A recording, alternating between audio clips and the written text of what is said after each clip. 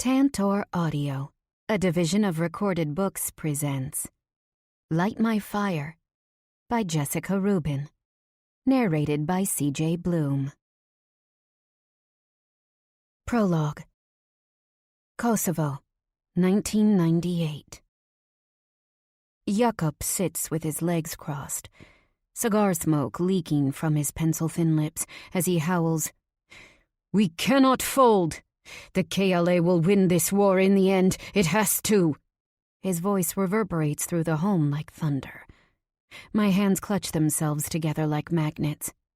The top of my wooden staircase has a direct view of the living room. Hiding behind a large green plant Mother recently brought inside, I watch the conversation unfold. My father leans forward in his chair. "Serb police need to all be gunned down, once and for all. Over 30 of our children were killed this week, in the streets. They're animals, Jakob. We need independence. We need freedom. These atrocities cannot stand." Father's voice shakes with emotion. "But when will the U.S. intervene? All they talk about is Monica Lewinsky. And meanwhile, the stakes here," he points to the ground with a firm finger, "are rising." I shift. The words, children, gunned, killed, bang against my head. Father must hear my stressful thoughts, because he calls up, "Elira, come down, now." Mother told me to stay upstairs today. "You're only 10, she said. "Your place is by my side." But Mother is not home. She's at the market, gathering food with my older brother, Agran. And as Father always says, I'm his right hand when Mama isn't home. Step by step, I move downstairs. Nerves envelop me, but thankfully my legs do as they're told. Over the last 3 months, men have been coming and going from our home, using our farm to train. We've been cooking the biggest meals. "Like there's a party every day," Mama said.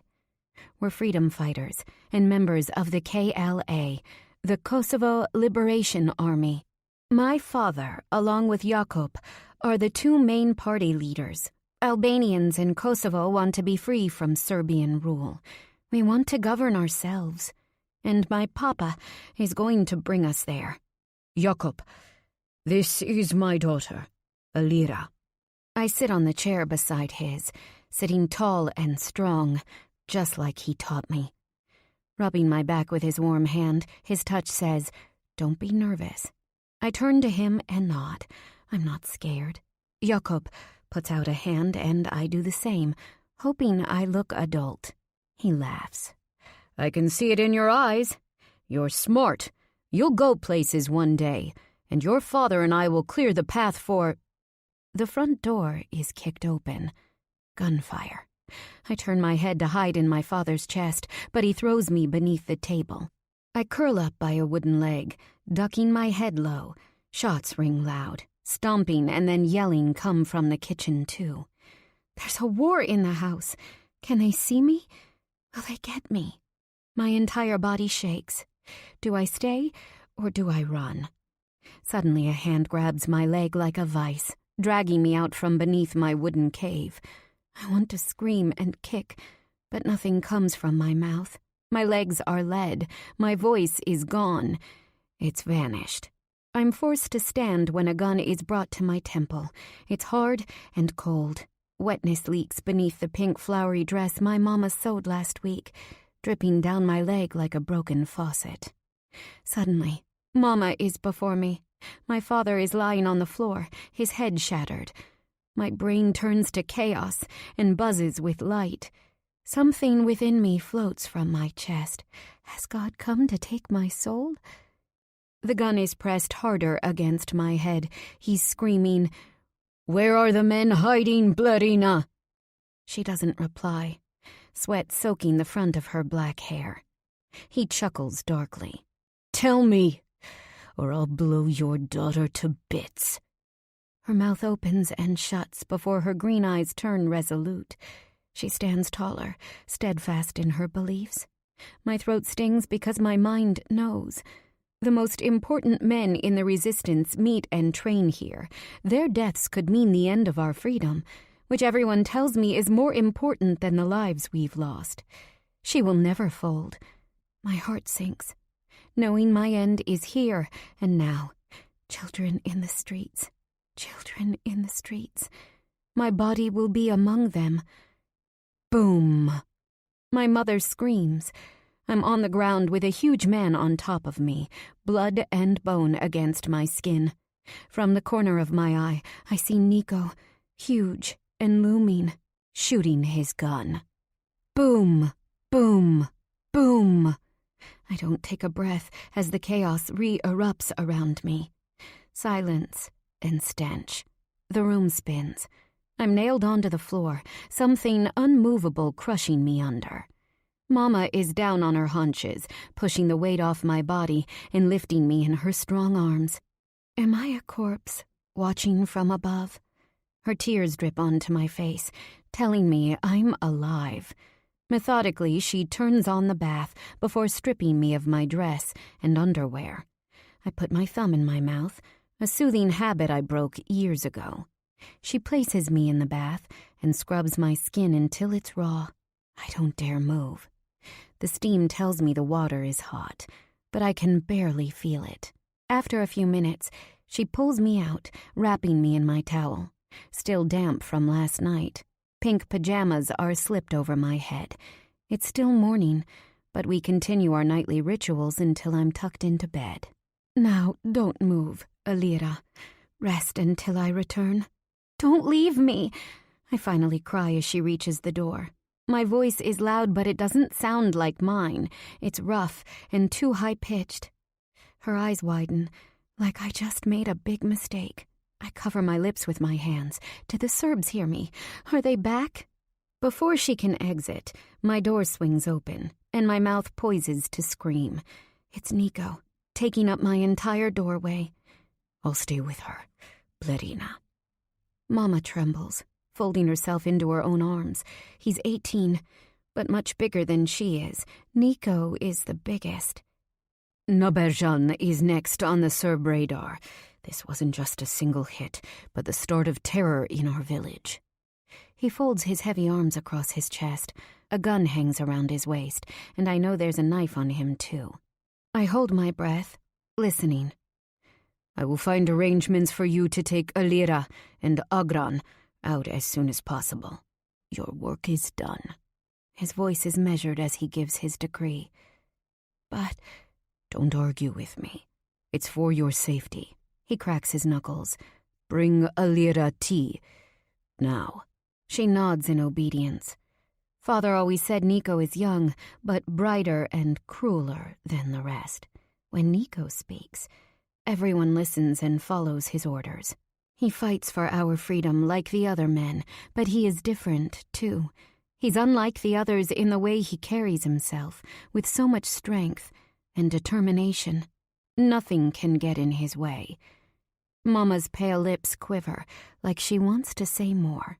She leaves. He comes next to me when I ask, "Why is Shika going down?" My voice is a whisper as I clutch onto him. His white shirt is damp. Instinctively, I tuck my head into his chest. It's instant relief. He pulls me closer, allowing me to take him in. She's got to clean up the mess downstairs. You saw your father, didn't you? And Jakob? His voice is firm and honest. I look up into his deep dark eyes. For me, Nico brings only truth. He holds my shoulder, like I'm a friend he's trying to comfort. From his touch, my heartbeat slows. They're dead now, but don't worry. I will find and kill the Serbs who got away. You have my word. He pauses, eyes narrowing into slits. I'll never let them get away with this. His voice is harder than I've ever heard it.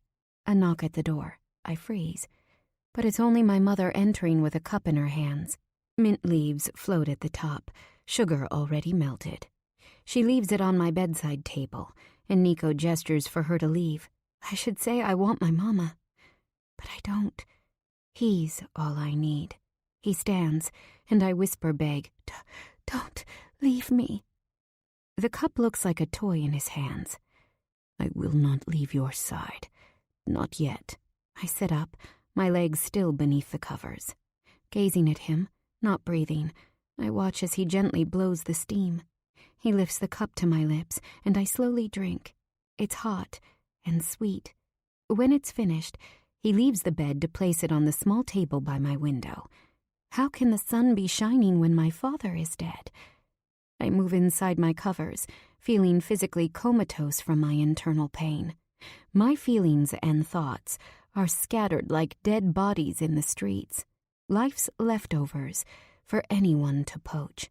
He sets himself next to me, the sheet a division between us. We're separate, but I can feel his body heat. He hugs me to his broad chest.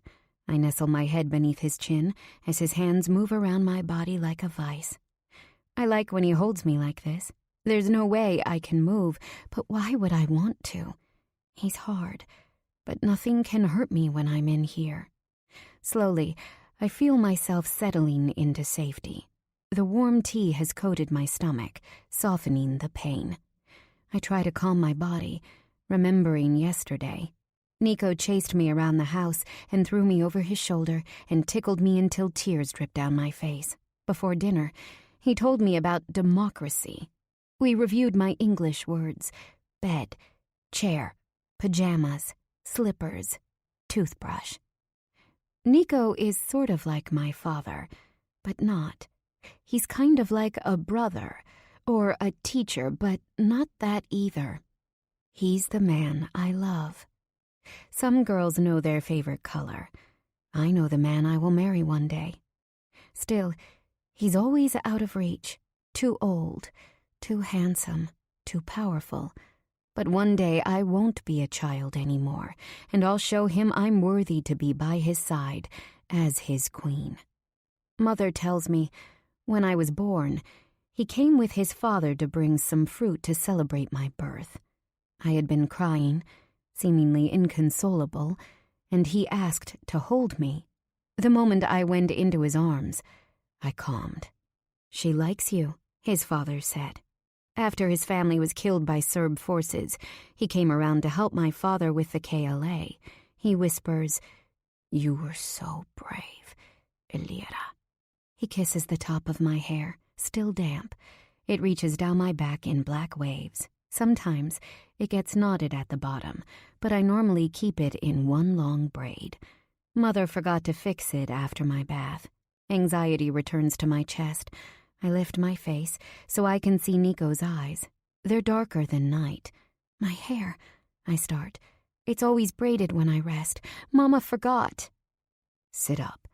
I used to do this for Elsa when she was small." He separates my hair into 3 sections and begins to braid. When he's done, I lie back down, feeling better. His skin is tanned from spending days in the hot sun. My white hands are pale compared to his. I trace the planes and angles of his face, memorizing his hard-looking, prominent cheekbones and straight black hair. I should feel shy to touch him in this way, but I don't. He never gave me permission to, but I have it. If I didn't, he would stop me. Nico isn't a man who ever lets things happen without his permission. Just last week, Zamir didn't follow Nico's protocol when finding a Serb officer on the street. Nico had him beaten, threatening to never let him near the KLA again. Some people were scared, saying Nico shouldn't hurt one of our own. Others said Nico did right. He can't have a team who doesn't listen to their commander. Plus, Zamir's actions could have resulted in many people's deaths. He shuts his eyes, a smirk filling his lips as I draw. Women always giggle and smile around Nico, even when he doesn't try to make them laugh. Especially Barda. Her huge breasts are always pulling against her shirt, and she tries to stay outside to get bronze on her face, even though she should be helping in the kitchen. She talks about Nico, how big he is and how good he is in bed. But I don't see why that's special. Everyone can see how big he is, and of course he's good in bed. Aren't we all good when we sleep? So why does she say it like it's a secret? A few weeks ago, me and Borda were rolling out dough for the lunch pies. I asked her, "Why do you laugh when Nico is near? Why does your voice get squeaky like a mouse in the attic when he speaks with you?" But she just rolled her eyes and told me I couldn't understand. Yet, Nico is the kind of man who doesn't just talk about change. He makes change, she said. Just last week, he organized 10 of our men against 50 Serbian police, and Nico won. He leads like no one else. He's going to be the one to win our independence. I can feel it. Is he nice to you? My hands balled into fists as I silently prayed the answer was no. No. She shook her head and smiled as though my question were silly. Nico is a warrior. He fears no man on this earth. He is not the eldest, and yet he has earned the greatest respect because of the battles he's won on our streets. He has no great family lineage, but he has the confidence of a king. A man like Nico will never be nice, but that doesn't mean he isn't good. In other ways. She winked. Before I could respond that Nico was nice to me, she kissed my cheek and walked away. For days I thought about what I could say to her. I still haven't had the chance. I'm not sure I ever will.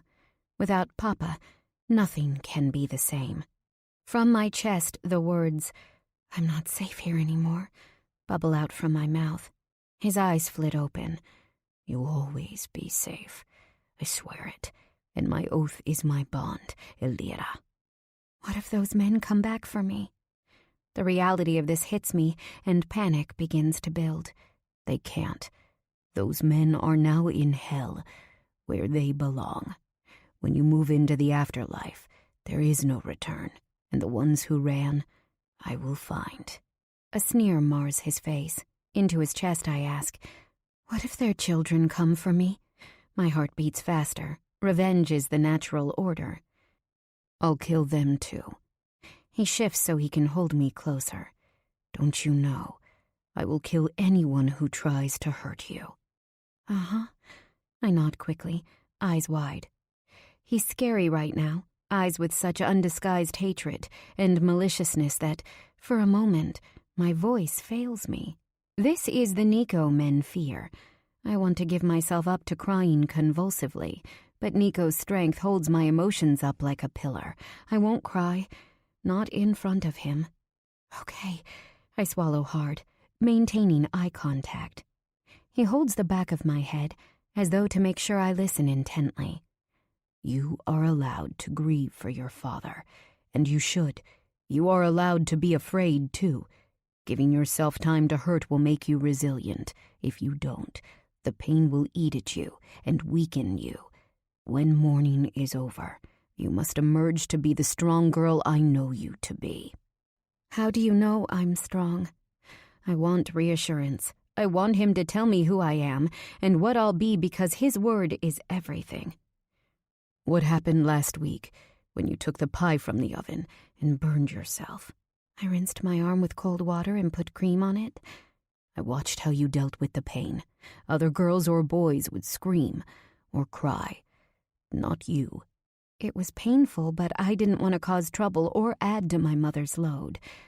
I burned my arm badly, but I know it will heal. "And when you saw Alex's mother fallen, with a wound in the street, what did you do?" I got help." "Right. You saw she needed aid, knew you couldn't bring her in yourself, and got someone strong to lift her. That's exactly right. Smart and intelligent people see a problem and do not cower. They find an answer. That's what you have always done. You are different from other girls, Elira. Better. I saw it from the moment you were born." He smiles, tapping my head. "But if you want to grow your strength, you'll make sure to deal with all problems as they come. Understand?" I'm suddenly breathless. The loss of my papa, our home's protector, begins to leak into my consciousness. I can't go downstairs. Papa is gone now. What will we do? The enormity of his death has only slightly touched the surface of my mind. It's too much for me to handle. I want to hide, scream, and cry. Instead, I sit frozen and still. His isn't the first death I've seen, but it's the first one that will permanently change my life. He exhales, mood softening. Your father is in heaven now, but you will continue with your mother and Agran. I see big things in your future. His voice is resolute. Big things? Yes. He shifts his body, tucking an arm behind his head.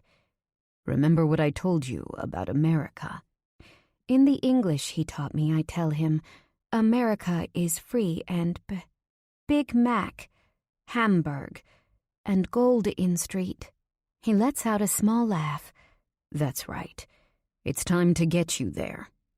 Now that your father is no longer alive, I don't want you staying in Kosovo. But how? Isn't it hard to get into America?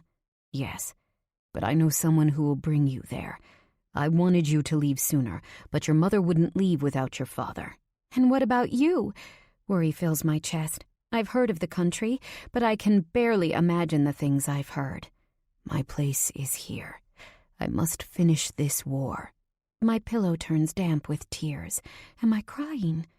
Just sleep now. I will take care of everything. My feet are cold. I crouch my legs up. Nico stands, taking another blanket from my closet. He covers me. My voice shivers. I'm scared, Nico. Heat seeps into my body quickly, but I still shiver like it's 10 below. He smooths the hair from my forehead. A rose is afraid to open its petals until light coaxes it open. Your light, I whisper, my body growing heavier by the second. It's only moments more before I fall off to sleep. The next 3 days, I refuse to leave my closet. I hide behind my hanging clothes with my back against the hard wall. Nico tells Mama it's okay to let me sit until I'm ready to come out. But she is worried. Doesn't she understand I cannot be seen? Those men know where we live. They will come back. Each day Nico swears I am safe, but doesn't force me out. Instead, he tells me to sit and cry until I'm ready to emerge. He's giving me 1 week. Nico knocks 3 times before entering the closet. Our secret code. Sweat beads between his brows. I want to put my nose into his shirt and take in more of him. He's fresh dirt, grass, and soap. His scent makes me a good kind of dizzy. How are you, kid? He squats low, bringing his large hands together. I'm hungry, I whisper, slightly embarrassed. Turns out, I'd rather be safe than full. He grunts in annoyance. Agran was supposed to come up an hour ago. Did he not? Not wanting to get my brother in trouble, I only shrug. He must be busy. He shuts his eyes in annoyance. Your brother needs to learn to follow orders. He has many personalities, that Agran. You never know who you'll get. Standing wordlessly, he leaves. I try not to cry at his hasty departure. Nico returns, knocking again before opening the door. I'm sure it annoys him, but he does it anyway. My eyes widen in surprise as he steps in with a plate full of food. Fried potatoes and sour cream, green tomatoes and fresh bread, flia, spinach pie. Piece by piece, like I am one of the baby lambs on our farm, he feeds me. How did you find this? I chew. He doesn't answer but lifts more for me to take. Is this yours? I swallow, but the food sits like a lump in my throat. Agran forgot to save me food, and Nico gave me his to eat. My eyes fill with tears. No, you need this. I don't. Shh. When you're full, I'm satisfied. Are you going to marry me when I'm older? It's my secret wish, not so secret anymore. He laughs and pats my head. We'll see, kid. We have a long time before thoughts of that. I flush, embarrassed.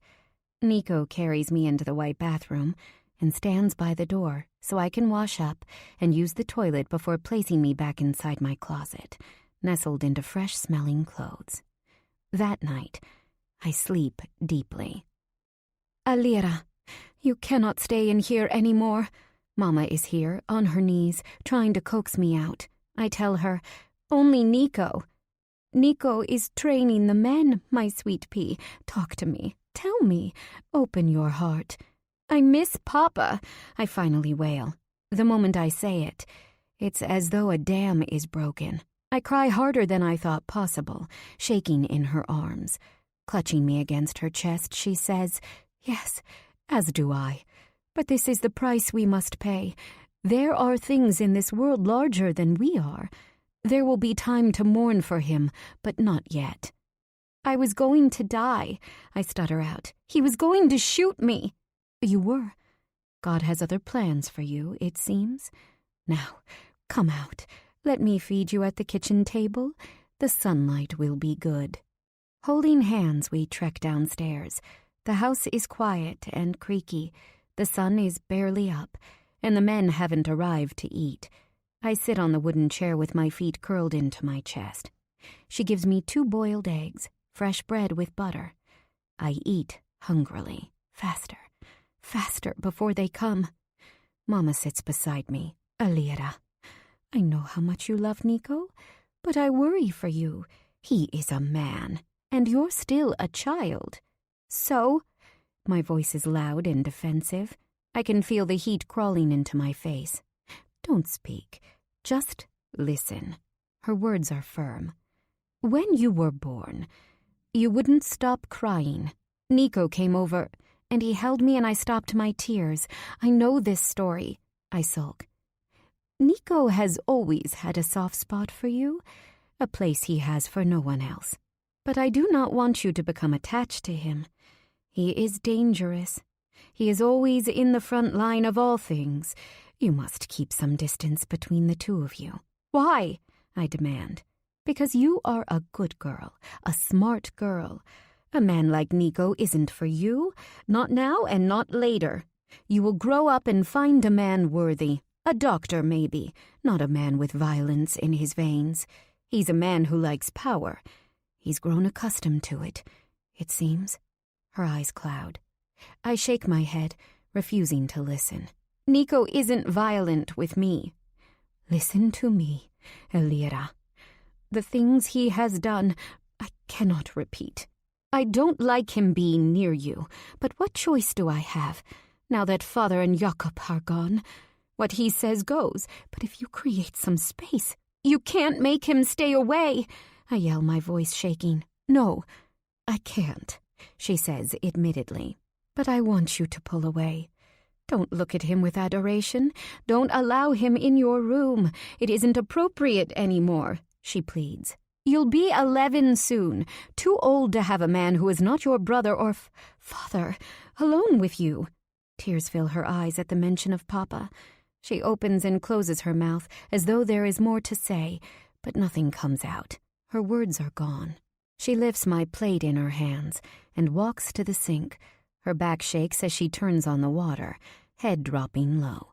Without another word, I run upstairs and into my closet. Shutting the door, I sit down in the corner. They can't find me here.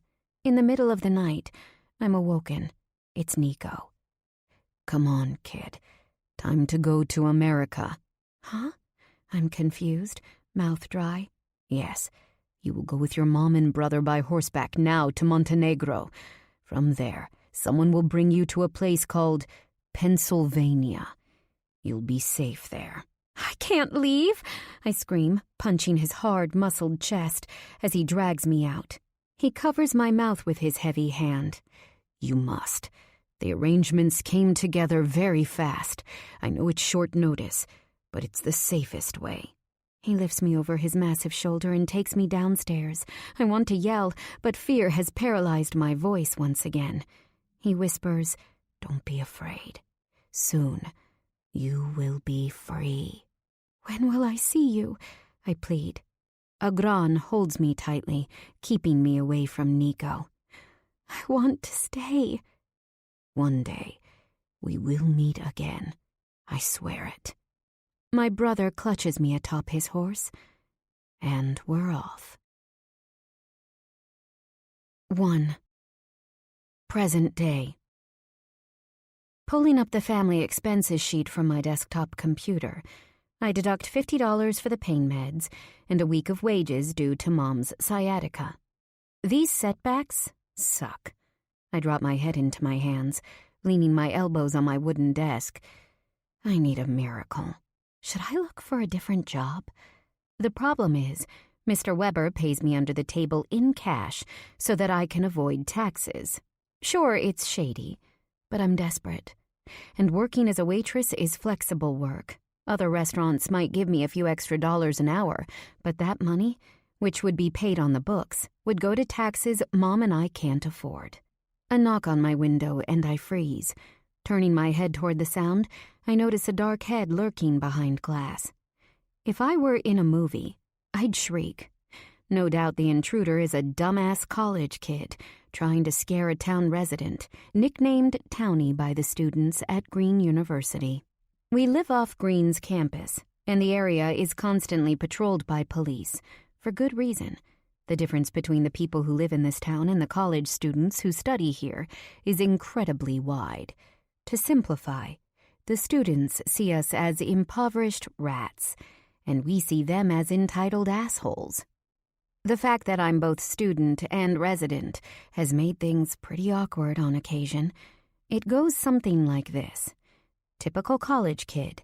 The streets are so dirty and dangerous. Someone needs to do something about the townie problem here. Me. Fuck you. It wasn't always this bad between us. But since the plant shut down and people lost their jobs, the area has continued to disintegrate while the school thrives. It's an odd blend of ignoring each other's existence, as we're in completely different orbits, and outright animosity and hatred, hence this dipshit who thinks he can break into my home to scare me. The torture gets worse when the fraternities have freshman pledges. They always make them torment us for fun. Last year, they threw water balloons on any town people they saw walking.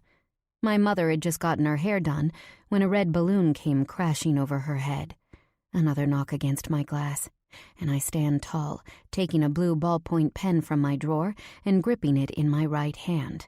I doubt I'm strong enough to stab him, but hopefully it'll be enough to scare the shit out of him. I laugh darkly. "Oh, sorry, officer. I thought he was trying to break in. How was I supposed to know he was an innocent college kid?" Flipping on the light by my desk, I'm ready. "Entitled asshole," I grumble, smirking. I hope I scare him so badly that he falls off the sill. Getting closer, I pull up the window with my left hand, pen raised in my right, high and ready to... Oh, shit. I drop the pen and slide the glass all the way up. A gran climbs through head first. My hands shake in relief that it's him. I haven't seen my brother in 3 months, his whereabouts essentially unknown, despite hundreds of attempts to locate him. My mother and I begged him to stay home until he saved enough money to rent his own place, but he claimed he'd found a roommate and an apartment and a big new job. "Bigger things are calling me," he said. His cheeks are flushed, and his brown hair is ratty and long. He's wearing a dark t-shirt and dirty denim, complete with holes. I try not to cringe from his scent. Unclean. I can't even say hello. All my words are stuck in the back of my throat, clogging all airways. I'm in shock at the state he's in. Big job? Bigger things? I don't think so. I swallow, my mouth desert dry. His first words are, "Alira, I need you." Lifting his shaking hands in prayer, his mouth gapes open. "So glad you're home. You know how it is. Shit has been crazy, but needed to see you." His words are a flood. "Where have you been?" I accusingly look him up and down. "Mom is poisoning you against me now? Is that it?" 6 feet of man comes closer, body language suddenly aggressive, his breath sour, turns my stomach. Hands which used to help me cook ramen noodles and make peanut butter sandwiches are now balled into furious fists. Eyes which used to look at me with love and adoration are now red-rimmed. I step backward, naked feet shuffling against worn gray carpeting. My head tells me this feeling of, he's going to hurt me, isn't possible. But my hands lift in front of my chest, acting out of an innate sense of preservation. A large man moves aggressively toward you. You step back. Unnatural space comes between us. My brain says, Agran has never gotten violent. Not with you. Still, fear slinks itself into my legs. If he notices my retreat, he doesn't say. I steel my nerves and open my lips. Are you kidding me, Agran? Coming into my bedroom like some robber, looking dirty and deranged. I want to ask him if he's on drugs right now, but I'm worried that would only incite him. Why don't you take a hot shower? I'll get you something to eat and then we'll talk. I've got some chicken from last night, roasted in the oven. How you like? My voice sounds strong and in control, but deep down, I'm scared to death. It's Agran, but a version of him I can't stand to see. He's more animal right now than man. I don't look pretty enough for you? He chuckles darkly. P.S. You look like shit yourself. His voice is nasty, dropping onto my bed like it's his own, which, technically, it once was. He crosses his feet and places his hands behind his head. I can't help but notice that even his sneakers are ravaged with holes and caked with dirt. Coming to the United States for a chance at survival and a life of peace, Mom sacrificed every day, and still does, to give us a shot at the American dream. She worked at the factory in 12-hour shifts, managing to cook and clean when she came home. Our clothes were always fresh, stomachs never empty, and our circumstances were stable. Life wasn't luxurious, but it was good, and compared to what had happened to our family who stayed back in Kosovo, America was essentially heaven. Agran lies with his head back, staring at the ceiling. Dark circles rim his green eyes in a mean shade of purple. He's in a nasty and broody mood, and if Mom saw the state he's in, she'd be mortified. All her hard work to give him better. More. We spent the last few months in emotional agony, not knowing where he was, and then to find him, wasted. I move toward my bedroom door, locking it from the inside. Mom doesn't need to see him this way. He laughs after hearing the click. You don't think Mama wants to see me? Big, strong man I've turned out to be? He lifts a brow, his voice full of cynicism. We've always been able to read each other easily. Too easily. I let out a sarcastic laugh. You mean, see you looking so strong, clean, and healthy? She'd be thrilled. It only takes a second for my emotions to bend to anger. Agran made shitty choices, and he has to deal with the result. This is real life, not a fairy tale where boy goes out on his own only to become a millionaire through luck. And he has the audacity to come into this house and insult me? Put his dirty feet on the bed I clean and wash religiously twice a week? Screw him. Well, let's see. I tap my foot on the floor. Our mom breaks her back at her cleaning job. Instead of following in her footsteps, which would clearly help us in the short term, I'm at Green, praying that when I graduate, I can get a higher-paying job to get us out of this house we live in and pay off my college debt. School takes roughly 30 hours a week between classes I need to attend and studying, and the rest of my time is spent working as a waitress, serving peers who think that because they've got money to spend and I don't, I'm not worth much. So, excuse me for not getting my hair done for you in advance with all the extra cash and time I've got lying around. I grit my teeth. He sits up, square face dripping with guilt, before contorting to anger. Fuck that factory for closing and ruining all our lives. He stands up, placing his hands against my white wall and pushing against it. Look, he exclaims, spinning back toward me. I know how hard you guys work. He opens his large hands to me. I've got some big ideas. Once I get out of this predicament I'm in, I'm going to start a business. I've got the whole plan up here. He taps his temple. Then you'll never have to work again. Or Mom. He pauses and smirks, like he's about to give me a huge piece of information. Nico is here now. He left the UK and now lives in Manhattan, full-time. A full tremor racks my body. Last I heard, Nico was the boss of the Mafia Kingdom. Are you insane? Agran growls. Have some respect. Nico got us out of Kosovo, and he's a very, very powerful man. He's since grown out of Kosovo and Greater Albania. Agran's chest puffs up with pride. Nico not only survived the war, but he also now controls the underground in several countries. Do me a favor, and don't tell me more. The Mafia Shiptora is dangerous as all hell. They make the Italian families look like child's play. That much I know is true. There's nothing else I need or want to know. I put my hands on my hips, finished with this conversation. Still, my heart pounds. Nico is here. Nico. His name ricochets off my insides, leaving an acidic burn in its wake. I always thought Nico would contact me. He was everything to me back in Kosovo, but after I left, he deleted me from his life. Not a visit, no phone calls, not even a measly letter after the hundreds I sent him. Through small bits of gossip through my mother and aunt in Albania, I understood that Nico left to Albania after Kosovo was freed. Using his connections from the Kosovo Liberation Army, he grew the Albanian Mafia, also known as the Mafia Shiptora. While I was still in high school, I heard he was expanding the cocaine trade in the UK.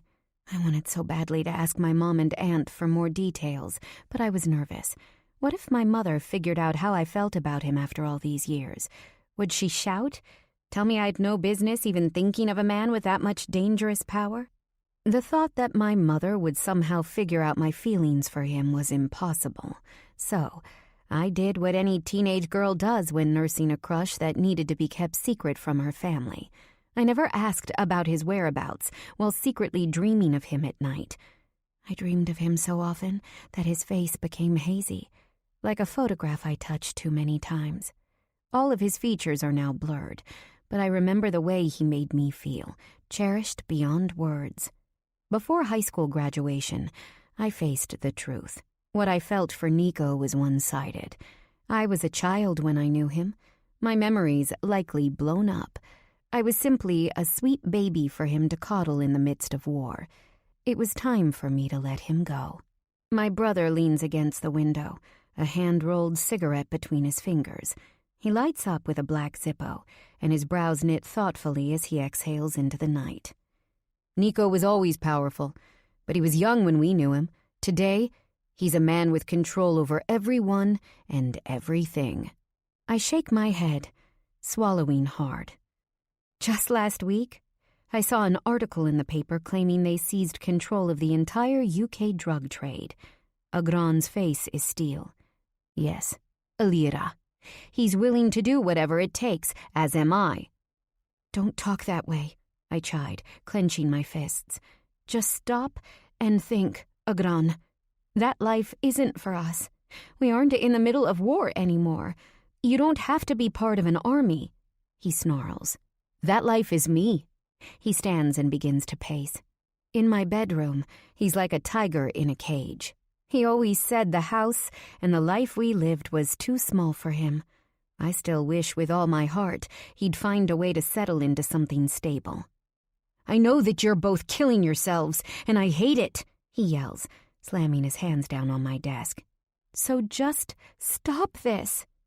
My words come out like a plea. Come home. Get yourself straightened out. Get a job and go to school like I am. Forget Nico. One day... He raises his hand and drops it, cutting the air. No, he barks. School isn't for me. What? To be a cog in the bullshit American dream machine that tells you, step inside, friends. All you've got to do is put in the hard work, and then you'll step out a millionaire? In this world, there's only one way for people like us to go. Down. Unless we find a way to make our own rules. Rules that work for who we are. Yes, I'm American, but I'm also not American. We saw things and did things that changed the fabric of our insides. He stresses the word, our, as though we are one and the same. Don't lump me in with you. I'm not like you, I huff, praying that my words will become truth. Alira. He laughs. You and I are exactly the same. We're on different paths, but I have no doubt that eventually you'll be led to my side. You aren't like these American kids we know. How could you be after the things you've seen and done?" "Who are you?" I scream. "It's like I don't even know who—" "You know me, and I know me." He stands up to his full height, but his body language moves away from threatening. The question is, do you know you? I open and close my mouth. I should continue arguing with him, tell him that there's no way I'm going to that side. Mama didn't leave Kosovo to have her children back in a web of underground dealings. He blows air through his nose. I know that I look like shit. I hate it too, but I'm on my way up. I stare into his light green eyes, the same as mine. Agran was always smart, smarter than the types he's gotten mixed up with. I still have faith in his goodness, even though I shouldn't. He's given me no reason to believe in him. And yet, I do. He and I are siblings by blood. Even without that, we have experiences that tie us. Our escape from Kosovo, immigration to America and seeking asylum, a new school system, learning English. We were all the other had as we adjusted to the American way. I owe some people, he continues, voice stronger. And if I don't get some cash, his voice cuts off. But I know what he's implying. He's here for money. We're barely making ends meet as it is. You can't just come and take. His breaths turn staccato. He's desperate. And it's written. I'd do it for you. You know this. If you needed something, I'd go to hell and back to make it happen. I just need a little to tide me over, just for a bit, and then I'll get my shit together. Nico and I have a meeting coming up, and I've got a plan. But I can't die before that day. I stomp my foot on the ground. I worked hard to make this money, and we need it. Damn it. He steps closer. I can see his temper flaring up, like the tick of a clock before a grenade explodes. But then he breathes in deeply, in and out, as though to calm himself. Things are going to get better. I swear, I've got plans. Big ones. You'll see.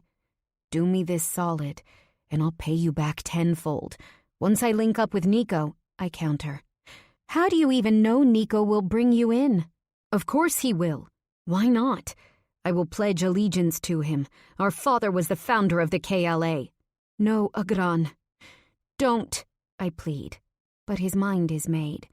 My stomach drops low, like heavy cement has been poured inside. He sees the change in me and hugs me close. I love you, Alira. I know shit hasn't been good, but I'm going to make it up to you. And Mom. I feel a prick come to my eyes.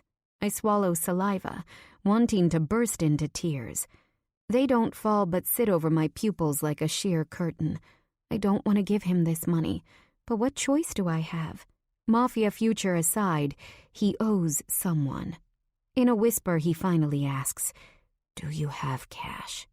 He requests money in the same way he used to ask if I had his toy, if I saw his sneakers before heading out to a basketball game in the park, if I needed help with my math homework. I plead, Can't you just move back in with us? It's a last-ditch effort, but I'm not above begging at this point. I'll take care of you while we figure things out. I can't leave this life behind. I've made promises, and I'm close to so much more. There's no turning back. Just a few more months, and then my new path is going to open. You'll see. His eyes shine, and I see him, my brother, filled with hope. I just wish his plan weren't a dark one. I step into my small closet and pull out the silver lockbox I keep behind my heavy winter sweaters. I fiddle with the code, Agran's birthday, and it opens with a pop.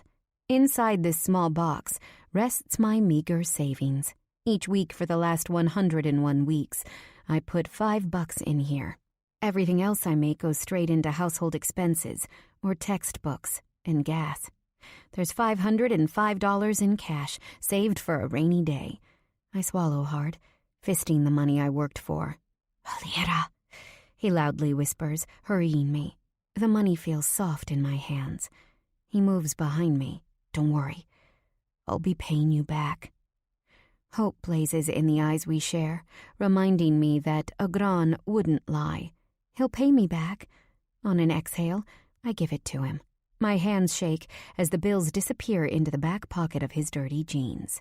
Hurriedly, he says, "I promise. 10-fold." He lifts the window back up and leaves into the night. 2. 1 month later. Under the bright utility lights of the Express Yourself diner, I move my beige dish rag in circles, rubbing the linoleum in a semi-trance as Eddie Vedder croons on the sound system. "Earth to Alira," Natalia calls from across the counter. I lift my head. Her 36 double Ds pour out of the white uniform all of us waitresses are forced to wear. She's got the kind of body that turns even the most conservative outfit into something lascivious. Not that this uniform is conservative by any means. Actually, it's so thin and tight that it's essentially a cheap Halloween costume. Now that I've paused cleaning, a wave of self-pity so strong washes over me. My chest, tightening like bowstrings, has me unable to take a solid breath. I grip the rag so hard, my forearm shakes. Mom's sciatica is acting up again, and I know in my gut that it's become unmanageable. My savings is gone, and Agran hasn't been in touch to pay me back. And then Natalia is next to me, placing a soft hand over mine and stilling my movements. My gut wants to scream, "Don't touch me. If I stop moving, I'll have to think." I bite my tongue before exhaling slowly through my mouth, attempting to regain control. "What is it?" Her words are whispered, face angled down toward mine. Turning, I press my feet into the floor, doing my best not to drop into her arms and cry. "Leave me alone. Mind your own fucking business. Get out of my face." But then she blinks, her soul transparent through her eyes. She's sad for me, and I feel like an asshole for wanting to yell. Natalia is the silver lining in my life, the best friend it took me 19 years to meet. Like me, she's in her 4th year at Green University. She's working part-time through school to make some extra cash. From the first day I worked here, she was the one who took me under her wing. Her friendship might be only a few years old, but from the moment we met, we clicked. Our connection runs deep. Natalia is the last person on Earth I want to alienate. Agran came over last month and looked worse than I've ever seen him, asking for money. I pause, gathering my bearings. I gave it to him, of course, and my mom's back problems are getting worse. I have a feeling she'll need surgery. It's so bad that she can't work, and we've got no financial cushion. Seriously, if things don't start looking up, I might have to cut back on classroom hours so I can work more. She opens her mouth to speak, but I beat her to it. I know I swore I wouldn't help him after he initially left, but the reality is, I can't say no. He's my brother. I can't hide the pain in my voice. I know he's taking advantage of me, but I also feel like there are no other options. Familial duty is greater than anything else, even if it means me getting hurt. You shouldn't help him if it means hurting yourself. My brother is a part of me. I touch the center of my chest. Helping him is the same thing as helping myself. I know it's difficult to understand, but it's what it is. I lick my lips and go back to buffing the counter. "Has your mom gotten a scan?" Her voice is softer. "She's refusing." I shrug. "Keep saying she's okay and just needs a few more days to rest." "Did you tell Agran?" She bites her thin bottom lip. "There wasn't time. He came through my window like a burglar, looking like shit and smelling worse. I gave him money, and he left." I continue to clean, sweat trickling between my breasts and beading around my hairline. I probably look like hell. Mascara fallen below my eyes and mixing with my cheap drugstore foundation. "Do you think it's drugs? Because Jim used to act that way with me too, and he had a terrible drug Can we not talk about this anymore?"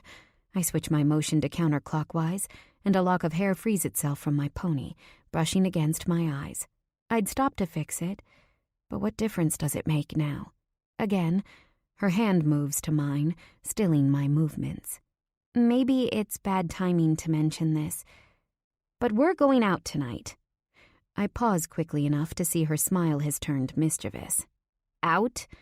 I shake my head, immediately backing off. No way.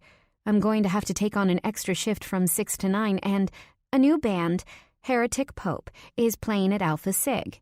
She interrupts, trying not to squeal in delight. As a dual major in music and journalism, Natalia always has her ear to the ground for new bands. They have a phenomenal sound. Listen to them on YouTube. They've already got over 1 million views for their song, Verona Sweat. She's giddy with excitement, practically bouncing on her toes. Only Natalia can fly between emotions this quickly. And Jack Gallagher has one of the most unique voices you'll ever hear. I've heard he's hot as all hell. I've never seen him, but I'm dying to. She claps. I know you're miserable, but what better way to let out steam than to hear someone new? Plus, it's our last year at school. We have to make each night count. I can feel the crease between my brows deepening. The only part of her diatribe that's echoing in my ears is that stupid frat. Alpha Sig? You know I hate those guys, and they hate me back. 2 months ago, a group of them came into the diner. Seeing me in my uniform gave Rome, the fraternity president, the idea that I was for sale. Unfortunately for him, I don't take too kindly to men thinking my ass is up for grabs. Maybe I shouldn't have spilled his leftover fries and ketchup onto the front of his khakis. Oh, who am I kidding? I'd do it over again if I could. Pig. Yeah, well, she smiles. Things change.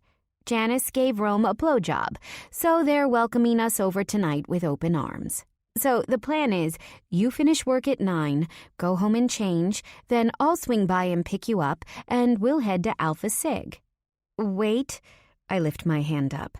Welcome us with open arms? Janice and Rome?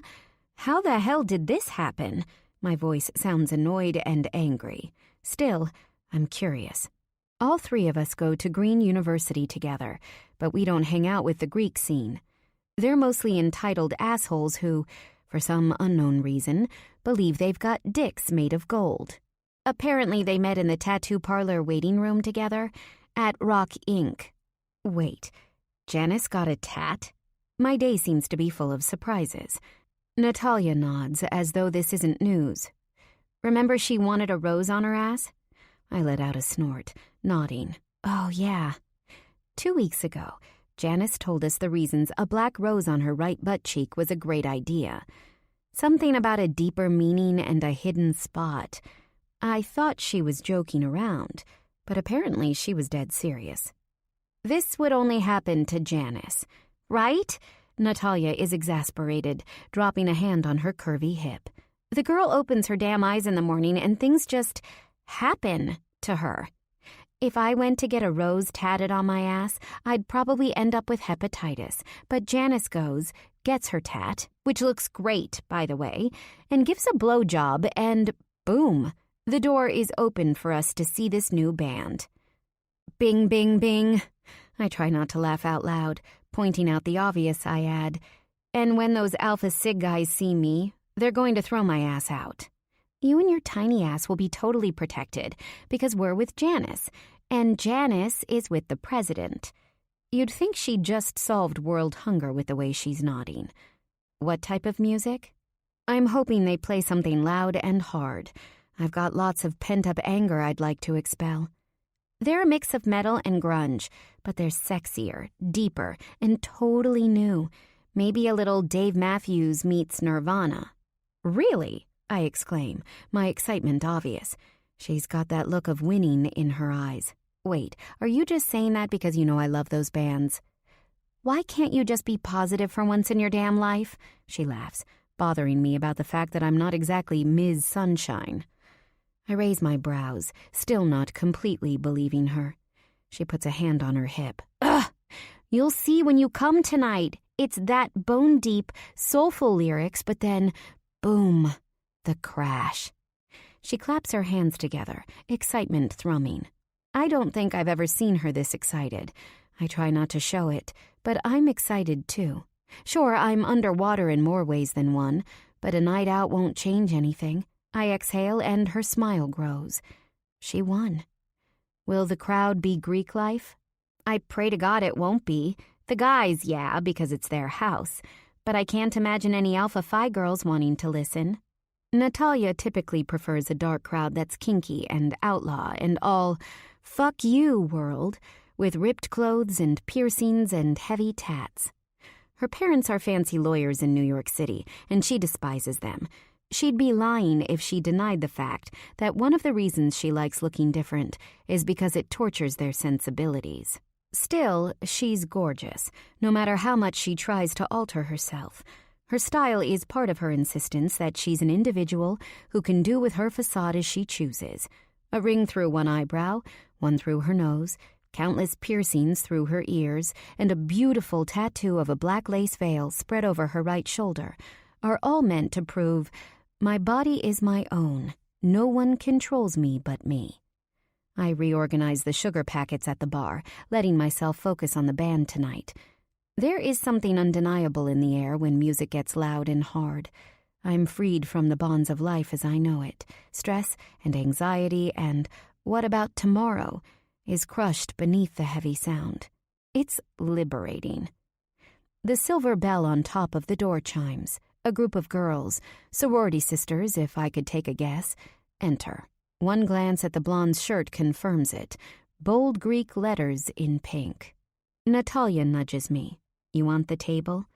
She's trying to do me a solid. I can use every extra buck they throw my way. Natalia only works here for petty cash she's too proud to ask her parents for, whereas I need the money for living purposes. She doesn't have to throw extra work my way, but she does, and I love her for it. Before I can respond, Mr. Weber steps over to us, white buttons on his black shirt straining to burst, thin beige hair like oily wheat spread across his white scalp. What is this? Coffee talk? He spits out his words with an exaggerated smile, leaving me unsure if he's being friendly or just nasty. Natalia steps off quickly, not wanting to incite him. Just last week, he pinched her so hard in the arm, as a joke, and he left a bruise. We could quit, or we could stay and deal with his bullshit. So far, we've both stayed. The sorority girls settle in a booth in the back, laughing loudly before pulling out their phones. I take long strides into the kitchen, put down the dish rag, and grab my notepad and pen. Taking 6 menus from the counter, I put my big girl panties on and make my way toward them. Weber's eyes are glued to me as I walk. I do my best to ignore him. Placing the menus on the table, I smile.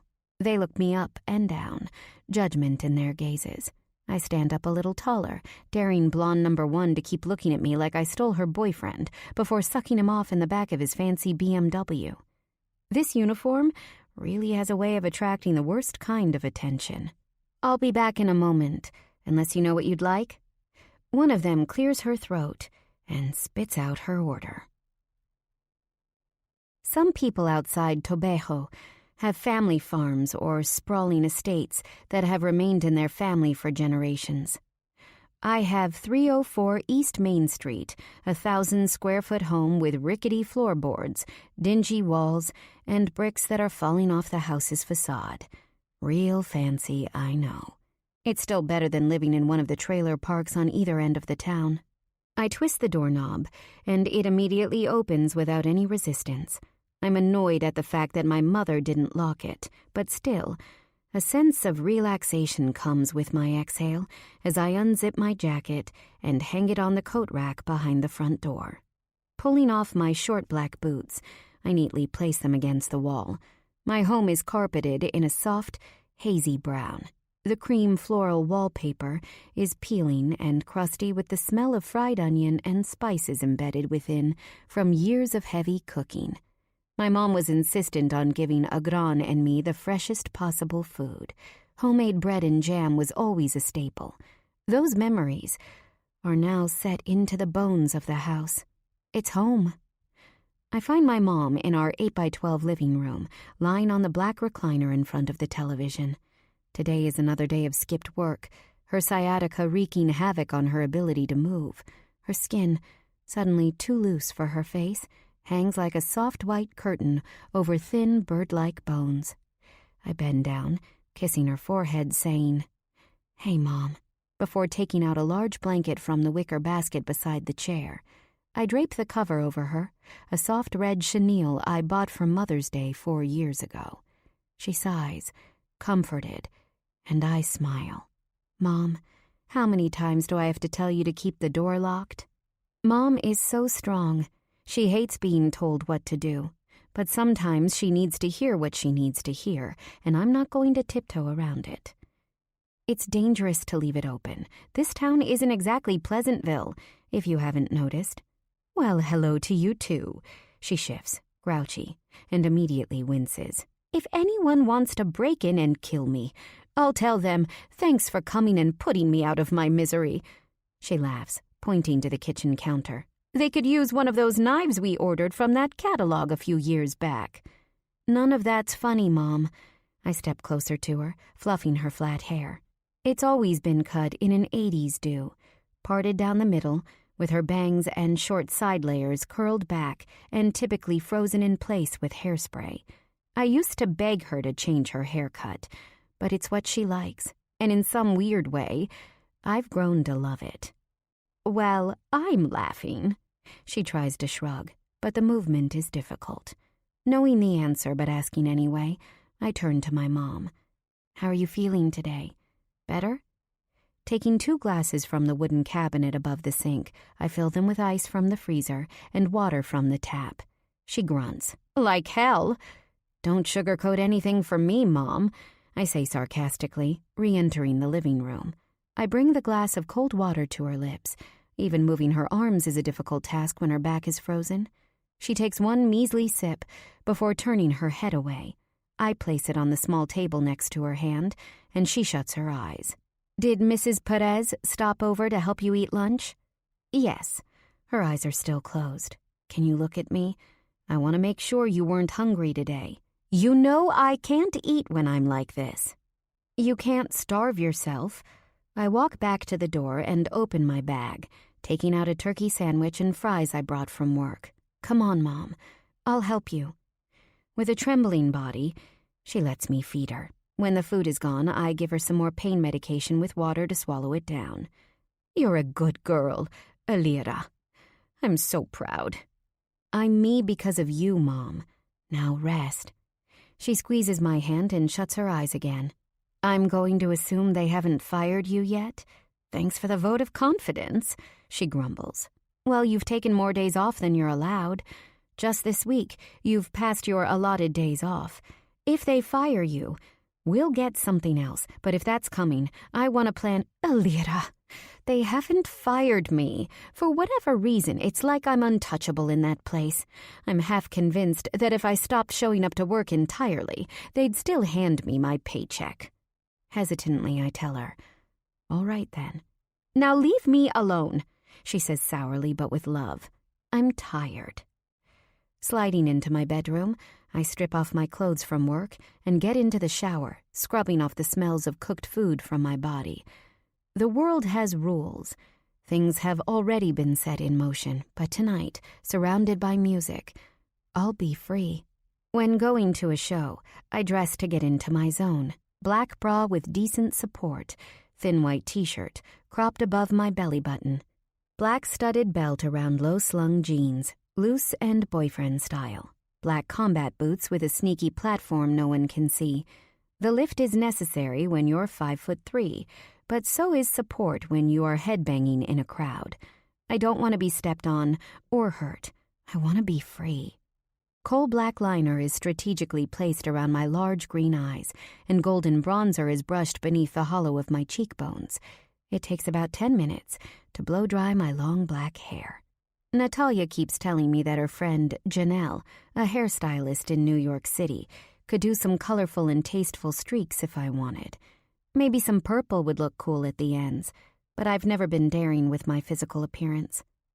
After brushing some shine oil through my strands, I sneak back into the living room, not wanting to make any noise if she's fallen asleep. Getting close to her, I see she has. I kiss her again, silently swearing to be safe before leaving home. For a moment, I feel guilty. What if she needs me? She isn't her strong, regular self when her back goes out, but I force myself out the door. Natalia is waiting, blowing smoke out her window. Get in! She calls out. I need this night, I tell myself on repeat. Mom will be okay. We're holding cups full of shitty beer from the keg, sweating. The frat house is a shithole, filled to the brim with drunk and smiling college kids. They really need to open up a window or spring for a new AC. Half these frat guys are loaded with money. They should ask their dads or whatever. Janice's skin is splotched red from the heat. Considering I'm just as pale, I can only imagine how I look right now. Eyes zeroed in at Janice's damp cleavage. Natalia drawls, "Looking hot, my friend." Janice slaps her in the arm in mock anger, laughing. "Anyone have a tissue or something?" I put my hand in my purse and pull out a Kleenex. She takes it, pressing it between her breasts. The neon Coors Light sign, likely stolen by some freshman pledges, shines above us as we continue to sip our beers, casting a weird green glow over Natalia. She looks like a sexy witch, with her skin tinged olive from the light and her long purple hair styled pin straight. She purses her full red lips, pencil made. Janice moans, "I hate these guys." Looking around the room, her eyes move through the crowd. I'm sick of random messy hookups with drunk frat boys. I need someone stable.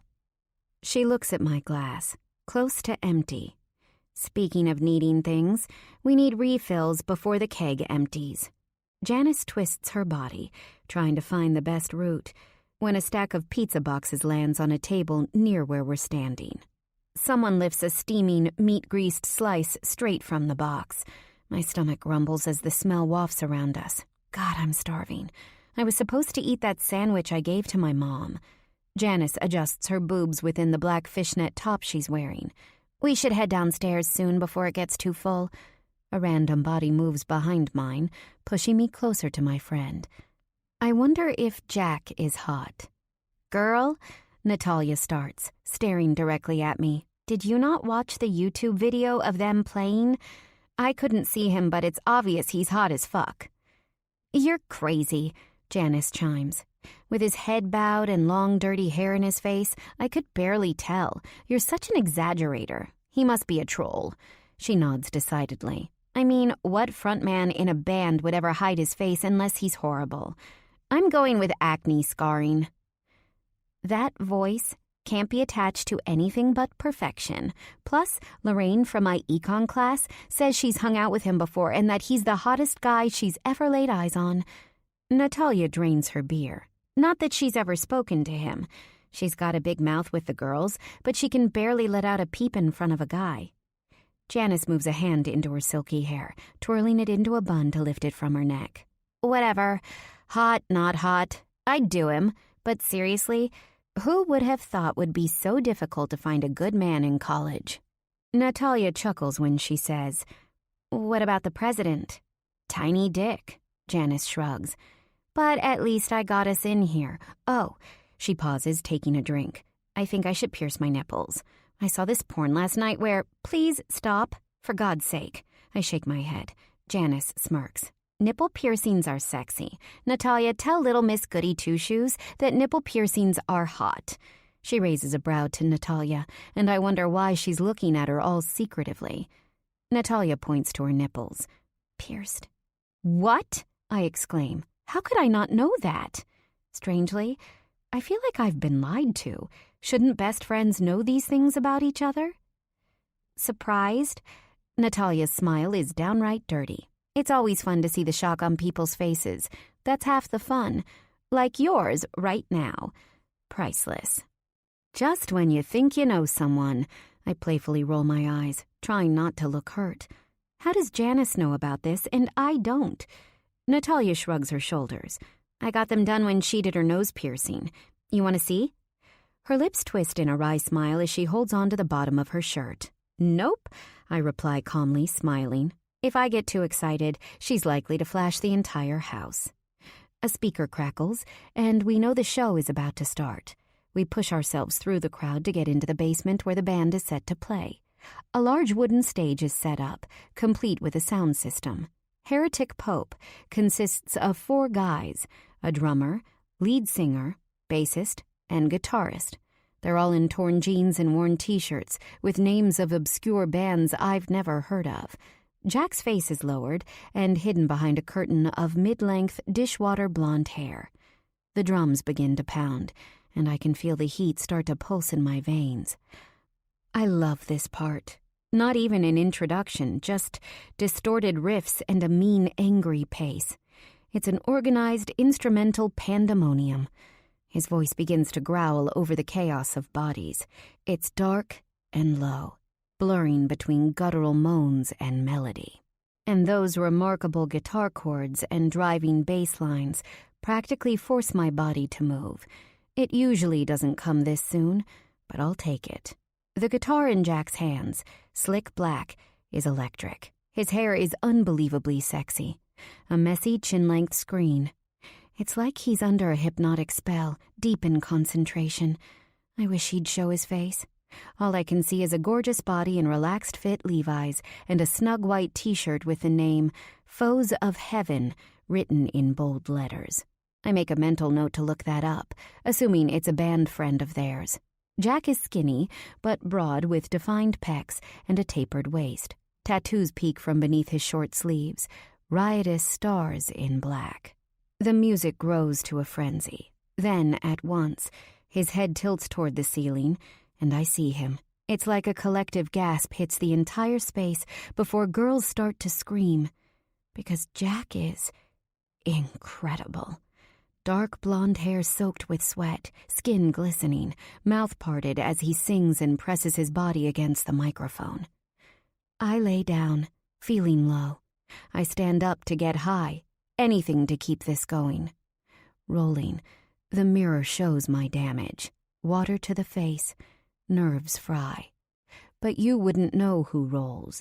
But you wouldn't know who rolls deep, who rolls deeper. I'm looking at her now, twisted in the bedroom sheets. In a haze, I drop to my knees. For her, I'd stay low. She's falling. She's falling mystified. But you wouldn't know who rolls. But you wouldn't know who rolls deep, who rolls deeper. Someone turned on some kind of light system because blue glides over his chiseled face. A smirk lines his full lips as he leans into the silver mic. Eyes screwed shut as he sings with his entire body. It only takes moments for my brain to realize that this man has what it takes. I turn to Natalia and Janice, who are jumping with the crowd as the music changes to anger. The drummer's got a mop of dark curls, and his eyes are wild, deranged. He's playing like a beast, slamming the set so hard that I'm surprised it hasn't cracked in two. This band is unreal. They might be playing in a frat house at a college, but one day, they'll be in Madison Square Garden. Some heavy metal music is cruel, full of doom and conjured from nonconformity and despising corruption and lies from family and country and God. This is nothing like that. The music is severe, but lyrics truthful. Jack's voice spells blood in liquid letters, but it's also full of soul.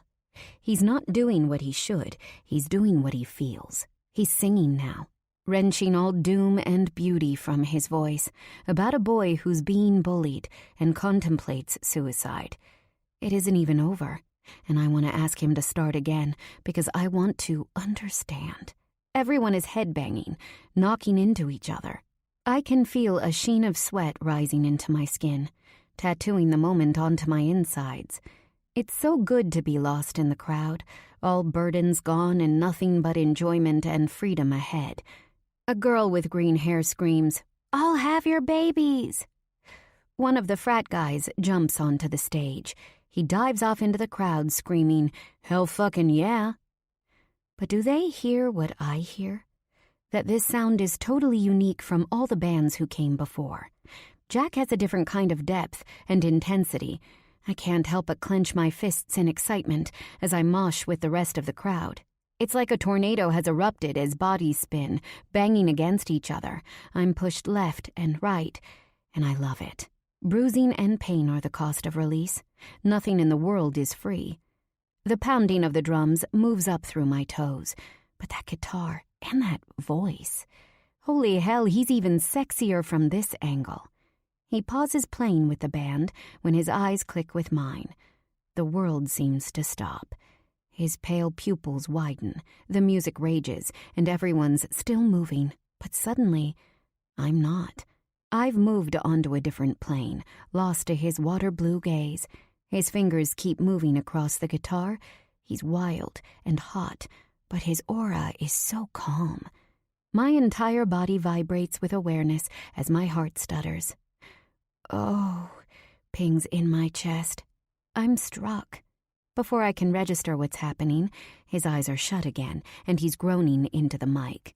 A furious riff to end the song, and we're all panting as a collective, waiting with bated breath for the next song. Song after song, and the entire crowd is plugged into this moment. It's one of those shows where the entire room is flooded with the feeling of now, collective, jumping, thrashing heads. My dark mane is soaked in sweat. The good girl who lives for her family is gone.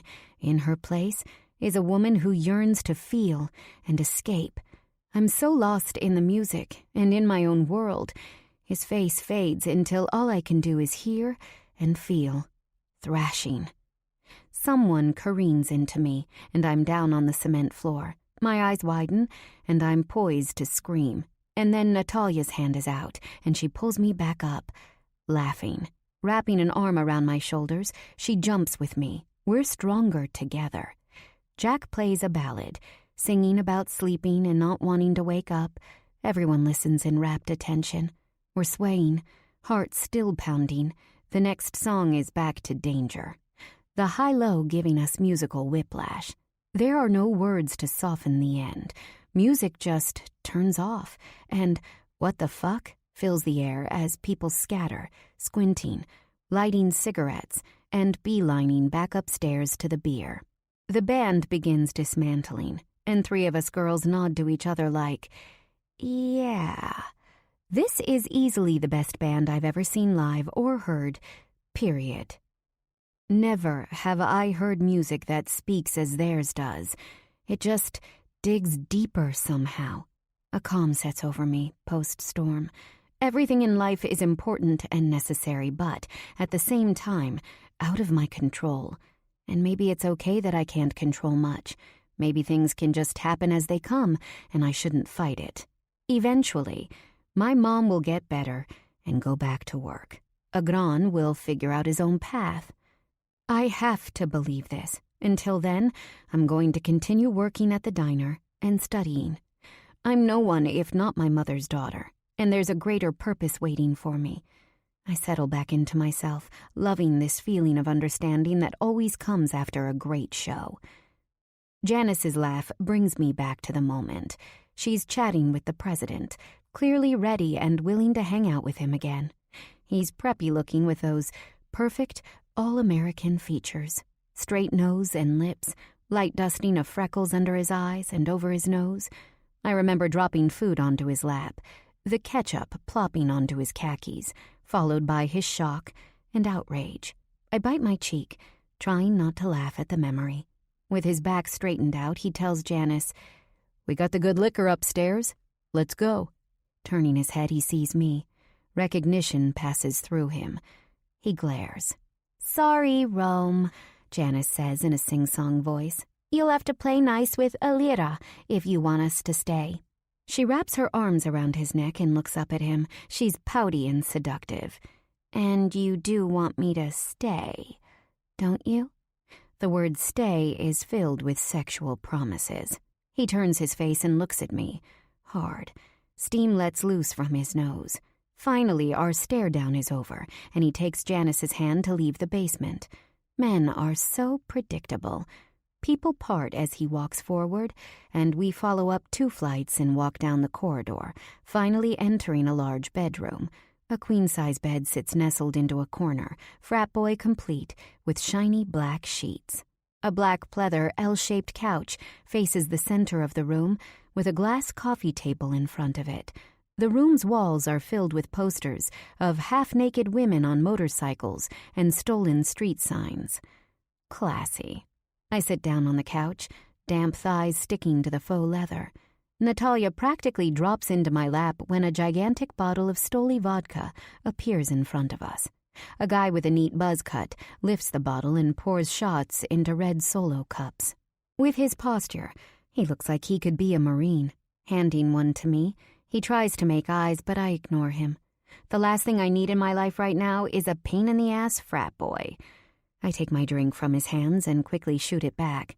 The hiss from the burn feels so good. Marine guy tries to make small talk, asking if I like my classes. I try to be nice, but it's obvious I'm uninterested. I don't mean to be a bitch, but sometimes a girl has to be clear about her intentions. Checking my phone, I see a text from my brother. Natalia hands me another shot of vodka. I take it before stepping outside of the room and reading his message. Agron. Where are you? Alira. Where are you? I huff. How dare he ask me my whereabouts when he's been AWOL for a month? Agron. I left something for you at home. Alira. You went into the house? Did Mom see you? My heart pounds. If he looks the way I saw him last, she'd have a heart attack. Agron. Yes. Alira. And? Agron. A lot has changed since the last time you saw me. Don't worry, I've cleaned up. She saw me and cried happy tears. Alira. So you're back now?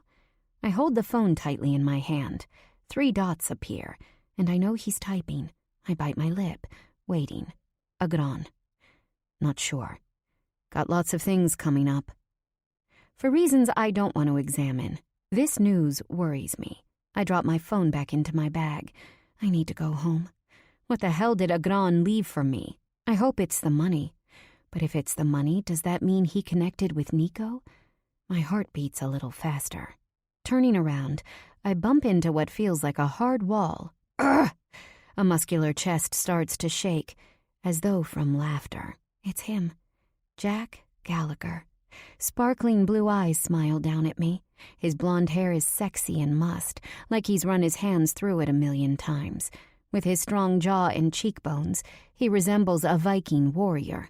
I typically don't go for blonde men, but the bottom line is hot. My skin flushes fiercely. Heat rides from my stomach straight up over my neck and cheeks. He's even more beautiful up close. Hey, he sounds nicer than I would have guessed from the way he sings. His smile is appreciative and calm. Hi. I move my hair to the side, a nervous habit, and look back up at him. He leans against the white wall, long denim-clad legs crossed in front of him.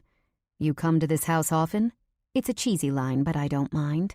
I deadpan, oh yeah, me and Alpha Sig are like this. I twist 2 fingers together, as though we were as thick as thieves. My sarcasm is obvious. I hate these assholes too, he smirks. But the band wanted to play here tonight. Went pretty well. Again that gorgeous smile. Straight white teeth and full pink lips. Oh, you're in the band? I open my eyes wide, all innocent-like. His face is momentarily stunned in a look that says, is this girl for real? I laugh. He totally thought I was serious. He points at me in disbelief. You're funny. He tries not to laugh but can't seem to help himself. The sound reverberates deep within my belly. I'm being a smartass, but I can't help it. Someone steps into the hallway, lighting up a cigarette. Jack looks up and nods with a, yo, to the smoker. The guy steps over. Hey, man. He exhales over his shoulder, conscious not to get it in my face. I cock my head to the side, trying to place him. Curly, dark hair, trimmed black beard, small but shining eyes. He's wearing an old band t-shirt, a group I've never heard of. That's when it hits me. He's the drummer. He smiles, and a dimple indents his right cheek. It's incredibly cute against the tough look he's sporting. I like it. I knew that, I shrug, pulling out a piece of gum from my bag. Took me a second, but you beat me. I unwrap the gum and pop it into my mouth. Oh, good. It's mint. Gotta be faster if you want to win. His voice is completely flirtatious. Got another piece? Sure. I offer him the pack. He takes one out before handing it back to me. Jack shoots a look in the drummer's direction that says, back off. Want to go inside? He gestures to the room's door. Ignoring Jack, the drummer puts out his hand. Scott Sands. I take it and we shake, all serious-like. I give as good as I get, squinting my eyes and acting like I'm interviewing at a white shoe law firm. He breaks first, laughing, and I follow suit. Well, Scott Sands, I'm not going to lie. Your sound, it blew me away. I risk a look at Jack, embarrassed by my fangirling. Luckily, he looks pleased. Well now, I've got to tell you, I like hearing that. Scott smiles, stepping closer. A lot. Suddenly, a heavy, callous hand takes mine. I look up. Let's go. Jack licks his full lips, and I do my best to not melt. My phone buzzes as we walk into the room, and I unzip my bag to pull it out. Agron, don't be out too long. Package for you is on your bed. I let out a grumble over the text as we step into the enveloping crowd. It looks like the room has gotten a lot busier in the last few minutes. Jack backs me up against the wall. He's crowding my space so that he's all I can see. My belly flutters from him, but my brain tells me that more important things await. I sigh. I should go. I want to keep cool and not act disappointed. I want to curse my brother before punching him in the face. Already? He scrunches his brows. Yeah, I stop, unsure of what to even say. Society would say it's too much information to give a stranger, but I decide to go for it. I've got a brother who is out of his mind and owes me money. He claims he left me something on my bed, and I need to see if he paid me back. This is probably a weird sort of karma then, because I owe my sister like $200. He grins. I seriously hope you're joking. I pop my gum. Dead serious. Needed some new band equipment, but she knows when I make it big, I'll pay her back. Plus, she's got a seriously rich husband, so it doesn't matter that much to her. Lucky you, I snort. He tilts his head to the side. How about I take you home? I look at him closely to evaluate the state he's in. I'm sober, he adds, answering my silent question. You're telling me you played tonight and you didn't take anything? I squint to get a better look into his eyes. Is he full of shit? I might not be a party animal, but I've been to enough shows to know that drugs are a huge part of the scene. Got a long history. Kicked that habit a few years back. That's good. I look elsewhere, trying not to show how badly I'm crushing on him. He's got all the sex appeal of a sweaty, badass rocker, minus the drugs. Yeah, he whispers. So I noticed you while we were playing. I can't help but look up into his face. His eyes are slits, slanted, and almost wolf-like. Noticed you dancing, getting completely into the music. Crazy hot. The smile is gone. In its place is need. I hum, doing my best not to jump on him in the middle of the party. Turns out, sexual chemistry is a real thing. Something tangible crackles in the air between us. He's daring me to make this happen. My pride says, no way. I like privacy, and I'm not one to give people a free show. But Natalia's reminder that this is our last year at Green, and to make it count, tells me to just go for it. The flare of his nostrils has me licking my lips. Suddenly, he's leaning forward, arm against the wall and caging me in. I lift my face, wanting him to just take me over, mind and body. I nod, silently saying yes. Centimeters from my lips, he grumbles, You still sure you need to leave? His nose moves against my hair, taking a deep inhale. A shiver moves down my spine. I should take you out of here, he whispers. Get you alone. Callous hands frame my face, fingers tracing lines above my eyebrows and down my straight nose, lining my lips next. Nothing with the crazy brother will change in a few hours. My phone buzzes again, the sound distinct and breaking the moment. Still, neither of us moves. We're just locked in this stare. Again, the phone buzzes. I blink, cursing as my shaking hand plunges into my deep purse. It could be my mom. Agron, are you home yet? Motherfucker. I whisper under my breath, scowling. Jack laughs, as though my outburst was funny. I get it. Let's go. He takes my hand to leave the party. I stop. When his head turns back, I tell him, I need to tell my friends I'm leaving. He replies, Yeah. I let go of his hand and turn, immediately spotting Natalia on the other end of the room. She's pressed up against the wall, legs wrapped around Marine Guy. I move through clusters of people holding solo cups filled with beer and tap her shoulder, ignoring the fact that she's in the process of being dry-humped. Removing her red mouth from his, she smiles drunkenly at me. His lips immediately plaster themselves to the side of her pale neck. This man isn't one to be deterred. Natalia laughs from his enthusiasm. Gripping his shaved head in her hands, she's happy. I'm going to head home. I look back and spot Jack laughing with Scott. He's so hot. I should be enjoying myself with him right now. I press my lips together, wanting to strangle a gran. Suddenly, Natalia pushes the guy off her. One of the brothers can give you a ride. Don't walk at this hour. Friends to the end. I got someone. I smile. I'm cool. Love you. Text me when you're home. Will do. I'll message Janice, too. Don't bother. She and Tiny Dick are getting it on. She raises her brows before grabbing Marine Guy's shirt and forcibly bringing him to her mouth. I shake my head as I walk back to Jack. Together we leave the room and head downstairs. People tap Jack on the back, congratulating him for a great show. He's unfazed, but cool to anyone who pays him the compliment. He opens the front door for me, and I step out. The air feels crisp and cool, our pathway moonlit.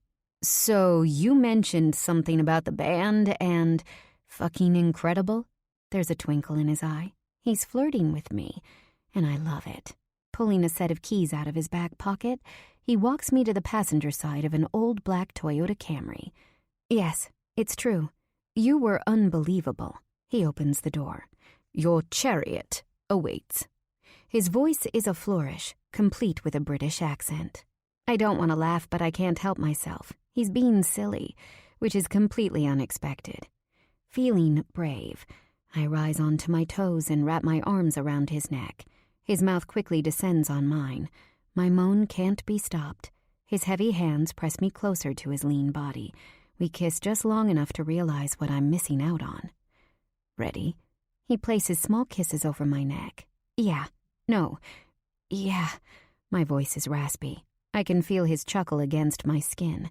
He stands tall, stretching out as I slide into the seat. Let's hit it. He shuts my door, and with shaking hands, I buckle up. With eyes glossed over, I look around his car. I like it. It's beat up and old with a Christmas tree scent dangling from the rearview mirror. It's authentic somehow. There's a vibe, like good shit has happened in here. Or maybe it's just the feeling Jack gives off. So, believe it or not, I didn't catch your name. He turns on his phone, finding a playlist. Audio Slave's Like a Stone plays as the engine rumbles.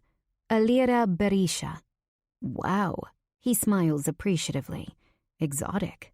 I roll my eyes. I'm Albanian, from Kosovo. Jack blurts, You're gorgeous. He blinks, clearing his throat, like he's slightly embarrassed to have told me that. Off campus. On 5th?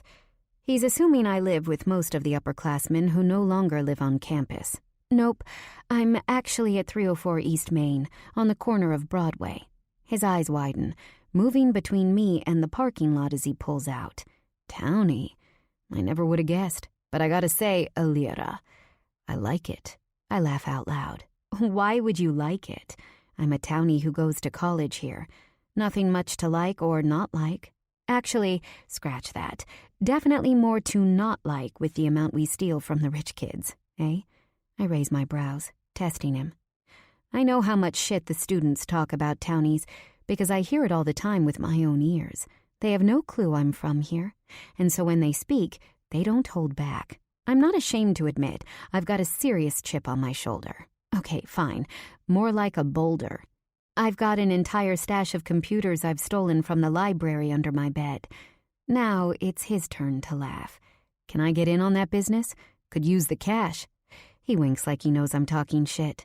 After a few bleats, he blurts, You're different. Changing the subject, I ask, Where are you from? I pull a red lollipop out from my purse, attempting to act nonchalant. There is so much I want to know. The band, where he hangs out, how he started, and where he's going. Upstate New York? Cool. Is it a similar place to this? If by similar you mean poor and shitty, The answer is a great big yes. Your family worked in the factories, I'm guessing? I licked my lips, surprised at his question. Most of the students at Green are so isolated in the college bubble, they act as though they have no idea there is a world outside of college athletics and Greek life. My mom, yeah. When it closed, the entire town went to shit. I pull down my window, hoping the fresh air will clear the heaviness that's descended in the car. I swirl my tongue around the lollipop and stare outside. Loads of college kids are drunkenly walking up and down the street, moving from one party to another. Slowly, I risk a glance at Jack, wondering if the way he looked at me before will now change with my admission. Not that he's driving a Porsche or anything, but I know that Tobejo is definitely the lower end of low. He grips the steering wheel. It's crazy how bad Tobejo has gotten over the last few years. I've been here at Green for almost 4 years, and the town has declined. All those dead factories, full of squatters. Although there are great acoustics in the factories, we recorded in there. He smiles like he's just joking, but the truth is, those huge empty factories are scary and full of drug addicts. 15 years ago, Tobejo wasn't exactly thriving, but still, it was growing. People were employed. John Mahoney Steinert Company made jeans and suits in 3 giant plants, employing roughly 2,500. In 2000, the layoffs began until, finally, it closed its wash plant, distribution center, and cutting center. By 2003, the last people were laid off. In the years since, the town disintegrated. Where the bank used to be is now a broken-down building where the homeless crash. Even the town's supermarket is closed. To shop, people drive to the town over, but still, Green University stands on the highest hill, shining with money and opportunity. The dichotomy is mind-blowing, in a really bad way. So, I start, clearing my throat. In an interviewer voice, I ask, Jack, how's it being the front man? Hard work? Lots of blood? He shrugs casually, the rock god persona shining through. I hum. Tell me more about this blood. I hope to sound casual. Meanwhile, my heart is pumping. How much will he tell me? The music is punk and metal. Hard sound is our energy source. It was flowing tonight. I inch closer. And the rest of the guys? Scott, our drummer, is crazy talented. A good man. Eric and Rob are brothers. Eric has a darker sound. The bassist. His eyes skim mine before turning back to the road. And you? He licks his lips, thinking thoughtfully. I write lyrics first. Music follows. More authentic that way. How does it feel to be a sex symbol in the rock industry? I continue my mock interview, and he smirks, full of confidence. He knows how hot he is. A strand of hair drops into his eyes. You're cute. Oh, no. I shake my head and purse my lips. No. What's wrong with cute? Cute is reserved for your friend's little sister. I'm not cute. You're hot as fuck. He raises a brow. Better? I can't stop my smile. Much. I don't want this conversation to end. What's your major? I hold my breath, hoping he keeps talking. Engineering. I snap. I don't believe you. I've never been good at biting my tongue. What do you think my major is? Music? Or like something in the arts? Wrong. Electrical engineering. Take a look at my back seat. I swerve around to see engineering and mathematics textbooks. I'm shocked. Man's got a brain. Surprised? I tilt my head to the side in curiosity. But his eyes, they're all-knowing, intelligent. He stops at the stop sign. Aw, I rub his arm. Cute and smart. A good combo. His laughter is loud. I'm cute, huh? I shrug, not wanting to tell him that he isn't even close to cute. He's ridiculously hot and sexy, and I have to cross my legs to keep myself in check. But I don't want to give in. I'm not afraid to admit that I fear rejection, especially from a man like Jack. He pulls onto my street. Which one's yours? Moving my purse back over my shoulder, I tell him. Third on the left. He drives forward, pulling up to my sidewalk and putting the car in park. I unclick my belt, turning toward him. Thanks for the ride. My voice comes out throaty. My pleasure. You live with family? Yeah, my mom. You guys close? Yes, very. You're lucky. You aren't close to your mom? I look down, noticing the floor of his car is super clean. Hell no. My parents split up when I was younger, so I ping-ponged between them. Both of them remarried people I hated. I was pretty angry for a while, but now I guess I should thank them. All the fucking up they did was good for the music. He gives me a sexy smirk, acting casual about something that's anything but. He pulls out a piece of gum from a pack on his dashboard. That seriously sucks. Yeah, he chuckles. But it is what it is. My hand moves to the door handle when I realize he didn't take my number. So, are you going to call me? A little forward, even for me. Nah, I'm more of a let's see if fate brings us back together type. I roll my eyes. I know a brush off when I see one. And now I'm extra glad I didn't tell him how hot I think he is. I open the door without another word when he says, "Hey." His big hand touches my back. Wait, I'm serious. I have a weird thing about letting things just happen naturally. His eyes soften, like he's trying to make me understand. Is this a fucking joke? Well, in that case, see you. Maybe. Stepping aside, I slam the door shut behind me. Walking through my overgrown grass, I get to my front door. With my hand on the doorknob, I turn back. Jack is intently watching me, lips slightly parted. Beautiful. I unlock my front door. I find my mom still awake on the living room recliner. Hey, I walk to where she's sitting, squeezing myself on her chair. She shifts to see me better, but I move myself so that she doesn't have to. Her voice is scratchy when she says, "Agron came." I heard. How was he? My voice is full of hope. I want to hear about a miracle, that he's cleaned up and doing better. I want to know that she didn't see him at rock bottom, like I had. You know your brother. Heart of gold, but always searching for more. He's never satisfied. He sees himself as the man of the house, and he desperately wants to provide for us. But I'm afraid of where that desperation has taken him. She holds my hand in hers. Alira, I know you have a very loyal and dutiful heart, but I'm asking you now to take a step back. I stay silent, waiting for her to continue. Agron has been getting himself into a web of trouble. Since he left home, he's been involved in lots of illegal things, including drugs, stealing from gangs in the area too. I open my mouth to argue, but she lifts a hand in the air. Don't try to convince me otherwise. I know what I know. I have friends, and the town isn't big. I drop my head. She tries again to shift her legs, and this time I help her to sit up. I fluff a pillow at her back and slightly bend her knees. Clearly her pain is extreme, but my mother has always been tough. He came here earlier and casually mentioned the Mafia Kingdom. She pauses for a moment, barely breathing. And we both know nothing is more dangerous than them. I have reason to believe Agron might have gotten into trouble with one of the smaller gangs around here. Maybe he needs the Shipa to help him. Her eyes move upward in thought. Albanians are a different breed, as we know. Much darker, much harder. Nico runs the Albanian mafia. If Agron wants to work for him, you must swear to stay away. Stay away?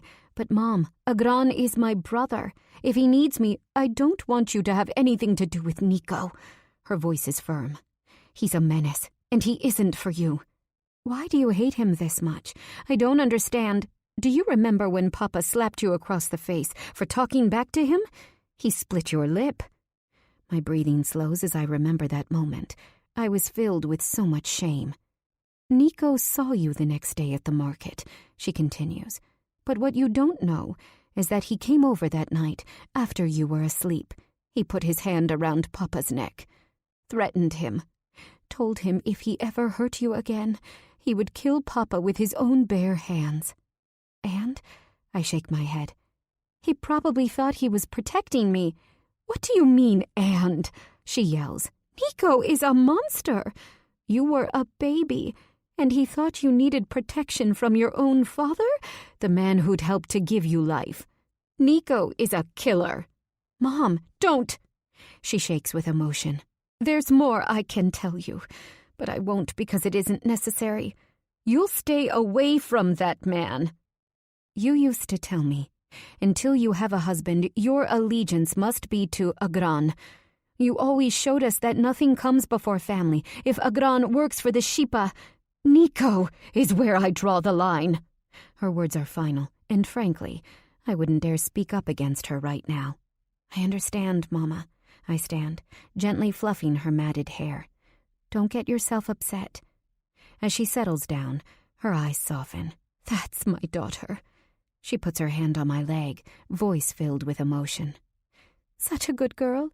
You were always the strong one, the smart one. In vain I ask, why did Agran have to do this? Just promise me, she stresses.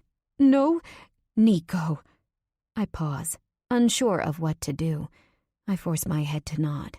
She begins to shift, the pain from her back obviously causing distress. I help her settle back down in a position that's more comfortable before standing up and turning off the lights. I wish she could sleep in her own bed, but until her back settles a bit, this is the most comfortable spot for her to lie. Opening my bedroom door, I drop onto my single bed. A thick envelope sits on my pillow. I open it, counting each crisp bill. It's 10 times what I gave him. I clutch the cash in my hands, so relieved that I tremble. I'm glad to see his word is still his bond, even if the money obviously came from a shady place. I wonder how he got this, and who he now owes. I'm happy, but I'm not a moron. This is Agran. There's no way he got this money without screwing someone over. Regardless of where it came from, this cash will help. I lie on my bed, wanting to turn my thoughts to Jack. Instead, I keep imagining Nico. His face is hazy, but the warmth and comfort he made me feel is embedded in my bones. I get myself up and walk into my bathroom, turning on the sink. As the water warms, I undress. Nude, I use makeup remover pads to take the black liner off my eyes and makeup off my skin. When I'm finally scrubbed clean, I look at myself in the mirror. It's as though a costume has been removed. My face is pale white, eyes a light green, skin almost translucent. I'm only 21, but my eyes are old. A hollowness seeps into my chest. The things I've seen and done have chipped parts of my psyche. I might have been a child in Kosovo, but I saw and remember enough that it continues to have an impact on my life. Losing my papa in front of my eyes? Barely a week goes by without something to remind me of that day.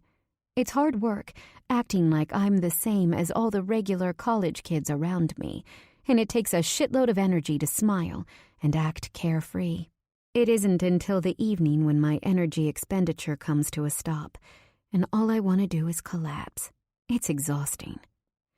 I do my best to fill the empty space with the American ideals I've been taught to want, and in many ways, I do want them. I want to work hard in school, so I can get a great job to earn money. I want to buy a big house with a backyard, a nice car. The problem is, I know that all of these things are just filler, and filler always dissolves. Particularly after the atrocities I saw back in Kosovo, there is no amount of stuff that could erase the past. But if that's the case, where can I go from here? I walk back to my room, sliding on an old pair of sweatpants from my bedside.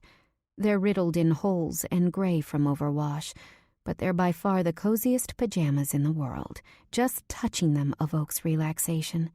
After sliding them on, I jump back into my bed and lie in thoughtful silence. Agran. What will become of him? 3. The sky isn't clear. Shuffling down the quiet gray street, I look at the familiar shoddy landmarks. Along this stretch of Main Street, there are a few bars and a tattoo parlor. All other commercial buildings are vacant. Still, I know every crack in these concrete sidewalks. It's home. A few bums circle a tall silver trash can in front of Safety Net, a small-time pawn shop. A man in torn clothes slurs, "Some change?" He pulls out a hand-rolled cigarette from his ratty shirt pocket. A scar leaks down his face, homeless and full of grime. Janice would be grabbing her pepper spray right now. She'd be on high alert, but I'm not her. I stuff my hand into the front pocket of my book bag, finding some loose change at the bottom. "How are you, Jerome?" I hand him some coins, and he finally looks up at me, taking them with grace. The bums here aren't random drifters. They belong to Tobeho and worked in the factories alongside my mom and everyone else. After the layoffs and subsequent closures, some people were able to swim, bob along the water's surface and find other ways to work and make money. Others, like Jerome, sank. Can't blame them. He squints, a dirty hand raised above his eyes to create shade. He doesn't seem to notice there is no sun out today. "Ah, it's you, Alira?" He stands straighter. "Barely recognized ya. How's school going with those rich fucks?" He laughs, his throat scratchy from years of cigarettes. The early morning townies all know that I go to Green.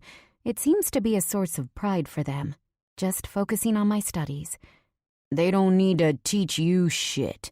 You're the teacher," I laugh. "And your mom always was a looker, like you." His compliment has me smiling. Full of flattery, I start walking away, calling out, "Gotta get to class." He calls back, "That a girl? Go teach 'em all a little respect while you're up there." I turn my head, yelling, "You bet." I step onto campus for my first class of my last year at school. It's so beautiful here. Some people love to read the kind of books that bring them to another universe. I don't need books for that, because I actually live in what feels like two separate worlds. For all my complaining about the students, I feel extremely lucky to have the opportunity to study here at Green. With that being said, I need to get a good job upon graduation. I don't see myself as a townie in Tobeho forever. I love this place. But I know I need to get my mom and me out of here. In 9 to 10 months, I plan on moving to New York City with a kick-ass job as a financial analyst at a hedge fund. I have my sights set on Goldman Sachs or Fidelity. Interviews are coming up, and I will ace them. I pull up a tulip from beneath a tree, bringing it under my nose. The campus architecture is a blend of modern and medieval, which sounds crazy, but is actually really impressive. By far my favorite building at Green is the Raines Library. The rotunda has a swirling, iron-railed staircase topped by a stained glass skylight that gives the space an amber glow. It's a great spot to study and also to be alone. It's just got a feeling of anything is possible. My first class is in the business school where my major lives. I step into the aisle of the lecture hall and make my way into the back row. Only one other person is sitting in this area. A man slumped into his seat like he'd rather be anywhere else. Dark hat down low, with a wide brim that shields his face. Loose black sweatshirt and baggy sweatpants. Chewing the end of a pen in his mouth. What a scrub, I think. Sure, I like to go out and listen to bands and party as much as anyone else, but coming into class, I do my best to look clean and alert. It's a respect thing. I take a seat. "Alira?" Blue eyes widen, surprised. I'm utterly floored. Scrub boy is Jack. Leaning on my desk, I ask, "You're taking economics?" "It would seem that I am, and here we are, meeting again. By accident." He taps the pen on his desk. "You're really into this accidental thing, huh?" I roll my eyes. He stands up and moves into the seat next to me. "Yeah, I guess I am." His turquoise eyes are shining. The class settles in as the professor enters the room. I do my best to focus on the course, my eyes glued to the smartboard. Jack spreads his legs apart, leaning back into the chair, until his thigh is flush against mine. The fact that these parts of ours are touching has warmth rushing through my limbs. I'm not a very touchy type of person. I'm very sensitive, and I don't like to hug or get too close to people physically or emotionally. And now, the hottest guy on campus has his leg against mine. It's intimate, but I don't want to move away. The lecture is over. I pack up my bag, slowly putting each book inside. I'm hoping he'll finally ask for my number. "Do you have another class now?" His question has warmth oozing from my stomach. I casually reply, I'm free for about 40 minutes. As though I'm not dying of excitement inside, I add a shrug. We leave together, his hat still pulled low. I can only see the tip of his Roman nose and the slice of his chiseled jaw. We walk silently together, passing students entering and leaving other classrooms. I keep my hands wrapped around the straps of my backpack, needing to keep them tethered to something. I blindly follow him until we wind up at an on-campus coffee shop. The place is filled with college students, taking their first coffee of the day. What do you want? I'll order. He turns to me, a small smile filling his lips. Small black. I want to keep it simple. Why don't you grab a seat for us? Sure. I step out of the line and scan the room to find an empty table in the back. The red velvet chairs are obscenely oversized, so I sit on the edge to avoid getting lost in its depth. A few minutes later, he's across from me, pulls off his dark hat, slicks his dishwater blonde hair backward with two heavy hands. Azure eyes, red-rimmed, are sexy as hell. I don't want to blatantly stare, but I can't help myself. He takes a sip of his coffee, leg bouncing up and down, when my phone pings with a text message. Agran. I need you to come into NYC next weekend. Me. ? Agran. The Sheepa is having a party. Jack seems to notice my concern. He furrows his brows. Everything cool? Yeah, just my brother. Driving me crazy lately. I drop the phone back in my bag, needing to put this information far away from the center of my mind. The lead singer in the hottest band I've ever heard just bought me a coffee. I want to live in this moment. What does he need? He leans forward, elbows to his knees, getting closer. I can see flecks of silver in his blue eyes. Nothing too important.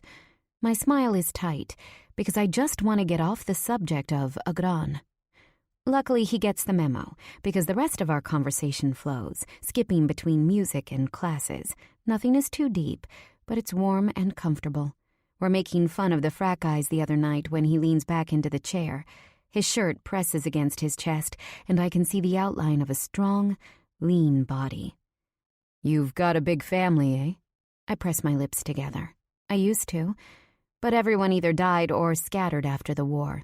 My mom and brother are all I have, really, and my aunt in Albania. The brother who was texting and the mom you live with are here? I nod. Looks like you got me all figured out. Not nearly as much as I'd like to. Truth is, I've thought of you a lot since I met you.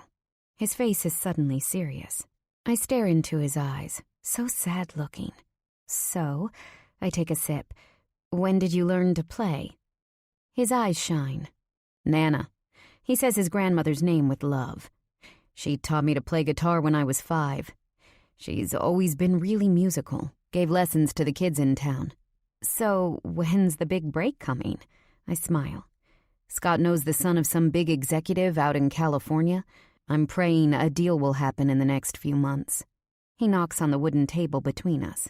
I wrap my arms around my stomach, excited and nervous for him. You've got the talent, and the band is totally killer. There's no doubt, really. Luck is what we need.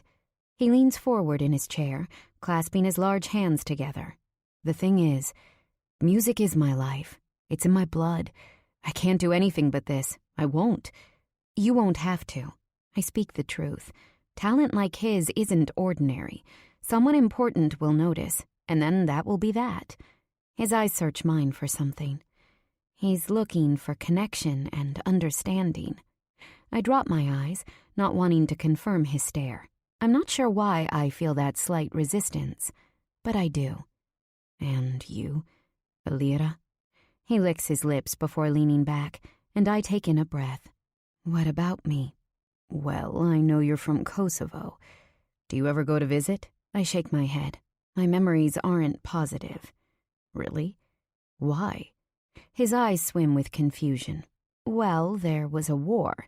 My voice is curt. His eyes widen in surprise. War? When? He opens his hands to me.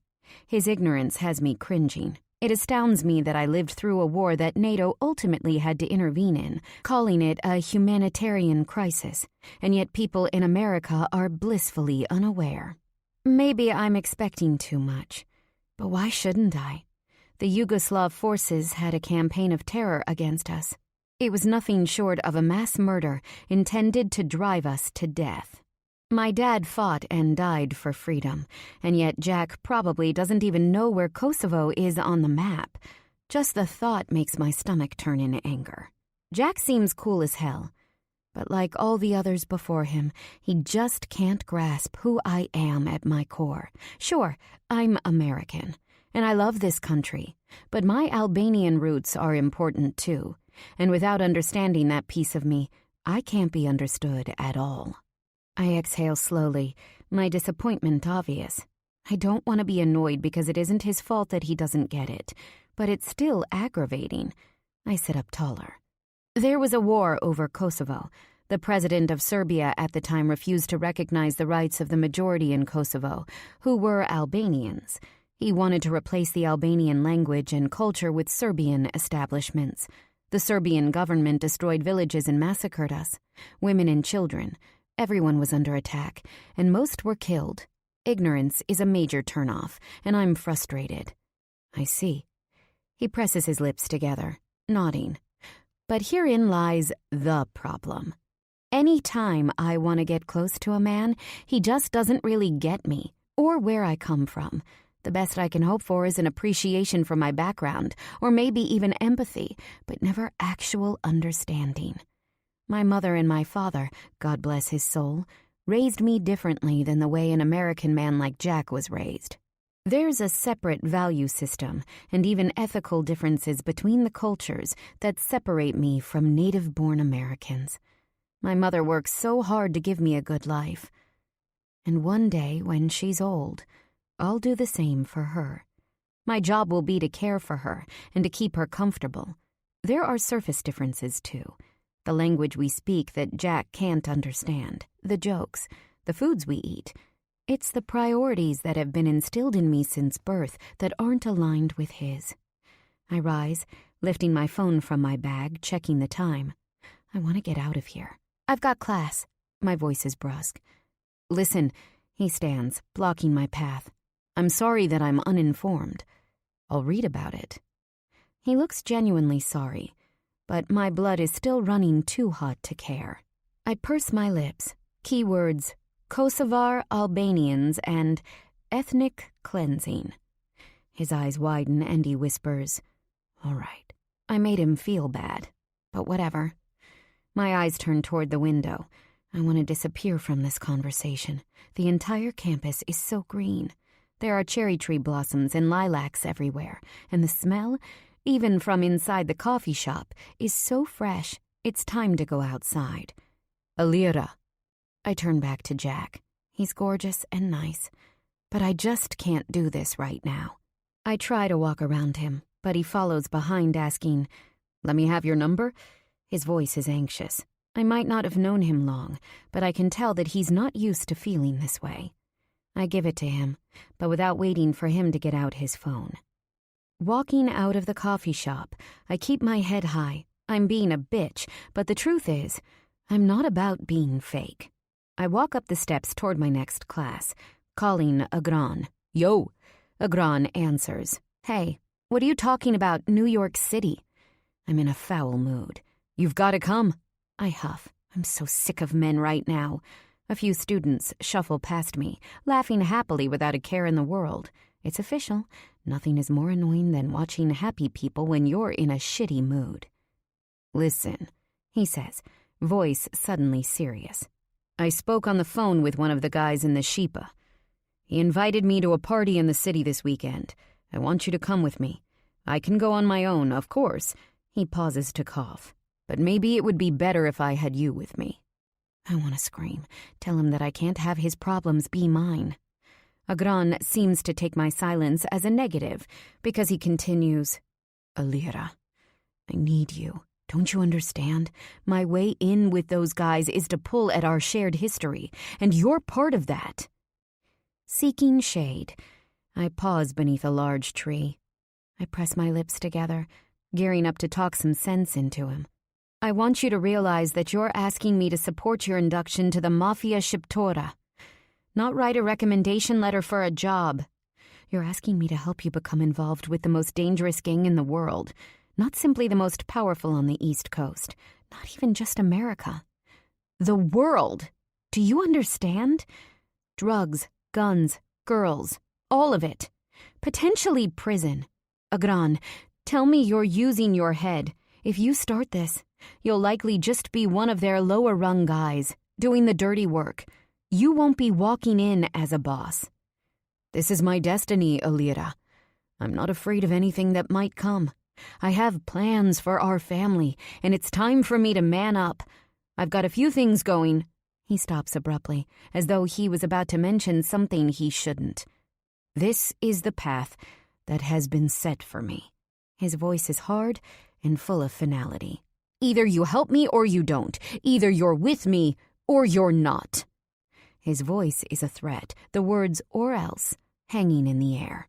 A fire rages in the pit of my stomach. I don't want to lose him. I feel backed against the wall, but the choice is here. Either I help Agran, or I lose him completely. Licking my lips, I firmly tell him, "This is the last time I'm helping you." The lie is so obvious. It's laughable. This isn't the last time, and we both know it. "I love you, okay?" His voice seems to rattle across the line, and in that moment, my stomach sinks. He's in trouble, and I know it. I'll text you all the details later." He hangs up first.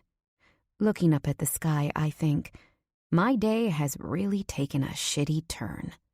And then I ask God to help my older brother. He's a good man, but he's made some really bad choices.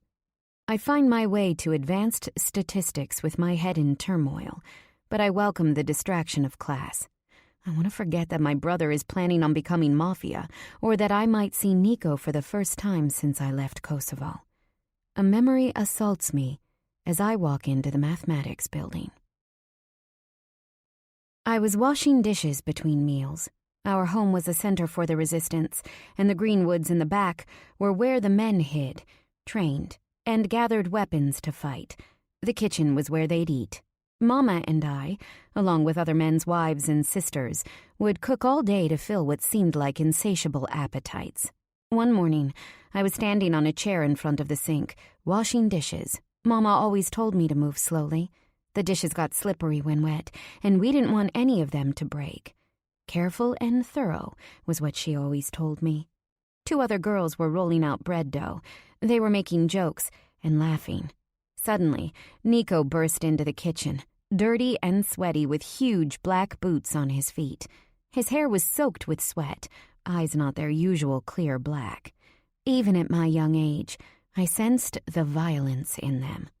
Blood pooled above his brow, dripping onto his cheekbone like oily paint. His white t-shirt was torn savagely from the neck. "Everyone get out," he barked. I bent to jump off my chair when he said, "Alira, stay." The other women didn't need to be asked twice. They left the room so quickly that not even dust rose from their wakes.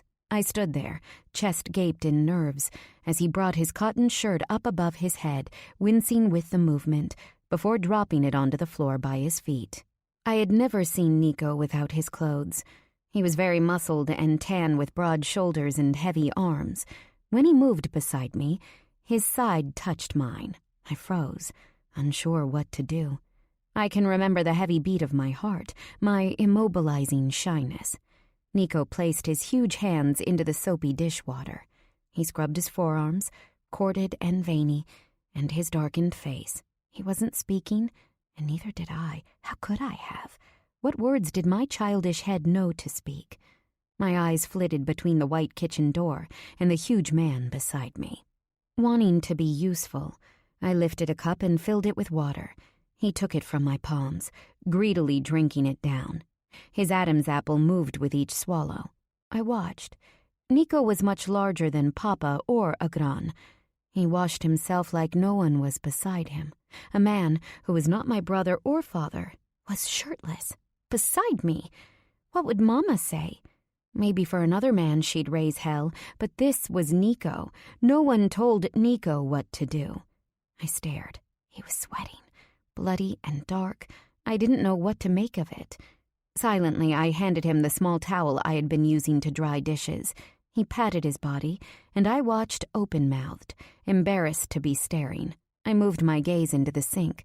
The water was red. I wanted to yell, but I didn't.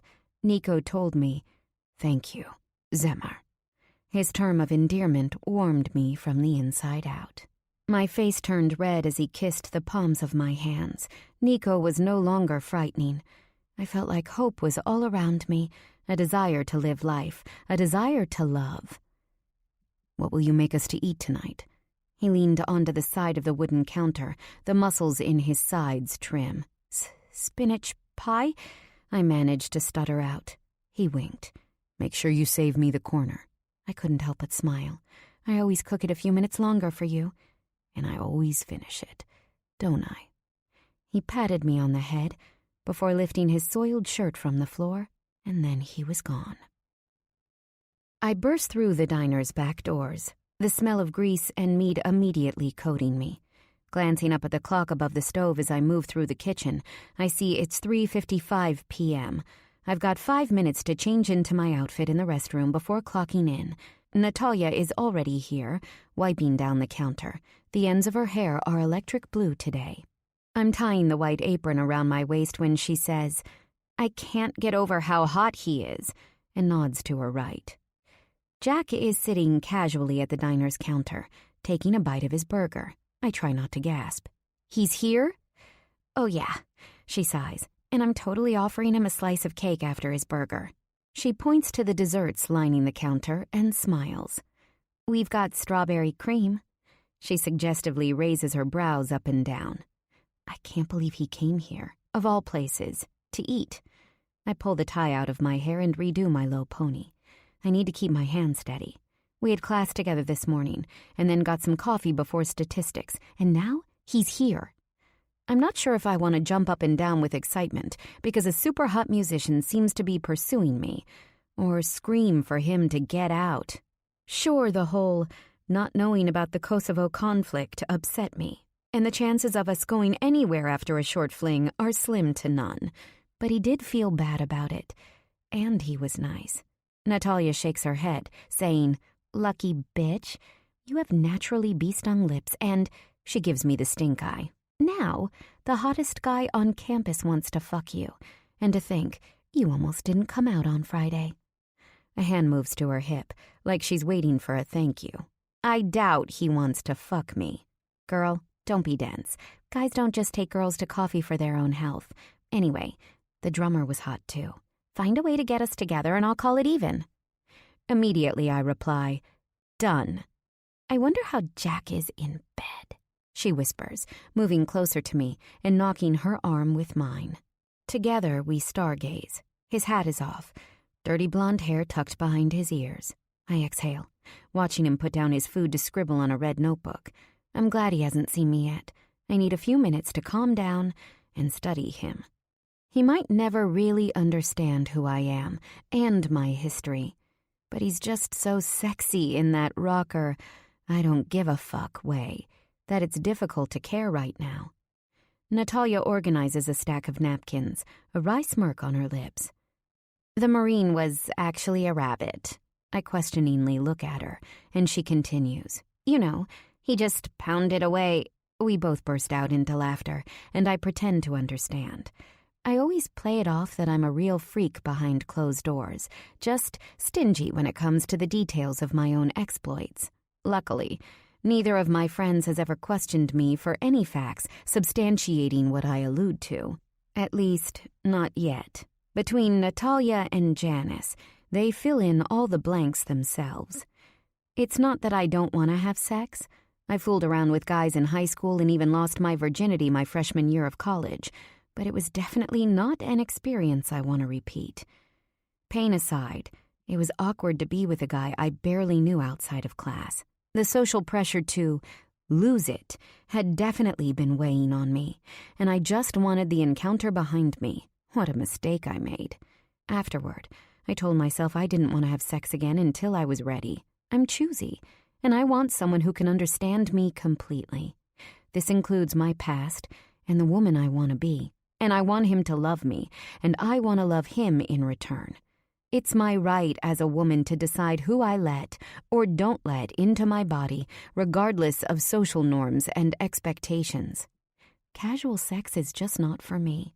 I don't want to publicize that, though, because I don't want to come off as judgmental toward a woman who chooses to be freer in her sexuality.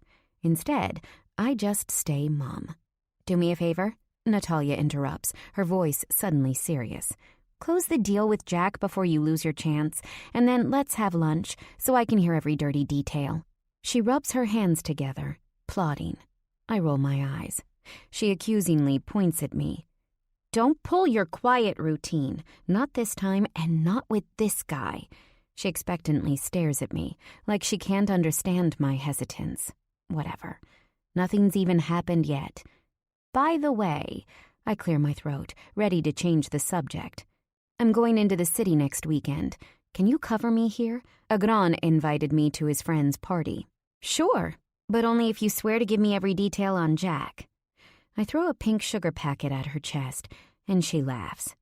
Wait, and she pauses. Agran? She says his name like a curse. Don't tell me you're doing him another favor, Alira. We've been over this. You're in a pattern where he asks for a favor, you say no, and then you cave.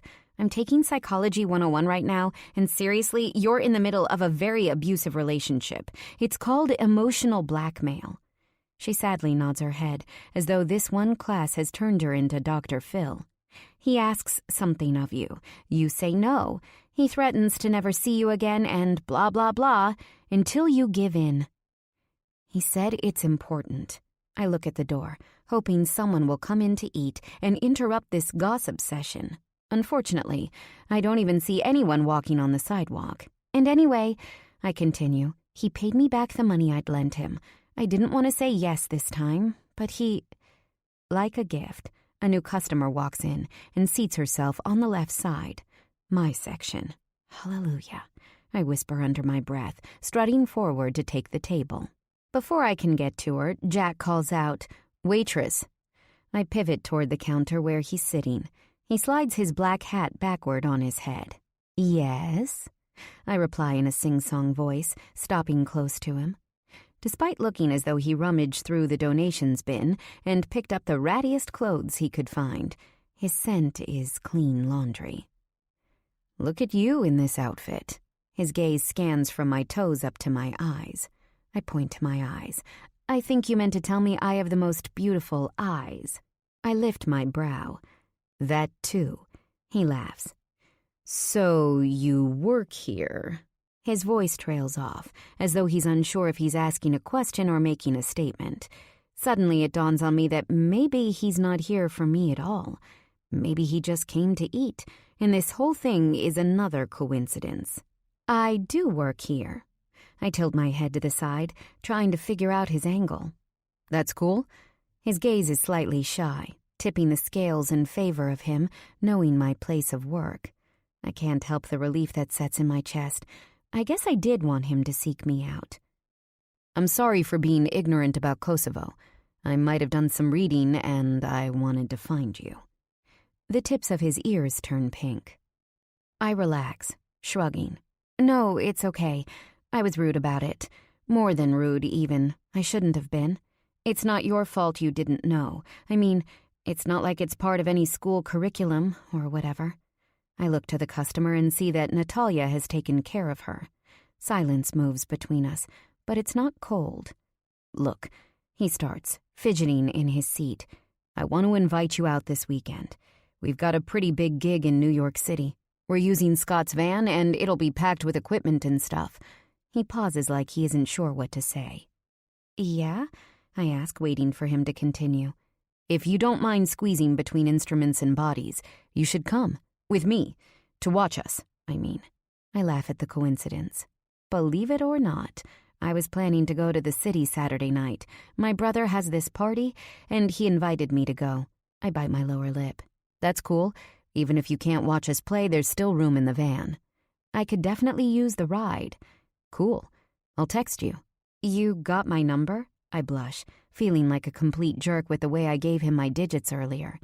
"I've got a good memory." He winks. It's already in my phone. And then he stands up to leave. A single $10 tip sits on the table. I take it, sliding the money into my pocket. Fate is crazy. The evening rush begins, and the next few hours fly by. Before I know it, it's time for my break. After using the restroom, I pull out my phone and type out a quick text to Agron. Me. Where am I supposed to meet you? Agron. 79th and Park Ave. Where's something nice? 9 p.m. Me. Are you kidding me? Agron. Not a joke. The dress code is to look Sheepa-worthy. Got it? Under my breath, I mutter, jerk. Natalia? Our shift is over. We're changing back to street clothes in the white-tiled handicapped restroom, moving as quickly as we can when I say, can I borrow a dress for Saturday night? I hate asking for help of any kind, but spending money on a dress I wouldn't wear more than once is wasteful. Of course, she replies nonchalantly, pulling her head through a black sweater. She pulls her hair up into a sloppy bun. Come over now and take whatever you want. By the way, I'm driving in with the band. No shit, she exclaims. In that case, we'd better make sure you look good enough to eat. We drive over to her apartment in her black Jetta, chatting about her pending interview with an online music magazine. She's in the process of gathering the best work she's written so far, but she wants to put something special together for Heretic Pope. It's so awesome that she's following her dream like this. I'm not even sure what my dream of dreams is. All I know is that I didn't risk my life escaping Kosovo to be anything other than a professional. After parking, we take the elevator up to her super comfortable and perfectly designed apartment. Natalia has a way of throwing random things together, but making it look edited. There's a circular table off to the right made of burl wood and topped by a freaky-looking white skull statue. Her living room is complete with a purple couch and white love seat. A flat-screen TV and black faux marble coffee table sit in the center of the room, and yet, even with all these seemingly random pieces, it looks incredible. I always wonder what it is that makes her apartment look so cohesive, but I still can't figure it out. Entering her white and blue cloud-like bedroom, we step to her closet and sift through a stack of dresses. I try on 4 and finally settle on a short black number that accentuates my boobs and legs. A little makeup and you'll be perfect. Job complete. Natalia lifts her phone, skimming through. Suddenly, anger replaces her calm demeanor. What are you looking at? Whatever it is, you look like you're ready to grab a knife. I shimmy out of the dress and put on my clothes before folding the dress neatly on her fluffy white bed. Seriously, social media is ruining my life, she grumbles, still scrolling. This girl, Daniela, who I went to high school with, her social media account has one purpose, to make her life look better than everyone else's. She and her boyfriend, Vincent, will make you want to gag with their perfection. He's the hottest guy I've ever seen in that rough, sexy way, and she's like this impeccably coiffed redhead and always with a Chanel bag. She takes a look at her chipped black nails before staring back at me. Fuck them. I shrug. I can't even deal with social media. Biggest time suck. And why would you even follow people you hate? Ew, she shrieks. I'd never follow her. I just stalk her. Occasionally. I pointedly look at her. It's obvious her stalking is nothing close to occasional. She purses her lips, not even trying to deny anything, before pulling off a set of black bracelets from her wrist and dropping them by her bedside. She sounds horrible, I add. I lived it. Daniela wasn't just horrible. She was hell. Where did she go to college? Girls like that always interest me. Maybe it's because we're so different, but I'm always curious about how life is for someone when money is literally no object. Is life easier and more comfortable, or is it just the same shit with better shoes? Columbia. Natalia rolls her eyes. She's smart, too. But, of course, she had to stay in New York City so she can live lavishly, right? God forbid she got stuck going to school near Townies. She winks as I grab a throw pillow, knocking her in the head. Her laughter can probably be heard down the hall.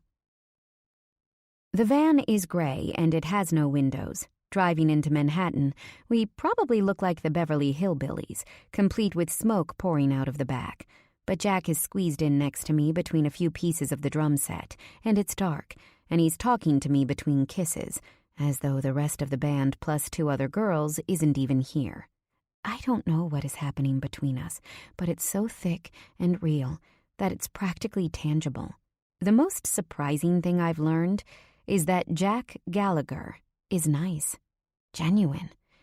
Maybe he could really understand me. Maybe. Scott shouts, "Mudhoney played in this fucking spot, guys. Mudhoney." Cheers ensue, the boys whistling. Jack lifts his mouth from mine to clap and hoot. He places his arm around my shoulders. It's a small spot. His voice is hushed, like he wants to tell me something no one else knows, but legendary. It's a dream for us to play here. Don't tell him, but Scott has been freaking the fuck out. And now Heretic Pope is joining the ranks. Rob screams. Throwing a piece of candy at Scott's head, he shouts, "Hell fucking yeah!" Scott ducks and the van swerves. The car's jerk has Jack unceremoniously landing on top of me. We all laugh, feeling invincible. It feels like nothing bad can happen here. The thrill of being with a band that's going places has my blood pulsing. Looking into Jack's face, I know he feels it too. He gathers me into his lean, strong arms, his lips insistent and hot. I open my mouth, wanting more of this. I hum into his mouth, and he pulls back. His face darkens before he presses his forehead against mine. More later. The guys start talking about California, and I zone out of the conversation. Small tinges of stress begin to move through me like a weak current. Will I see Nico tonight? I knew him as a child. He was like a big brother. That's it. My sadness over the fact that he never called me or reached out over the years is stupid. I made our friendship bigger in my mind. After all, I was a kid in war-torn Kosovo. Things weren't exactly normal back there, and I clung to him. I was just a child. My hands feel jittery, so I shake them out. Jack seems to notice something is off when he asks, "Hey, you cool?" He puts a warm hand on mine. Jack is safe. He's an American in all the ways one would expect. Strong, confident, and optimistic. Things might not have always been easy for him in his life, but they've been easy. I want easy too. Maybe I shouldn't go to this party. I mean, Agran can fend for himself. He doesn't need me. And I definitely don't need to see Nico, if he's even there. And then, because my life couldn't get more confusing, my phone rings, and it's Agran's name flashing on the screen. I hit silent. It rings again. Jack looks down in confusion. "Why are you being shady? Who's calling?" His voice is accusing, which is highly annoying. Possessive much? "It's my brother." I click answer. "You close?" I can just picture him chewing on his nails, a nasty habit he's had since forever. "Yeah," I reply, trying to stay cool. Agran is anxious and nervous. Rightfully so. "I'll meet you in the lobby. I'll be there in about 30 seconds. He clears his throat before switching to Albanian. "Is your ride okay? Maybe I should have brought you myself." I reply in our mother tongue. "Yeah, it's fine." I hang up first. Jack raises his brows, seemingly impressed. "Sexy," he whispers. "Want to teach me a few words?" "Maybe." I try not to cringe from his request.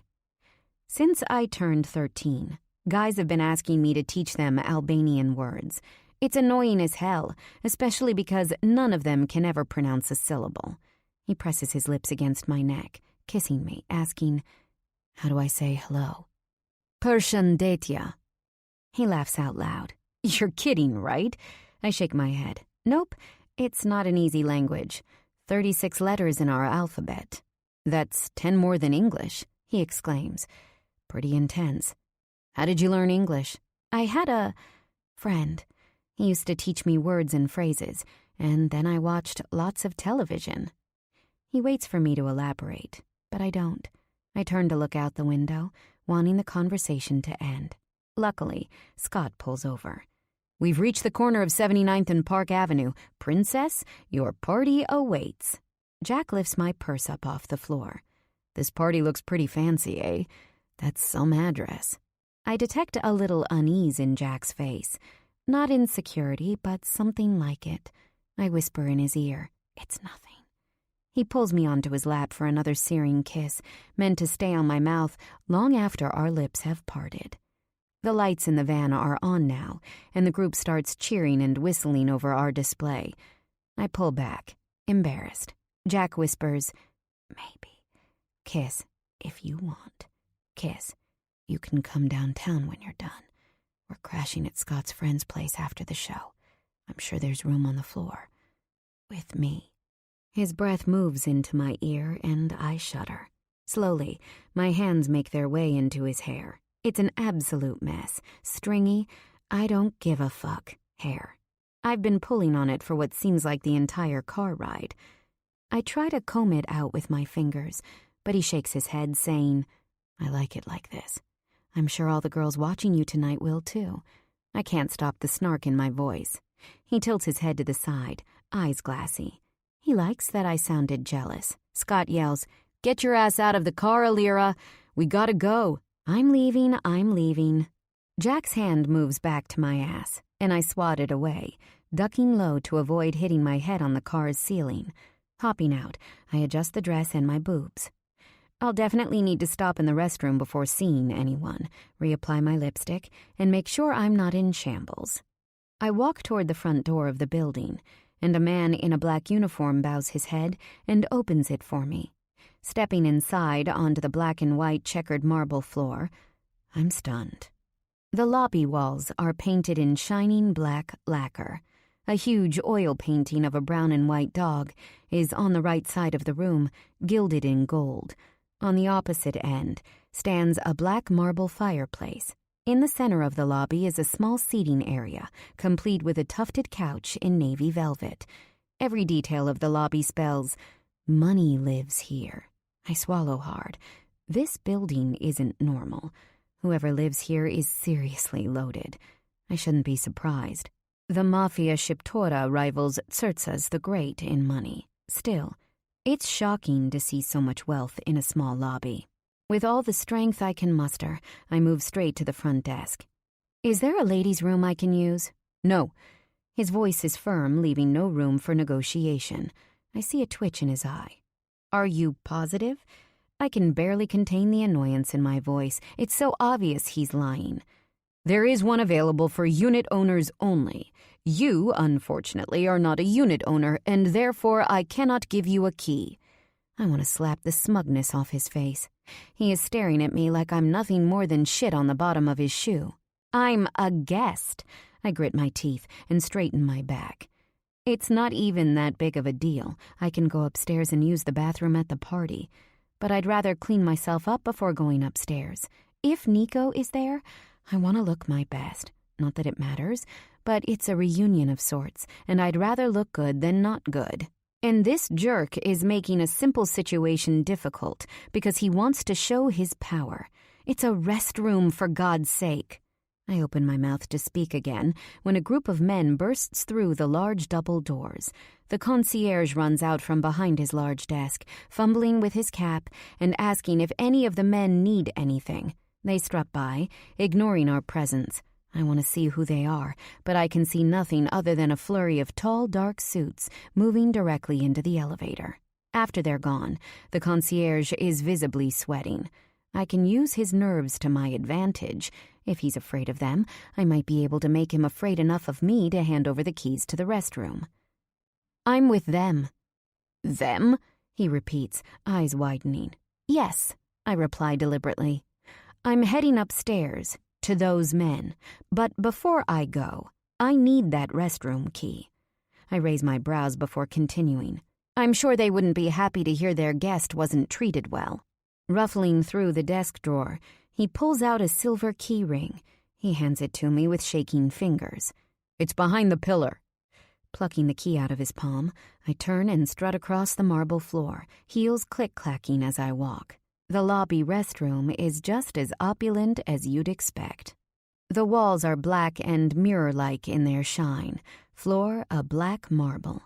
I open my purse and set it on a small table, level to the sink. Looking up, I groan at my reflection. Jack seriously did a number on me. A smile fills my now makeupless face. I pull out my small compact and press the powder against my T-zone. Everything I use is a drugstore find, but after years of experimenting, I think I've finally figured out the best pieces of makeup from each cheap brand. I do wish for the expensive and beautiful pieces in shiny casing, but this works for me, until I get a high-paying job, that is. I reapply my Wet n Wild kohl eyeliner next, lining the inside and outside of my eyes. I know I've got a slightly gothic edge to my look. It's not that I'm aiming for it, but my features lend itself to that. I'm pale, and my hair is dyed black. Plus, my name is Alira, and people confuse that with Elvira, the vampy character in that 1980s sitcom, Elvira, Mistress of the Dark. Natalia thinks it's hilarious when people mix up my name. I just think it's annoying as hell. It doesn't hurt her case when autocorrect always switches Alira to Elvira. I feel like I should write a letter to Apple, letting them know that there is a name Elira, not Elvira. On a positive, my green eyes are really bright tonight. I turn on the faucet to warm. I dip my fingers into the water and then onto my hair, combing out the tangled strands. I still look a little flushed, but I think it's working for me. Lastly, I lift my black dress up around my waist, adjusting my underwear higher to avoid any visible panty lines. After pulling the dress back down, I stuff my hands into my neckline and lift my boobs within my black Victoria's Secret bra. They aren't big by any means, but they're good and perky, and the bra has a great underwire and light padding. With my last deep breath, I tell myself that everything will be just fine. Nico is an old friend. If I were to see him again, it would be nice. Sure, he runs the Sheepa, but he was plenty dangerous when I knew him, and I wasn't worried then. I'll be fine. I'll be there for my brother. That's what's important tonight. Stepping out of the restroom, I find Agran on the lobby couch. Leaning forward, he's bracing his elbows on his knees. With a creased brow, he seems to be in deep, unpleasant thought. Agran? I keep my voice quiet, trying not to startle him from his trance. He pops his head up with a huge smile, as though nothing were awry, which, of course, makes me nervous. I take a moment to do a once-over. He looks much better than the last time I saw him, although his pale green eyes are still bloodshot. He's handsome, a little thinner than he should be, considering his height, but there is some color in his cheeks, and his skin is no longer sallow. His black hair is clean-cut and short, but the suit he's wearing is probably the biggest surprise. I stare at his feet, and he's wearing what looks like a fresh pair of leather loafers. How? I had to splurge on this stuff. He points to himself before standing up. Otherwise, they'd never take me seriously. Gotta spend money to make money, right? He shifts his thin shoulders. Spend whose money? Exactly. I shake my head. I don't even know what to say to you right now. His eyes scan my body. What about your dress? I'm sure you spent a pretty penny. He sneers. Actually, no. I borrowed this dress from a friend. And you, Agran? I cross my arms in front of my chest. He blinks quickly a few times, one of Agran's nervous tics. I'm stressed, all right? Give me a break. I need tonight to go well. I open my mouth, ready to continue, when he says, Do me a favor, Alira. Just don't be your usual self. He puts his hands in his pockets, adjusting them. Excuse me? Don't play dumb, he snaps. It's a bad look on a girl as smart as you are. I'm talking about your usual sarcastic, cynical, smartass. Come on, I argue. I'm never rude.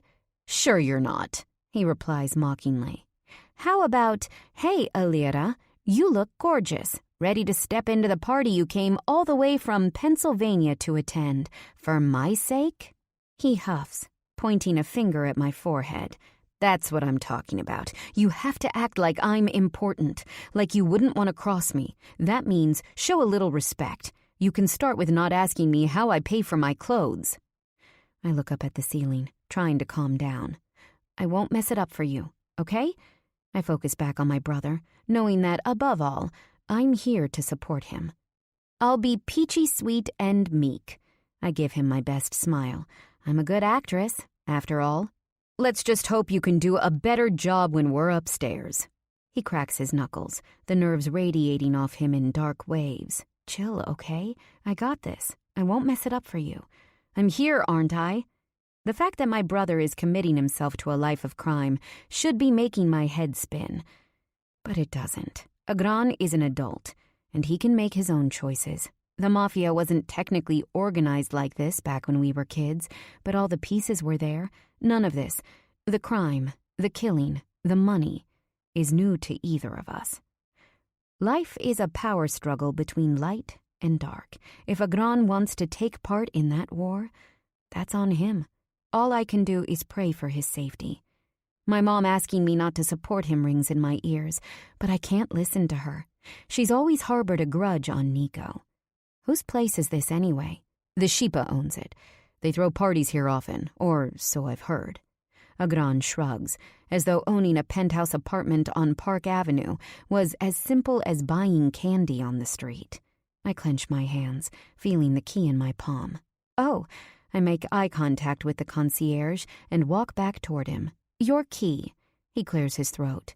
I'm not sure how much you know, but those men in the penthouse aren't exactly the playful type. You seem like a nice enough young girl. His voice trails off as he intently looks at me. He tries to communicate, without words, that they're dangerous.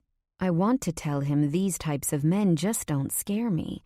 They never have. Instead, I just nod. Thanks for your concern. My voice is softer. I'll be sure to come straight downstairs if I need to. That's right. He slightly relaxes. Now, about that key. It's against policy to let anyone who isn't an owner use it. I wasn't trying... I know. I interrupt. I won't say anything. All right? I swallow, feeling slightly guilty for deceiving him. He nods, and I turn back to my brother. Taking Agran's hand, I squeeze it in solidarity. Let's go. We enter the elevator, and Agran pushes the top button for the penthouse. 4. The apartment is extremely luxurious, and even that is an understatement. If I were another woman in my position, I might be afraid to break something. I might worry that I don't fit in with this rich crowd. Luckily, I'm not that girl. I might not have their money or status, but I'm proud of who I am and who I'm becoming. A server steps in front of us with a silver tray filled with bite-sized hamburgers. Burger? He smiles, bringing it closer to us. I look onto the large plate, picking one up along with a napkin. Thank you, I say, putting the piece in my mouth. I hum from how good it tastes. Mom and I always make our food as freshly as we can, but it's not always easy when time is limited. Fine dining like this? Never. If I have to do this for my brother, I'll make the most of it. That means I'm going to drink the best liquor and eat everything that comes my way. Swallowing, I glance around at the beautiful framed art in the apartment's entrance. Wow, this is incredible. Agran takes my cue and walks us into the living room. I can feel the tension in the way he holds my hand. Loosen your grip, I whisper-yell, trying to break free from his tight hold. He nods, sweat beading on his brow. If he can't handle a simple party, how does he think he'll be able to handle living the life? The living room itself is an open floor plan with 3 separate seating areas, and it's gigantic. Floor-to-ceiling glass windows cover the entire northern portion of the room, showcasing sparkling New York City lights. The view, I say out loud, unable to help myself. Agran whistles in agreement.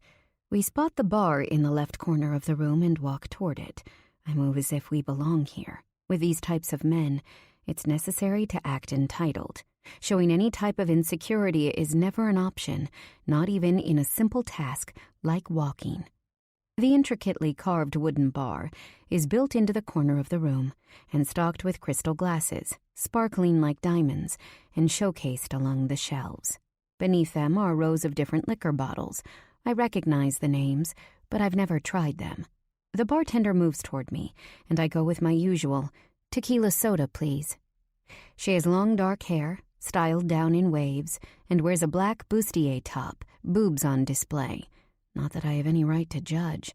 My uniform at the diner isn't exactly prim. Which kind? We've got Don Julio, Patron, and Casamigos. She mixes someone else's drink in a cocktail shaker, high breasts jiggling, before pouring it into a martini glass. Agran says, "Get the Patron." I want to argue and tell him I'm perfectly capable of figuring out what kind of tequila I want, but I swallow my words, knowing that I need to be amenable this evening, for his sake. I shut my eyes, pull on my sweet girl persona, and then reopen my eyes with a sugary smile. Knowing he won, Agran lifts his chin to the bartender. Leaning forward to get closer to her, he orders 2 Patrons with a splash of soda. "Extra limes, please." She smiles seductively, head slightly bowed. It's not until she hands me my drink that I notice how beautiful she is. Tiny turned-up nose, extra full lips, and large blue almond-shaped eyes. I swallow hard, finally looking around the room. It's as though the hottest women of Eastern Europe were dropped off here after a modeling gig. Oh, who am I kidding? Modeling my ass. These girls are definitely working tonight, and it's not for a photographer in the fucking Maldives. High-class hookers. They're like feminine robots in designer clothes. Fake tits, faces molded, hair extensions, 6-inch heels, complete with Louboutin red soles. All the dresses are different colors, but fit the bill. Short, tight, and essentially painted on. I know these mafia guys believe that everything in this life can be bought and sold at a price. I'd be appalled by the situation, but it's clear in the way they're walking that they want to be here. Thank you, Daddy. Agran glances down at me. "You look beautiful, by the way." His smile is genuine as he lifts the glass to his mouth. He isn't perfect, and he drives me insane most of the time, but he knows when a woman needs a compliment. I'll give him that. "Thanks." I click my tongue, trying not to act like I give a shit. "I guess you look okay, too." He laughs. "So when's the man of the hour showing up?" I glance around the room again, trying to see if I can spot Nico. I wish my memory were clearer. Back then, he had black hair and matching eyes, but so do 90% of the men in this room. Agran takes another sip. "Nico will show up if he wants, when he wants. Do you remember him well?" His voice is lower. I can't remember his face, but I do remember other stuff. My reply is non-committal. I still have trouble admitting my memories to myself. I can't decipher what it all meant. To him, I was a baby. To me, he was everything. "What about you?" "Of course I do. I wasn't a child in those days like you were. I was under his command, of course. He taught me to shoot a gun, how to run in a zigzag. He taught all of us." He takes another large sip of his drink, eyes narrowed. I look around me and everyone is busy in their own conversations. "What do you think you'll be doing for them?" "There's a lot of entry work." He looks around to make sure we have some privacy. Say an Albanian wants to be smuggled into America for $12K. He'll pay a certain amount up front and then owe the rest later. Some people don't want to finish paying, right? I might be the one to persuade them that paying is the better option. Stuff like that. He scratches the back of his head. "I think. I'm assuming that's what you'd do if you were lucky." I take another sip, trying to maintain my calm. The work he's describing wouldn't be difficult because, typically, the people who are smuggled here are just hard-working, regular Albanians who want a better life. They aren't thugs. "I'll do whatever I've got to do. Hopefully it won't take too long to rise up." He puffs out his chest. I can't fault Agran for turning out this way. He was a teenager in Albania when the war broke out. He saw the deaths of friends and family with his own eyes. Some men came out of the war and just wanted to hide. Others, like Agran, occasionally stood up, but only if they could lean on another strong man to lead them. And a few, like Nico, lived their lives with strength, determination, and an iron will. He didn't wait to be asked to do something, nor did he blame others for his actions and choices. He was always man enough to take responsibility for himself and others. A true leader. "Agran!" A deep voice calls out. A man walks toward us, immediately shaking Agran's hand, as though they're friends. He's in a fitted navy suit, complete with a blue pocket square, and looks to be the same age as my brother. He's average height by Albanian standards, shorter compared to Agran. With his black hair slicked back, he looks like the stereotypical Albanian mobster. Maybe it should make me worried to speak to a man who must have at least one gun on him. It doesn't. My sister, Alira. Agran introduces me formally. Blerem. Blerem's eyes slightly widen as he steps forward, kissing both of my cheeks. I try not to cringe from his sharp cologne. Everything about him is so obvious and expected. Luckily, it only takes a moment for them to begin talking about the new Knicks starting lineup. Anyway, I want to use the bathroom again. I was so concerned about looking good that I forgot to actually pee. Agran, I interrupt with a sweet smile. I'm going to use the bathroom. He nods calmly, already involved in his conversation as I step away. I walk back toward the entrance and find a cream-carpeted hallway to the left. At the first door I see, I place my hand on the silver door handle and pause. Maybe it wasn't smart of me to wander. This isn't a frat house, but the apartment of someone very important and dangerous. My bladder pounds a little harder, reminding me what I'm here for. The bathroom. Ugh, whatever. I swing the door open before I can question myself again. The lights are off. The entire room is cast in a dark glow, illuminated by a sliver of light coming from the window, allowing me to see only a handful of details at a time. An enormous bed with a canopy sits on one end, complete with curling posts. Decadent, yet masculine. My hands move to the wall to find a light switch, but then I freeze in place when I hear a rustle and a moan. There's a man here, standing against the wall opposite the bed. His shirt is off. A woman is on her knees before him, as though in hero worship. It's slow motion as her head bobs up and down, humming in a measured deep rhythm. My entire brain and body are suddenly immobilized as I hear the sound of saliva mixing with suction. It smells like musk, mixed with a sharp vanilla, and something woodsy. It's masculine and sensual. I'm not sure why I know this particular scent, but I do. Something within my stomach flutters in understanding, but I don't know why. The man's head straightens. In the dark, I can only see his angular face with planes so sharp that they look as though they were carved in marble.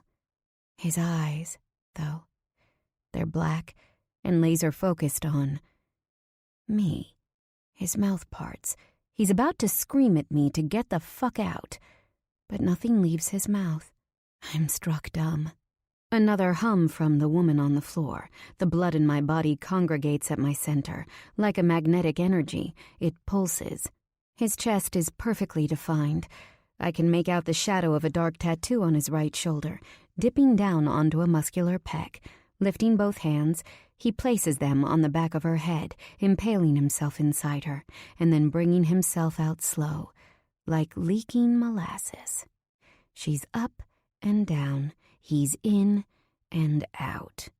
Watching this is a shameless type of torture. I'm mortified by what I'm seeing. But my blood won't quit. It thrums hot. I might not be very sexually experienced, but I'm not a prude. I've used my hand and had an orgasm. I'm not even touching myself right now, and I can honestly say that I'm so heated up, I could probably finish with slight pressure. Sweat breaks out on my forehead. My conscience knocks on my brain, telling me to move my ass out. This is insane and wrong and all kinds of screwed up, but I literally can't tear my eyes away. Fuck it.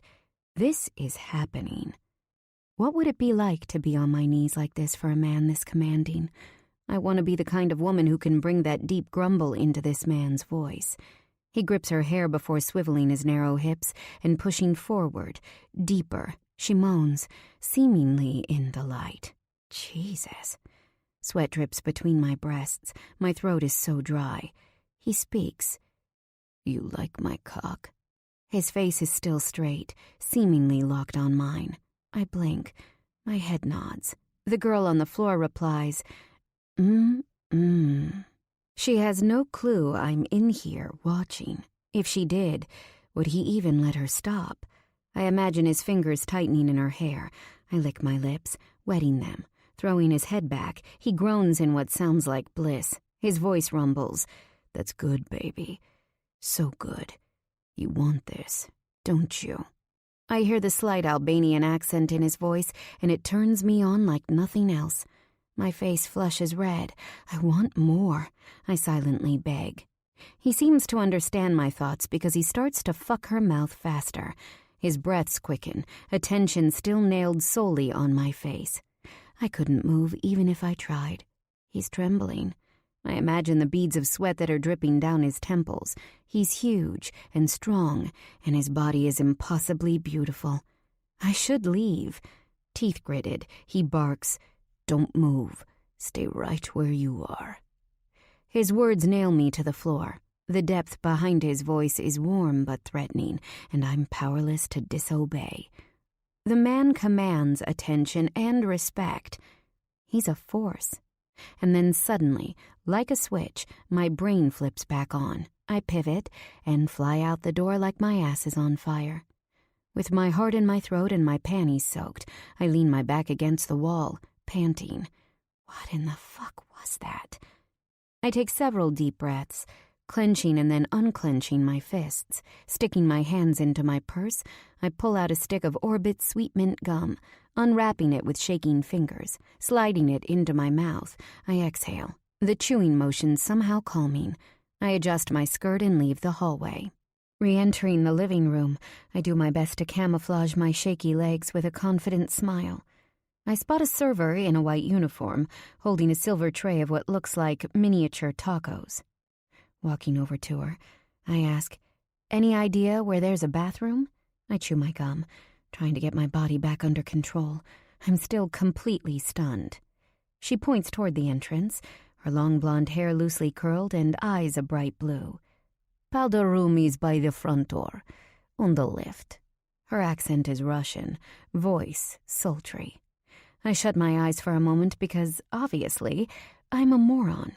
Why I would think I could walk into the living quarters of a stranger's penthouse apartment is beyond me. I can be so dense. Finally finding it, I open the door, gawking at the crystal chandelier hanging from the ceiling, painted silver. I let my hands graze the walls, which are papered in navy fabric. It's all so beautiful and masculine. Finally finishing my business, I wash my hands with my head bowed. I can't even look up into the mirror. I'm ashamed by what just happened. How could I stand there and watch? I am so affected by what I saw, my body still trembles. I'm turned on beyond belief, but also incredibly shocked and embarrassed. I need to get the hell out of this godforsaken place. Drying my hands on a gold-colored hand towel strategically placed beside the sink, I grumble, "Oh shit. What if that man leaves the room and sees me here?" The light in the hallway was on. He might have been darkened to me, but I might have been totally visible to him. What if what I did somehow affects Agran? My brother would never forgive me. On the other hand, this is the Mafia, not the priesthood. I had a weird run-in with one of the guys, who might have been a nobody. Whoever he was, I'll never see him again after tonight. I might share a history with the Shipa by virtue of my being Albanian, but my future is on a different path. I step out of the bathroom and go back into the party to find my brother. I swore to support him during this party, and I will follow through. Immediately spotting Agran against the bar, I walk to his side. He's still in what looks like a casual conversation with Blerim. Agran smiles in relief as I move beside him. "Did you get lost in the toilet?" He speaks jokingly. But the lines around his eyes tell me he was worried about my whereabouts.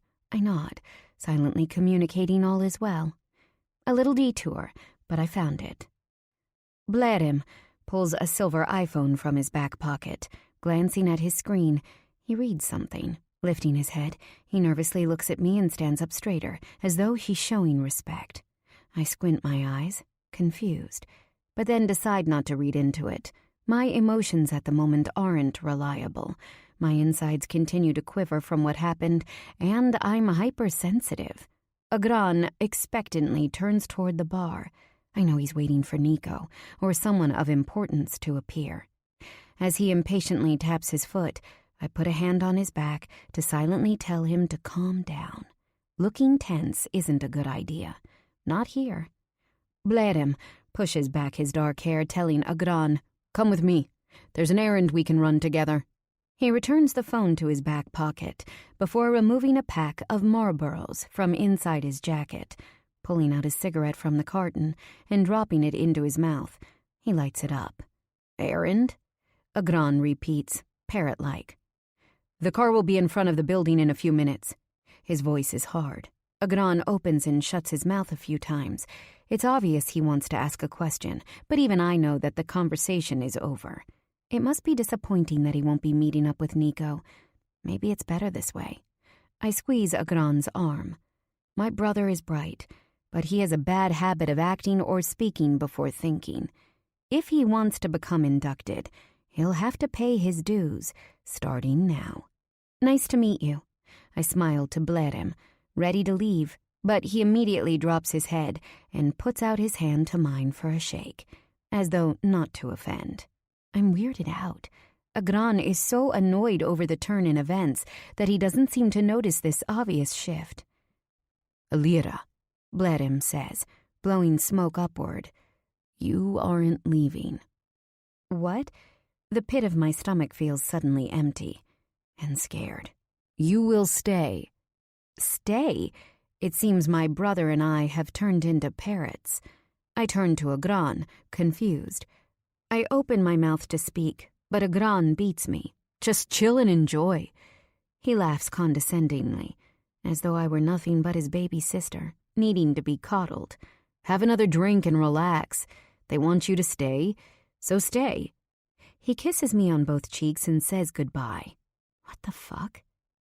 I stand in place for a moment, unsure. The women are here for the lifestyle, men to show off their exploits. The Albanian mafia is nothing if not in-your-face money and glamour. Granted, this apartment is classy and not gaudy in the least, but the crowd is anything but. Why does someone need me to stay here? None of the possibilities feel decent.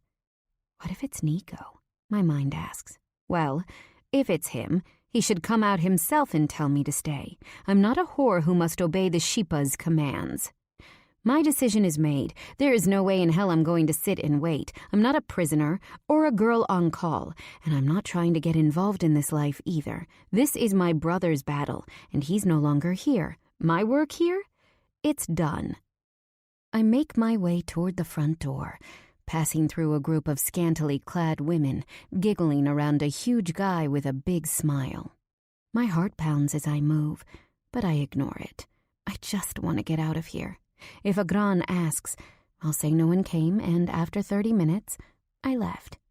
The entire elevator ride down, I'm worried that someone is going to stop me. When I make it out onto the sidewalk, the relief I feel is huge. Freedom. I walk east, pulling out my phone so I can find the subway map. I want to go downtown and see the guys play, turn my night around. I head toward Lexington Avenue and then north to 77th Street. After figuring out which is the northwest corner of the downtown 6, I cross the street and take the concrete steps underground. After buying a one-way ticket from the kiosk, I see a group of maybe 10 people on the platform who look about my age. I've come into Manhattan with friends before, but I've never taken the subways at night. My sense of self-preservation tells me that I'll be safer with this bunch, especially being dressed as I am. I don't look obnoxious, but my outfit is definitely sexy. I slink closer to where they stand, hoping I can just blend in with them. Luckily, they don't seem to notice or care. The 6 train arrives, along with an explosion of air. My hair goes flying upward and into my face, sticking to my recently applied lip gloss. When the subway doors open, I exhale, following the group of friends inside. After combing my now crazy strands with my fingers, I hang on to the center pole and try to locate a map on the train's wall. Even though my phone gave me directions, I want to confirm where I'm going. As the train moves into an even speed, I walk my way to another pole and immediately spot a poster detailing the trains and their stops. I follow the green line for the 6 train and find Spring Street, just as I hoped. The streets should be dark at this hour. Between apartment building windows and commercial storefronts, the dark sky is lit. Nothing can compete with New York City lights. I walk up and down Forsyth Street, eyes flitting between the map on my phone and the numbers on the buildings. I mumble, "Where the hell is this place?" I stop at an unmarked door. It's brown wood, scraped up and full of graffiti sprays. It's almost as though someone were testing out the can before actually using it. Hesitantly, I put my hand on the knob and twist.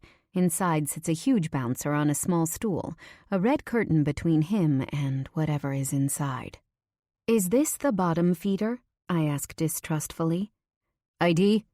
He snaps his gum, eyes at half-mast. A large pink birthmark spans from the side of his nose to his ear. The wall behind him is littered with signed photographs of Kurt Cobain, Eddie Vedder, and Dave Grohl. Wow, I can't even believe how calm Jack was about this place. I open my purse, taking out my old black wallet. After showing him the card, I stuff it back into my bag and open the heavy red curtain, stepping into the bar. The first thing I take in is the smell of beer and old wooden walls, not unlike the bars near home. But knowing who played here in the past definitely elevates the place. Heretic Pope is on stage, red lights blaring above them. The bar isn't full, but the people who are here seem to be loving the sound. A row of short skirts, hands raised above them, are flush against the stage. They must be gawking at Jack, and I don't blame them. His eyes are screwed shut, head bowed, and hands hanging on the mic. I've seen her hanging around, the black hole she lives within. Her hands touch the dirt, and I join. All of her dreams come onto me. They come to me. The dark sky, the dark she brings, come to me. They come to me. He's amazing. His white t-shirt hugs his chest, hair mussed in that just fucked way. I want to push myself to the edge of the stage, make my presence known, and claim him. But first, a drink. After that party tonight, I feel like I need to shake myself back into reality and remind myself that the world I saw tonight has nothing to do with me. I might share a language and a history, but my future doesn't coincide with the Albanian mafia. After ordering a tequila with soda and handing the bartender my credit card, I lean against the bar, watching Jack, eyes screwed shut. He's singing with all his heart, alternating between that slow ballad and that perfect groan. She brings my drink, and I sign the receipt before thanking her. With that first sip, guilt, like a dirty snake, slinks into my insides, making me feel ill. The truth is, it's not like Jack and I have discussed exclusivity, and it's not like I technically did anything wrong by watching that couple. But the entire scene was just totally fucked up. A normal person would see a guy getting a blowjob and run. That man, whoever he was, had a hold on me like nothing I've ever experienced in my adult life. And yet, suddenly the band stops playing. I hold on to my ice-cold glass, feeling insecure and nervous. I'm not ready for Jack to see me. Maybe I should have walked a bit more before coming inside. The guys leave their instruments on stage, stepping off with sweat glistening on their faces. Women immediately swarm them. Jack moves to the bar with his friends, a harem trying to get his attention. He's laughing with Scott as a girl whispers in his ear. His dishwater blonde hair hangs loose in his face. She pushes it away. Surprisingly, I'm not jealous in the least. I feel a sense of pride. Not that we've come so far together or anything like that, but they're so talented. They really deserve this break. I put my hand in my bag and feel for my emergency pack of Parliament lights. I grip the carton in my palm. I want to have a smoke and unwind before I see Jack again, face to face. I'm not ready for him. Not yet. Gripping my purse and keeping my head down, I stride back through the red curtain, letting the bouncer know I'll be back. Stepping back outside into the bright night, I walk around the block and pause in a dark corner. I kick a piece of lone trash as I lean against the alley wall, adjusting my dress and taking out a cigarette. My white lighter is where it should be, in the small zipper pocket. After this cigarette, I think, I'm going to get back to my life. That includes exploring whatever is happening with Jack, completing school, and acing my job interviews. But in the few minutes it takes to smoke this cigarette, I'll let myself stress about what happened tonight, and when I'm done, I'll be ready to move forward. Feeling confident in my plan, I flick on my lighter with my thumb and put it to the tip of my cigarette. It lights up amber. The first drag is perfect. Since I don't smoke much, that first inhale always moves straight into my head. So good. As I exhale, I think about Nico and what he must be like now. As the head of the Mafia Kingdom, he must be extremely dangerous. Then again, wasn't he basically that same way back in Kosovo? A black Bentley pulls up in front of where I stand. I squint my eyes as I exhale smoke, unable to see within the darkly tinted windows. Who the hell is that? A sharp sting bites my arm, and a dark haze takes me over. 5. I wake up with a headache from hell. My stomach rolls as recognition moves through me. I'm in the back seat of a moving car. It feels like pillows are on either side of me. I blink, but see nothing but darkness. My eyes are covered. The smell of leather and the stop-and-go movement have my head in a pound-and-spin. The vehicle comes to a complete stop, and my stomach decides to heave. Vomit leaves my lips, spilling over my clothes and arms like burned acid. I want to pound my fists and scream, "Get me the fuck out of here!" But I can't move. My limbs are immobile, and voice stuck in the pit of my stomach. My tongue is lead, body sluggish, and nothing is moving as it should. Suddenly, the door opens. Cool night air comes rushing over me. "Oh, shit," a man says angrily. "He's going to freak out. She puked."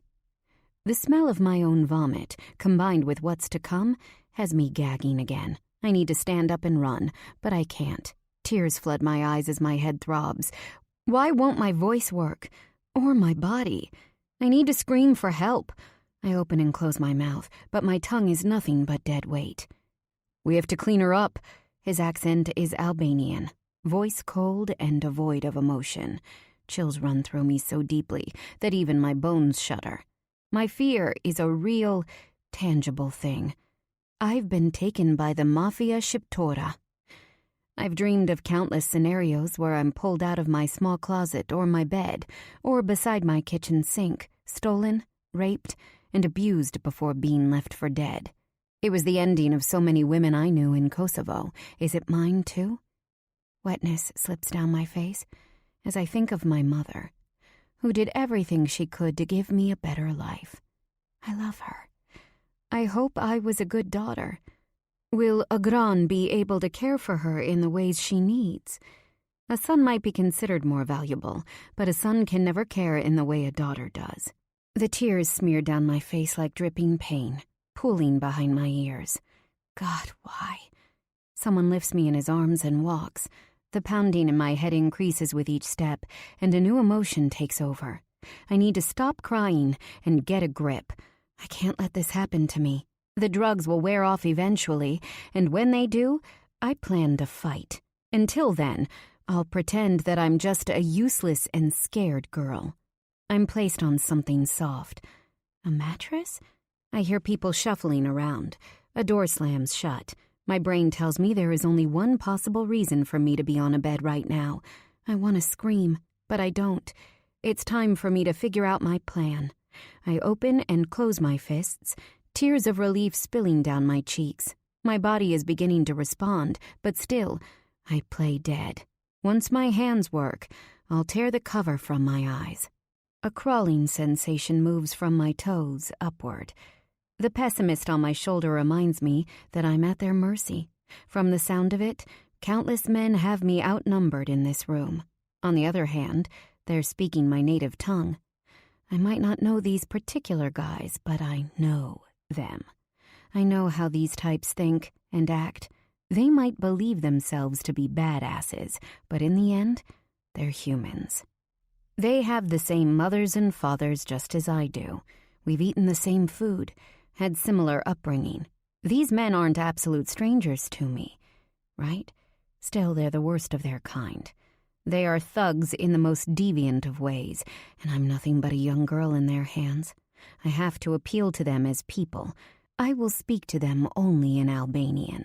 I could make them feel as though I were a sister of theirs, and no one would ever want to rape their sister, right?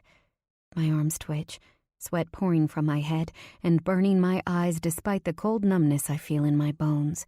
As a child, I heard the word rape countless times. I overheard women saying it beneath their breaths and in whispers. It's what the Serbs would do with the women they found after they killed their brothers and husbands, but before they killed the women themselves.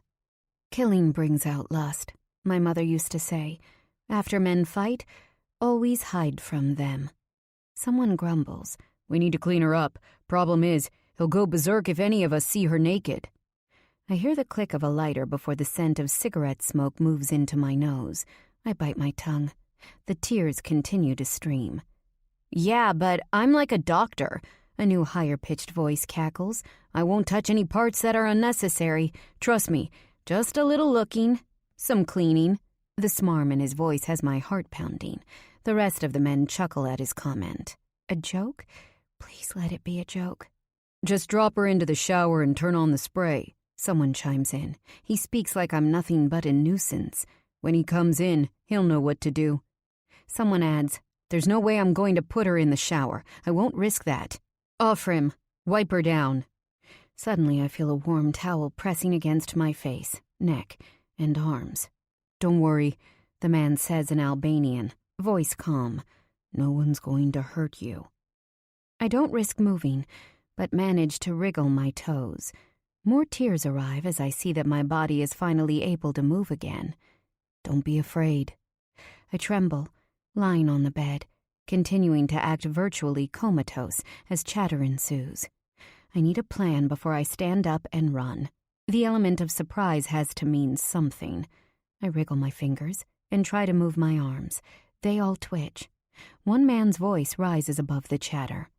You believe they bumped into each other? Bergdorf Goodman. Natasha saw Olga using my credit card, buying me a fucking tie. The men laugh so loudly that I'm momentarily stunned. I do believe that would happen to you, someone chuckles. You gotta keep your wife separated from your girlfriend by at least a few zip codes. Everyone knows that. Speaking of zip codes, I was at that fancy restaurant downtown last night. The group quiets again. ABC Kitchen. And this guy who's sitting right next to me, wearing a black toupee on his little egg-shaped head, falls off his chair, breaks his fucking nose, and dies of a heart attack. His hair was flopped over like this. Another bout of laughter erupts. It's as though they've forgotten about me. I need to find a way out of here. A raspy voice replies, What did you do? Did the ambulance come? What did I do? I gave back my steak and ordered the salmon. I've got high cholesterol myself. He pauses for a moment. This asshole asks what I did. I'm not about to get on my knees and pump his heart. The only thing left to do was eat my goddamn fish, which wasn't too bad. The group starts laughing again, and I don't know what the hell is going on. Are they about to rape me? Kill me? And they're talking about restaurants? I hear a door opening. Where is she? A deep voice. It's not loud, but extremely commanding. Another man speaks up, explaining the chain of events. He doesn't lie, giving a detailed play-by-play of what happened to me. I listen as closely as I can, hoping to pick up any details about my whereabouts. He says nothing I don't already know. Get out, the deep voice orders. I hear feet scuffling, and then the door shutting. I don't dare to move. Large hands bring me to a sitting position, so my back is against what I assume is a headboard. My entire body is frozen in fear. What feels like pills are placed into my mouth before a glass is brought to my lips. Swallow. Chills move up and down my spine. I know this voice. His tone tells me to do what I was told, but I've never been good at that. With all my might, I spit the pills out and pray it pops out his eye. If he's about to hurt me, I won't go down without a fight. He chuckles darkly as I fume. It's just Motrin. His voice is still calm. I'm not rattling him at all. No need to get feisty. That time he spoke in Albanian. Let's try it again. Your headache is going to get worse if you don't take this. 2 more pills are thrust between my lips, and the cold cup is again brought to my mouth. I want to drink badly. My mouth is so dry. But what's inside? And are these pills really Motrin? I shake my head. I'm scared of him, but also unwilling to give in to my basic needs so soon. I'd rather starve or dehydrate than give in to this monster. Suddenly, strong arms move beneath my knees and around my back. I'm lifted up and brought into his chest as he moves. I scream and flail my limbs, trying to get free. The dead girl routine is done. His body is hard as granite. There's no getting out of his hold. He just laughs, as if my attempts at freedom are nothing to him. I'm placed on my ass on top of a hard, cold floor. Stop moving, he commands. You're on marble, and you don't need a concussion. My breaths are coming out heavily as he uncovers my eyes. The world is a blur, but I don't dare move. When my vision clears, I see I'm sitting in a shower, facing a white marble wall with streaks of gray. I still cannot see my captor, but know he's behind me. The pounding in my head intensifies, but I try to turn myself around and punch him in the face. Either my reflexes are incredibly slow, or he's extremely fast, because before I can turn around, he places me in a chokehold. Whoever he is, he doesn't want me to see him. Come in, he shouts, gripping my chest between his arm and elbow. I want to fight, but all he does is increase the pressure. I'm not in any pain, but his movement is enough to scare the shit out of me. Let me go, I beg. He doesn't reply. What feels like moments later, a new body is beside me. Nude stiletto pumps and long legs, and then a Russian accent tells me, let me help you. The man behind me loosens his hold, steadies me, and then releases. Raise your arms, she requests somewhat clinically. I hear a door opening and shutting before she says, voice calm, we are alone. I will help you undress and clean. I have to leave. The words leave my lips like a prayer. My body shakes, and my headache is worsening by the second. She clucks her tongue. No, darling, no leaving, only cleaning. Now, raise your arms. My head. I want to continue to speak, but the pounding in my body becomes so intense that I feel like I'm going to pass out from the pain. It feels like I'm on my period, but the pain is compounded by 1,000,000. Cramps rack my body, and my stomach rolls. Black spots swim in my vision when she places pills on my tongue. Just for the headache. Take it. The glass is back on my lips, and I immediately swallow. Anything is better than this. I collapse back into her surprisingly strong arms, my blood throbbing in agony. You need a bowl. She's strictly business. Holding me up from beneath my arms, she helps me to the toilet, holding my hair as I puke. It hurts so bad. When I'm done, I hang my head inside the toilet, unable to move. Your headache is going to settle now. Watch. She takes my bare right foot and, using her fingers, applies pressure in the center of my arch. Like magic, the pain in my head stills. She continues to rub at my feet, putting pressure at different spots. Whoever she is, I am so thankful. Little by little, the pain dissipates. Now, it's time to inhale and exhale lightly. Don't be afraid to breathe. I listen to her, slowly inhaling and exhaling. It helps. When I'm finally back under control, I turn around to her. Hello, she tells me. Perfectly defined lips, smiling. Her blonde hair is cut in a shiny, sleek bob and looks freshly blow-dried. That was bad, huh? But the medicine is working. Let's wait a little more before we wash you. Who are you? I want to be distrustful, but I also want to weep in her arms from relief. I'm a doctor. I was called in to ensure your safety. Safety? I'm shocked. Yes, believe it or not, he doesn't aim to hurt you. I blink. Who is he? She chuckles. You will know soon enough. For now, let's just get you washed. The fact that you aren't in the basement at one of their warehouses means it can't be too bad. I pointedly look at her. Am I supposed to be happy right now? Who the fuck is this?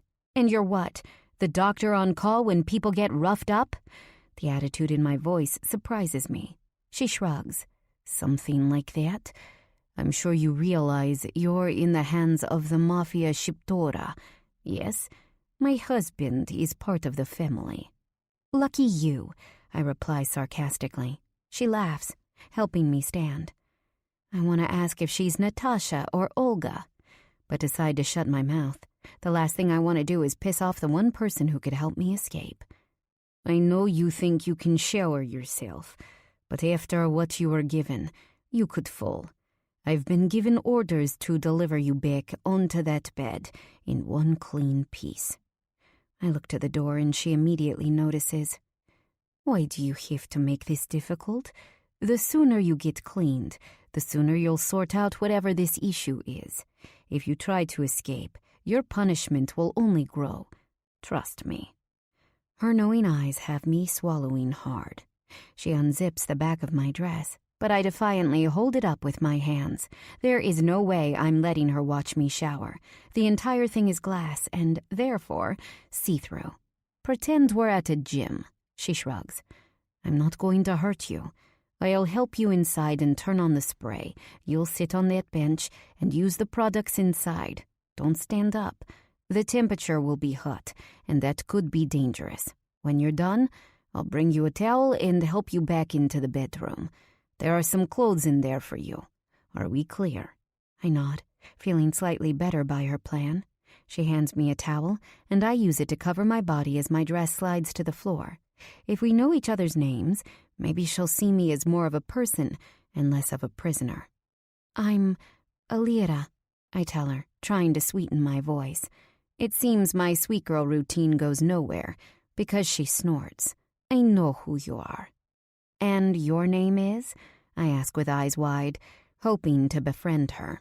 Without wasting a beat, she replies, Elena. But my name won't get you anywhere. Her perfectly manicured hand takes mine and helps me step inside. Just as planned, she turns on the shower, adjusting the shower head to spray where I'm sitting. I take a seat. The marble is freezing, but instantly warms under the hot spray. After she turns her body around, I do as she said and clean myself up, telling myself that a shower is a good thing. It'll give me the strength I need to fight my way out of here. I lift a black shampoo bottle. It says Oribe. Weird name. I open it up and inhale. Oh my God, it smells heavenly. I scrub my hair and rinse. Happy to see the matching conditioner is here. These products are better than anything I've ever used. After using the face wash to scrub my skin clean, I soap my entire body. It's odd to sit while showering, but I do feel pretty shaky. It's probably best this way. I'm finished, I call out. She opens the door and leans inside to turn off the water, producing a towel in her hands. She wraps me in the fluffiest and hottest white towel I've ever had the pleasure of using. Did they put it in the oven or something? God. I must say the Sheepa treats prisoners pretty damn well. She laughs. You aren't exactly a typical prisoner, clearly. Walking me over to the bedroom door, I stop. No surprises yet, right? Just changing clothes? I bite the bottom of my lip. Yes, she nods. Once you're changed, he'll come in and speak with you. He? Who is he, damn it? I want to ask, but instead I say, can you stay here with me? Her full lips turn down. No, she shakes her head. I'm not going to lie to you and tell you I'll stay when I won't. I'll make sure you change into clothes and then, like I said, he'll come in. That's all I know. I nod my head, appreciating her honesty. My brain reminds me that I have no plan and I need to come up with one, stat. I stepped tentatively into the bedroom. If I needed confirmation that I was in an apartment of a member of the Mafia Kingdom, this bedroom is it. The ceiling is maybe 15 feet high. walls complete with intricate moldings. A fireplace faces the bed, decked out with a black and white marble mantel. Holy shit, I say out loud, scanning the room's details. Despite the old-world bones of the room, the furniture is all modern and sleek. The contrast is stunning. A bed low to the floor is tufted in black leather. Wooden side tables finished with shine. Even the floor lamps are really modern. They're chrome and look like oversized searchlights, kind of like you'd find in a lighthouse or something. Maybe they're antique. All I know for sure is, this is crazy expensive. The woman gestures to the bed and I step forward. The clothes set out for me on the comforter are nice. And by nice, I mean likely worth more than my entire wardrobe.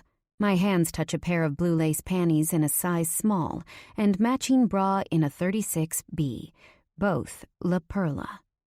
Either whoever took me owns a clothing store or has been watching me for a while, because they are both exactly my size. I pull off the tags and look behind me.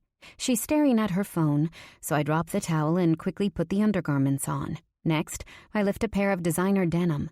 A price tag of $325 hanging off the belt loop.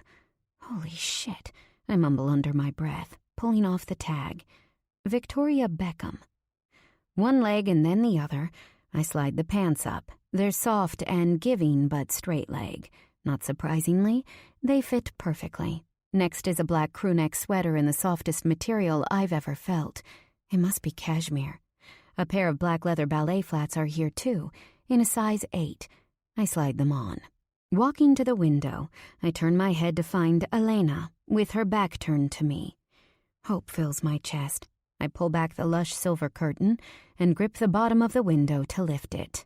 I can get out of here. I can escape. I just need to... It's locked. Bolted shut. Shit. Come. There's nowhere to run. I turn to her, my heart dropping. Don't look so sad. Trust me, if they wanted to hurt you, you wouldn't be here. Just take it easy, okay? She holds a brush and a hair tie in her hands, offering them to me.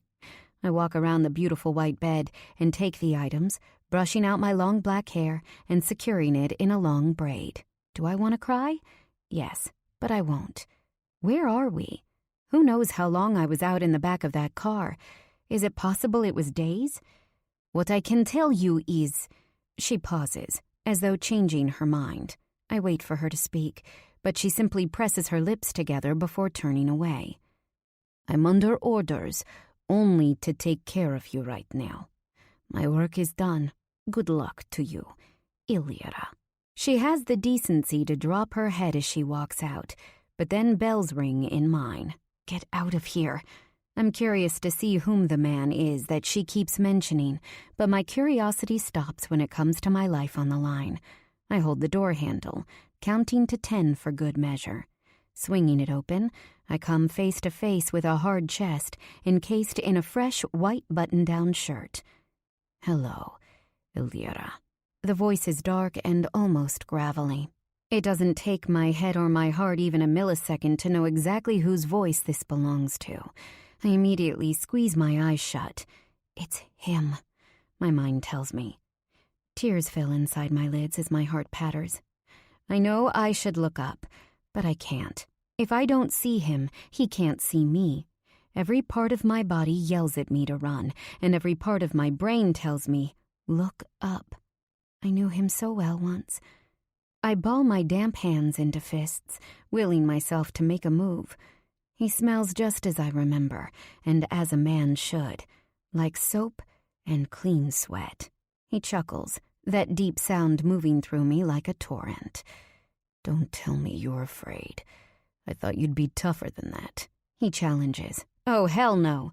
I flick my eyes open, refusing to show any kind of weakness, and defiantly raise my head. Enormous arms are holding either side of the doorframe, sleeves of his shirt rolled to his elbows. I raise my head higher. Oh, God. He's straight up massive. Well over 6 feet, for sure. I see his face, and my knees literally go weak. His eyes are pools of brown so dark, they're practically black. He has some dark stubble lining his strong, square jaw, as though he hasn't shaved in a few days. His neck is strong, thick, and powerful. I'm completely drawn to his physicality. He isn't beautiful or handsome.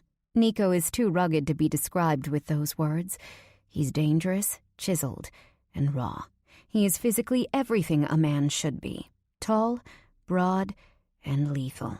He leans his huge body against the doorframe, and my stomach clenches. The way he's staring at me, swallowing all of my features at once with his eyes, it's enough to melt me. I want to blame the warm shower I just took, or the cashmere sweater. But the truth is, my whole body feels hot, and I have the self-awareness to know that it's straight from the man in front of me. I want to jump into his arms. I want to scream at him for not contacting me, slamming my fists into his chest and cursing. I have a million questions, all beginning with, why? I blink, and a shiver runs down my spine.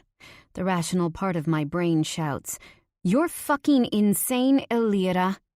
How can you heat up over a man who stole you? This isn't a boy at a frat party. This is a man in all sense of the word. The boss of the Mafia Shiptora. And, oh shit, his black eyes narrow, straight white teeth clenching. A jitter moves through my body. You're not here to rekindle a friendship. You've been taken against your will. You were drugged, dragged, forced into this place. You've got to get the hell out of here." My eyes flit past him, but he immediately notices because his callous hand grips my wrist, knowing I've got plans to bolt. Terror should be choking me right now. Instead, the ballsy girl within my chest yells, "You stole me? Fuck you!" I try to yank my hand away, but his heavy grip only tightens. He isn't letting me go, but his refusal only fuels my determination. I try to fling my body side to side. I try to spit in his face. But his left hand pushes my head down, so my saliva winds up on the floor. Next, I lift a knee in an attempt to get him in the balls. He pulls his body backward, so I can't reach him. "Motherfucker!" I shout, sweating, my voice turning ragged. I scream again, my damp braid flying in every direction. This time he lets go of my wrist, but grips my shoulders, shaking me. "Stop it, Elira. Enough." Like a woman on a rampage, I lift a hand and slap him straight across the face. The sound is so loud, it's shocking. Never in my life have I actually hit someone before. My jaw drops. His eyes widen before he starts to chuckle, slow and deep. He's laughing at me. "You've got fire. Most women in your position would be crying in a corner. I can't say I'm surprised." The look in his eyes tells me he's giving me a compliment. I try not to cringe at the red mark splattered across his cheek. I grit my teeth and dig my feet into the floor. That's when he brings me straight into his broad chest. It's not a hug, but a movement to keep me frozen. He's hard. Everywhere. I can feel the outline of his dick against my leg, and I suck in a hard breath. "Oh shit," he whispers into my ear. "Don't ever forget whose world you're in. Mine." His words are menacing, but his body is so hot and hard. "My world, my rules." He breathes a minty heat. "The next time I send a request for you to wait, you stay right where you are. You don't move a muscle." Shit. It was him who wanted to speak with me. Well, he could have come out himself and said hello, not tell one of his underlings to make me wait there, all alone. I open my mouth, ready to give him a comeback, but his phone vibrates. He lets me go and pulls a phone from the back of his pants pocket. Before answering, he lifts a finger to my face. "Don't fucking move." He turns away from me and lifts the phone to his ear, snapping, "Do you think this is a game?" He paces the carpeted hallway, taking 5 steps away from me, pivoting, and then taking 5 steps toward me. His voice barely moves above standard volume as he strides forward and back, listening to whoever is on the other end of the line. "I will have my boys on your ass within 24 hours if that shipment doesn't make it. Just complete your end of the bargain."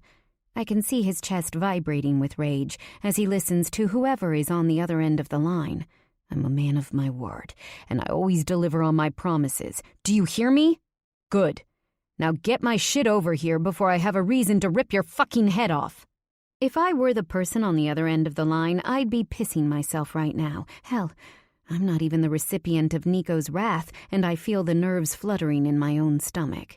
Still, he's so sexy that every hormone in my body tunes into him. There's nothing all-American about this man. No picket fence in his future. No 2.5 kids. Or a dog. Nico is dark. He's also written into my history. Changed the course of my life. I shiver. He slides the phone into his back pocket before cracking his knuckles. His vibe changes from maniac to gentleman in a nanosecond. I swallow hard and think, what the fuck? He stares at me. My eyes reply, why did you take me? Why didn't you just reach out to me? I would have come. With a different type of man, playing the scared, innocent girl might be the route, but not with this one. I always had the mouth I have, and Nico knew it better than anyone. I was a good girl, but I always had trouble with my temper. With the way Nico's looking at me now, I can tell he expects some bite. Hell, he seems to want it with the expectant gleam in his eyes. I do my best to stand taller, but inside, I feel like I'm shrinking. I'm scared, nervous, turned on. Let's go. He tips his head toward the hallway. I look behind me at the bedroom, and then in front of me, where all I can see is a dimly lit hallway. I've been kidnapped, I think. I'm in an unfamiliar space. Sure, he's gorgeous, and I used to know him well, but I don't know anything about him now. I hate to admit it, but I'm afraid to leave this room. Go where? I demand, my voice shaking. And what am I doing here? My voice comes out stronger than it has any right to be. I haven't seen you in years, and now you steal me, drug me, and drag me to your... whatever this place is.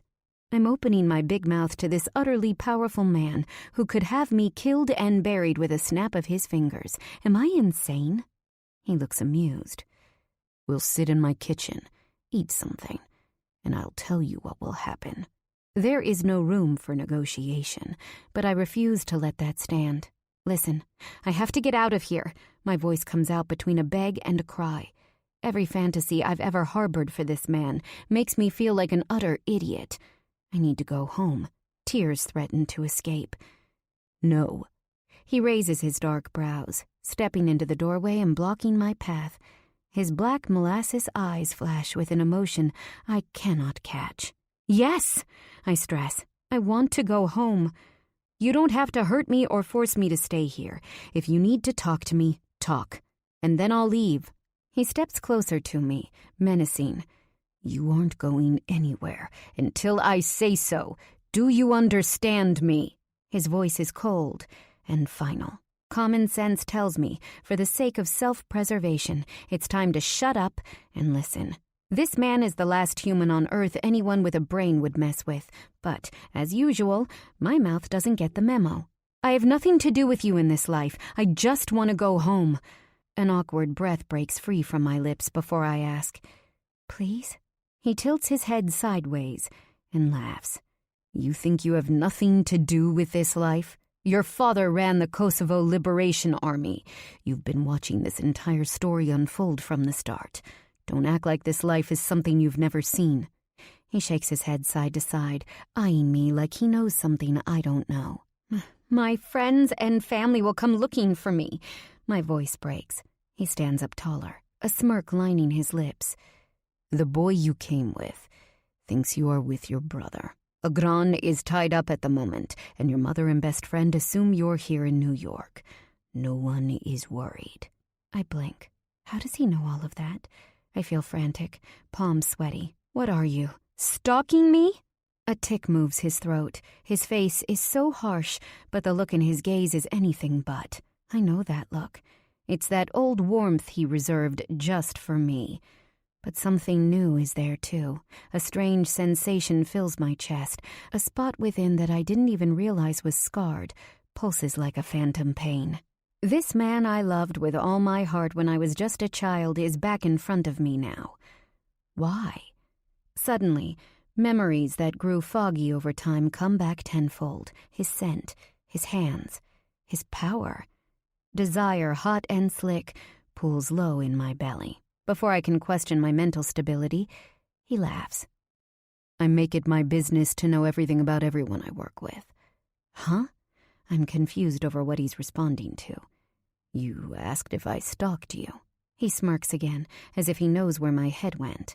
I shut my eyes, embarrassed. Oh, fuck that. I'm not letting him take over my emotions. I refocus and take a slow, deep breath. This man stole me. History or no history, I'm essentially his prisoner right now. I can't be fantasizing about him. We don't work together, and we never will. Maybe I understood this life once, but I'm American now. I'm done with my past. I steel myself. Sure you are. Come, he states plainly, as though he's done with the conversation. He turns to move, but then pauses, looking back at me. And don't even try to run. This entire place is fortified, and even with all the security I've got, if you were to get away, I'd scour the ends of the earth to find you, he threatens. I'm completely struck in a way I've never felt before. I don't trust it. I follow him through the wide, carpeted hallway. The walls are painted a light, dusty gray. My thoughts are rampant. A small headache starts up in my skull as a memory flings itself to the forefront of my mind. I was 4. Father was on a business trip. My mother was weeping and my fever wouldn't settle. A gran watched us from the corner of my room. My bed was soaked with sweat. Nico lifted me from the bed, asking why he hadn't been called. He ordered my mother to change me out of my drenched pajamas and to change the sheets. She did as she had been told before calling him back. He brought me downstairs, my head resting on his chest. All I could process was the feeling of safety. Placing me near the sink, he turned on the cold water and let it run against my toes. He brought the water into his large hands and rinsed my legs and arms, one limb at a time. When he pressed a wet towel against my head, I shook like a dry leaf. I did that already, Nico. It isn't working, my mother cried. Nico gave her a look that silenced her. He had her bring more towels. He stood over me, rinsing my hot body until I passed out. The next morning, I woke up in my own bed, feeling weak, but no longer sick. In fact, I remember feeling famished. Nico was near me, sleeping in a chair beside the bed. I thought he'd saved my life. Maybe my memory is faulty. Maybe I was delusional. Is this really the same man? He walks ahead of me now, moving as though he's hardwired for confidence and strength. No matter what, he'll prevail. My thoughts are paused when I'm brought into a huge kitchen, the scent of food from home hitting my nose, reminding me of how hungry I am. It has been years since my mom or I cooked authentic Albanian cuisine. We're just so busy. Days spent cooking are behind us. The kitchen itself is all white and gray marble with stainless steel appliances. The oven is painted a shiny blue. It's gorgeous. Nico nods his head toward a circular glass table, and I take a seat. He glides into the chair in front of me when 2 women enter the kitchen. They're wearing maid uniforms, except black pants and button-down shirts instead of dresses. White aprons are tied to their backs. It's only moments before clean glass plates are set in front of us, along with silverware. The women barely raise their heads as they fill the table with plates of food. Fresh bread is set beside a bowl of tarator, a yogurt and cucumber dish mixed with salt, olive oil, garlic, and herbs. It was my father's favorite summer food. After his death, my mother couldn't bring herself to see it anymore, much less make it. Kakaval, a fried cheese dish, is set down next, and then Albanian-style meze, which is a selection of hard-boiled eggs, cured meat, and cooked vegetable salads. I'm sure you're starving. Elena told me you were sick to your stomach. That wouldn't have happened if you'd just taken the medicine I gave you. He gestures for me to take food, body language serious, hard, and not to be messed with. I fill my plate. He follows suit. We sit in silence, passing the dishes between us. Silently, I take a sip of the drink beside me, a wine glass filled to the rim. It's a delicious white. I've never had wine from anything but a box, and yet my palate knows this shit is good. So, he starts, I have you here in my home.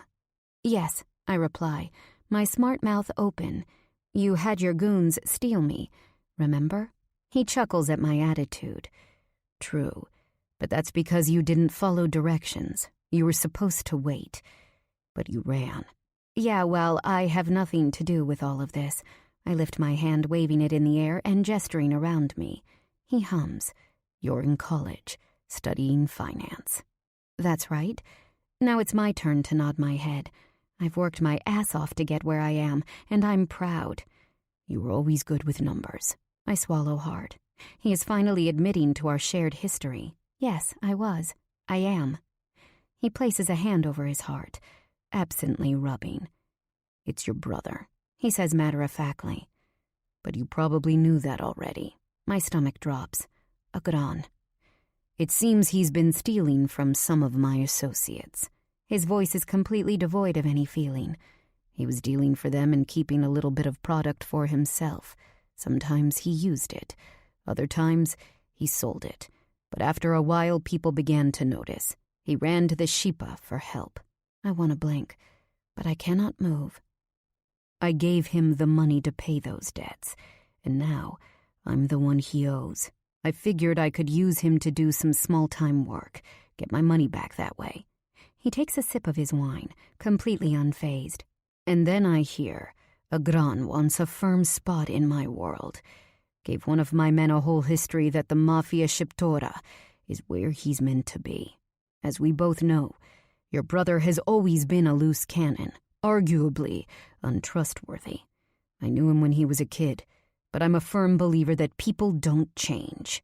He stops speaking, continuing to dig into his food. Meanwhile, I'm worried mine is going to come back up. Hearing this about my brother isn't a surprise, but it's painful nonetheless. I take another sip of my wine, hoping it will calm me, or at least give the illusion I'm relaxed. Unfortunately, my hand trembles, and the glass shakes, giving me away. Nico notices, of course. He clears his throat, putting his fork down. There is something I need from you, and if you give me what I want, I'll protect your brother from the other gangs by giving him a spot in the Shipa. You do not have to agree to the arrangement, but if you do, there is no end to it until I decide it's over.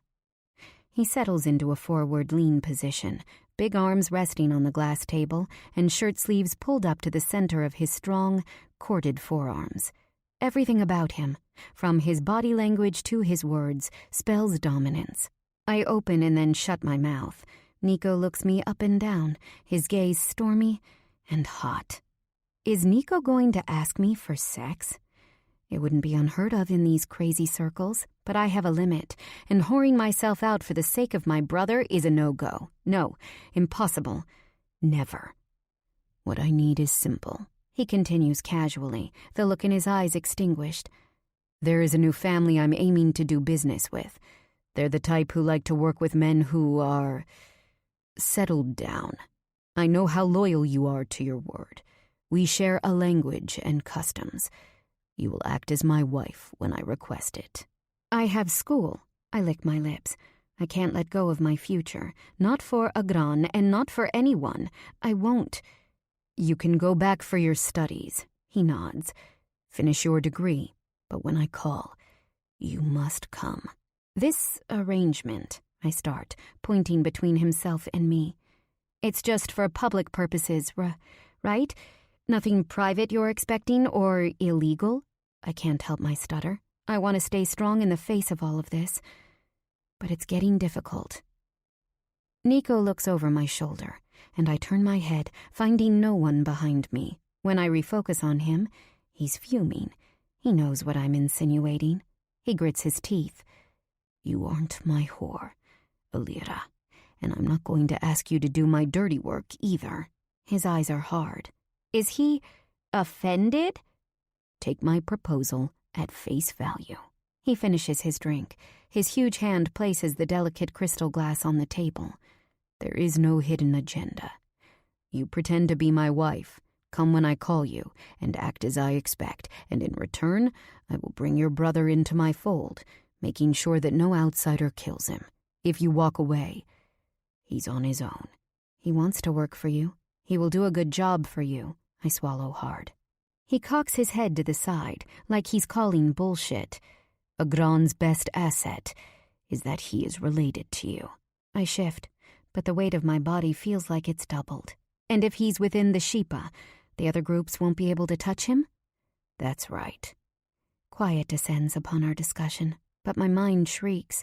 The skeptical part of me is on questioning overdrive. What kind of events would be required of me? He takes another bite of food. We'd travel. Dinners. Things like that. I wait to hear more. Things along the lines of dungeons and sex slave, but thankfully it doesn't come. So all I have to do is pretend we're married? He nods. Yes, exactly. But what about when this business thing you need for me is complete? What will happen to Agran then? His lips quirk up. You're very loyal, Illyra. He's my brother. What else can I say? I want and need Agran to stay safe and alive. This is clearly his best shot. We'll cross that bridge when it comes. I would take this offer then if you are so keen on making sure he stays out of trouble. You'll swear to that?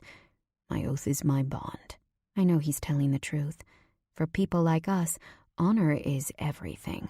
I wait for him to elaborate some more, but he doesn't. Surprisingly, I feel my nose twitch. I was expecting him to mention something, anything about before, about what we had, but he doesn't, and I'm not about to either. I just want to get the hell out of here. I want to go back in time and tell myself not to have that damn cigarette. I wish I'd flagged Jack down when he was circled by those girls and claimed him for myself. Instead, I made one fucking choice, and now here I am, in front of Nico, my life on crazy ground. It's late. Nico shifts in his chair. You'll stay tonight and think. Tomorrow morning, give me your answer. Regardless of what you choose, I'll have my car bring you back to school. He stands up, twisting the fancy gold watch around his wrist. When you're finished eating, Maria will bring you back to your room. I want to leave tonight. Some of my bravado from before is gone. Beneath the strong girl is plain me, a college kid from Tobeho. Here is the last place I want to stay. Until I have your answer, you aren't allowed to take one step out of my sight. He stands up to his full menacing height, and in this moment, he truly scares me. He doesn't give a shit about what we had, that much is clear. I force myself upright, refusing to cower. Seemingly satisfied, he walks away. What an asshole. I curse under my breath. He snaps. What did you call me? His stubborn jaw gives him a stony expression. My stomach drops to my knees. Something to remember. He saunters back to where I sit. I will not be seen with a woman who doesn't look polished or well-raised. I know who you are and where you come from. Act like the woman you ought to be, or forget the deal. And with those final cutting words, he's gone. I gasp. What a dick! He exits, and I inhale the rest of the food. So good. The truth is, I can't even remember the last time I ate this well. That, plus the stress I'm under, has me ravenous. Natalia is one of those blessed I'm too nervous to eat types. Unfortunately, I'm more of a where the hell is that cookie dough type. So long as I'm chewing, I can delay my thoughts. When there isn't even a morsel left on the plate, I see an older lady waiting for me. I assume she's Maria. I'm finished, I tell her politely, squeezing my hands together. Follow me, she says brusquely. She is wearing black pants and white shirt. Dark hair in a tight bun, slicked back with gel. I'd say she is around my mother's age. While she isn't friendly in the least, I wouldn't be me if I didn't at least try to get some information from her. So, Maria, how long have you worked here? I slow down my pace, wanting to be with her as long as possible. 6 years, she replies easily. My ears perk up. She's willing to speak. Is Nico a good boss? It's a very forward question, but I don't have more than another handful of steps left to go before I'm back in jail, also known as the bedroom. He is very fair. She continues to walk at a slow pace. The way I grew up in Mexico, this life is not new to me. Nico is... I lean in, waiting for more. Nico has high expectations. If you meet them, he is content. If you don't, well, that's a different story. She shrugs her shoulders, as if to say, it is what it is. And does he have a girlfriend? The question leaves my mouth before I have time to think. I want to backtrack. Not that it matters, of course. She smiles knowingly. Nico has many women, but no woman. I stop walking down the hallway. I know once I'm back in that room, there will be no way out. I want to know where I am. Are we in the Bronx? There are Albanian neighborhoods on either side of East Fordham Road, Pelham Parkway on one side, and the Belmont section on the other. My mother has some friends who immigrated to both of those ends. She loves to visit them because she can pick up copies of Illyria, the Albanian newspaper. You're in Manhattan. You'll see where you are when you leave. I glance down at my black ballet flats. I need to ask her more, but I'm not even sure where to go from here. She puts a hand on my shoulder. Nico is not a nice man. He is very hard, very strong, very commanding, but if you do right by him, he will always treat you fairly. Okay, then. She opens the bedroom door. A set of lace and silk pajama shorts and a matching camisole sit on the bed. Thank you, Maria. There is water for you on the nightstand and 2 pills. Nico requests you take them right away. The door closes behind her. I'm all alone, I think. I raise my head to the ceiling corners. Are there cameras? None that I can see. So I do what any normal girl would do in this situation. I start tearing the room apart, trying to find something, anything. What I'm looking for, I don't have a clue. A key? A photograph? I'll take anything. I slide my hands beneath the mattress, which might be 10 times the thickness of mine at home. Damn, it's heavy. Crawling beneath the bed, there's barely even a speck of dust. I open up the drawers in the dresser cabinets, and they are empty but lined with navy paper that smells like fresh linen.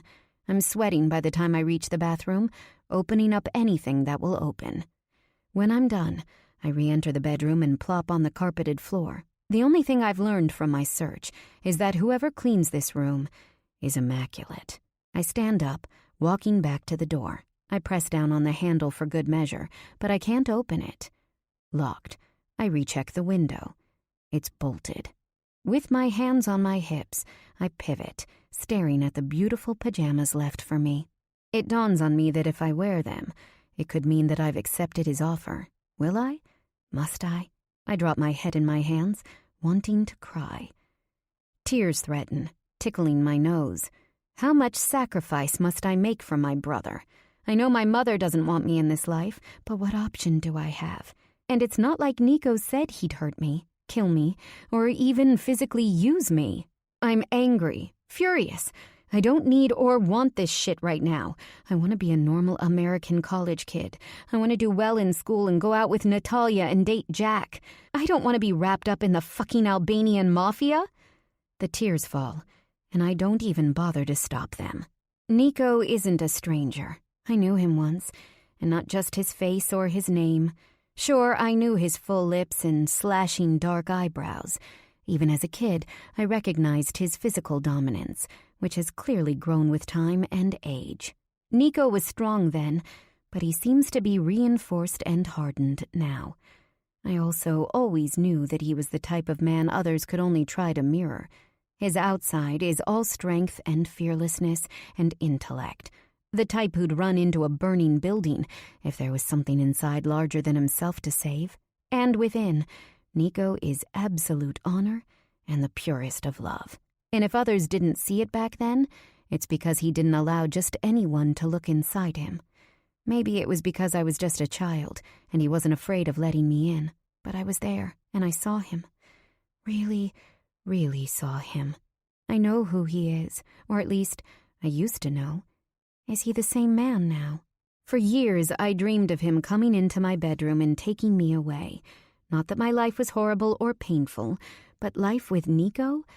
I thought it was my destiny. He'd lift me into those arms of his, apologizing for not coming sooner. I had the whole scenario planned out in my head with 10 years' worth of dreams to support its validity. Instead, he drugged and stole me. Gave me an ultimatum, of all things, to pretend to be his wife. To pretend to be the one thing I used to dream of. Life makes no sense anymore. Sadness, like a torrent, swirls in my head.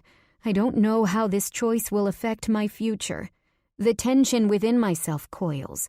I have to put my feelings aside.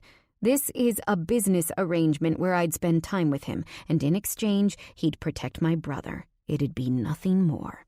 Maybe I shouldn't think about it any deeper than that. I would go to dinners with him, call him honey, maybe? Take a vacation? I've barely ever gone anywhere before. Maybe it would be nice to go away. Maybe it doesn't have to be complicated. Eventually, he wouldn't need me to be his wife anymore. And by then, Agran would be firmly embedded within the Shipa. He'd have proven himself and be a full-fledged member. It'd be okay. I touch the beautiful, silky sleepwear, noticing my nails are short and undone. I'm sure he'd expect me to be presentable in the way an Albanian man likes. And believe me, I know their type. Tits and ass. Makeup and the works. Not girls who listen to heavy metal grunge and work in shitty diners. This life of his couldn't be further from the woman I am. I have to ask myself, why is he asking me, of all people, to do this? The silk is so delicate. It's something I'd never wear. I lift up the camisole, chucking it into the corner. I'd rather sleep nude than sit in clothes bought for me by a thug. I laugh, loving how throwing his shit gives me some control. So I do just that. I strip myself, balling each expensive piece and strewing it around the room. Nude, I decide to take the medicine because I don't want another headache. I might want to kill Nico right now, but I'm not willing to hurt myself. Finally, I climb into the God only knows how many million thread count sheets, curling atop the most comfortable mattress I've ever lain on. It only takes a few minutes for me to fall blissfully under, but not before I curse out my brother and Nico. Fuck them, I grumble into the pillow. 6. I wake up with a start thinking, where the hell am I? Shit, I groan, throwing an arm over my eyes.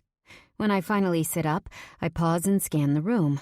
Unfortunately, none of it was a dream. I have to give him my answer this morning, but first, I'm going to enjoy that shower again, and this time, without an audience. I look beneath the covers, and am reminded that I'm completely nude. I stand up, bring the sheets with me, not that anyone is here for me to hide from, but if there is a camera somewhere, I'd rather not give a free show. The shower is hot and perfect. When I'm finished, I remove a towel from a drawer below the sink. It's perfectly warm, hot even. How is this possible? After wrapping myself, I squat down to take a closer look. That's when I notice the temperature field to the left. Holy shit. It's a towel warming drawer. Seriously, whoever made that thing up is genius. Next, I remove the blow dryer and brush. Since I pulled the room apart last night, I know where everything is. When I'm done, I put the jeans and sweater back on. I make a mental note to ask where my dress went. It isn't mine, and I'll need to get it dry cleaned before I give it back. I can only pray it's salvageable. Moving to the bedroom door, I'm pleasantly surprised to see it isn't locked. I'm about to step out when a huge guy steps in front of me. I let out a yelp. "Don't worry," he says in Albanian. "I'll just bring you to the kitchen." In English, I tell him, "I can make my own way. It's down one hall to get to the kitchen. I don't need an escort." Nico must really think I would bolt. It makes me feel good to know that he recognizes I'm not some docile woman. "Boss's orders," he replies again in Albanian, shrugging casually. He isn't being aggressive. I want to argue, but then again, what's the point? I roll my eyes but follow him down. When I get to the kitchen, I find the table filled with all kinds of fresh breakfast items. It's a buffet fit for a king. Waffles, pancakes, fruits, yogurts, and fresh cheeses. My eyes widen while my mouth starts watering. "Coffee?" I raise my head and there he is, sitting at the marble counter with a newspaper in his hands. He's so ridiculously hot, it stops my breath. He's casual in a pair of dark jeans and a black t-shirt. His hair is wet and spiky, like he just got out of the shower. I knew he was gorgeous last night, but now in the light of day, I'm floored. The strange thing is, I know it's not just his looks causing this reaction in me. He's everything I know in my heart he still is, despite the fact that I haven't seen him in years. I had a million questions last night about the man he is today, but my gut knows him. Nico raises his brows, waiting for an answer. He lifts the mug, shaking it side to side. Yes, my voice comes out scratchy. Yes, I repeat, clearer. I shuffle my feet, wishing I'd had access to my makeup this morning before seeing him. He looks freaking amazing, and I look exhausted, as though I was stolen and drugged. Oh yeah, I was actually stolen and drugged. This whole situation is just too fucked up. He pours a mug full from a silver carafe. It steams. He slides it across the counter to where I stand. Either he knows I take my coffee plain and black, or he doesn't want to be bothered to ask. Regardless, this is good. I'll say no to a lot of things, but never coffee. I help myself to the seat next to him when he points to the kitchen table behind us. Scrambled eggs and cucumber tomato salad. Take. He doesn't have to ask me twice. If this is prisoner fare, I wouldn't mind being jailed from time to time. My mom and I always eat well enough, and now that I work at the diner, it's not like I ever go hungry. But this isn't just food, it's gourmet. I happily fill up my plate, not caring about how it might look. I'm a woman. I eat. Surprise! I sit back down and take my first sip of coffee when he clears his throat. As much as I hate to interrupt your breakfast, his eyes move from my full plate to my eyes. I'm waiting for your answer. He pulls a cigarette from his pack of Marlboros, lighting up. I hate how sexy he looks, smoking, licking his lips and relaxing. I clear my throat. What will I need to know about you? Husband? Details of how we met, maybe? I take a bite of a warm butter croissant and try to focus on that instead of him. He inhales his smoke deeply and exhales slowly, looking like Marlon Brando in one of those 1950s films. The way he holds the cigarette with his thumb and forefinger. I try to focus on my food to keep myself from gawking. Nothing, he replies, licking his lips. I'll answer any questions that have to do with us, but if you're in a situation where you must say something, tell the truth. We met back in Kosovo. I knew your family, and then we reunited here years later. Now it's my turn to quirk a brow. Oh, we knew each other, did we? How interesting. And here I was, thinking you had amnesia. He laughs, shaking his head. I remember. You were a cute kid back then. Not sure what happened since. My jaw drops from his insult, but then he grins. A playful, full-on, sexy-as-hell smile. He looks so much younger right now. He shifts his body and takes another sip of his coffee. There's one more thing. Yeah? I sit up. Is this where the ball drops? Sex slaves, dungeons, and... There can be no other man in your life. In the world I'm in, loyalty is everything. If you're going to act as my wife, there cannot be an implication that you are stepping out of our marriage. Well, I pause, my mouth opening and closing like a fish. Jack's face flashes before my eyes. I exhale. This sucks. This really sucks. Sure, we didn't get that far, but maybe I would have liked to explore that. I swallow hard as he says, if you can't agree, you have my word. My family comes first, and Agran's safety is my priority. He nods before standing up. I'll reach out to you. I'm unsure if he's going to shake my hand or what. He steps so close to me until there are only centimeters between us. I can smell his soapy scent. Nico kisses one of my cheeks, and then the other. It's whisper soft and slow. He smells so warm. Maria will meet you here and give you details on how you're returning home. And then he's gone. I finish my plate and coffee when Maria comes back into the kitchen. The car is waiting for you out front. I hop off the chair. Do you know where my clothes are? The ones I came in? She hands me a large silver-gray bag that looks like a soft leather shopping tote. It's all been dry cleaned. I clutch it to my chest in relief. Thank you so much. I peek inside and everything is here, from my shoes and Natalia's dress to my purse. I rummage around to find my wallet and phone, safely intact beneath the clothes, and think, thank God. Do you want the bag back? I can put everything in a plastic bag. She chuckles. No, sweetheart. It's yours now. I take a look at the tag inside. Goyard. I've never heard of it. The car ride back to campus is uneventful, but extremely comfortable. When I'm a huge banker in New York City, making $1 million a year, I'll have to buy myself a Mercedes like this one. As far as this situation with Nico goes, I plan on living my normal life, and when he calls me, it will be nothing more than a small detour in my otherwise straight-as-an-arrow life.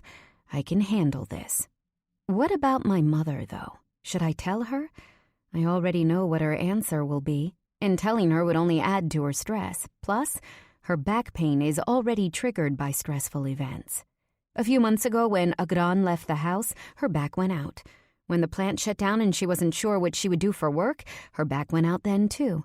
The last thing she needs to know about is my involvement with Nico and the Mafia Kingdom. I get home to find my mother drinking tea in the kitchen. For a moment, I question whether I should withhold this information. I hate lying, especially to my mother. But when I see her rubbing her back, I decide my initial thoughts are the right ones. "Hey, Mama," I exclaim. She moves her hands to the table, forcing a smile. She's wearing a set of freshly pressed pink scrubs, the uniform for the campus cleaning company, so she must be going to work today. "How are you? And your back?" I take a seat beside her. "It's great," she lies. Like mother, like daughter, I think. "Going to do the afternoon shift today." "Are you sure you're up to it?" "I'm all good. Told you I just needed some time, and I even lost a few pounds. A small gift for my suffering." She shifts in her seat, clenching her teeth while refusing to show pain. "How was New York?" She makes no eye contact when she asks, instead lifting the paper in front of her eyes. Luckily for me, her preoccupation with her own lie is a simple cover for mine. "It was fun. Great, even. I've got lots of studying to do today, so if you need me, I'll be in my room." I stand up to leave. "I put some meat and potatoes in the crock pot for dinner." Great. The next 2 weeks are spent studying, working, and occasionally hanging out with Natalia along with Jack and the band. Everything is smooth and simple. Jack hasn't mentioned the fact that I didn't show up or call him in New York. If he's disappointed, he doesn't show it. Jack and I have been occasionally hanging out after our class together, just getting to know each other as friends. All I can do is pray he never makes a move, because then I'd have to end what we've got going on. As of now, I can tell Nico with a straight face that I did nothing against his wishes. I'm allowed to have friends. Luckily, Jack is a lot less assertive than I first thought. Right now, he's safely in the friend zone, where I can have my cake and eat it too. The best part of hanging out with Jack is that when we're together, I don't have to worry about the ever-looming Nico. I can just enjoy myself and act like a regular college kid. In other words, when I'm with Jack, it's time spent not stressing about Nico and when or if he'll call me. The problem is, the moment, and I mean the moment, Jack walks out of my sight, Nico barges into my brain. I shouldn't compare the two men, because one has zero to do with the other. Nico is the king of the Mafia Kingdom, a completely unattainable and dangerous-as-hell man who I should run far, far away from. And Jack is the man from my college world, a cool, calm, and sexy musician. I'd be lying if I said that Jack makes my heart race in the way Nico does. Mafia aside, Nico knows me in a way Jack never could. He knows my history and my family. He knows parts of me I've never shared with anyone, and it's frightening to admit, but there are parts of my heart that only Nico can ever own. Anyway, Jack isn't pushing to be anything more than friends, and of course, neither am I. It's Friday afternoon, which is a really busy time for both Jack and me.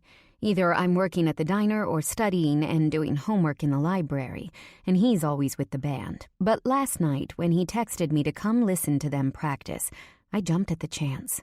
I've been listening to their songs on the internet nonstop, and I'm totally in awe of them. I just know deep in my gut that they'll be huge one of these days. Right now, I'm sitting on the floor of one of the studios in the music department and completing a statistics assignment while the band is working out the kinks in a new song Jack wrote. It's taking me a lot longer than it should to complete the assignment, but it's so interesting to watch. The whole process of completing a song is surprisingly tedious. I'm happy, though. At this moment, listening to the band feels so surreal. The whole trouble with Nico feels like nothing more than a bad dream, and my life is just as it should be. Simple, American, organized, and... My phone buzzes, and I jump like I've been stung, hands turning sweaty. Is it him? Oh, shit. I shuffle through my gigantic new bag, cursing the fact that I can't find the phone. Where is the fucking phone? Where the hell is it? I push through countless receipts from Target, my Kindle, an empty water bottle, my wallet, a tube of glossy lip oil, and finally find the phone. I glance at the screen and see Agran. Fuck, I curse, hanging my head. It's not Nico. When I look up, the guys are all staring at me in silence. What has you so spooked? Shit, you'd think you were waiting for a call from the President of the United States. Level 10 anxiety. Scott shakes his head, laughing, his dark curls falling into his face. Spooked? I chuckle as though his comment is funny while trying to settle my breathing. Just, your brother. Jack pops the gum in his mouth. He's annoyed. Hell, I'm annoyed too. Anytime Jack and I are together, we can expect at least one call or text from Agran. But only because Agran is freaking out about my situation, losing his mind over my role as Nico's fake wife. I haven't given Jack any details about Nico, of course, because, frankly, it's none of his business. He isn't my boyfriend. I clear my throat, and the guys expectantly stare at me. Yeah, I scratch the back of my neck. I need a few minutes. I stand up from the corner I was sitting in, wiping the back of my jeans, and leave their practice room without a backward glance. I've got a parallel life happening right now that can't be ignored, and while I've done a good job of keeping thoughts of Nico at bay, every dream and moment that isn't spent actively ignoring him, he's in my thoughts. I should be thrilled that he hasn't contacted me yet. Instead, I'm just waiting with bated breath for him to just tell me what and where and when he needs me. I can't remember a time when my nerves were more frayed. My stomach is so twisted in anxiety that it's become a black hole for food. Nothing I eat fills me up. I look down, expecting to see a bowling ball for a stomach. Luckily, it's still my same flat abdomen. I lift my phone and dial Agran. Did he call you yet? He asks in a rush. You're seriously crazy. Stop calling me. I'll let you know when he reaches out. I fucking hate how he has you under his thumb right now. Makes me sick. If he tries to touch you, he hasn't even called. I huff, wishing I'd never told Agran about the deal. I couldn't not tell him, though. What if there were a party and both Agran and I were there, him as a member and me as Nico's wife? Motherfucker thinks he can threaten my sister and use me as bait? Makes me sick, he shouts into the phone. I'm doing it for you. To keep you safe, I don't need you to do this, Alira. I can take care of myself. I can prove myself without my sister helping. Oh, is that right? You owe people, Agran. There's no other choice right now, he curses.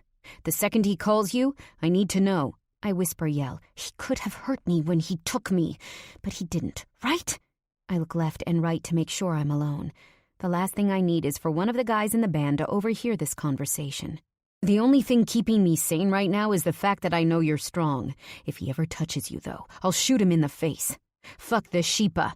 I can hear his heavy breaths over the line. I'll get him back for this, Alira. For the love of God, Agran, calm yourself and never say those words. Do you have a death wish? I look up at the ceiling, trying to stay calm. Don't you realize I'm doing this for you? Keep yourself straight with your eye on the prize. You wanted to join them, right? Forget how you got in the door. Focus on the fact that you got your wish. Do right by the Sheepa. Eventually, I'll be out of this, and you'll be part of the family. Win-win. My heart palpitates. Quietly, he says, I just need to know you'll let me know when he calls you. His voice is eerily calm. Without replying, I hang up the phone and lean my head against the wall. I used to see loyalty as a virtue. Now I see that the kind I have for my brother is more like handcuffs and chains. A Gran can never see past his own feet. I hear the band laughing. That's where I should be right now. I haven't had a smoke in a few weeks, but I'm pissed off and shaky, and I feel like having one. I step out of the building and into a small pathway behind the music center. I pull out a cigarette from my emergency pack and light up. When I'm done, I drop it onto the floor, stepping on it with my sneaker. I'm sufficiently calm. Well, sort of calm. I go back into the practice room and gather my things. I just want to go to my place and take a shower. After saying my awkward goodbye to Jack, I make my way back home. My phone buzzes again. This time it's Natalia texting me, asking where I am. I tell her, and within a few minutes, she's next to me on the steps leading off campus. Where the hell have you been? She asks accusingly. We've been on different work schedules lately, which has sucked. Work is our time to catch up. I rub my face. I have so much to tell you. You seriously can't imagine.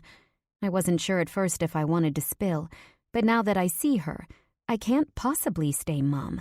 I need my best friend right now. Badly. Wait. She stops walking and I do too. What is this bag? Is it Goyard? Oh, yeah. I look down at it. I think that's what the tag said. A lira? She huffs. That is, like, over $1,000. Are you kidding me? It looks like a skinny leather shopping bag. I pull it off me, examining how something this simple could be so expensive. Shit, she laughs out loud. It's true, my friend. How did you get it? It's a long story. I grumble. I'm ready when you are, she states accusingly. As we walk, I tell her every single detail from Nico being the love of my life as a child to how he smuggled me out of Albania, then how he disappeared on me once I got to America, a Gran's connection to the Mafia Shqiptore, the party, being stolen in New York City, and the eventual business offer that followed.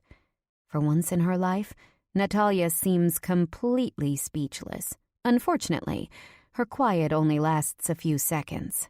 So, you get to be the pretend wife of one of the most powerful men in the world? Yes. She jumps up and down. We need to celebrate. This is incredible. Holy shit. I wonder where he'll take you. You'd better bring me along. And can we go to the bar for drinks? I feel like a celebration is in order, she sings. I stop walking. Wow, I think you need to slow down. Did you not hear what I told you? Oh, I heard you all right, and the situation feels pretty clear to me. He loved you when you were a kid, as a kid, but now you're an adult, and he's an adult. You are his solace, and always were. It's so fucking romantic. I shake my head. This isn't a soap opera or one of those romance novels you're obsessed with, where the dangerous bad boy falls in love. It's life. Life, schmife, she rhymes. We get to McGrady's, a bar off campus. Natalia and I prefer this spot because it's old and shitty, and we can get completely drunk off our asses for under $10. The waitresses here are also really cool, always sliding free drinks our way. But we hook them up when they come to the diners, so I don't feel bad about taking. The Sheepa isn't some make-believe group, I admonish. Do you understand what they do? Natalia is awesome and all about the living and loving free, but she was raised in upper-class Manhattan with two parents who each have prestigious jobs. They went to college and graduate school and make sure the maintenance and mortgage and taxes are always paid on time. She herself went to the best private schools in New York City. She grew up firm and confident. Normally, I'm in awe of her strength, but right now I can feel the disconnect between us. To her, the Mafia is a fictional group on a hot Netflix show. To me, it's a real, tangible entity. When I open up the bar's wooden door, the smell of stale beer assaults me. Drake sings God's Plan over the speakers. How fitting. I internally roll my eyes. She counters. Sure, I know what the Mafia does. She takes a seat at one of the wooden booths in the back, and I slide in across from her. They kill people and deal drugs and all that. Sell organs, maybe? A kidney or whatever. By the way, you know you don't need more than one kidney. She pushes her tongue into her cheek. My eyes widen and she starts cracking up. Seriously? What kind of best friend do I have? She continues. Look, I know this shit is crazy. I mean, the man is willing to do whatever it takes to get what he wants. You ran away from him at the party and he stole you back. But if you already accepted his proposition, why not go ahead and enjoy it? Seriously, I don't even see the downside. You're young enough to enjoy this without affecting chances of marriage and kids and all that. And anyway, you have to protect your shithead brother. Oh, I'd love to see what the Mafia life is like. As a bystander, of course. Like a fly on the wall. A beautiful fly. Not the kind you want to swat. I'd take fake wife, too, if it was offered to me. Candace, one of the bartenders, stops over to our table. What do you ladies want today? Pretty early to be drinking, no? She skeptically looks between us, and I don't blame her. The only patrons here right now are the old drunkards who spend their days wallowing in sorrows. Natalia peps up, smiling. Do you have champagne or something? We're in a celebratory mood. She quirks up a brow, and I can't help but chuckle. I don't want to laugh, because nothing about this is funny. But Natalia is lightening the situation some, and part of me wants to let her. I got something good, Candace smiles, walking away. A few moments later, she returns with a cold bottle of champagne tucked beneath her arm. Where'd you find this? Natalia says excitedly as Candace sets 2 flutes in front of us. For the special customers. She pops the cork and pours us each a full glass. The bubbles spring to the top. Enjoy, ladies. Natalia lifts her glass as Candace steps away. I know that you're overwhelmed. Let's just get shit-faced right now. When you can't see straight sober, getting drunk will help you see things clearly. So we do just that. I drink 2 glasses of champagne, one after the other. It doesn't take long for the room to sway. Seen straight now? Natalia giggles, leaning forward against our table. How dangerous is Nico? How hot is he? He's ridiculously gorgeous. I imagine his body. So powerful. When I bring my gaze back to her, she's smirking. He'd never hurt me, but he hurt others. I know he did. But he had to. The Kosovo Liberation Army was a guerrilla force. They rebelled against Serbian domination. In the end, even though the Serbs displaced over 90% of our population, the KLA managed to win our freedom. Nico won it for us. They did what they had to do to gain independence. Violence was just the way. I don't know. She starts sitting back. On one hand, I'm afraid for you. But on the other, I'm like, hell yes. He doesn't expect you to do anything illegal, right? I shake my head. No, but no other men. Oh, that sucks. Jack was cool. She raises her cup. Goodbye, Jack. You're crazy, I mumble, knocking our glasses before taking a huge gulp. What I'm confused about is, and don't take this the wrong way, why you out of all the other potential women? I mean, sure, you're gorgeous and smart, but a man like him probably always does things with thought and calculation. Why you? Why Elira? I've asked myself that too.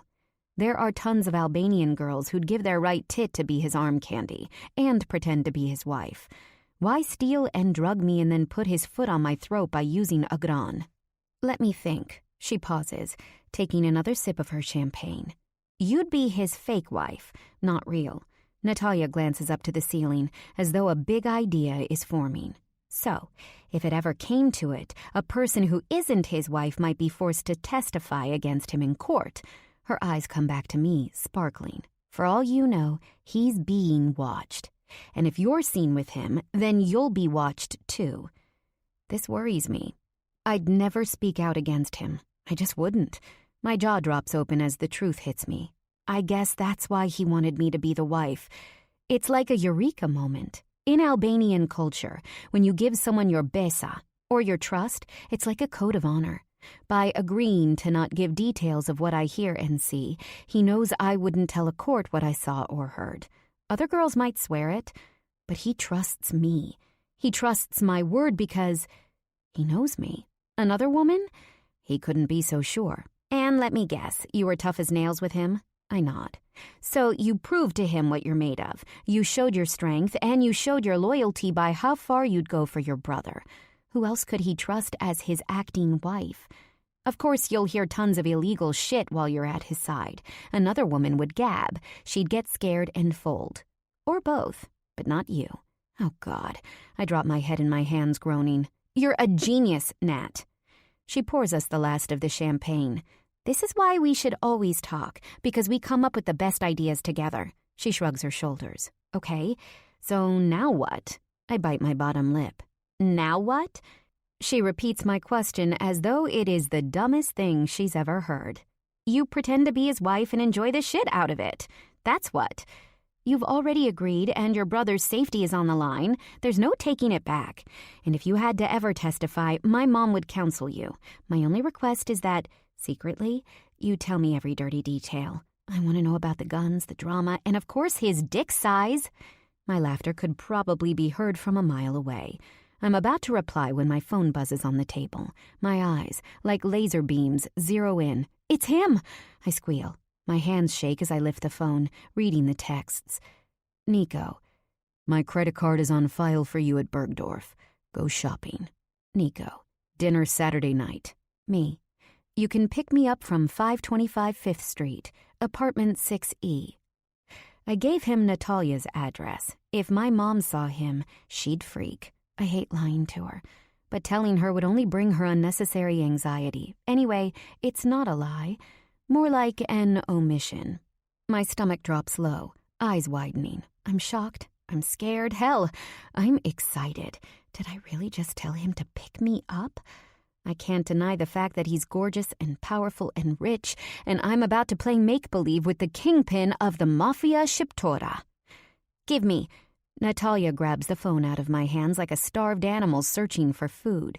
She reads the texts, mouth smiling so widely that I'm afraid she might break her face. And then she finally shrieks, "Holy shit! Holy fucking shit! We're going shopping!"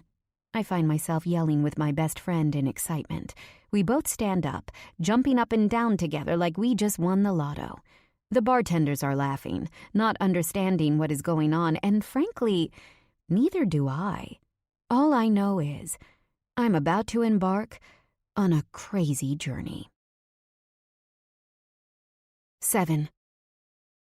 To save money on parking, Natalia and I decided to take the bus to New York City.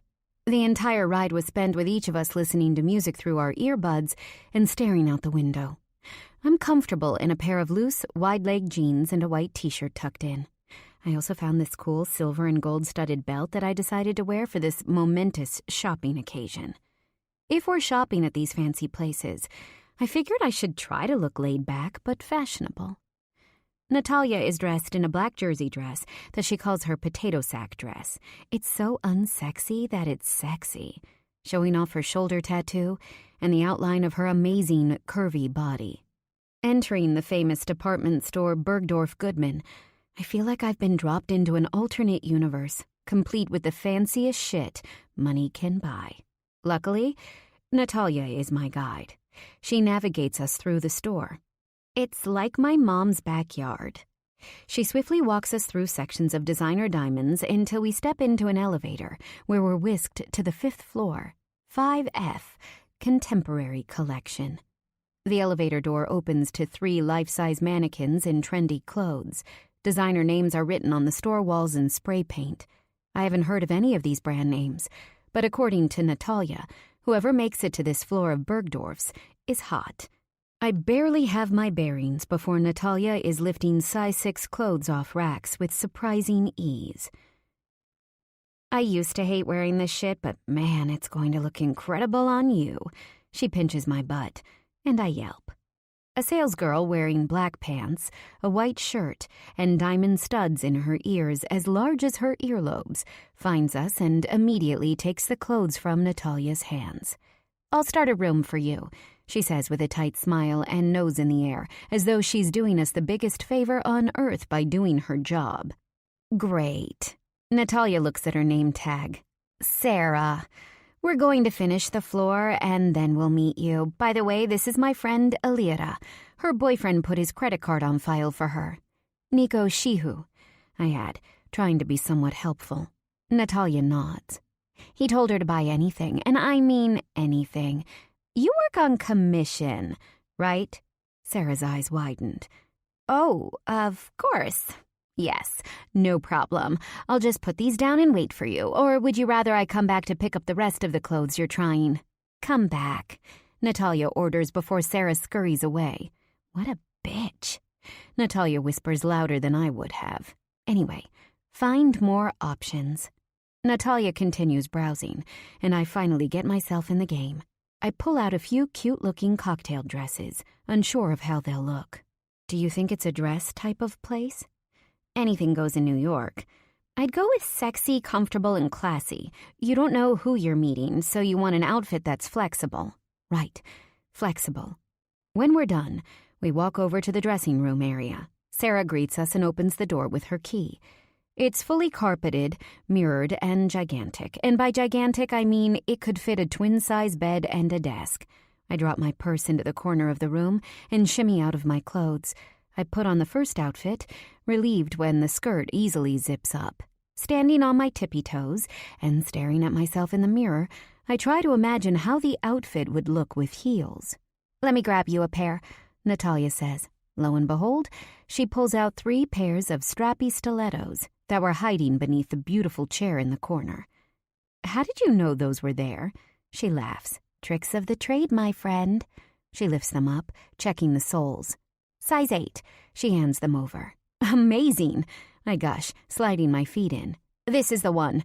Natalia nods her head in approval. And the shoes are perfect. We'll go down to the shoe floor and get something similar. I turn left and right, straightening my back and imagining how another person would see me. The brown, black, and cream leopard print skirt is ruched chiffon and hits my ankles but has a super high slit up to my thigh. I tuck the black lacy camisole into the skirt. I feel classy and sexy at once. Hell, I love it. I'm afraid to look at the price tags. Ignore those pesky little things. She stands up. Take it off. We're buying it. Seriously? You don't think I should try on anything else? Hell no. You look super hot, and best of all, you look like a classier, more refined version of who you already are. You want to have fun with the man, not change who you are for him. You're the best. You know that? We leave the room to find Sarah standing by the door. She takes my soon-to-be clothes to the register. Natalia throws an arm over my shoulders as we walk. Best part is, you can use all of this stuff after the dinner, too. The skirt would look great in the daytime with a black cotton tank, and the camisole would look beautiful under a suit one day when you're on Wall Street. I freaking love you. I lean my head on her shoulder. I know how hard it is to find a true friend, and I'm so grateful to have found one. I've gone through so many friends in my 21 years of life, and somehow they've always turned into nightmares. It took me time to realize that the problem was my expectations. The way I treated my friends with love, loyalty, and respect was never reciprocated. The result was a constant feeling of being let down. I knew I had 2 choices: lower what I would like out of a friendship and deal with backstabbing and surface-only relationships, or just hold out for something real, even if that meant some loneliness in the short term. I chose to wait it out. And then I met Natalia. She is loving and honorable in the way that I am, and our friendship is something I'd never take for granted. She stops in her tracks. You'll need a bag. I have a bag, I shrug, lifting my new purse off my shoulder. Elira, listen.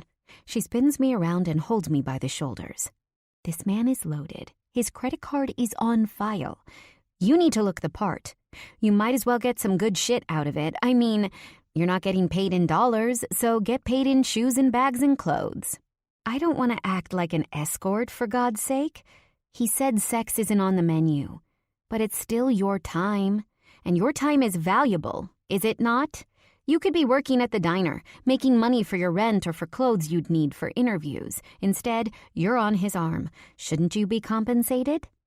I guess. My voice trails off. I hate to say it, but she's making sense. I'm right. So, he said to get an outfit, and that includes shoes and a bag. Hell, that also includes a fresh bra and underwear. Let's do that, too. You think he'll check the bill and get mad? And what if he does? She cocks her head to the side. I guess nothing. He'd just tell me to cool it off next time. I can't imagine him telling me to return it. I'm still hesitant. Think of this like a work expense account. You need shit for your job as his pretend wife. So, what would his wife wear, huh? Not a Guess purse from 5 years ago, and not Gap underwear. Hey, don't diss the underwear, I say, half joking, but find myself somewhat convinced. I can't imagine Nico being cheap. It's just not easy for me to take from him. I like to make my own way in life. Babe, I checked out the Albanians on social media. She smirks like she knows a secret. You did what? I stop in my tracks. Yeah, she nods excitedly. They even have a hashtag, Hellbanians. I think they're mostly the dealers in the Mafia, but they're all about the cars and the cash and the bling. They've got all these pics with hot girls, Kim Kardashian look-alike types. Jesus. I exhale slowly as we reach the elevator. We'll buy something classic and gorgeous that will last you. Something really fucking expensive, too. Chanel. I despise it for myself, but it's what you'll want in this city when you work here. Let's just buy these clothes on this floor, and then we'll head over to the Chanel boutique. It's on the first floor. When would I need a Chanel bag? When you go out on a Saturday night. That's when. It's the style. It's the expectation. You aren't going to be a Tobeho girl forever. One day you'll be an executive at Goldman. Trust me, I know these things. I swallow hard, looking around at the other women shopping here. I'm shocked to see most of them have Chanel purses, or other bags that look equally as expensive. Fine, I exhale, feeling defeated. Call me convinced. I like this flexible side to you, she exclaims, happily surprised. I thought it would take hours of persuasion. Show me that stupid hashtag and don't get used to me being amenable, I sass. You know my true colors. Black and gray with a side of thunder, just how I love you. She wraps her arm over my shoulders and I smile. Saturday night is here. Today was spent primping. Natalia helped re-dye my naturally mousy brown hair to black and iron it flat. It's shiny and pinned straight. The outfit looks amazing, too. My makeup looks effortless. But the truth is, it was painstaking. Black liner lifted on the ends like a cat, lots of bronzer to chisel out my cheekbones and to turn my pasty white skin into something that looks alive. Unfortunately, there aren't enough cigarettes on earth to calm my nerves. Natalia forbid me from smoking once I showered and did my hair because she said it isn't classy to smell like cigarettes. She walks over to her dresser and pulls out her favorite pair of diamond studs. My mom bought them for me when I graduated the 8th grade.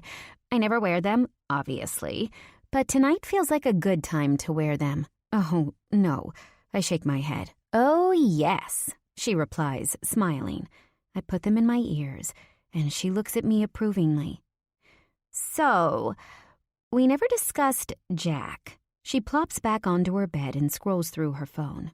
What about him? Well, Nico forbid other men, and yet you and Jack are still seeing each other. I mean, we made out the night we met and in the van to New York City, but that's all. He's great, and I like spending time with him. Does Jack know that you have no intentions for more? She raises her brows. Because Scott told me the other night that Jack's totally into you. Scott? I turn around, smiling. Natalia flushes. Yep. God bless the man. He's the best sex I've ever had, and cool, too. We're never going anywhere serious, but it's fun. I shrug. I don't know what Jack knows or what he thinks, but a few coffees and listening to him practice. Oh, shit. It does sound more serious when I say it out loud. You should just tell him. She lies back on her bed, adding a few pillows behind her to prop herself up. What should I say? Just that you are seeing someone else? An old friend? Come on. I'm just saying. Jack is a decent guy, and he's definitely going places in life. If you want something with him for real one day, after all this Nico shit is over, you're going to have to come up with some kind of story to put him off until then. Otherwise, You'll end up lying constantly about where you are and where you're going. I'll figure something out. Can't I just friend zone him for the time being?" Natalia wants to say more, but the doorbell rings. My heart pauses. What the fuck am I doing? I can't go through with this. Natalia excitedly points to the door. "I'll get it." "Wait, no!" I whisper yell, but she ignores me. I hear her say hello, followed by a deep voice reply. Should I go outside to the living room? Make him wait a minute? Oh, who am I kidding? I can't leave Nico alone with her. I exhale and open the bedroom door. At once, Nico and Natalia turn toward me. He's so insanely handsome. My brain and heart both skip. Dark gray suit, white shirt, eyes that melt me in a million ways. I should say hello and step forward. Instead, I can do nothing more than take shallow breaths. Natalia clears her throat, breaking the ice. "Nico's here," she says, in a sing-song voice, holding back a smile. "Natalia was kind enough to let me in." She nods, turning to me before looking back at him. "Yes, I am kind enough, since you're, all dangerous, probably carrying a gun. Not that it's a bad thing. I mean, guns can be okay, when you need it, which you clearly do in your line of work. Well, anyway." Nico meets my stare, nailing me in place. "You ready?" Turning to the front door, he opens it. In silence, we take the elevator down. My hands are shaking, so I keep them clasped together. The moment we step onto the sidewalk, a huge black Mercedes-Benz pulls up. The driver's door opens, and a man steps out. He's big, bald, and muscular, wearing a black suit. He opens the door to the back seat. Definitely better to step into a car with my bearings, as opposed to being drugged. I sit inside and move toward the window. "That's true," Nico says, the door shutting behind him. "But you should know, Ilyera. If there's something I want or need, I do what I need to do to get it as quickly as possible." "Is there a reason you went from being nice and decent to being a complete ass in a matter of 3 seconds? "I'm not being an ass, but I'll always tell you the truth. Remember?" He raises his dark brows. "It's the man I always was, and it's the man I still am." I swallow hard. "So," I clear my throat, "is there any particular way I need to act?" "Be just as you are, a college student. You take your classes and then return home. To me." His voice is so possessive that chills break out on my arms. I check my watch. We've already been in the car for an hour. The sky is dark, moon full. "So where are we going for dinner?" "Staten Island." I look at him like he's crazy. "Are you joking? If that's the case, I should have hit up a tanning bed." I snort. "The only thing I know about Staten Island is that the people are all about fake tanning and hair, and they're more Italian than actual Italians. My mom was obsessed with that reality show about Staten Island mob wives, and I watched a few episodes with her, under protest, of course. The Gambino family, one of the biggest Italian mafia families in the country, also lives there. Just a few months ago, the boss was fatally shot in front of his home. It was in all the papers. I wonder if this dinner is somehow connected to that." "Oh, shit." He shakes his head at me, laughing at my facial expression. "There's a restaurant. It's owned by a man I'd like to do business with. His wife is as old as your mother. I'm sure she'll fall in love with you." "And if she hates me, does that mean we'd get divorced?" I make quotation marks with my fingers. "I won't get rid of you too easily, but I do believe in some forms of punishment." He smirks. I tilt my head to the side. "And what if she invites me, as your wife, to a party in 3 years? What if, by then, you have an actual real wife?" The comment has my heart strangely squeezing. "I'll tell her I got sick of you and traded you in for a better, newer version." My jaw drops and he starts to laugh. He's playing with me. His huge body turns toward mine. I can see the muscles in his thighs pressing against the cloth of his pants. I undo the straps of my shoes and kick them off, curling my feet beneath my legs on the soft leather seat. I never understood when people made the comment, "leather as soft as butter," but I do now. He sees me getting comfortable and he does the same. Surprise of all surprises, he removes his fancy loafers too. It makes me feel like I can speak to him openly and honestly. So I do. Why didn't you reach out to me earlier? We were friends. You were a child. It wouldn't have been appropriate. He moves an errant hair from my face, not saying anything more. I shut my eyes as he touches me, unable to see his eyes while feeling his hand. It's too much. I picture Nico at 18, his heart already hardened, yet soft for me. I open my eyes, coming back to the present moment. His gaze skims my body. I like what you're wearing. I wasn't sure if... I want you to make sure you have every single item you need. Understand? The rest of the ride goes smoothly. We talk about basic things, like the courses I'm taking in my major. He listens intently to what I have to say, chiming in at all the right moments. It's comfortable. Easy. The car pulls into a big parking lot. The place looks like a diner with a short roof and neon lights. This is it? I don't mean to sound snotty, but I was expecting something a little more. Yes, the food is phenomenal. Don't make eye contact with anyone who isn't at our table. Don't be the one to bring up any topics of conversation either. Almost all the patrons here are highly connected. Suddenly, it hits me that I'm about to have dinner with someone from an Italian crime family, and the man I'm with is arguably even more dangerous. I'm not ready for this. The door swings open, and Nico steps out, saying something about the mild weather, but I hesitate, looking between the window and the open car door. I should say no. It's not like me to be wishy-washy, but this is scary as hell. You coming out? He asks. I'm suddenly so terrified that I can't reply. Nico slides back in next to me. Alira. He says my name so gently.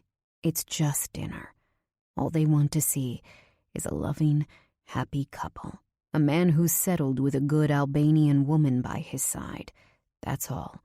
You won't have to lie outright. We've known each other since we were children. That's all there is to know. He takes my hand, rubbing his finger in circles between my thumb and forefinger. Okay, I whisper. And what about newer topics, like where we live? My home is where you were. 79th and Park Avenue. You had me in your apartment? I try not to gawk. Of course. Where else would I take you? He squints at me in confusion. I don't know. A private dungeon? I was your prisoner. I spit. Why do you sound angry that I put you in my house? Was the bed not comfortable? Would you have rather been sleeping on a concrete floor? It would have made things less confusing, I practically shout. And then I think about what I just said and start to laugh. Okay, fine. He mutters something to himself, looking up at the roof. And we should be loving and affectionate. Yes, you aren't a girlfriend. We're having dinner with my friends who are now by default yours too, Sal and Gina. You should feel little worry when you're with your husband. Which reminds me. He pulls out a black box from his pocket. Opening it slowly, he takes my hand and slides the biggest round diamond I've ever seen onto the ring finger of my left hand. It's set on a thin gold band. No small diamonds. Nothing on the side. Just one huge "fuck you" rock. I open and shut my mouth, speechless. It suits you. He licks his lips, our eyes locking. The moment feels so right, but it's also wrong. This isn't how it's supposed to go. I couldn't. You must. But this? I look down at the diamond that shimmers, even in the dark car. How big is it? I turn my hand left and right, watching the play of light. Even though it's gigantic, it's surprisingly classy. Big enough for you to say, "Thank you, Nico. Should I take my top off now or later?" I give him the middle finger, trying not to laugh but failing. I know firsthand, life could be worse than wearing a huge diamond for a dinner. Okay. Ready? He steps out again, holding out his hand. This time, I take it. The restaurant looks like an old-school Italian hangout. It's all wooden and dim with red tablecloths. Surprisingly, there's a singer in the corner, crooning in Italian. I hold one of Nico's hands with both of mine, keeping my back straightened. I try not to come off like a scared kid. The reality is, though, I'm hanging on to him like a lifeline. My father wasn't with us in America, but I remember how my parents were when they thought no one was watching, loving and affectionate. I lean into Nico, taking advantage of the story he's written for us. I'm not very touchy-feely, but I'm letting myself be that girl right now. It's both strange and wonderful to let a man be my anchor. He turns me toward him and bends down his head, eyes flickering somewhere behind me. I'm going to kiss you now. I blink. Is this for real? Or has the show started? My body buzzes in confusion, thoughts from all parts of the spectrum hitting me at once. Don't overthink, he whispers in my ear. And then his lips are on mine, warm and delicious. I melt, my knees buckling. Thankfully, his arms are around me, holding me steady. I want to kiss him back, give as well as I take, but Nico is in complete control. He tastes so good. He smells like heaven. Suddenly, he pulls back, eyes sparkling. Laughing at me? "Look at you two," a man says behind me. "Hey, Sal." Nico turns me around and I step to his side. The men shake hands amicably. Sal is a heavy-set older man in a pair of dark slacks, a button-down shirt, and a checkered blue tie. Very formal, but he looks old enough to pull it off. I'd say he's in his early 70s. His wife is exactly as I would have guessed, probably in her 60s. Huge boobs encased in a black shirt, nails an inch too long, painted pink, bleached hair sideswept and puffed. She's the mob boss's wife in all senses of the word. "You must be Nico's wife," she smiles happily. "So beautiful." Her Staten Island accent is so strong, syllables missing and the letter W inserted all over the place. We're escorted to a table on the right side of the restaurant. I sit down next to Nico and across from Gina, placing the napkin over my legs. I might not be rich, but I've got class. "The food here is amazing," she gushes. "Sal already ordered everything for us." She says the word already like already. "We know the owners," she says jokingly. Clearly, this is her restaurant. She shifts in her seat. "Do you drink wine?" I turn to Nico and he pulls me into his arm. "Yes, we'll drink wine tonight." Within a matter of seconds of being seated, plates of antipasta are brought out. "2 kinds of mozzarella," the waiter says, pointing at 2 separate plates. "The burrata with eggplant and tomatoes, and the buffalo with ham." 2 more plates are dropped down. "The eggplant rollatini and the beef carpaccio." Nico nods to the waiter, fully confident and composed. I don't dare touch my food until he does first. Suddenly, Nico lifts my plate into his hands and starts filling it. When he's done, he sets it back in front of me. "Does he always take care of you like this?" Gina whispers under her breath, eyes locking on Nico. He's incredibly handsome. Jesus, where did you find him? "In Kosovo." My voice comes out more emotional than intended, but it's the truth. She seems to sense that, because she smiles thoughtfully. "I met mine in church." She nudges Sal. "I was only 16 and he was 28, but he saw me and wanted me. And what men like them want, men like them get." "No shit," I mutter under my breath. Her eyes widen, like she heard me. Oh no, I need to backtrack. She tilts her head back in laughter, clapping her hands together. "I like you." The relief I feel is enormous. Nico squeezes my thigh, like I'm doing well. Sal does most of the talking while Nico listens. I follow his lead, doing the same with Gina. Luckily, the food is incredible. I practically lick my plate clean as I listen to her, nodding and replying when appropriate. "Enjoy food while you're still young," she chides. "Eventually you won't be able to eat that way." I'm sure you're right. I imagine my mother's friends, who all claim to have been a size 2 once and are now pushing size 18. I've had a tummy tuck, butt lift, breast implants, and I'm doing my face next week. She speaks under her breath, as though it were a big secret. Really? I reply, seemingly surprised. You look amazing. We have 4 kids. By the end, my tits were down to my belly button, and my ass sagged to the back of my knees. She starts guffawing, and I can't help but laugh myself. God bless 'em, though. Aunt is getting married next month. Great girl. Italian and Catholic, of course. Know her family from church. She's not as beautiful as you are, but with a little makeup and a nose job, I think I can fix her up. I have no words, so I only nod and take another drink from my wine, which is incredibly good. It feels like I've been drinking so much, but every time I look down, the glass is refilled again. Being rich means never having to pour yourself a drink. It seems that I'm not the only one who has gotten drunk, because the laughter between the 4 of us grows and the jokes keep getting dirtier. Just as Nico said, this dinner seems to be for social purposes. I don't hear anything discussed that's illegal, and that helps to keep me calm. Sal tells us a story about the old days in Italy and getting caught by the police with his pants down around his ankles. He's charming. Nico sits back, his arm around my chair. I turn toward him, the liquor giving me courage to look longer than I'd normally feel comfortable. His chiseled jaw with some scruff around the edges. Straight Roman nose. Those lips. He whispers in my ear, "You're staring." Gina and Sal, along with the other patrons, begin to sing. It seems like a song they're all familiar with.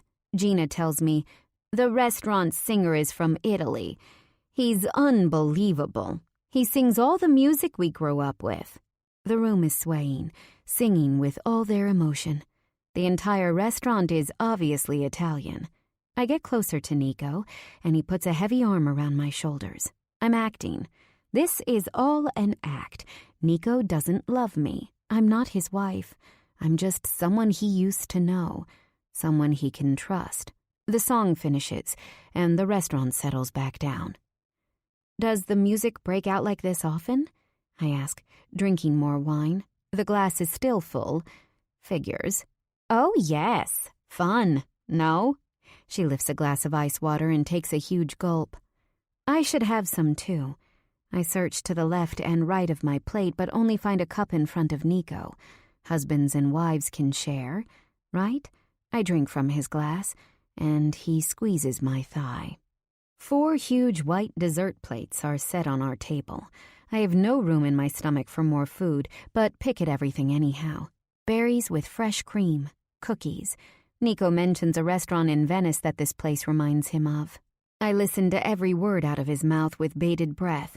I want to know all about his time and life after he left Kosovo. In some ways, I know everything about this man. In others, I know nothing. The lights of the restaurant flicker on, and I squint my eyes. Huh? Looking around, I notice we're the only patrons still here. Nico rises out of his chair as Sal puts a cream suede jacket on Gina's shoulders. They're whispering to each other when Nico tells me, "You should have brought a coat." "Okay," I reply in earnest, making sure the other couple aren't listening. "The thing is," I whisper, "I don't really like to shop, and plus, it's hard to come into New York with school and work." His dark eyes bore into mine. "I'll take care of it." He gently kisses my forehead. Like a brother? Like a father? I can't keep up. Are we still acting? When I turn around, Sal and Gina have that look on their faces like, "Aw, how sweet." I blush while my stomach sinks. They have no idea. Together, we leave. Our Mercedes pulls up to the sidewalk in front of the restaurant. Gina hugs me as the men shake hands. "Let's talk Monday morning," Sal tells Nico. "I think we've got something good between us." With perfect timing, Nico's driver steps out of the black Mercedes, opening the car door. With one last goodbye, we step inside. I slide into the seat to the end of the bench. Nico sits beside me, legs crossed casually in front of him, as he reads something on his phone. "Is that all there is?" He clears his throat. "You did good tonight." "Thank God for the little things in life," I reply sarcastically, looking out the window as though I couldn't care less. Act is done, right? Without moving my head, my eyes dart to Nico. A smirk lines his face. He thinks I'm funny. He sits up with his back straight and erect, legs placed apart. Tell me how it was for you, coming to America. Really? I tangle my hands together. This is one of the annoying questions guys ask me, trying to act like they care. But this question out of Nico's mouth is different. Yes. He shifts in his seat. I want to know everything about what happened, from the moment you left home. He moves next to me, invading my territory. I want to jerk back, draw a line between us, but there is no place to go. And face me when you speak, he orders. He isn't cruel or loud, but he is demanding. A dozen times I try to speak, but my voice only holds short, disconnected whispers. Finally, he places a heavy hand over my lips. Stop thinking. Just tell me. You don't have to cover your truth with me. He lets go and waits. I drop my head, my own version of assent. He lifts my chin up and nods. The story comes out like a rush. So many things I've held inside for so many years. But who to tell? My mother and brother have their own stories and pain. I've never felt like I could bring it up with them, lest they're reminded of what they themselves endured. But with Nico, I'm not afraid. He's so strong, I know he can handle everything. I begin with the logistics of how I got to the U.S. The horse ride to Montenegro was agonizing. I sat in front of a gran who took care of me so well. Tears dripped down my face. My brother gave me his food, kept a gun on his chest to protect us. He was hungry, but I was the one who ate. So many people were running to catch up with us. Nico sits patiently, waiting for me to continue. A gran is many things, good and bad. But I owe him my life during that trip. I swallow before continuing. When we got to Montenegro, we connected with my mother's family and stayed at her uncle's house. I tried running back to you. I was worried for you. I chuckle sadly. There was a forest behind his house with so many trees. Each morning I would venture out deeper, trying to see if I could come up with a way to come home. But then, things got more dangerous. Village people began using the forest to hide. I'd bump into them during the day. Ultimately, Mama and a gran came with me, and we hid there with the others. Keep going, he whispers, gently urging me on. Remember my cousin, Valimir? He left the woods one day to tell his mother about dinner. The Serbs saw him and shot him. We kept hearing stories about the Serbs burning people alive. In the woods, we'd hear shots and bombs. My entire body begins to shake. I have never repeated these memories. They've been sitting in my heart for so many years. Nico curls me into his chest, shushing me gently. Within 10 days, a man came for us. He smuggled us into a crate in the back of a plane and took us to the U.S. My voice trembles. You set it up, right? I lift my face to his. You arranged to get us out? Yes, he whispers. Who paid the smuggler the rest of the money once we got to Tobejo? Typically, an illegal immigrant would pay a portion up front and the rest upon landing. I know from my mother that when we left, we had nothing. I was doing some small-time money laundering at the time. There was a man who owed me. He paid me back by paying your fee. Tears fill my eyes. But why did we end up in Tobejo? Is there a reason? It's a question I've always wondered. I did ask my mother once, but she told me it wasn't my concern.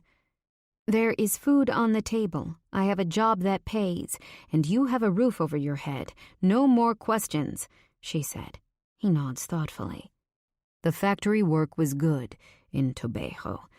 Your mother didn't speak any English at that time. I figured Tobejo was also a good location, equal distance between two big cities, New York City and Philadelphia. His hand brushes against my collarbone. I shiver. And was it hard to get your papers? No. We were refugees, seeking asylum, and America had finally decided to intervene in Kosovo. The whole process went more smoothly than I would have thought. Good. You did good for us, I tell him. Thank you, Nico. For you, he reminds me. I look out the window, but he grabs my chin, forcing me to look into his eyes. Say it. I did it for you. You did it for me, I repeat. I was like your little sister. You cared for me. The way he's staring at me now with complete focus has my heart leaping from my chest. It's desire and lust and something else I can feel, but my head refuses to name. His fingers slide over my shoulders, thumbs lightly grazing my nipples. I shut my eyes, the sensation causing a ripple through my blood. My back arches up to him of its own accord. An offering not from me, but from something greater than I am. He continues to move his hands, rubbing against my breasts and arms. I'm quivering, literally shaking. His touch is whisper soft, but I can feel him over every crevice. In my ear, he asks, "Are you still my little sister?" Suddenly, I'm pulled beneath him. His huge body looms above me, and his rough hands grip my vulnerable waist. Shirt untucked and skirt crumpled. My mind is like an evening tide, coming forward before receding. My body is stiff, and yet my insides run completely liquid. I'm so turned on, trying not to pant, as he rises above me in the darkness of the back seat. He's a killer. He helped you live. He's a thief. He stole for you. He's a dangerous, dangerous man. His hands trail up and down my bare thighs, inching beneath my skirt. This man has watched me throw up from illness. He's held me in his arms when I was ill and shaking, given me his food, protected me from harm, made me laugh even when nothing about our lives was funny. But what? What was it then? What is this now? I want him so badly, but I can't combine all of my feelings into a single coherent thought. I'm here and at his mercy. There's so much to tell you, he says, voice thick. He rests his body beside mine on the seat, leaning on his side and facing me as he continues to touch me. His warm breath is black honey at my neck, filled with so many promises and words unsaid. You must be tired. He stills, exhaling. Rest. I dream of wide-open doors, the fields of my youth, a gran chasing me between high trees in the forest, Nico holding a rifle at the kitchen table, laughing at something my father said. Suddenly, I feel suspended in the air, cradled into something warm. I'm being carried forward. I open my eyes just enough to see what's happening. I croak, Nico?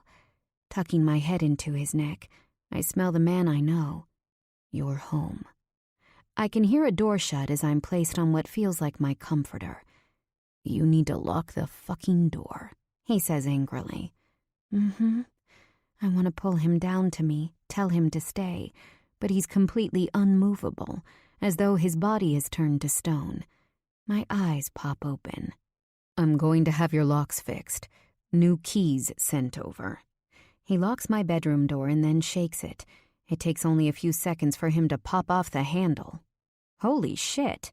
What the hell is going on? I sit up, confused and scratching the back of my head. I need water, and I'm exhausted, but he seems to be operating as though he's already had his morning coffee and a bath. Did you just break my door? I hate how you live here. It's unsafe. He strides from wall to wall of my bedroom. I like my home. I know it's not fancy, but the mortgage is paid up, and my mother and I are comfortable. Oh, yeah? He says, menacingly, stepping back toward my bed. Well, get used to the idea of leaving, because there's no way in hell I'm allowing this shithole to be your place of residence, even a moment longer. I always knew it was bad, but the inside is worse than I imagined. Is that right? How dare he insult the place my mother and I have worked so hard to keep? You want to stay here, in this town that's weakening by the day? Let me buy you a new home. You're graduating anyway, thank God. No, I say through my teeth. You aren't forcing me to move, and you aren't buying us a new house. I'm not your whore. He moves so quickly to my side that I'm shocked frozen. His hand moves around my neck. He doesn't choke me, but I can feel his strength. It's obscene. If you were my whore, He chuckles darkly, fingers caressing my throat. My blood turns to blackstrap molasses as my breaths shorten. "If you were my whore," he repeats, unbuttoning his crisp white shirt with his free hand. "I'd have you down on your knees right now, sucking my cock. But you've seen that once already, haven't you? I think you liked it." My world pauses in shock. It was Nico. He smiles darkly, shirt hanging open as his muscles flex. I swear, my eyes pop out of their sockets. "If you were my whore, I would have had your legs spread open that night in my house when I had you taken from that alley, smoking a cigarette." His skin looks damp, eyes wild. He unbuckles his heavy belt, and his pants drop to the floor. The smell of Nico aroused and wanting is something I have never experienced or even thought to experience. It's heady and dark as rum. My mouth waters. He pulls my neck into his chest, locking me against his body. His right hand pulls down his boxer briefs and grips his shaft. I suck in a hard breath, watching his length grow thick and flushed. That first stroke has me gasping. All these years, I've fantasized about Nico, and now, here he is, in the flesh. "Don't move," he demands, pushing my head down toward his hip so that my head is pressed against his stomach. I'm close enough to see every perfect detail, but he holds me firmly, keeping me just out of reach. His hand moves up and down his own hard length, alternating between slow, deep strokes and rougher ones. For a moment, fear plunges into my bloodstream. Is he going to force me? My panties are soaked. I want this man so badly, and yet my terror increases. His thighs are so strong and powerful, his cock, perfection. My entire being flushes crimson, quaking. "I know you so well," he hisses down low in his throat. "You have always liked to watch me. As a child, you watched my every move, and now as an adult." In this moment, Nico is the deadly mafia boss who people fear. But he doesn't do anything more than keep me tethered to him. I could shut my eyes, but I won't, because I can't. I imagined the woman the other night, on her knees before him. Did it end after she gave him head, or did he take her roughly against the wall to finish? Were her tits huge or small, or were they medium-sized, like mine? What does he like more? His grip tightens around his thick shaft and he groans. "Lyra." It's my name on his lips. My blood courses like choppy, wild tides. It's me here with him now, no one else. The other woman flees my brain. I'd say his name, but I can't speak. I can only hear heavy breaths surrounding us. Are they mine? Ours? Yes, we're panting. I want to scream as his groans grow harsher. All the blood drains down my body and centers at my core. The pulse is painful, the ache completely crazy. I'm restrained in his complete control. His hand continues to jerk himself, the pace slow, hard, and lazy. "When I finally fuck you," he says through his teeth, "you'll be begging for it." The snarky part of my brain is on complete shutdown. The only thing my body does is breathe and liquefy. I'm up on my knees, throat clasped to his chiseled stomach as his dick pulses in his heavy hand. "Fuck," he growls, long and slow. I could try to move, but I don't. I wonder what his cock must feel like. Is it as velvety as it looks? So thick. It's flushed and hot. I've dreamed of this so many nights. His body trembles, but still, he doesn't let me go. Not an inch of slack. I want to take over, touch him, but his control is not to be undone. I'm a voyeur in this scene. "Who do you belong to?" he asks. "You," I whisper, a beg trailing behind my voice. I want to discover all of the things I've only allowed myself to imagine. I want to taste his hard cock and feel it against my own palm. What would it be like to have him above me, inside me, behind me? I'm melting, sweating. I can see the wet beads trail down his abdomen, cut like marble. Soon, he grumbles, I'm going to lick every inch of your gorgeous body. I'm going to drink you in. I manage to look up. His eyes are shut tight. I want to shift my body, try to relieve the ache, but his eyes flit open. Don't you fucking move without my permission. God help me. I bet your pussy is drenched. Slide one finger inside for me. Don't touch your clit until I say so. My breath freezes within my lungs. Please, I beg, my hand moving beneath my skirt. No. Fuck, Alira. I can smell you from here. So fucking good. Made for me. Finally, he begins to unravel, breathing wild.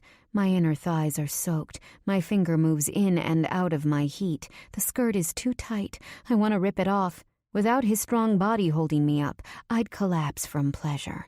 Now, he groans. I touch my clit, and my entire world erupts in a melted shimmer. He moans his release, finishing all over me. I'm whimpering as he steps away, long strides into my bathroom. I hear the water turn on and then off. He returns, rummaging through my drawers like they're his own, and handing me my pajamas. They're the old gray ones, full of holes. He stares at them unhappily before handing them over. Use the bathroom to clean up and change. Give me your clothes when you're done. In a daze, I stand and do as he said. When I return, he takes the skirt and top from my hands, and then he's gone. Holy shit. 8. 2 weeks pass and I hear nothing from Nico. I'm not sure whether to be relieved as hell or if I feel utterly let down. We had an incredible dinner with the Italians, and I had more fun than maybe I'd ever had. But the ending to our night was insane, and there is no other way to explain it. It was emotionally taxing, opening up to him the way I did, and then the physical component just took the entire experience into fucked up, crazy territory. After he left, I fell asleep almost immediately, and then I woke up with the huge diamond, which I nicknamed The Rock, still on my hand. The rock is now hidden in a lockbox in the back of my closet. A few times a day, I go to make sure she's still there. According to Google, it's 5 carats. I spent a good amount of time putting the size next to the pictured size. I don't know anything about the quality, but being as big as it is, I'm guessing it's at least a few $100,000. A normal girl would call him, let him know that he needs to pick up his ring.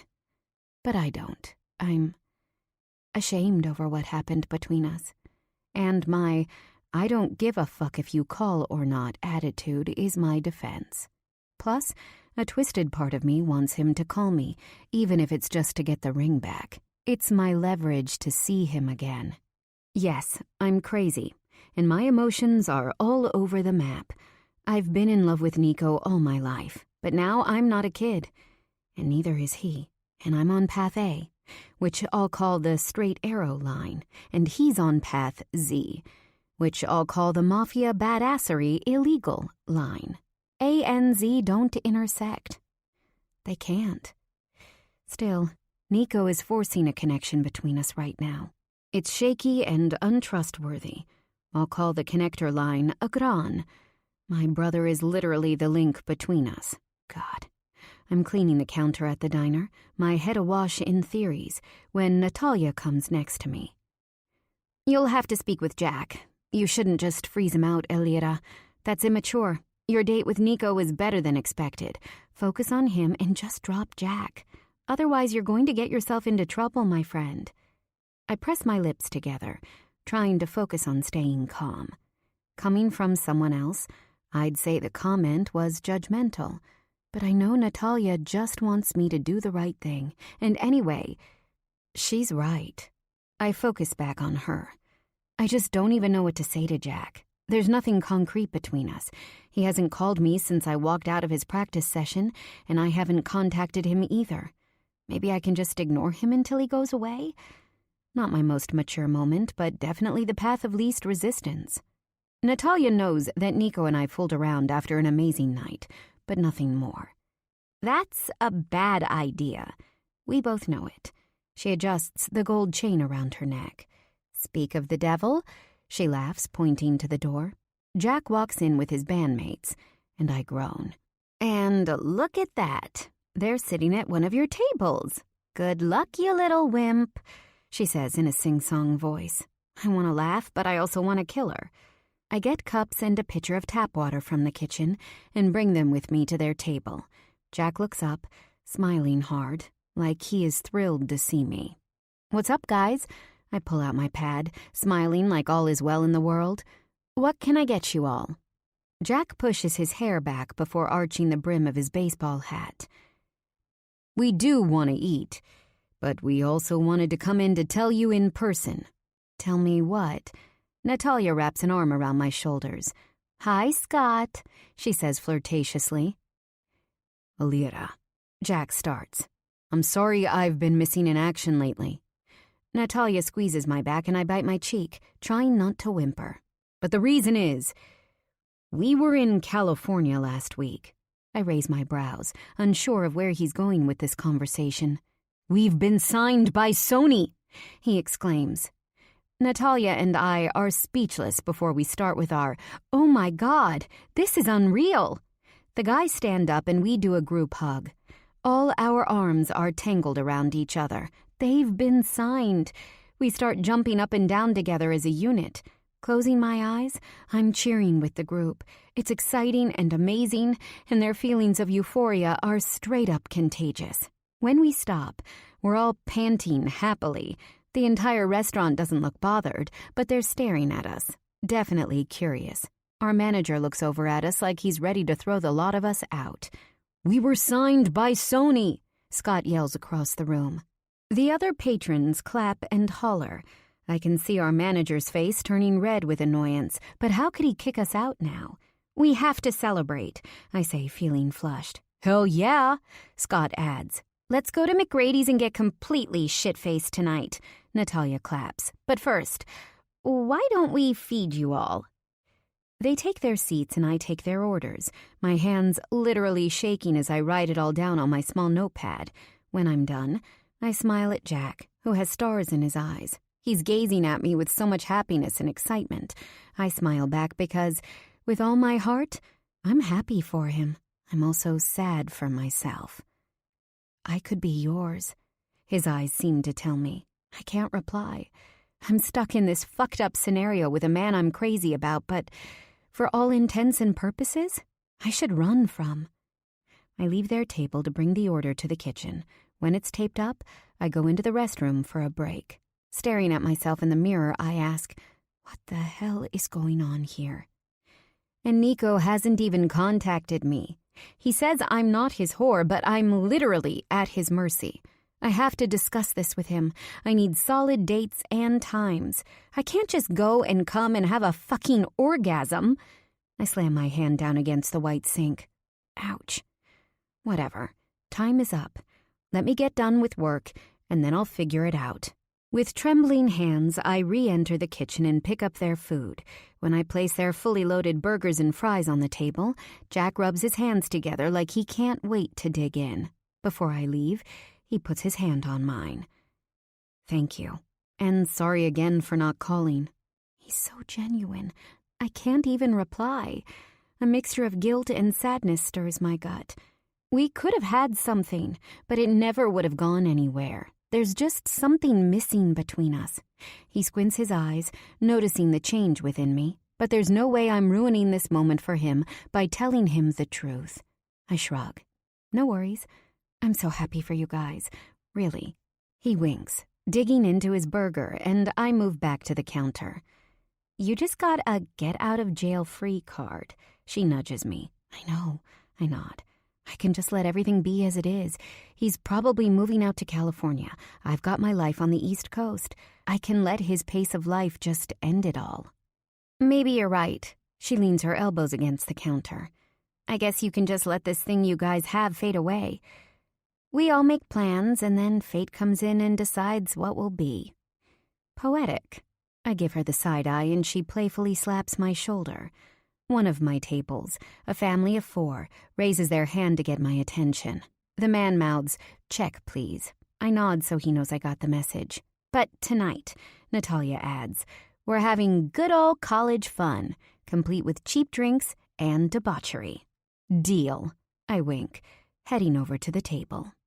McGrady's is packed to the brim, but we couldn't care less.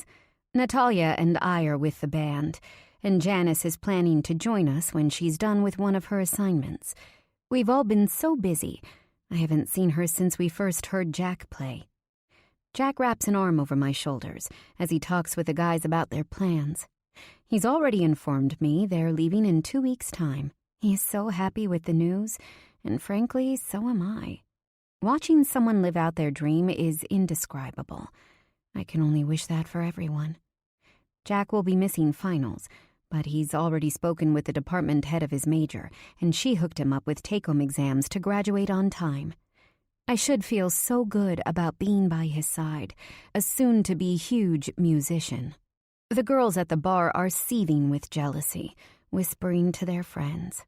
Luckily for me, I'm immune to girls who try to intimidate me with their shit-talking. If I had a penny for every girl who'd been a total bitch out of misplaced jealousy, I'd be a millionaire. I'm quiet tonight. I assume Jack thinks I'm not talking much because I'm sad about his impending departure. I don't try to prove him wrong.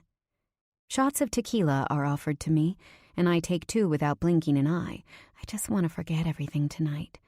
It's not long before everything falls away. I'm just a shell of myself, the girl I was back in Kosovo, and the woman I'm trying to be is fully decimated by a few shots of tequila.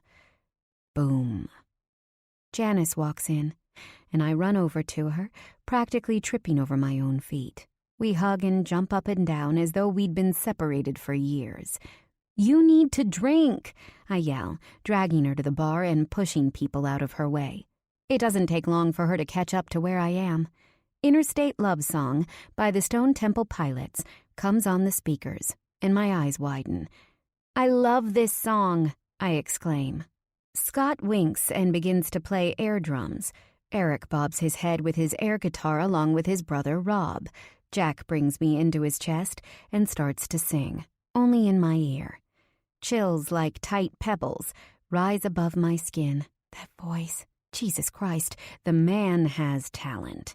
His is incredible, sounding so much like Scott Weiland that it's uncanny. Nico's face flashes in my mind's eye and my chest tightens.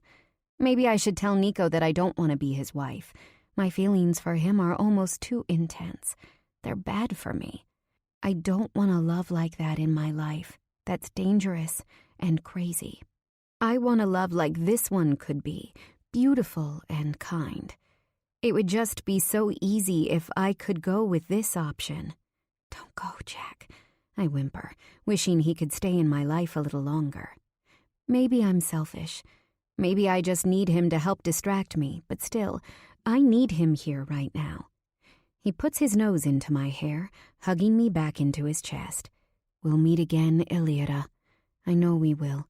We haven't gotten to explore what's between us, but someday, we will." I want to believe him. I wish I could hang on to what he is and who he represents, an ideal American future without the heaviness of my past. Can I ignore who I used to be and still be happy? Our group begins to shout, "Shots! Shots! Shots!" Jack throws his arm around my shoulders again, keeping me close. It's so easy here. The rest of the night is a haze of fun. I find myself in my own bed, my ripped, tight black jeans still buttoned and suffocating my midsection. I shuffle out of bed and throw open the bathroom door. After dropping onto my knees and puking into the toilet, I look down at my body in confusion.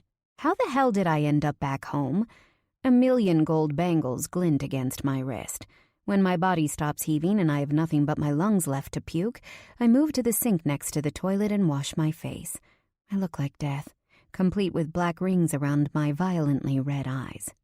I brush my teeth, trying not to gag. Finally, I run over my face with makeup remover wipes. My eyes sting so badly, Rummaging through my medicine cabinet, I find an oily makeup remover pad and use that for my eyes instead. Definitely softer. I groan. Even my teeth are killing me. When the makeup has been cleared off, I check myself out. Roadkill. I re-enter the bedroom and let out a silent gasp that hurts my lungs. A shirtless Jack is sprawled over my bedspread. What? My bedside clock says 7:02 a.m. Mom should be gone already for work. Should I just run out and hope he gets the point? Or wake him? God, this is awkward. Before I can decide my plan, Jack speaks. Hey. His voice is ragged. Give me a few minutes to wash up. Mind if I use your shower? No problem at all. He drags himself out of my bed. He's pale with sinewy, lean muscle. His shoulders are broad. But he doesn't have much meat, unlike Nico, who personifies strength. I lean my head against the wall and shut my eyes. What the hell happened last night? When he's in the bathroom, I take the few minutes of privacy to go through my phone. Natalia. Holy fuck, where are you? Natalia. Answer me. Natalia. Are you fucking Jack right now? What if Nico finds out? End this. I shut my eyes, wishing I could disappear. Instead, my night comes back like a tornado. Shots. Jack stumbling home with me, making nachos in my kitchen, trying to be quiet while stuffing our faces with Tostitos and queso. We were cracking up about something, loud as elephants. Thank God my mom sleeps like the dead. We got to my room. He kissed my neck. I thought of Nico. Nico's hands. I told Jack no, and he stopped. I opened my eyes, wondering what the fuck I'm doing right now. Guilt wraps around my neck like a snake. I need to do something about this situation with Jack and cut the cord. Delaying the inevitable is just making it all the more awkward and harder for me. I know that what I have with Nico is technically not real, but at the same time it's the most real thing I've ever had. Having another man in the picture is wrong. I shuffle out of the bedroom and go into the kitchen to put on some coffee. That'll make things better. After pouring the water and scooping the grinds into the filter, I flip the switch to on. I turn around and trip, almost landing face first onto my floor. Looking down, I see one of my platform Steve Madden boots that I wore last night. It was all innocent and fun between us. What if Nico finds out? My mind whispers. Whatever, I didn't do anything wrong. Nico gave you the most incredible orgasm of your life. He's the one you've been dreaming of all your life. I brought another man home. A friend. I did nothing wrong. Jack walks in, looking freshly showered and dressed in last night's clothes, which aren't different from what he usually wears. White t-shirt with some obscure band on the front, and jeans that look 1,000,000 years old, hot and grungy. You made coffee? He looks hopeful. Shit. Of course he looks hopeful. He slept in your bed. I clear my throat, interrupting my brain. Yeah, just, my voice trails off. What the hell should I say? Tell him the truth. Well, most of it. The thing is, I shuffle my feet. You're leaving, so I'd rather just keep things between us as friends. It isn't the total truth, but it's good enough. Finally. You sure? He leans against one of my kitchen cabinets. His voice sounds pained. We can still have fun before I go. I can fly you out sometime, too. His blonde hair is soaked, dripping down his shirt. He looks more like a sad puppy right now than a badass rocker. Jack is emotional. I step closer. Yeah, I'm just not the type to hook up casually. I know it's weird to most people that I'm not into sex without strings, but it's the way I am. No, I get it. It's the thing I like about you. You're different, Alira. You're different than these other girls. Thanks, I smile. He raises his finger. But don't think you're off the hook. One day we'll find each other again, yeah? How about we leave that to fate? I chuckle. Good idea. He winks, eyes moving toward my front door. You sure you don't want some breakfast? Eggs or something? Coffee is already on. I wrap one foot behind the other, praying he says no. I want to be nice by asking, but I don't want him to agree. Nah. I got practice soon, too. If you're around, feel free to drop in. He pushes his wet hair back. Cool. I try to smile, relieved that he isn't going to sit. He nods, like all is well. Any woman with a brain would be able to tell that he's let down, but I'm just going to play it off like I don't realize that fact. What else is there to do? He walks toward the door and touches the handle. See ya. And then he's gone. The rain comes down in sheets. I spend the entire day studying in my bedroom for economics and try to put together the best possible resume. Interviewers are coming to campus in a few months, and I have to make sure everything is in order. When the downpour is over, moonlight, faint and blue, streams through my window. I stand up and lean against the frame, my mind a complete whirl as I try to imagine what Nico is doing right now. I want to find a way to separate my dreams and fantasies from what is real. When I see him or think of him, it's difficult to separate the man I knew from the man I know. The more I try to make sense of what's happening, the wilder it all gets. I also feel so much guilt for sleeping next to Jack. I know that nothing happened, but still, it was wrong. Should I mention anything about it to Nico? Truth is, I'm sure he already knows. Hell, it's likely. He already has my clothing sizes. That couldn't have happened by accident. It dawns on me that I'm probably being followed. Well, when I said I'd pretend to be his wife, I didn't give him the authority to have me stalked. And anyway, I did nothing wrong and therefore have nothing to fear. I hold my head high because I did nothing wrong. And yet, I cry. Suddenly, I see a car pull up in front of my house. It shuts off its lights. That's odd. I leave my bedroom to find my mom lounging on our couch watching reality TV. To her back, I say, "Hey, Mom, are you expecting anyone?" I wipe my face with the back of my hand, gathering myself. "Nope." She flips the channel, oblivious. I saw a car pull up. I want to check. Re-entering my bedroom, I take out a pair of knockoff Ugg slippers and a soft, long-sleeved white cotton shirt, pulling it up over my head. Leaving the house, I see the shiny, huge car glinting in the evening light. Is it Nico? It must be. If not him, someone from his world. No reason to delay the inevitable. I strut to the car and the window pulls down. It's his driver, the big bald suit. His face is handsome, although there's a hardness in his eyes. "Looks like the last night was fun, eh?" He smirks, and I want to slap him across the face and stomp my foot on the ground like an angry kid. Nico knows, damn it. I straighten my face. Actually, it was a fun night. I purse my lips and lift my back. I don't have to answer to this guy. Who the hell is he to me? No one. "I'm sure." He chuckles. "Saw you stumbling in around 2 a.m. Nice catch you brought home. Look like he sleeps on the streets. I'm sure he was glad to have a warm bed to sleep in and food to eat, although I'm sure he could have used a steak instead of Tostitos." My jaw drops. What in the fuck? Not that it's your business, but he's a musician. Oh, even better. Nico has you following me, is that right? I put a hand on my hip, glaring. What, you climbed up my goddamn window? Something like that? It's called binoculars, college girl. Oh, shit. What did he see? There was nothing going on, but maybe it looked bad. Fuck, shit, fuck. Call Nico right now, I tell him in my most commanding voice. I need to speak with him. The man doesn't move a muscle. His eyes are smiling like he's waiting for me to notice something.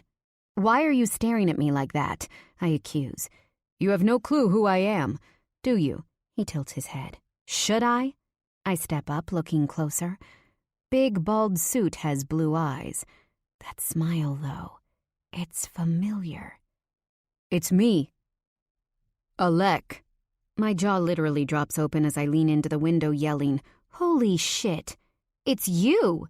He starts to laugh. Alec was in Agran's class back in Kosovo. They were also great friends, and I was the tag-along little sister. My hair was extremely long and soft, and Alec had asked my brother if he could feel my hair for a penny.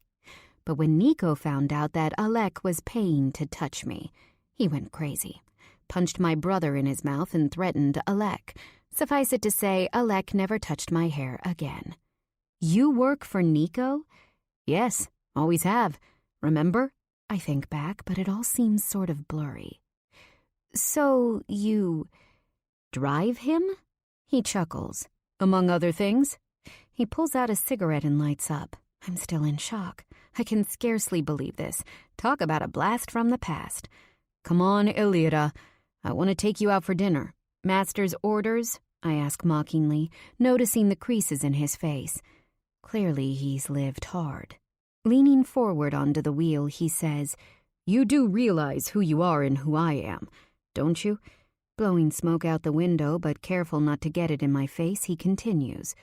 You're currently in the hands of Mafia Kingdom. It's not a joke, sweetheart. Nico never takes a step without constant protection and surveillance. Another deep inhale and exhale. And now, you're shown as his wife. You think he'll let you la-di-da around school? The man has a point. A good point. Shit. I look down at my feet. I'm in slippers. Let me go change and then we'll go. No need to get fancy. I heard there's a hibachi restaurant close by. Yeah, we go there for birthdays and stuff. Allow yourself a moment of stillness, where time slows and the world feels gentle for just a breath.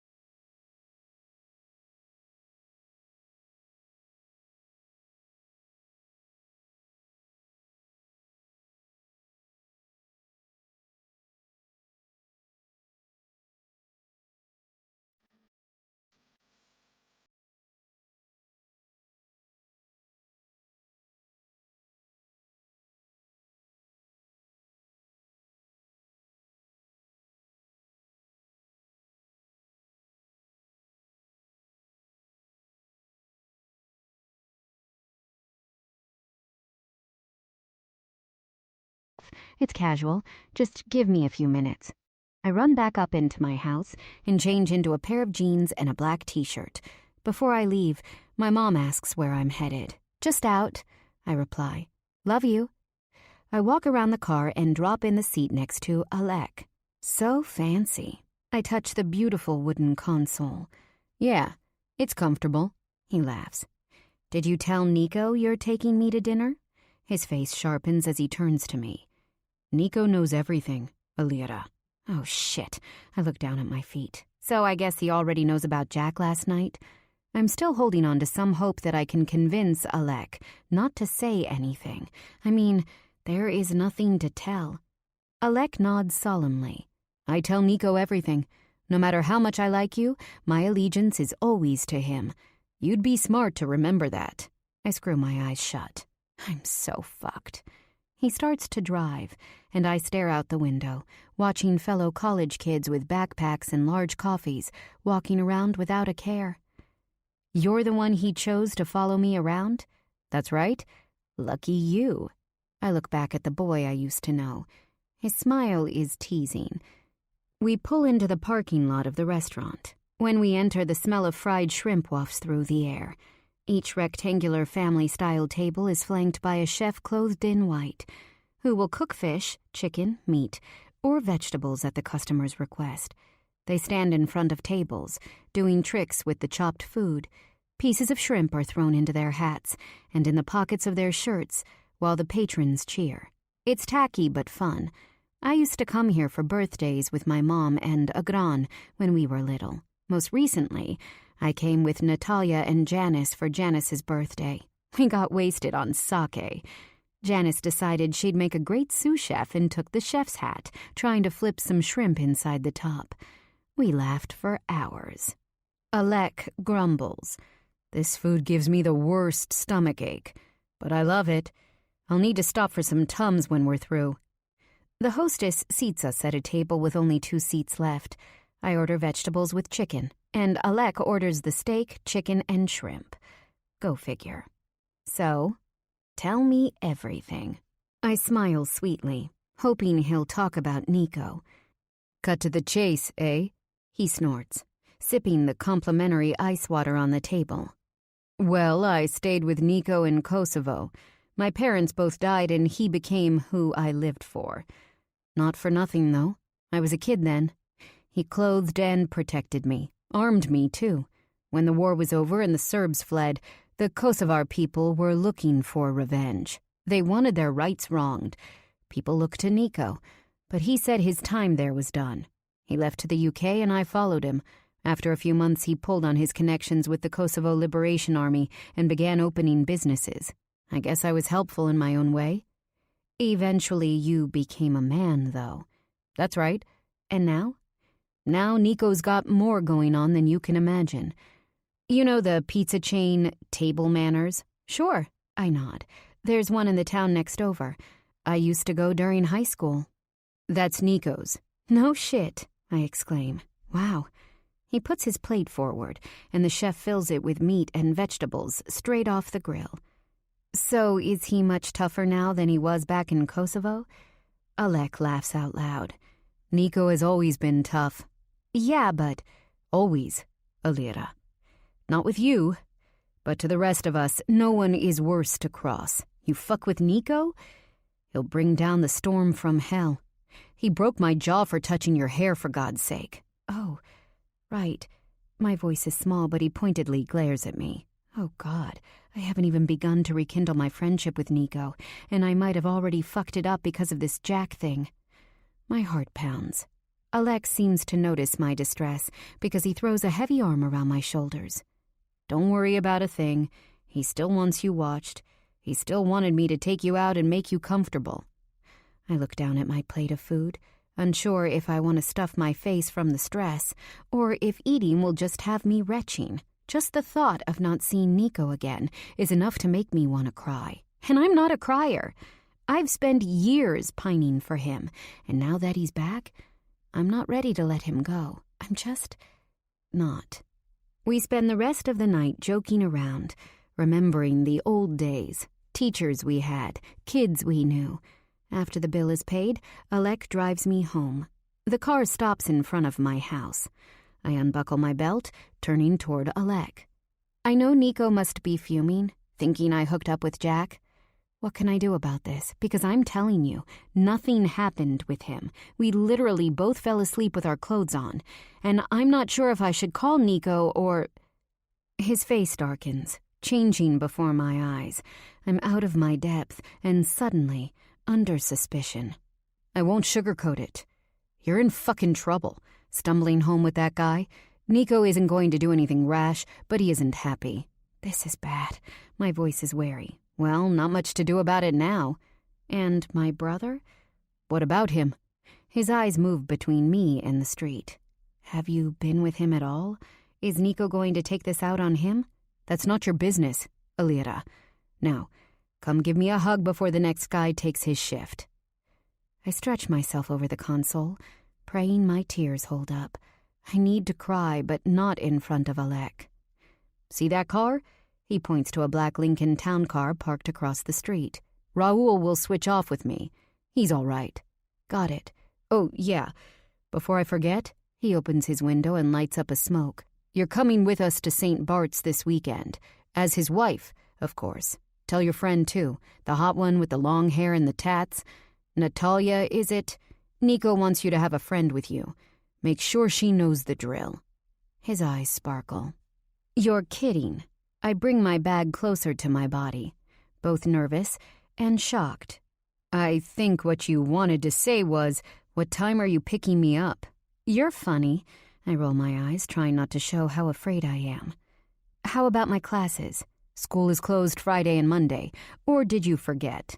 I look out the window, pressing my lips together. A trip? I'm not ready for this. I'll be here at 6 a.m. on Friday. His voice is final. I steel myself enough to turn back toward him. Don't I need flight information? And I don't have a passport. He laughs. Now you're the funny one. You don't need shit when you're with Nico. He takes care of everything.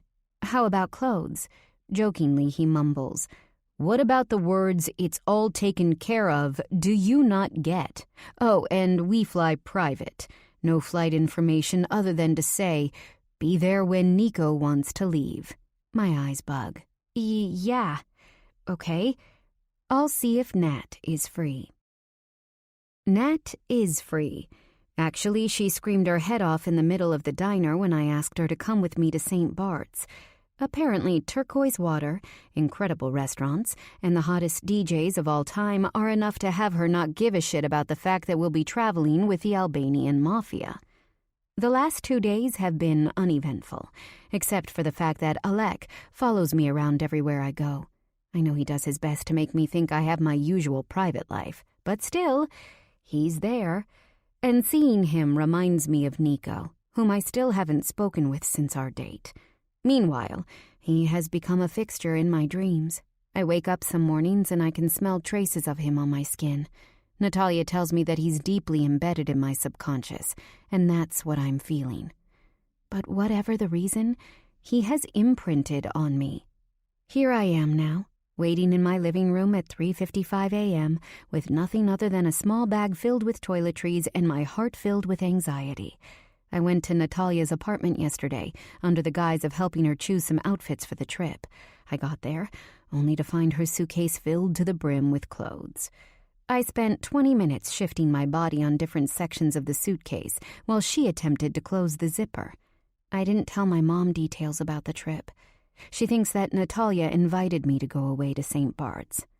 I did my best to give her as much truth as possible, just omitting the part about Nico and the Shiptora. I did tell Agran, though. He was fuming, making me swear that I would have my own room on the trip. I tried explaining for the millionth time that Nico wasn't hurting me or forcing me to do anything against my will, but Agran is so hard-headed. He thinks that he should be invited to come along on the trip as protection for me. I don't need protecting. A car pulls up, a huge white Range Rover. My heart? It halts. He's here. Oh shit, I can't do this. The rock is on my hand. It's heavier than hell. On shaky legs, I force my body to stand up. I grip my purse. Somehow I make it through the front door. I'm normally strong and confident. The way I'm acting right now just isn't me. That's when Natalia comes barreling into my arms. We're together. Don't be scared, babe. She wraps a skinny arm around my shoulders, walking me toward the car. How can you be excited about this? I ask her. Oh, you mean because it's a mafia thing and we have no clue how it'll be or who we'll meet or even where we're staying? Her eyes widen, sparkling with enthusiasm. Exactly. Well, my friend, she exhales. Those are all the reasons I'm excited. Alec takes my bag and drops it in the trunk before handing me a bag from the local bagel shop. For you two to eat. I peer inside to see 2 wrapped bagels and 2 cups of coffee. You're amazing, Natalia gushes. A good old-fashioned fairy godfather. She bites into her egg and cheese bagel and moans. We all laugh and it breaks the ice some. I want to ask him if Nico will be on our flight, but I'm too chicken shit to ask. Instead, I eat my food and sit in silence, staring out the window. Luckily, Natalia and Alex seem to get along famously. They laugh about the dumbest shit, and I couldn't be more relieved to be left out of the conversation. When Natalia notices my ring, she lifts my hand to get a better look. The life, I shrug. God. We drive straight onto the tarmac and walk up a flight of outdoor steps to reach the jet's door. It's everything one would imagine it to be, I think. I've never even been on a normal plane, but I've seen them in the movies. This looks nothing like those. It's so much more luxurious. For one, the seats aren't set in tight horizontal rows. Instead, it's set up like a gorgeous living room, with plush tan leather seats and glossy wood everywhere. There's even a bar and a large screen television. Natalia points to the back of the jet. I bet there's a bedroom in the back, behind that door. Alec is already comfortable in one of the front seats, but Natalia keeps walking until she drops into a window seat in the rear. I uneasily make my way down the aisle, taking the cushiony chair next to hers. I set myself up with my Kindle and attach my headphones to my phone so I can listen to music. Natalia orders a cocktail from the stewardess. I decline a drink, although I'm sure I could use one. Natalia skims through a stack of gossip magazines while we presumably wait for the others to arrive. I keep staring out the window, nerves taking over my insides. Take it from me, she taps my thigh. When things get stressful, find a way to have fun. There's nothing else to do. Smirking, she says, Come on, Elvira. At the very least, it'll be fun to finally see if vampires can tan. I can't help but laugh out loud. Thanks a lot. You're welcome, she winks. A chill moves through me. It's so cliché, but I swear, I feel him before I see him. When I lift my head, Nico is rolling a small black suitcase and walking onto the flight with an entire entourage of 7 men behind him. He's wearing a white linen shirt and khakis, along with a black baseball hat, pulled down low. I can see the stubble across his defined jaw. Christ, he's sexy. One of the guys tells him something, and his lips curl up in a grin. I'm barely breathing, and meanwhile, he hasn't even acknowledged me. Is he waiting for me to stand and greet him? I sit tight in my seat, unsure of what I'm supposed to do. Unfortunately, a set of 3 dark-haired stewardesses beat me to it, all walking up to him and asking if he needs a cold towel or a drink. They're giggling, for God's sake. How unprofessional. I adjust my shirt and pull out a chapstick from my purse. Rock music continues to play in my ears. It's not helping my stress level. The stewardesses leave his side, and he lifts his suitcase overhead. His shirt rides up, showcasing sliced, rock-hard abs. Natalia grabs my arm, so I turn to her. She silently mouths, "Holy shit," and then fans herself. I can only nod in agreement, because Nico is pure strength and rawness. He's got this dominant charisma that he's been honing in on since his youth. The men laugh loudly, ordering drinks. I assume we're all here and ready to take off when a group of women board the flight. 12 of them, all tall, coiffed, and dressed in skimpy summer dresses or skin-tight shorts. Surprisingly, I see Elena, the doctor who helped me when I was kidnapped, walk on a few minutes after them. She's obviously different from the rest of the women, though, and it's clear as day. For one, she isn't dressed like they are. She's in fitted khaki pants, but they aren't painted on. Her shoes are beautiful red loafers, and her white peasant-style top is a sexy and casual off-the-shoulder style, but it's not revealing. Her hair is like I remember, cropped short and beautifully highlighted blonde. One of the men moves through the aisle to take her in his arms, greeting her with a chaste kiss. She puts her arm around his neck. He nods at something she says. I can't take my eyes away. They're in love. An engagement ring, given for real, glints on her left ring finger, flushed against a beautiful diamond wedding band. It's perfect. I look down at the rock, shimmering in all its glory. It's real, but it's fake. I decide that I hate it. My Gap jeans and white t-shirt have me feeling dowdy. I fiddle with my necklace, a thin gold chain, despising this feeling running through me. I'm better than this, but I can't seem to control this feeling of less than. It's Nico's fault. He turns me into a crazy person. Natalia has on a black bra and an off-the-shoulder lime green sweater with ripped jeans. It's casual, but also really cool. She's got her own style and she owns it. I, on the other hand, have always dressed for comfort and ease. Natalia seems to notice my stress because she whispers, "You're still the most beautiful here and natural. Be proud. You have done everything right in your life. Enjoy this time." I try to smile at her, but my lips won't move. I feel like all my life I've been strong and in control, and suddenly everything is unraveling. That's when Nico moves in front of us. "Hey," he says, staring at me for a few moments too long. His gaze is accusing, as though he were shouting at me, "You fucked a man who isn't me." I swallow hard. I try with my eyes to convey that I'm innocent. I didn't touch Jack. No words come during our stare down. My stomach clenches. I don't know what to say. This whole thing is brand new territory, not only because our situation is insane and confusing, but also because I've never been in a relationship before. Nico and I had an amazing night together, sure, but then he left me without even a call. Yes, I could have reached out to him, but I was scared. He's the kingpin of the Albanian mafia, for Christ's sake, and I'm just me. Not that me is a bad thing. It's a great thing. But still, his face is set in a stern line as he folds his arms across his chest. I quickly avert my eyes away from his body, not wanting to be caught ogling. I swallow hard, trying to force my lips into a smile. "Hi." He glances down to my hand. "Nice ring." His jaw clenches. "Yeah, I look around to make sure no one is close and then whisper, "Meant to bring it to give it back. To you. I don't know if..." He shakes his head, silencing me. "On this trip, you're my wife. Do you understand me?" A tick moves through his jaw. "Wear it at all times." He's angry as hell. At me.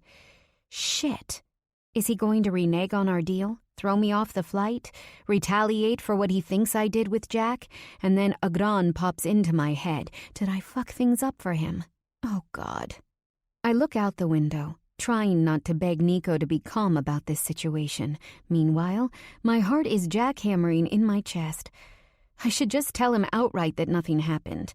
I shouldn't have brought Jack home with me. I know I shouldn't have. Damn it.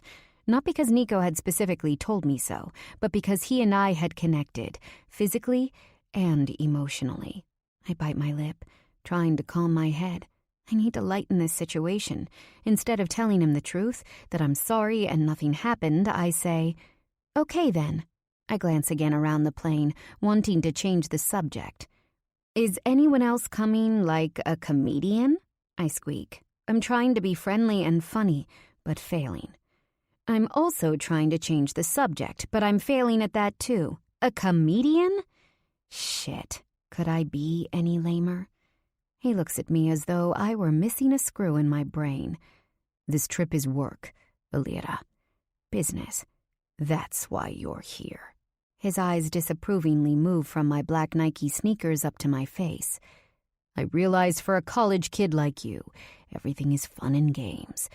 But now that you're here," he gestures around the plane, "in my world, well, you'd better start opening your eyes and following orders. I don't tolerate children." It's like he's lit a match in my insides. Along with the flames, anger rises. Nico thinks my life is fun and games? He thinks I'm a child? What the fuck? I work my ass off every single day of my life, and always have. I might be his pretend wife and much younger, but I haven't gotten a lobotomy. Business or no business, I'm not allowing him to be condescending to me and treat me like shit. I force myself to smile widely, getting into the character of the dutiful wife. Back straight and complete poise. "Of course, baby. Business trips are stressful for you. But no worries." My voice is loud enough for him to hear, but I'm careful to make sure no one else does when I say, "I brought plenty of Viagra. I know what stress does to you, and I made sure you'd be covered." My eyes trail down his pants, stopping at his thick, heavy bulge. I try to ignore the fact that I know how gorgeous his dick is and focus on the task at hand, embarrassing him. I have it all figured out with one pause. Tiny pause. Pill. I smile widely. His eyes flare. Immature of me, maybe. But score. Natalia's gaze flits between us, her mouth poised in almost laughter. Luckily, Nico doesn't give it any thought. His face is solely trained on me when he starts to chuckle. Darkly.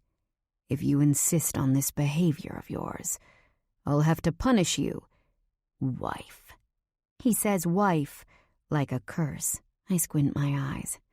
Oh shit. "You know." He moves closer, bending his huge body lower.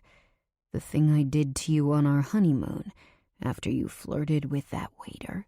His breath moves to my ear, causing tingles straight down my spine. "Remember, Alira, when I put clamps on your perfect pink nipples, ate you out until you were coming in my mouth, and then, after taking all that Viagra," he says loudly, raising his brows, "fucked you so hard all night, you could barely walk for the remainder of our trip?" I'm in a state of shock. He steps back, smirking, and I swear to all that is holy that I'm more turned on than I ever thought possible. Natalia's face is on fire, and I'm sure mine is burning too. My breaths are quickening, in anger, in embarrassment. Thank God it doesn't seem like anyone heard. I have never, in all my life, known a man who sparks up this crazy attraction combined with anger like he does. How am I going to end this thing? He smiles, waiting patiently for me to respond. But I can't. What am I supposed to say to that? I turn my head left and right. Who heard? No one seems to be paying attention to us, but... Ugh! Nico puts his hand out at Natalia. "Hello." She blushes fiercely, taking it. "Hi, Nico. Nice to see you again." She smiles like a regular debutante. I glare at her because what the hell? She's supposed to be my wing woman, not a fangirl. Knowing her, she's probably picturing herself tied up and at Nico's mercy, with her nipple piercings. Just great. Nico smirks, like he's happy about the effect he's having on my friend. A burst of jealousy so strong moves through me, making my bones shudder. It's a feeling I'm not used to having, but damn, it's painful. In this moment, I feel like an animal. I want to claw her eyes out and scream that he's mine. But he isn't.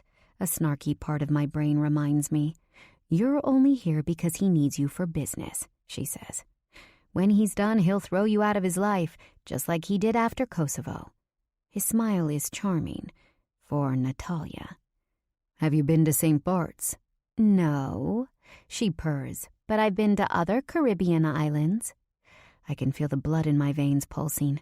She's my friend. How could she?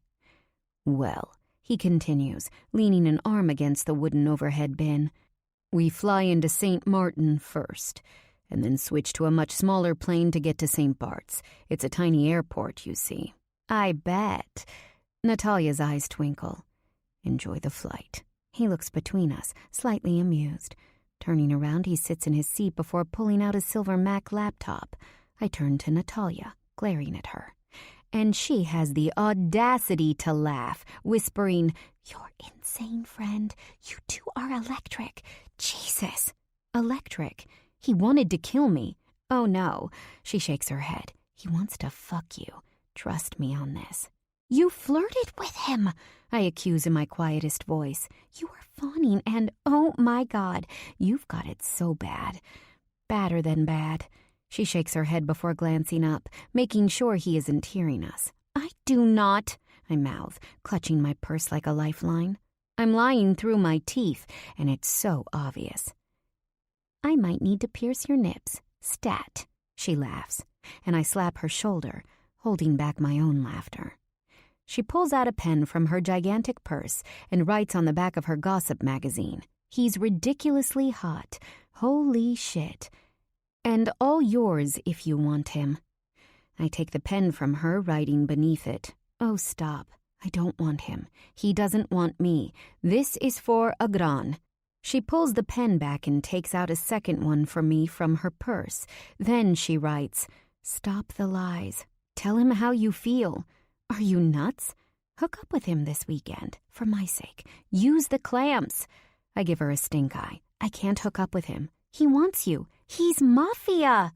Mafia schmafia. Just focus on him, not what he does. But, flipping the book to another page, she writes, "No buts. Enjoy this trip, wifey. And if he 50 shades you, I need every fucking detail. Don't flirt with him, Nat." Ah, so you do want him. Otherwise, I'm interested. I glare at her and she laughs. Don't fucking touch him. Love you. Love you too. I spend the rest of my flight listening to music and reading the newest book by Lee Ford. I do my best not to lift my head because when I do, I see Nico. He's so focused on what he's working on. Over 6 feet of intelligence combined with a body set to kill. He's impossibly sexy. The worst part is, even my mind has found a way to rationalize his mafia business. He was born in a time and place where this was just the way it was. And he excelled. I'm not a big believer in religion, but I do believe that we have paths that are prescripted. And this is his. Deep in my gut, I don't blame him for the course he's taken. The moment we're in the air, the girls on the jet unbuckle their seatbelts and bring drinks from the bar, handing them to the men. The guys are talking sports, their voices familiar, and suddenly it hits me. I know the way they sound, laughing, because I've heard it before. My breathing stalls as my chest tightens. I'm surprised at the feelings bubbling up in my chest, but they're unstoppable. Nat puts her hand over mine. You okay? She squints. Let me get you a drink. Before she can move out from her seat, Nico is on his haunches in front of me. His hat is off, black hair straight and smooth, lips so full. I want to jump into his arms, but I can't. I'm just business to him. What's wrong? I was just kidding about the clamps. He jokes, but I can't move. His face turns truly concerned. I want to reply, but I can't. I didn't think I was this affected or traumatized, but it turns out delayed reaction is a real thing. He unbuckles my belt and takes my hand, walking me into the room in the back of the plane. It's a bedroom. Under normal circumstances, I'd look around, but I'm trying not to puke. My head spins as he places me on the soft comforter. Are you afraid of being in the air? Again, he drops down to his knees, so we're face to face. A pang of déjà vu moves through me. No, He nods, urging me on. When my words still won't come, he steps out and brings me a can of ginger ale with a cup full of ice. He opens and pours before bringing it to my mouth. I sip, the cold, bubbly drink soothing my frayed insides. No mint tea here, he whispers with his lips turned down. And that's when I burst into tears. He wraps me in his arms and my body curls into his chest, yearning for warmth and comfort. Into his shirt I tell him, I heard your guys talking, and I thought about being taken. I couldn't move my limbs, Nico. I thought I was going to die. What did they give me? My body trembles, like the aftershocks of an earthquake. He pulls me closer. The fact that I'm seeking solace within the man who ordered all of this done is fucked up, but I can't seem to help myself. He rubs my back. I understand. I'll keep them away from you this trip. Under my protection, you should never worry. They wouldn't have touched a hair on your head. If they said otherwise, it was because some of them are sick fucks who wanted to scare you, and I'll make them pay for that. Trust me. Holding me into his broad chest, he kisses my hair. It's not fatherly or brotherly. It's more. I let him soothe me in the way only he ever could. His deep voice, the way he shushes me, his warm, thick hands against my back. My entire body heats from his proximity because it knows this man. Unstoppable words spill from my lips. I didn't touch Jack. I swear. We were drunk and fell asleep. I wouldn't have done it. I was confused over what was going on between us, and Jack seemed so simple and easy. I continue to cry, my emotions flinging back and forth between Nico, the boss of the Mafia Shiptora, and Nico, my childhood friend. I never would have... Calm down, he whispers, his thumb brushing against my forehead, before wiping my tears away. But I need you to hear me. I wouldn't have. I was drunk, but when push came to shove, I couldn't. Didn't. I blink, lost in his stare. His dark eyes zero in on me like he found something he'd been missing, a mixture of relief and thankfulness. My head has no idea what to make of this. Alec let me know you'd slept with your clothes on. You didn't have sex with him. His jaw slightly clenches. You knew? He nods. Are you... mad? My eyes widen in worry. His jaw clenches. I'm not a child who needs to yell and scream for your attention. And, Alira, for your information, he bends his head lower. When I'm with a woman, there can be no man other than me in her life. I don't share. You walk around telling people you're my wife. I expect decency from you. Maybe I didn't make myself clear enough before, but I demand it. His eyes flash. Decency? I don't even know what's happening between... You know what's happening. He swallows hard, and my head turns to clouds. Nico, I whisper, trying to backtrack. I've respected you as a man for as long as I can remember. You were my life when I was a child. You became my savior when you got us out of Kosovo. I owe you for the friendship you showed me and for saving us from what surely would have been death. Forget the other guy. Just forget him. It was nothing. He was nothing. Right now, I'm yours, okay? I gave you my word, and I meant it. He gives me a small nod. For a second, I imagine myself next to the man I grew up loving, the one who owned every piece of his own life and mine. Is that the man I'm looking at now? Another few minutes pass, but neither of us speaks. Eventually, I calm down. He stands up, bringing me another cup of ginger ale. When I'm done, he tells me, wash your face. There's a private bathroom here. I use the bathroom, blow my nose, get a grip. That was intense. God. When I leave the bathroom, Nico is lying down on the large bed with his legs crossed in front of him, a laptop on his lap. Come, he tells me, looking at the empty spot next to him. Slowly, I make my way there. My stuff is here, too.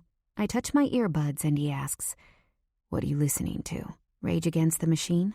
I love it. But you know that already from your super stalker skills.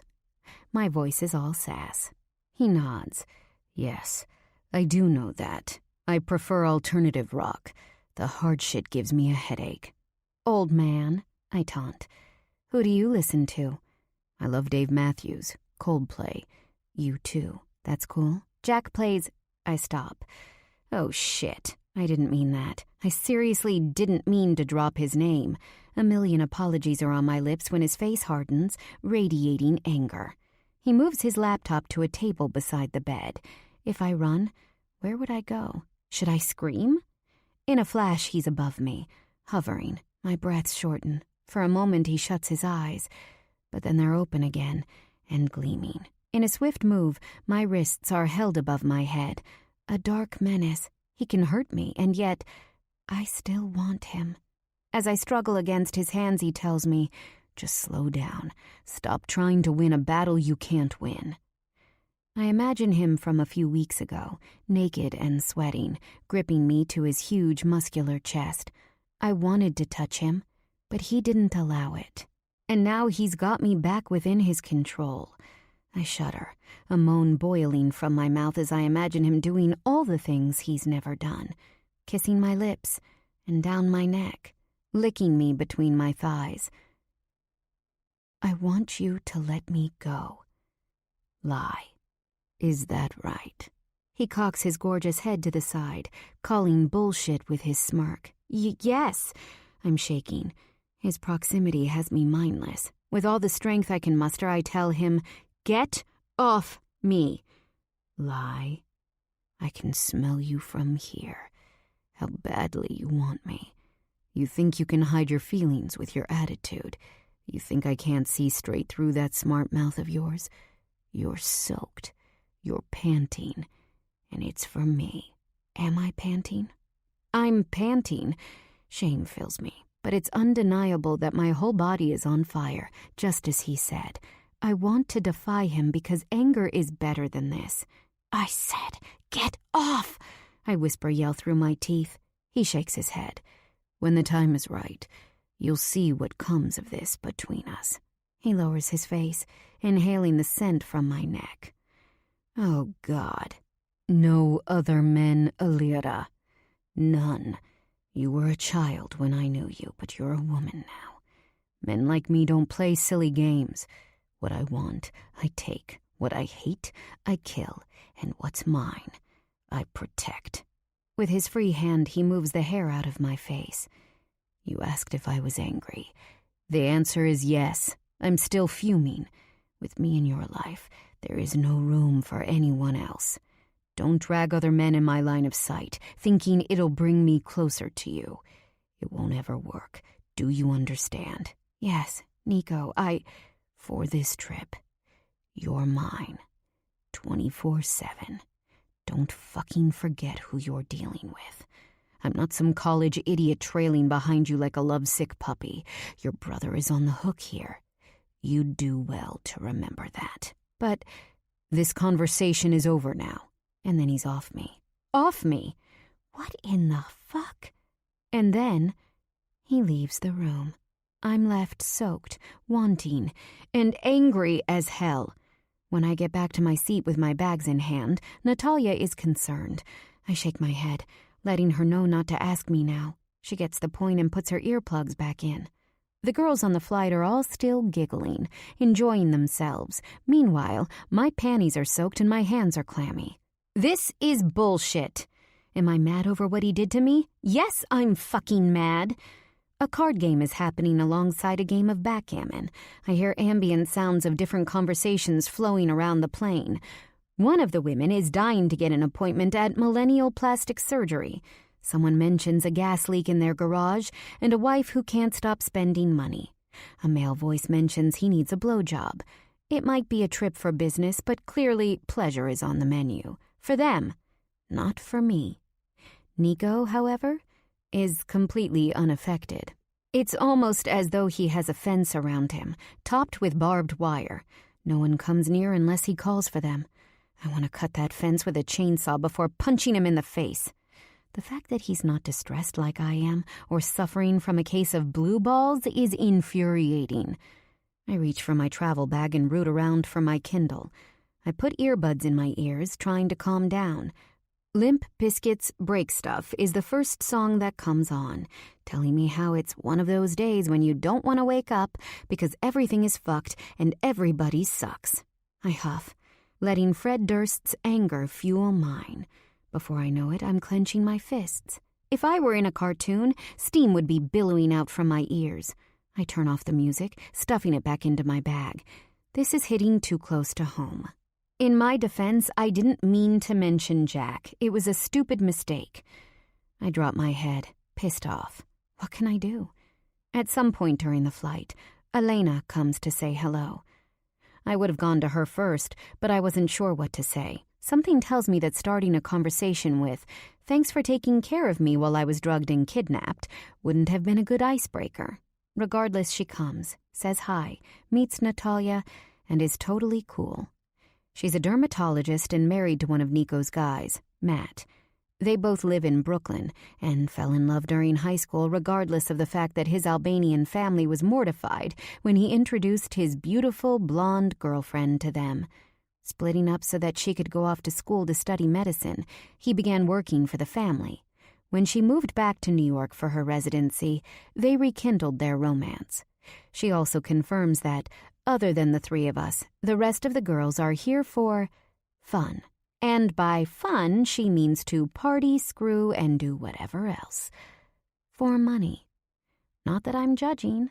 I mean, these girls are living their best life. They're on a private jet, for free, ready to party in St. Bart's, keeping company with rich and powerful men who aren't exactly hard on the eyes, and they get paid, in cash, for it. I'm not blind. I see how good they look and how happy they are, all of them in Chanel bags. The fact that I have one of my own now, courtesy of the boss himself, isn't lost on me. All of them are in beautiful clothes and jewelry. I'm sure some of them even have mortgage-free apartments in Manhattan.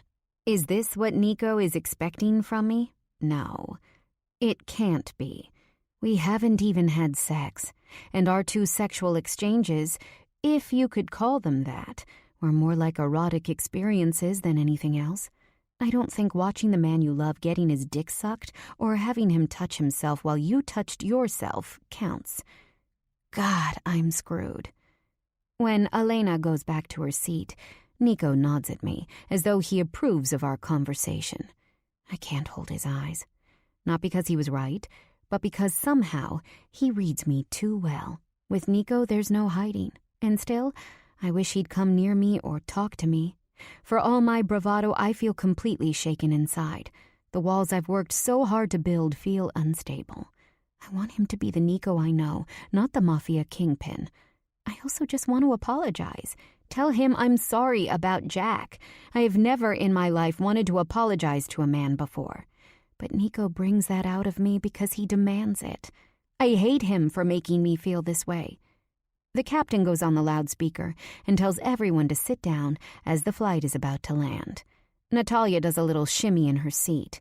I don't want to smile and laugh, but I do. 9. The last leg of our trip happens faster than I thought possible. After getting off the flight, 4 tiny planes, seating 8 each, are ready for us. I get on and buckle up before I realize that this jet is smaller than small. It's a bird, and I don't mean that in a good way. I find myself praying for my life when Nico puts his large hand on my thigh, as if to say he's got me. I'm scared. I whisper, "Don't worry. It's noisy and shaky, but quick." After landing, we're whisked to huge black SUVs, lined up and waiting for us on the tarmac. In the car I'm in is Nico, Alec, me, and Natalia. Alec pulls out waters from a small cooler in the back, handing one to me. I'm exhausted and I feel so dry. I open the cap and drink, immediately feeling better. "So, where are we going?" I ask. "The mansion sits on St. Jean Bay on the island's northern shore. We'll have access to the best sand and a coral reef. Just wait until the morning when the sun rises. It's heaven." Alec turns his attention back to Natalia, giving her details about restaurants and beaches we'll visit. Nico sits in the front seat, discussing something with the driver. His voice is low and I can't make out what he's saying. After a few minutes of trying to hear and failing, no thanks to Alec and Natalia, I zone out. I wish we'd landed in the daytime so I could see the world around, but it's dark. The car takes us up and down what feels like millions of rolling hills. Finally, we pull into a large driveway. The car door is opened, and an ocean breeze wafts up around me. I step out, looking up. The night sky is littered in twinkling stars. There is unimaginable beauty in this world, I think. Eyes glancing around a magnificent white stucco mansion, complete with a beautiful orange roof. The entire place is lit up in lights. It's breathtaking.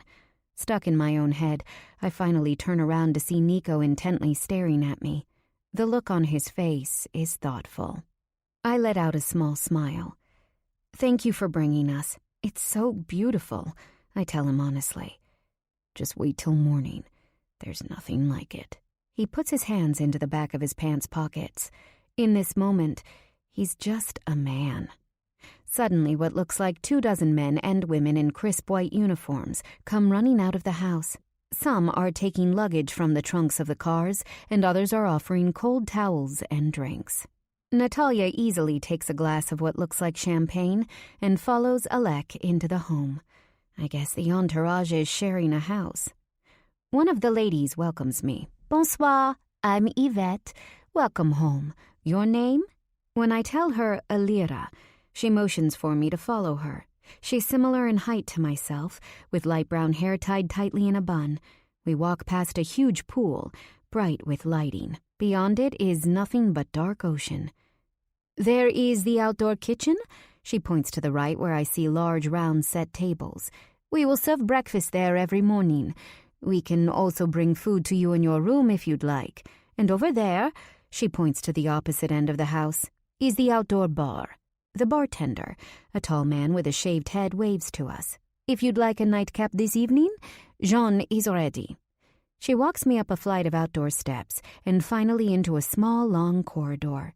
"This is your room, the Queen's suite. The King's suite is next door."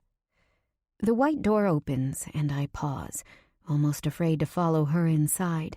I grip my purse and force my legs forward. Beauty like this is once in a lifetime. I want to enjoy it. "Your room faces the ocean. The most beautiful one here, I think." She continues to show me the room's amenities, from the magnificent pink and white marble bath to the huge closet that is filled to the brim with clothes. I even have a huge white 4-poster bed with crisp white sheets and a fluffy pink comforter. I wish I could have brought my mom here with me. She deserves a vacation more than I do. Before leaving, Yvette hands me her card and the Wi-Fi password. "If you need something, call me." Yvette?" She turns around, pausing at the door. "Yes?" There are so many questions I have, and there's no way I'm losing the opportunity to ask her. "Is this a hotel or someone's private residence?" "This is a boutique hotel. But your group has rented the entire mansion for the long weekend. We are all at your service." "I see. And do you know Nico?" Her mouth immediately straightens out. She doesn't reply, but I can't help but notice how her face tightens up. Nerves? I wait another second or two, but she doesn't reply. I guess I've hit a dead end on that one. I need to try another route. "Has this group been here before?" "Oh, yes." She seems relieved. "Every year they come." "And who usually takes this room?" Seriously, if finance doesn't work out, I need to be a lawyer. "I have been working here for 3 years. This room has always stayed empty. Until now." I tilt my head to the side, confused. Maybe there was an issue with the plumbing or something. "Thank you," I tell her, not unkindly. And with a final small nod of her head, she's gone. Playing around with the room's lights, I see there's a balcony outside my room, facing the ocean. I slide open the door and find a small round table and 2 chairs. The moon shines brightly, and the ocean adds a briny chill to the air. I take a seat and a deep breath when I hear music wafting around me. The party must be underway. I inhale and exhale the ocean air. I would sleep out here if I could. Does Nico expect me to stay in my room?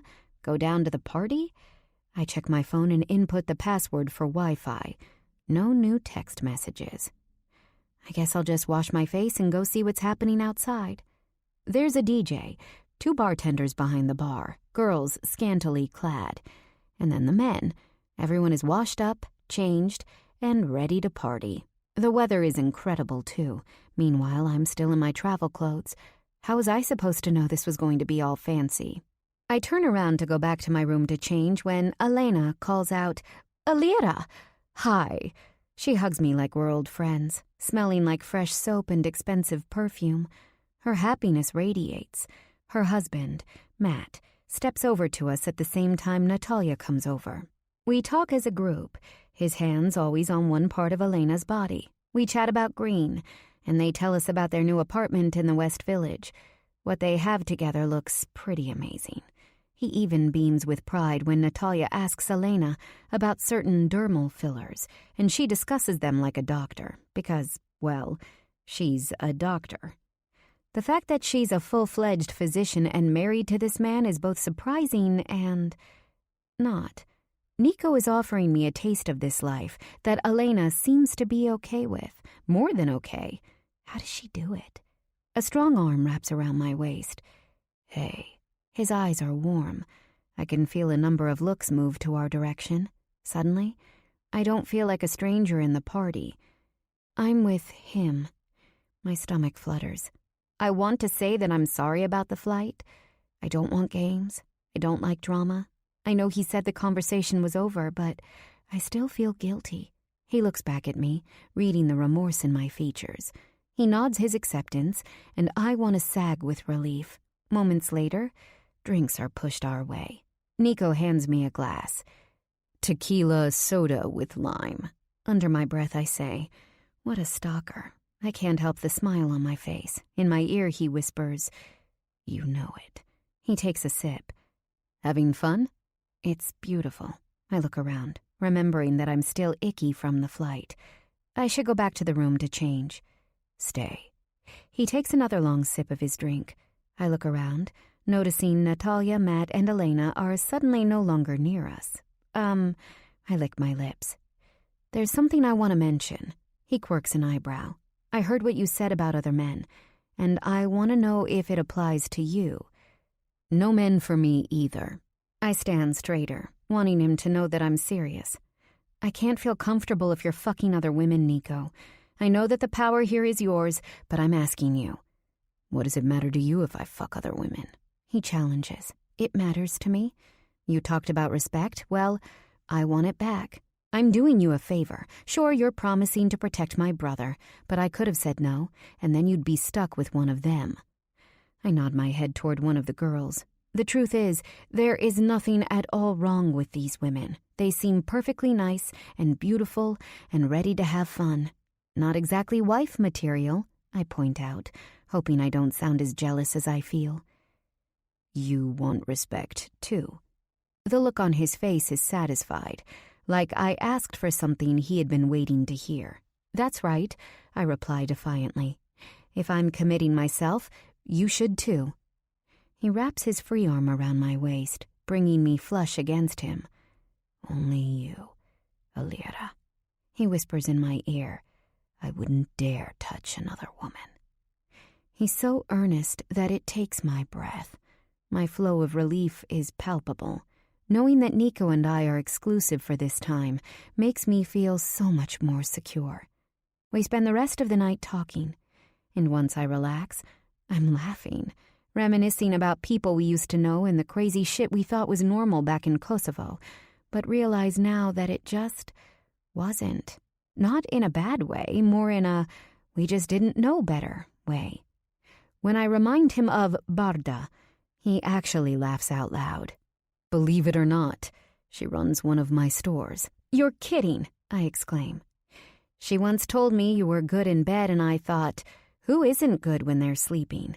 I wheeze with laughter. I look at my drink, now empty, and wonder just how much tequila was poured into the cup.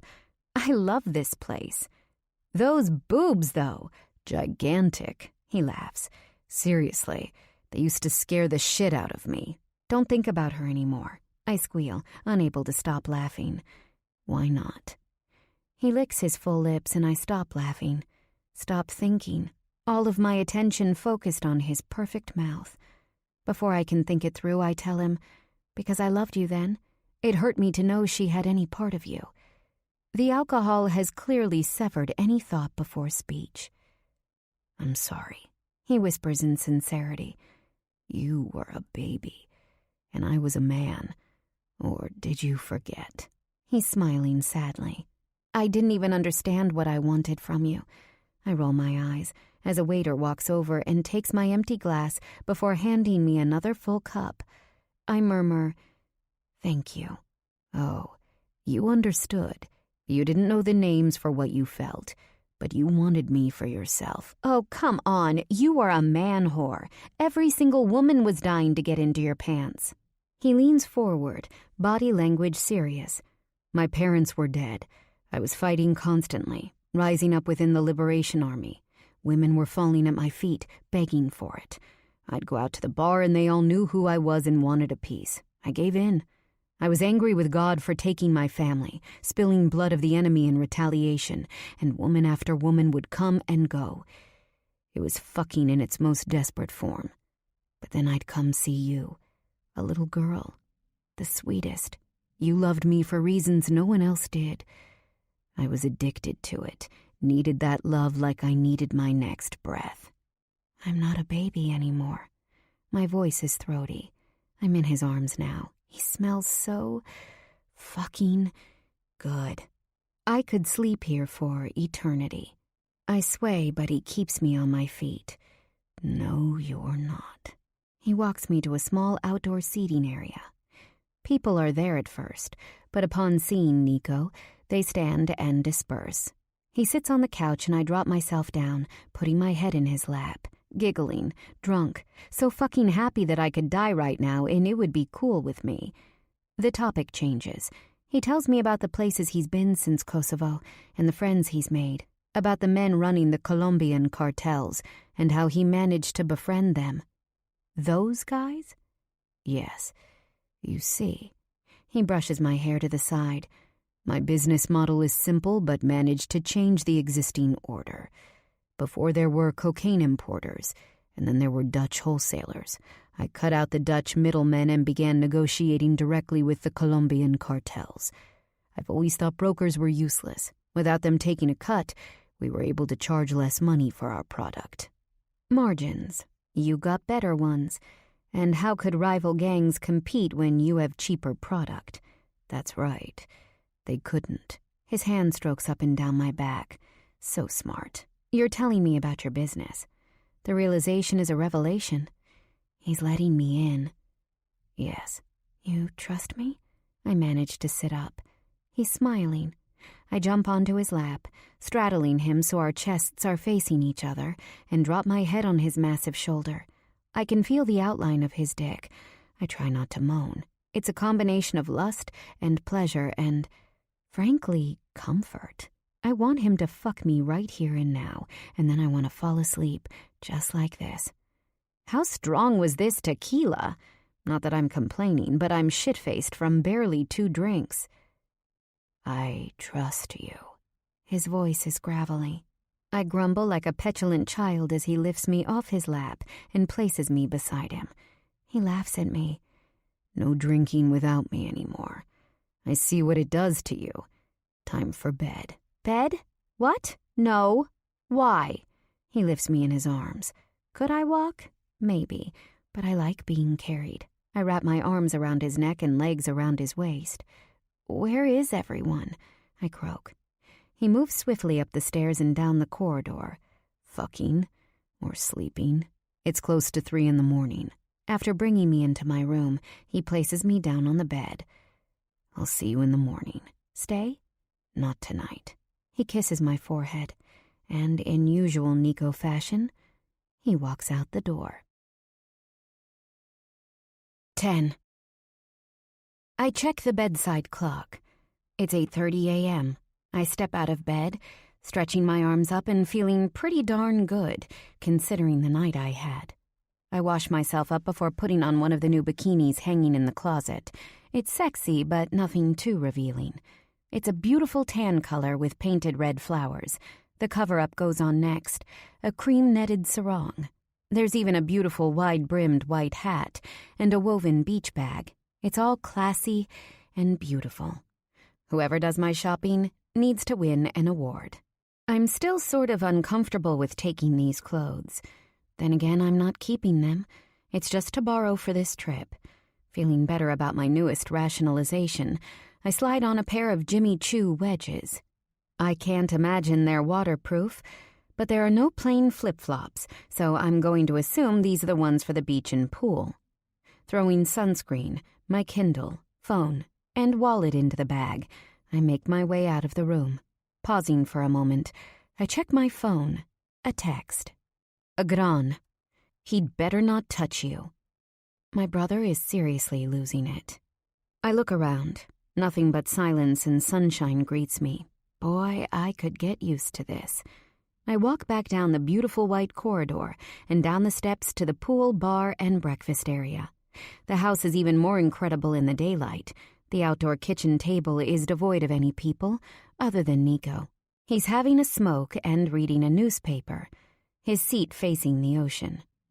Seeing Nico, the boss of the Shipa and the man I used to love, relaxing and acting normal is just too much. It's so much more than simply attraction. I've been attracted to men before, and I've gotten the butterflies and I've swooned and all that from an amazing kiss. But seeing Nico here has me frozen. He drops his paper and calls out, "Get over here, Alira. I see you." I grumble but walk over to him. "Sit. Coffee and bread are on the table. Someone will come out to take your order now." He puts out his cigarette in a small green ashtray but continues to read intently. "So," I start, picking up a slice of the crusty baguette. It's sweet, crispy, and freaking amazing. "What's the plan?" He pushes a second newspaper my way. "Read a bit, and let's eat. Then we'll figure it out." I lift the paper and begin skimming headlines until I find an article of interest. I normally read every morning over breakfast, so this is a welcome surprise. A few minutes later, he says, "You look very serious. What has your eye?" "Hamas. So desperate to win world sympathy, they use Palestinian kids as shields, hiding weapons and mortars behind United Nations schools and firing rockets from there. I swear, it turns my stomach to shreds reading this. We're not the only ones who've suffered. Helps put things in perspective." He presses his lips together firmly. "I was in Israel a few years ago. Incredible country. They're similar to us Albanians. Strong work ethic, love of family. Never back down from a fight. They're forced to live in constant war with neighbors who refuse to recognize their existence. Something else we know about, eh?" I guess everyone suffers to an extent, some more and some less. Makes it annoying, though, when I'm in school, learning with these entitled assholes. They just don't get it. They have this naivete. Hard to look at when I've seen so much. "There's a difference between us and them. But why fight it? Why not just appreciate the fact that you're not the same as them, and that's okay?" We stare at each other then. Moments pass. I can't help but notice little details about Nico I must have missed. A small scar on his chin, a black rope bracelet on his left wrist. I look up into his face, losing myself in his dark, soulful eyes. "Get a grip," my head reminds me, and then I say, "I heard the beaches are beautiful here." My voice comes out in a whisper. "The most beautiful." The way he's staring at me, it's as though he isn't talking about the beaches at all. I watch his throat as he swallows. "I want to tell you." He moves closer to where I sit. "I know you like your sarcasm, and you don't like it when other people tell you what to do, but you've got to trust me." His thumb slides across my hand. It's warm, dry, and rough. Awareness bursts through my veins. While it's soothing, the look on his face is anything but. "Trust that I'd never let anyone hurt you. Trust that when I say to do something, it's for your own good." Why are you saying this? I stumble on my words, confused. It feels like a warning. "Because other people are coming on this trip too, who we will hopefully be meeting here. There are some big mergers in the works. But even while we're all partying and having fun, business will be conducted. There are also some small factions of different crews who might decide to show up. I'll need you by my side, unless I tell you to go, and I need you to do as I say." My head manages to nod, agreeing before my mind can chime in that this sounds scary. "Good girl," he whispers, moving an errant hair from my face. "Bonjour, madame." A sweet voice interrupts us. I turn my head to find a waitress smiling at me. She's tan and golden blonde, and she has that natural beachy look that I'd give my right arm for. Bonjour, I reply, taking a look at Nico. He pays no attention to her and is instead staring at me. Eggs? Waffles? Pancakes?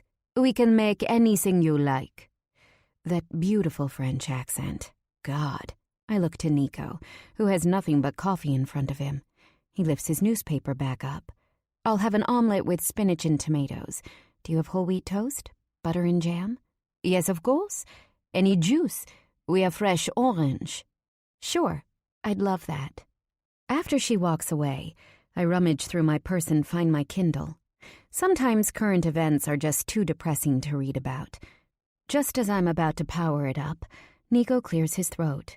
No one will be waking up for a while. After you eat, let's go to the beach. Yeah? I can't stop the excitement in my voice. No, I can't swim, but who cares? I can dip my toes in and enjoy. I can see his lip quirk up in a small smile, but he doesn't speak after that.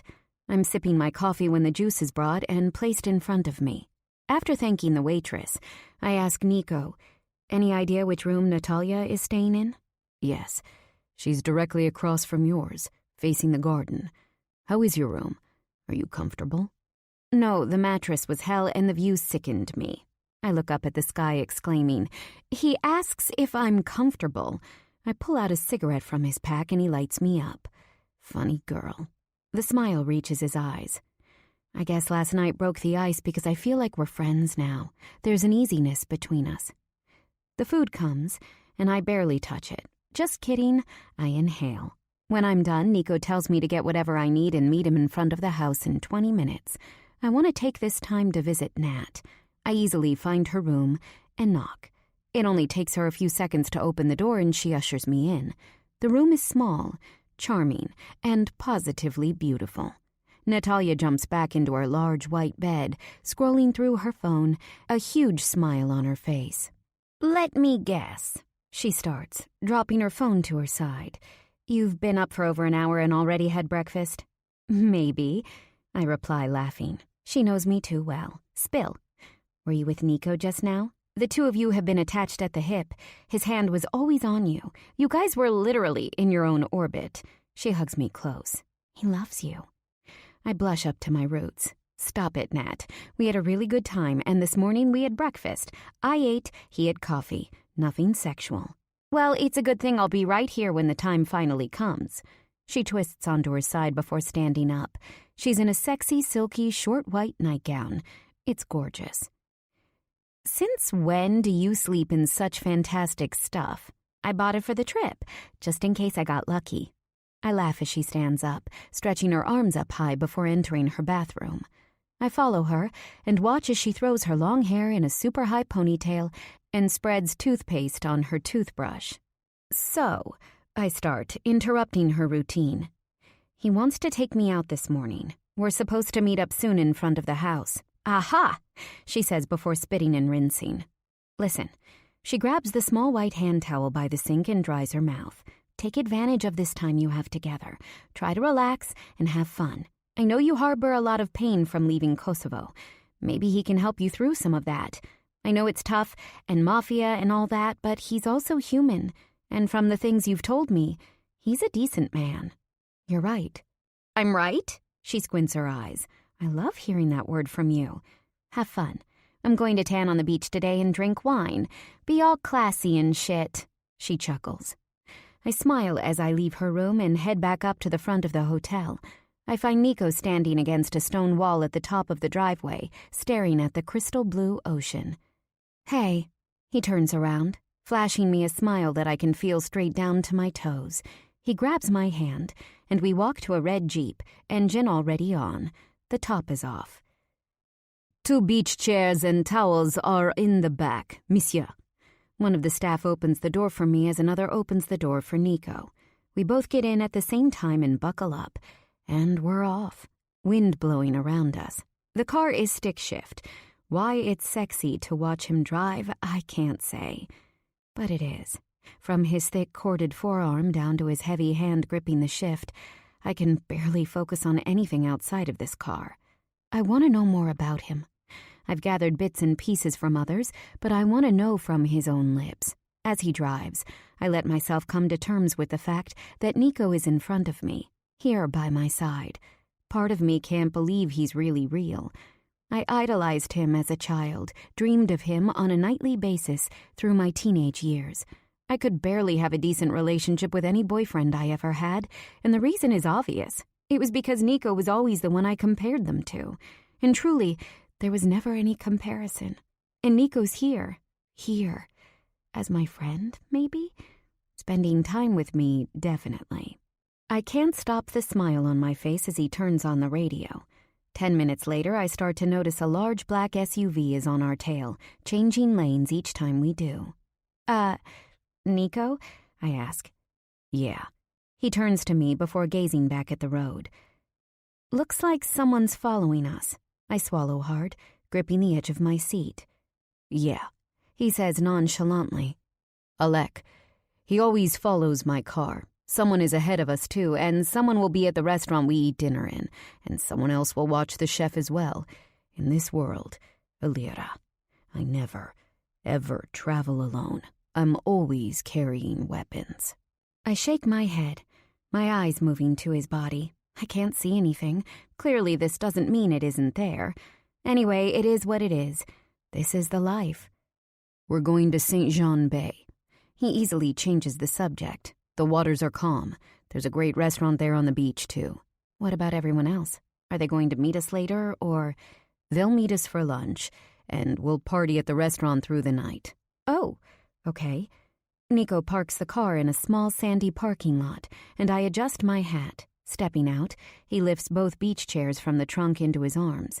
In an effort to be helpful, I take the blue and white striped towels.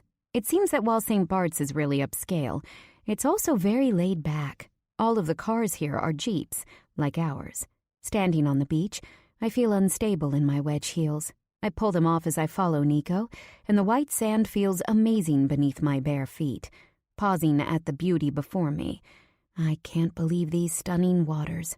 I've been out to Jones Beach on Long Island, New York before, but it doesn't even hold a candle to this. Other people are here, but everyone seems to be scattered about so as to give each other privacy. Nico sets us up close to the ocean before pulling off his shirt. Holy hell. I swallow the saliva in my mouth and try not to gawk at the huge Albanian eagle tattoo on his shoulder and pec, along with the small scars scattered around his back. My stupid, poor heart thumps as I force myself to turn around and remove my sarong. Let's go see if my boat is ready. Sure, I say a little too excitedly, my traitorous voice squeaking. Suddenly, his eyes move to my pale, slightly freckled chest. And that's where they stop. His face is serious, intense. I worriedly look down at myself. Is something wrong? Nothing seems to be out of place. My boobs are nicely tucked into the bikini top. When I look back up, his jaw is tight, eyes on the ocean. Self-consciousness overwhelms me. I'm sure he's seen the hottest girls on the planet naked. And me? I don't even go to the gym. My stomach is flat but soft, not rock hard. My thighs are on the fuller side. This is me, though. I'm not some girl who subscribes to the idea that ultra-thin and rock-hard muscles are synonymous with health and happiness. Sometimes I need to eat more. Other times, less. And what is wrong with that? For a few years in high school, I went through phases of yo-yo dieting. I wanted a waist as small as this model or that actress. The result was, the thinner and more enviable I was to others, the more miserable I felt inside. Well, screw that shit. I'm not letting myself feel insecure right now. I stand taller, telling my inner confidence to stop hiding. My boobs are real. This is what I've been given, and I'm proud. White, pasty skin and all. I lift my bag and he stops me. No need to bring anything. Are you sure? It's my phone, sunscreen, and a Kindle. Leave it all. We've got people here, watching our stuff. I look left and right, trying to see whom he's talking about. Before I can spot them, he takes my hand and we walk off to the end of the beach, where there's a section full of water sports.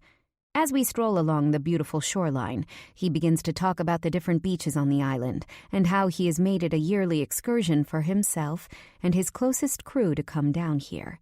I listen and nod, enjoying the cadence of his voice. It turns out that Alec has become a right-hand man for him. When I ask about the few guys who frankly scared the shit out of me, he laughs, saying that that's exactly what they're meant for. Each person has a place in this family. For example, if you were trying to create the best baseball team, would you want it to be comprised entirely of pitchers? I shake my head, the warm sun heating me from the inside out.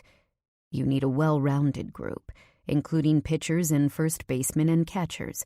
Think of the Sheepa like a sports team. I need different men for different positions. Otherwise, it wouldn't run smoothly. I wouldn't have what I needed. As for their similarities, I ask curiously, the blue ocean sparkling wildly beside us. There are many. I can feel him beside me, his heavy steps, his perfectly measured breaths.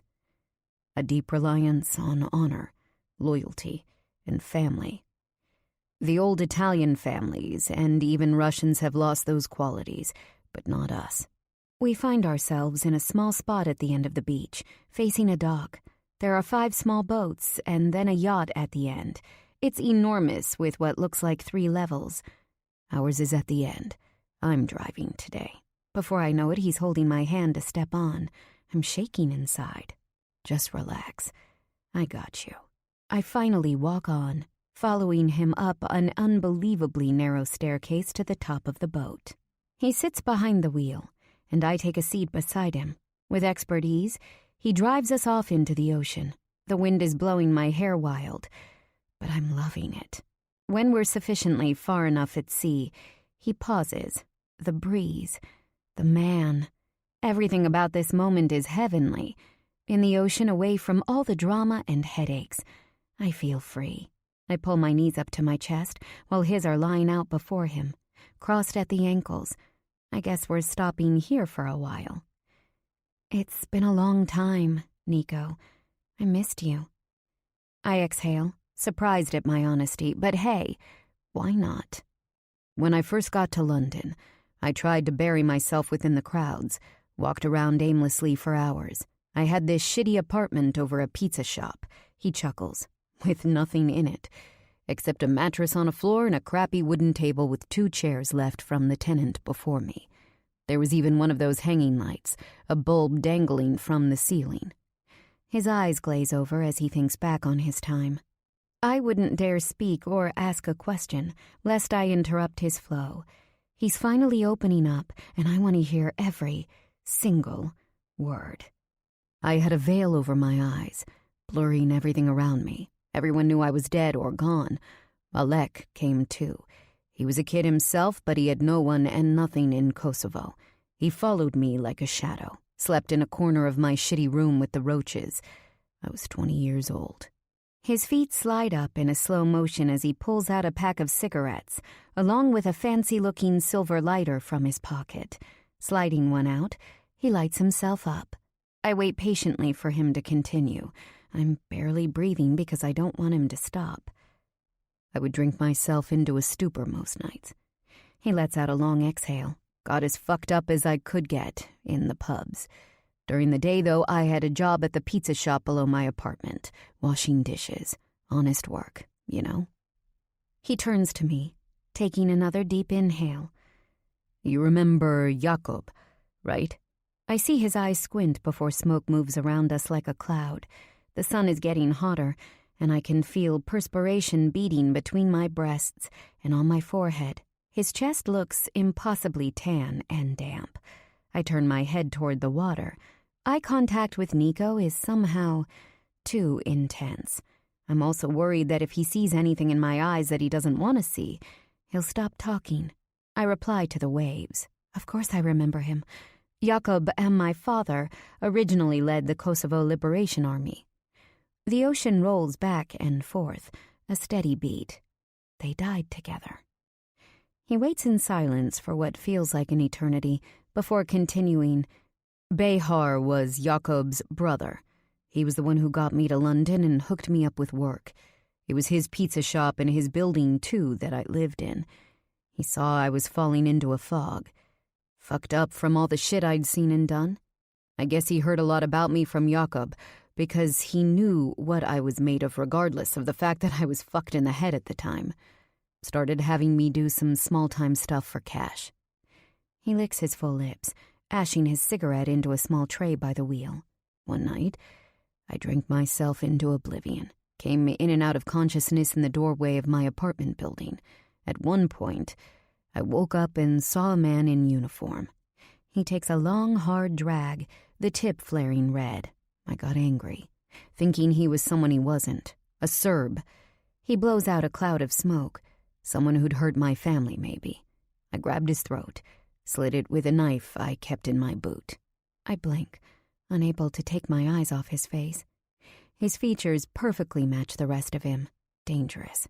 This is the man who has killed hundreds of men with his hands. This is the man who runs the entire mafia with the absolute threat of violence. As fate would have it, he drops his butt into the water. Behar went to check on the pizza shop late that night. He found me in an alley with blood like tar all over my hands, and a man slumped in front of me. Dead. It didn't take long for him to hide the body. See, he was already heavy with the underground and knew the owners of a garbage disposal company.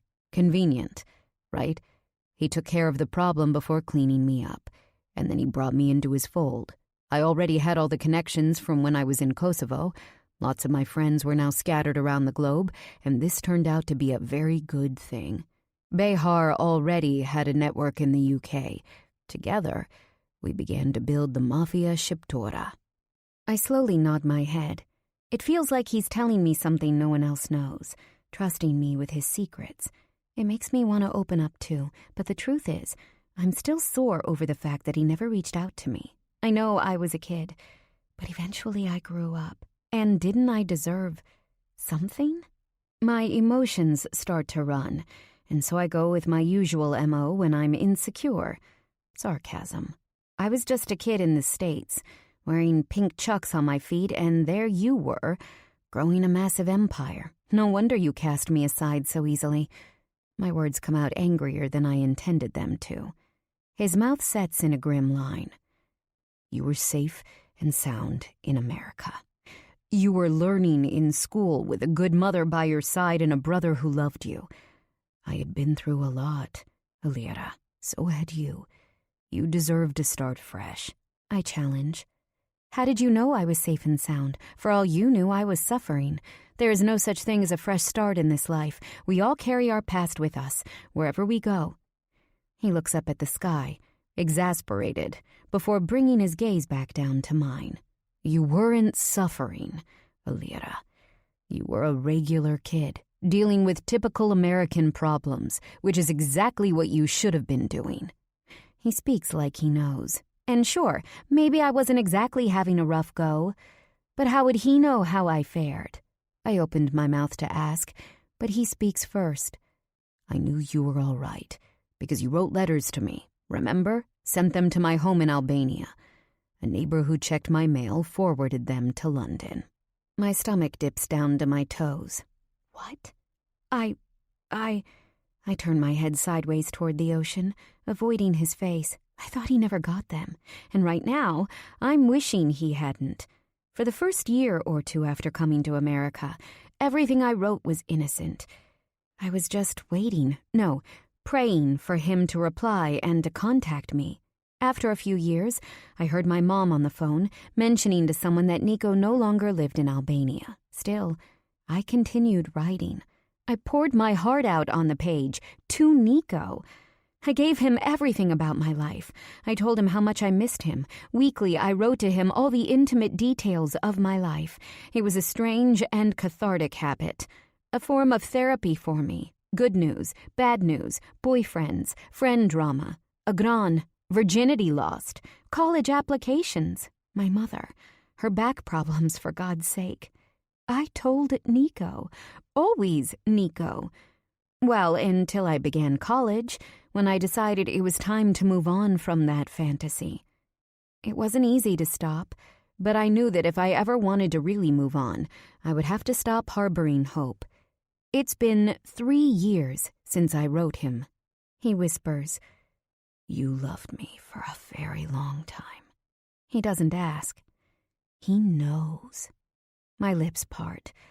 "You read all of them?" My voice is strangled. He nods his head, and I feel the urge to jump off this boat and swim back to shore. No, I can't swim. But anything is better than this, even drowning. I gulp, my mouth desert dry. From my periphery, I can see his solemn nod. All of them. I mean, yes, the letters were technically sent to him, but he had to have realized at a certain point that he wasn't actually meant to read them. They were essentially diary entries. I look up at the sky. My God. What on earth am I supposed to say? What do I say to someone who has read my innermost thoughts, especially when so much of my life was consumed by the reader himself? I swallow hard and finally look at his handsome, hard face. I loved your letters. His voice turns impossibly gentle.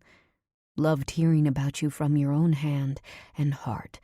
There were times when they kept me going, gave me hope for something more than the hard life I was living. I was in the process of growing the Shippa. I took down anyone who stepped in my way, but then, at night, before I slept, he pauses, taking a hard swallow. I read your words. He shifts, as though opening up in this way is uncomfortable for him. I have them all still. I've kept them. You read everything, and yet you never even reached out? He cocks his head to the side, confused. He leans back into the boat before sitting back up and pushing back his dark hair. Alira. He states my name aggressively. I wasn't going to write back until you were old enough. It wouldn't have been right. When you began college, you stopped sending letters. That's when I decided to come see you. He opened his hands to me, as though I'm supposed to connect some sort of dots. Wait, I say. You came to see me? Now it's my turn to be confused. Yes, I came to see you in Tobejo. I saw your mother. She told me you hated me, wanted nothing to do with me. Me! He points to his thick chest. The man who had smuggled you into freedom. The man who always put you first. I was fucking insulted, Alira. Livid that she'd told you such a lie that you so easily believed. Nico, I start shaking my head. What lie? I don't understand this. I stopped writing to you because I hadn't heard back in so many years. I never knew you'd even gotten those letters. I was trying to give myself a shot at moving on. Complete panic rolls through my belly. What is he saying? She told me you thought... He pauses, taking my head between his callous hands. She told me you thought I'd orchestrated the death of your father and Jakob that night, so that I could take over the KLA. Devastation has my head feeling light. She thinks you aligned with the Serbs? I repeat. I think I'm in shock. To kill my father? Yes, and she told me that you thought so as well. Why would she say that? I have no idea. I've asked myself 1,000,000 times, why? But the truth is she always hated me, never thought I was good enough to be where I was. That's ridiculous. He cocks his head to the side. Is it? But then you set up this entire thing with Agran. Why? Why? He laughs, squinting his eyes. To bring you back to me, Alira. Why else? I paid 10 grand to settle his debts. You think I gave a fuck about the money? Or even cared if he paid me back? That amount means almost nothing to me. It was just the way to get you through my door. After all those years and letters you wrote to me, I wanted to find a way to tell you the truth. I hated thinking you thought so low of me, that I'd killed your father. I couldn't give a fuck what anyone else thought of me. Never have. But you? I couldn't let you believe that lie. Never in 1,000,000 years would I have had your father killed. Never. If only because he was yours. I didn't think you'd hear me unless I locked you in. If I wasn't sitting, I'd collapse. My mom thinks you killed him. I look back out to the water. Thinking out loud, I say, That's why she was always trying to pull you away from me. She never told me that, just always, stay away from Nico. My breaths quicken. There must be some sort of explanation. I'll call her. I'll find out why. There has to be some mistake. It's fixable. I'm sure of it. My voice trembles. How could she have kept this theory to herself? How could she possibly think this about the man who helped us to escape? I'm not sure if I should scream or cry. He shakes his head, jaw clenching. I thought, if that's what you were told and that's the reason you stopped writing to me. He exhales. Then nothing short of kidnapping you would bring you back to me. How else could I show you my innocence? Agran being a moron and coming to me to pay his debt was just the spark I needed. He scoots closer to me. Let's just put your mother aside for now. You believe me, don't you? That I never killed your father. I look at him. I trust Nico. I always have. Slowly, I nod. When I close my eyes, a tear leaks through. No more forcing. That ring? He lifts up my left hand, the enormous diamond glittering in the sunlight. I hate seeing it on you because it's essentially a handcuff. I never want you to be with me under force, and I hate feeling like you are. If you stay with me now, it must be of your true free will. You know the truth. No more lies. If you stay, I don't want it to be because you're afraid for your brother's life. I'll protect him within the Sheepa. Stay here with me because you want me. I shiver, still unable to turn my head. Look at me, Alira. I can't read what you're feeling if you don't let me see your face. The ugly cry wells from my toes up into my sinuses. My lip quivers and my eyes fill. Why wouldn't she have shared this theory with me? With all my strength, I open my eyes, let him in. For the first time in all my life, I allow myself to be open for another.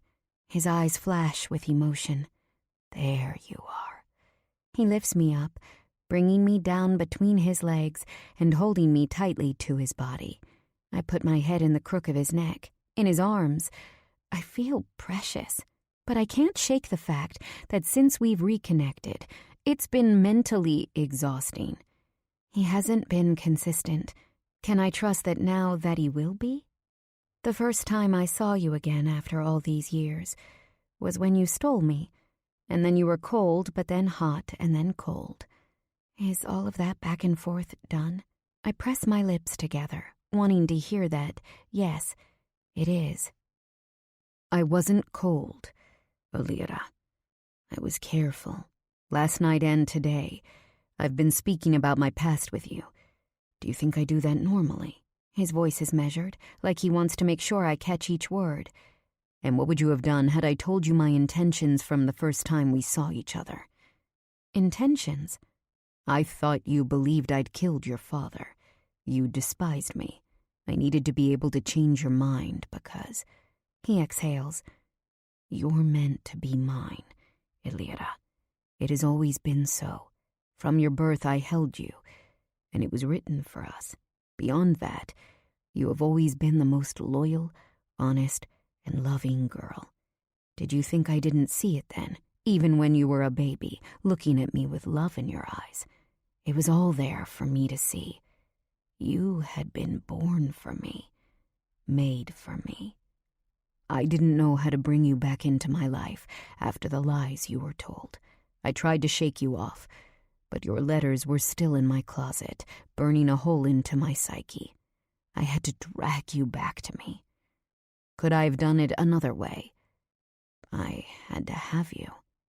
Something like worry flashes in his face. Does he think I'll walk away? My heart pounds. I'm with Nico, the man I looked up to and loved for so long. And he's telling me these things that I've dreamed of.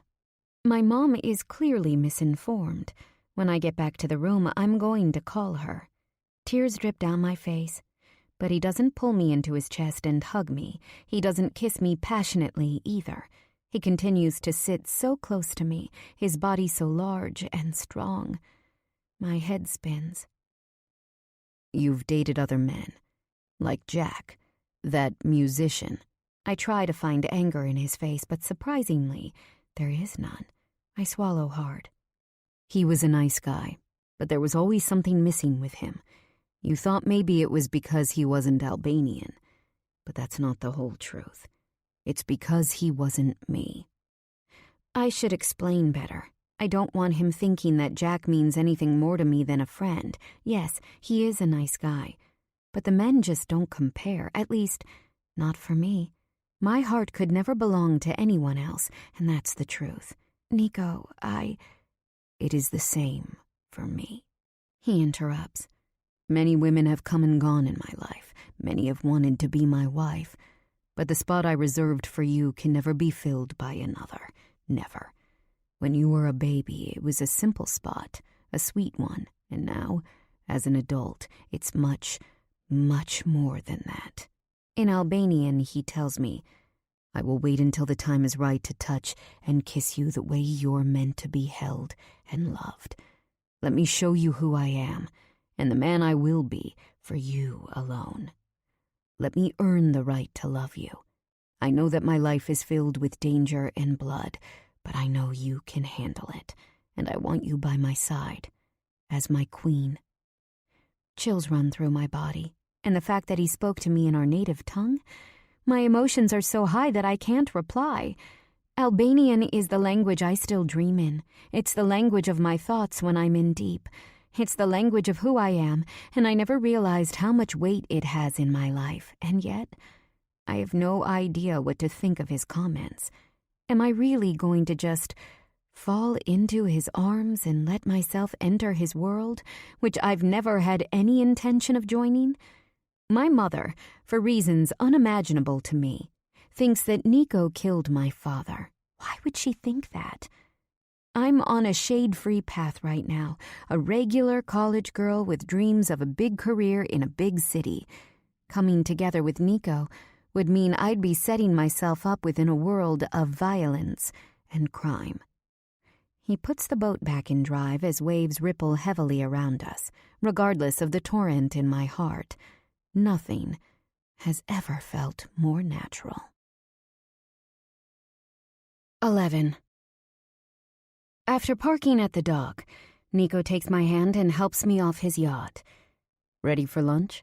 It seems our conversation is put on hold, and I couldn't be happier about that. He said a lot of things, and it'll take time for me to process. Yeah, I tell him, my feet sinking into sand and cool ocean water. Just feeling him close to me like this gives me a sense of security I haven't felt since I was a child. I was always an independent kid, never asking my mom to walk me into school or my brother to sit with me at lunch. In fact, I've always been a loner. Being with Nico and wanting his company is a revelation. A few minutes walk up the shore and I see the restaurant. We're still in bathing suits, but Nico doesn't seem to care. Round white tables are set in the cream sand. Above the restaurant looms a blue and white striped awning, shading the patrons from the sun. I can hear the music, too. It's a steady, sexy beat that has me itching to dance. Nico squeezes my hand. The food is great, and this place is the best day party you can find in St. Bart's. He steps ahead of me as we walk up to the wooden hostess desk, his eyes scanning the crowd. I do the same, immediately spotting Natalia at a large table in the center of the restaurant, laughing with a few of the guys. She waves to me, her smile shining. Before I can tell Nico where they are, I see an emotion passing through the hostess's model-like face as she stares at Nico. Lust. Do you have a reservation? She stares at him, spellbound as he gives his name. Follow me, she purrs. The restaurant seems to be full to the brim with important people. They all look like celebrities or athletes. The waiters and waitresses are all wearing white, walking around with trays filled with what looks like glasses of champagne. There's a long bar in the back, too, packed with people who all look incredibly happy and tan. Matt is the first one to notice we're almost at the table. Within a millisecond, he and the entire Shippa rise with the women following suit. 8 imposing men and the women who accompany them wait for Nico to reach them. The entire restaurant suddenly quiets, watching as we walk. Nico is so striking, huge. and serious. I can feel the growing number of eyes around the restaurant, taking peeks in our direction, people wondering, who is he? We stride forward, the hostess falling behind us. I do my best to match Nico's quick pace, happy to ditch her. When we reach the table, he pulls me into his side, bringing me in front of each man and introducing me. Standing beside him has me half thrilled, half petrified. Despite the fact that the men make no eye contact with me, only slightly bowing their heads and saying hello, I can tell by the way they hang on Nico's every move that they all want his undivided attention. And although none of them have said a word to me until right now, I can sense their interest in what I must mean to him. I'm not sure who does what for the Shiptora, but clearly this is his closest circle. Even the ones I recognize from my abduction are almost reverent in the way they say hello. When we reach Matt and Alec, they are completely deferent. While the women remain standing, Nico passes over them as though they're of no consequence. Only to Natalia, he nods. After we make the round, Nico gestures for me to take a seat to his right. The table is a large rectangle. He is now at the head of the table with me at his side.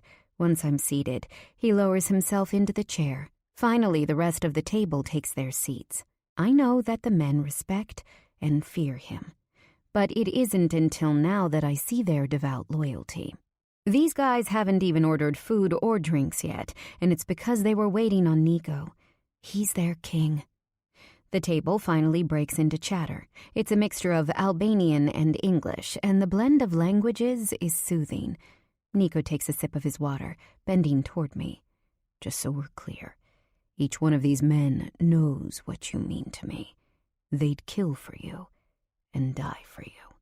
I let my gaze move around the table. Seeing as this crew abducted me, it's hard to imagine ever feeling safe or secure. He lifts my left hand and turns it around, kissing the center of my palm.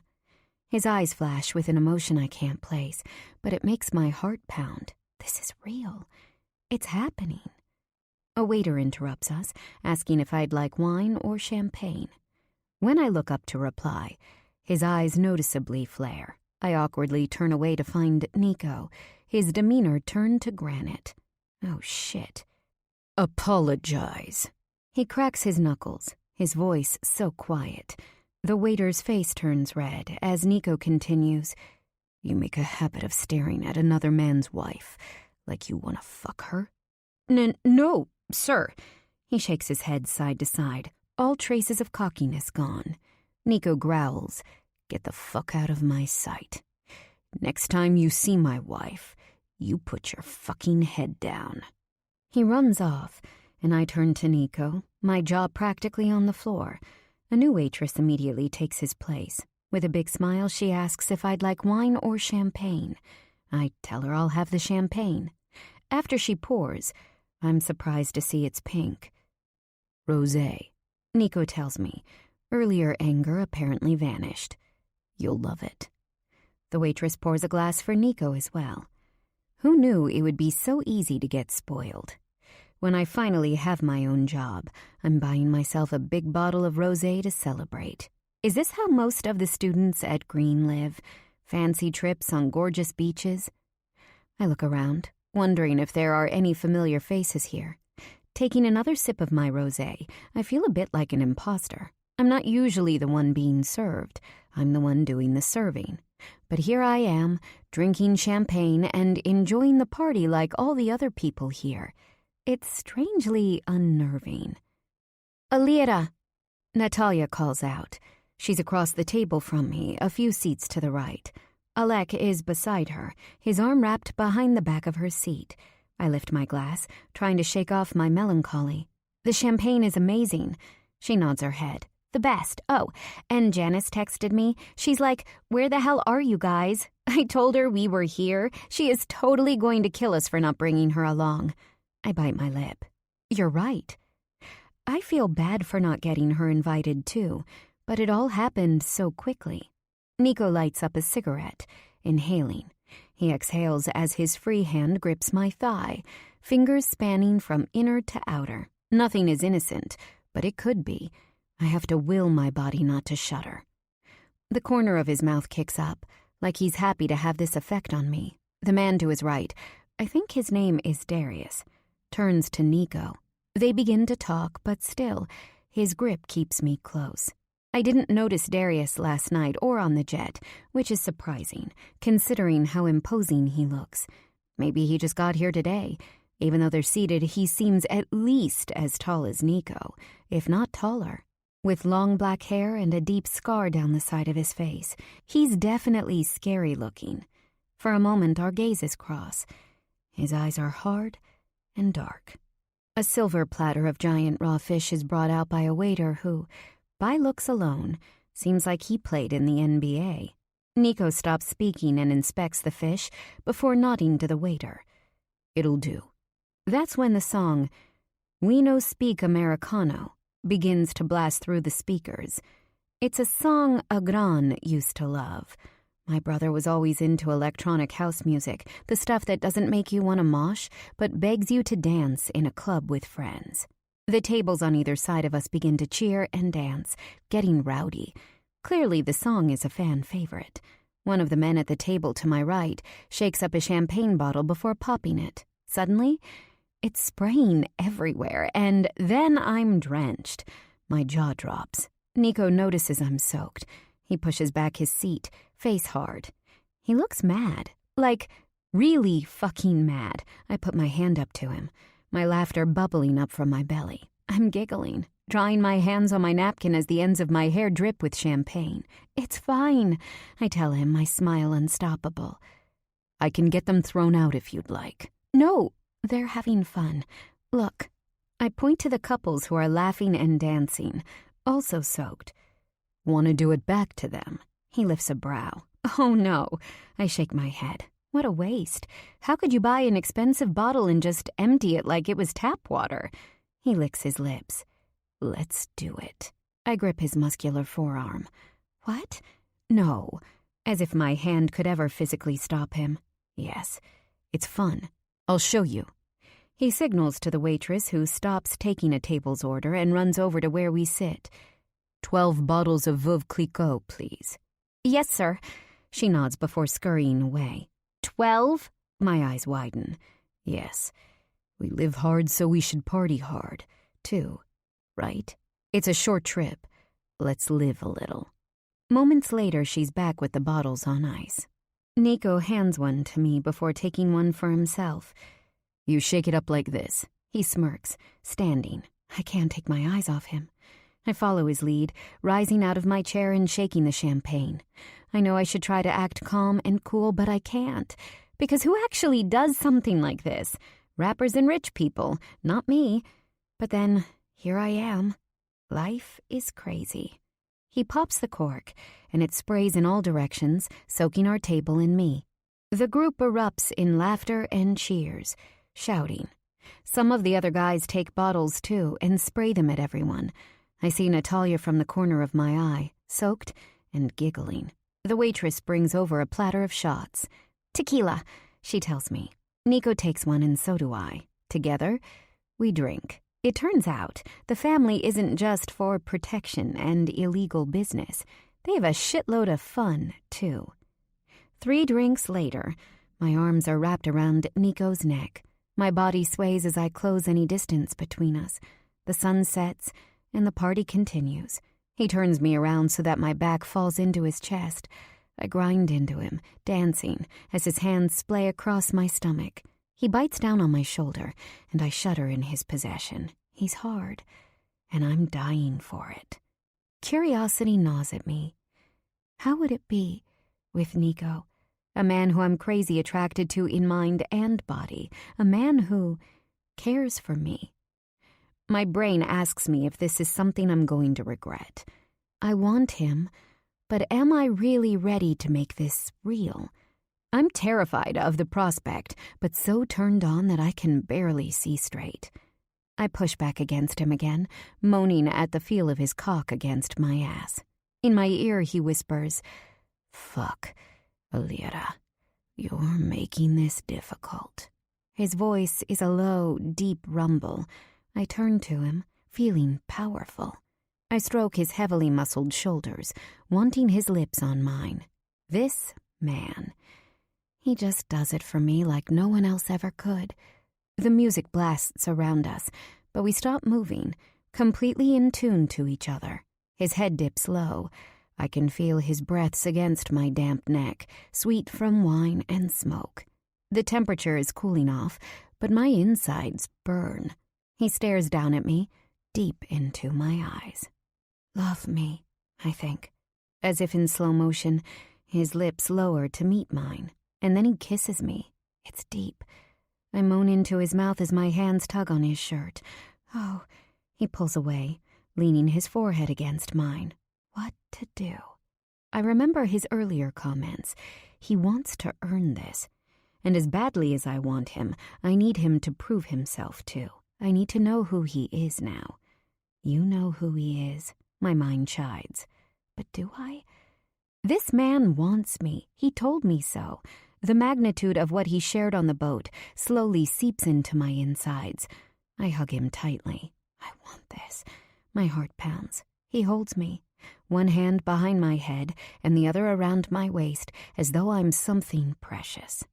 Don't let go. He loosens his hold on me, stepping back, lifting his drink off the table. He takes a nice swallow. I take a moment to look around. The women we're with are dancing on our table. No striptease because, out in public, these men expect a modicum of class. But they're dancing in G-string bikini bottoms and tops that barely cover their nipples, drinking champagne and living their best life. Even Natalia is up there, shaking her ass. The party settles, and we finally eat, salads and fish and plates of fruit all at once. And then we're all back to dancing again. By the time we return to the mansion, it's close to 2 a.m. I can't believe how long we were there for. I stretch my arms over my head, entering my room. You coming in? I'm not even sure what I'm asking for. We're no longer drunk, so any excuse I could have had is gone. I don't want to let him go, though. Let me wash up. I'll come back. He pushes his hair back. It's wind-blown and wavy. He's so big, utterly gorgeous. Okay, I whisper, trying not to melt. Entering my room, I go straight into the shower. I shave, scrub, and pluck every errant hair I can find. I'm so tired, but if there's a chance we're hooking up, I want to be as clean as possible. When I'm done, I wrap a white towel around me and pull out a set of beautiful pajamas from the closet. They're pink satin shorts and a matching lace cami. After I'm changed, I look in the mirror. My white skin is lightly bronzed, some new freckles peppering my chest. I can't believe I'm here. Oh, who am I kidding? I can't believe I tanned. I should take a picture for Natalia. Before I can get my phone, my room door opens and shuts. It's Nico. He leans against the wall, sexy as hell in black jersey sleep pants and no shirt. I open and shut my mouth. Is this it? My body hums. I want him. I step up to him. I'm happy to be here with you. On this trip, I mean. Yeah, I nod. I thought maybe there'd be more drama. Gunfights. He smirks. Something like that. I shrug. Maybe some drug deals or a dead body in the ocean. The trip isn't over. Anything can happen. He jokes. Way to keep a girl guessing. He laughs before sobering, eyes turning serious. My world is dangerous. You know this. But most of the danger is on the bosses below me and their underlings. Those are the guys on the streets, doing the dirty work. I've done it all. But my feet are no longer on the ground. How could they be? If I'm going to lead everyone, then I need to stay safe. Are there constant threats to my life and the lives of the Sheepa? Yes. That's why I always have security with me. Are there times when things are on higher alert because of trouble? Yes. But you should know, I'm a businessman first. I'm in danger when I'm near you. That's right. That's why I have protection for you. Alec and I had dinner, I blurt. I know. I lean into his arms, and my fingers trail down his bare, muscular back. I want to know him in every way there is to know a man. Nico. My eyes roam across his chest. He may be the biggest mistake I'll ever make, but I want him now, more than I've ever wanted anything. I move away from him, taking a seat on the bed and pulling the pajama shirt off my body. He groans. In a nanosecond, he's beside me on the bed, huge hands cupping my breasts, thumbs rubbing against my peppled nipples. He doesn't kiss me. He just touches, strokes, feels my skin. I lean my head back. I want you. I'll take everything. Eventually. You know that, don't you? His thumbs move back and forth, my nipples turning so hard that it's almost painful. Once we fuck, I won't be able to back off. Not from you. Not ever. God, I mutter, feeling drunk from his hands and his words. That's why we aren't having sex tonight. Not yet. Not until you're absolutely ready to commit to me. He pushes off his pants, and mine, lifting me up and above him, nudging his erection between my thighs and pressing it against my ass. I have no idea what's happening, but I'm his for the taking. He's so powerful, so in control. My body trembles with the thought. His hand slips inside my folds, stealing my breaths. When he presses his fingers inside my mound, I buck. Suddenly he twists us around, so I'm in a seated position with my legs wrapped around his waist. His lips are finally on my lips. Heaven. I'm gasping against his mouth, shaking as he begins a torturous, slow burn, his enormous cock dragging back and forth against me. It's the most hellishly amazing torture. So responsive, he murmurs, all for me. I can feel my wetness leaking on his dick. My heart hammers. Is he going to fuck me? Fear hangs onto the heels of want. Would it hurt? He's so big, and while I'm not a virgin, I'm not experienced. All thoughts cease to exist when he pulls his fingers out from my body. He stills, and I stop breathing. Slowly he puts his fingers into his own mouth. My eyes widen. You taste perfect. My entire body is focused on him, every cell tuned into this moment. His gorgeous face, pulsing with arousal, his eyes open and glossy. He brings me back to that position, rubbing me up and down against himself. My clit tightens. I swear I can feel his cock pulsing. I might die from this pleasure. He keeps rocking me as hot sweat beads on my forehead. I'm going to make you come. It's a threat. A promise. I'm throbbing. His mouth moves to my nipple and he bites down, almost viciously, before sucking the pain away. Holy hell. He grunts, pushing me down harder, harder, harder. Oh my God. What? I can't. Am I begging him to stop? To keep going? I'm out of my mind. I can feel your heat, soaking me. When you give yourself to me, I'm going to own you. I'm going to have you on your knees, begging for it. I can't wait to see that. I want to beg him now, but my mouth can't seem to form words. His fingers move back to my clit, a punishing rhythm. My whole body is damp. I look down. His strong chest glistens. I want him to claim me. I try to move myself to catch his cock, but he won't budge. His pace gets more frantic until every nerve in my body is coiled. I can feel the edge of him against my ass. Holy fuck, it's coming. He grunts, long and hard, as his cock keeps moving between my thighs, wreaking havoc. More, more, more, I'm chanting. Adjusting my hips so my thighs close in better around his shaft. He rears back, gripping my neck, forcing our eyes together. I love you, they say. You belong to me. Mine. Those eyes, I know them. I know this man. My body quivers, the orgasm boiling through me like a thunderbolt. His hands move to my waist, letting me ride out my pleasure. I'm done, muttering and moaning, dripping sweat. He grabs my hand, forcing it around his cock.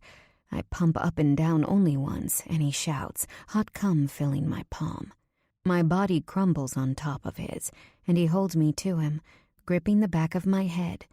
Nico is safety and warmth. I blink, staring at his full lips and straight jawbone, eyes so dark, staring at me with a strange kind of wonder. It's minutes before he turns to the side table, picking up a small towel and wiping my hands and inner thighs with a gentleness I didn't think possible.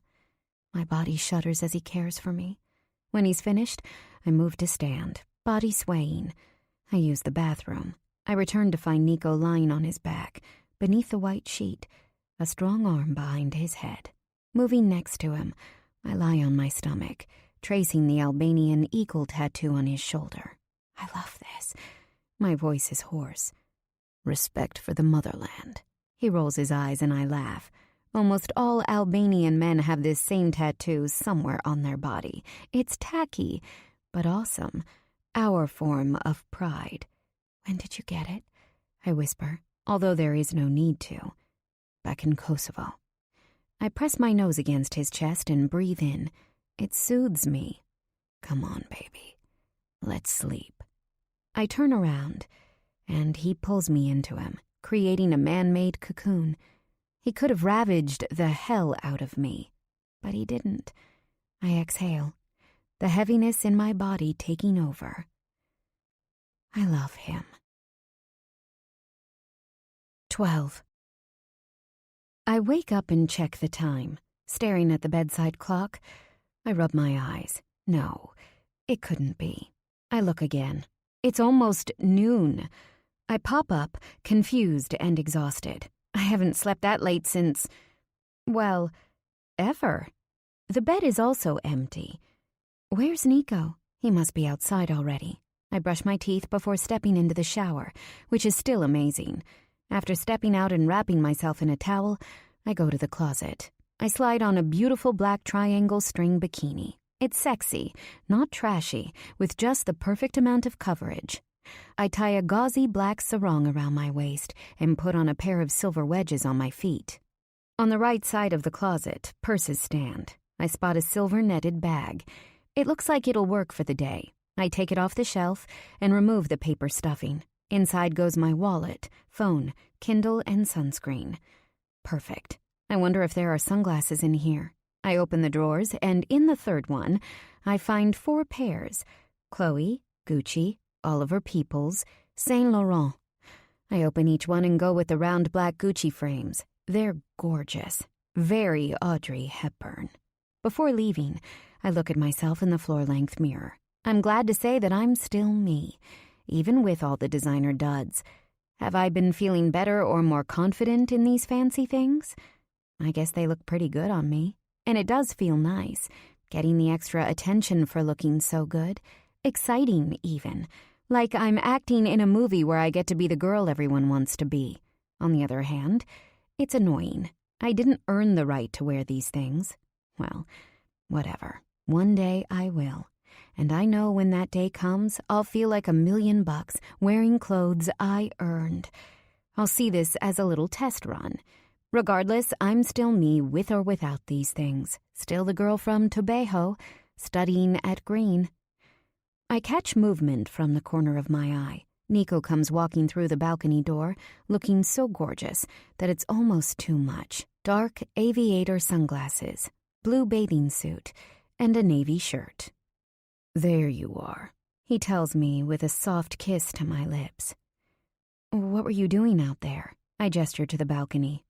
Reading the paper, smoking, drinking coffee and waiting for you to finish up. You could have told me you were waiting. No, he shakes his head. You don't need to rush on vacation. Do you want to eat here or upstairs? Here's good. I smile. He picks up the room phone and tells whoever is on the line to bring breakfast right away. 20 minutes later, a feast is brought to the balcony. Nico and I eat together and talk. I listen as he tells me about upgrades he's considering for his pizza shops.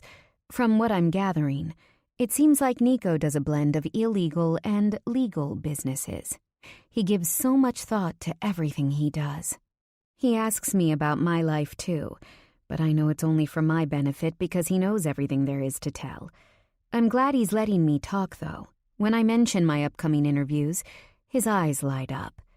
You'll get whatever job you want. Always so bright and hard-working.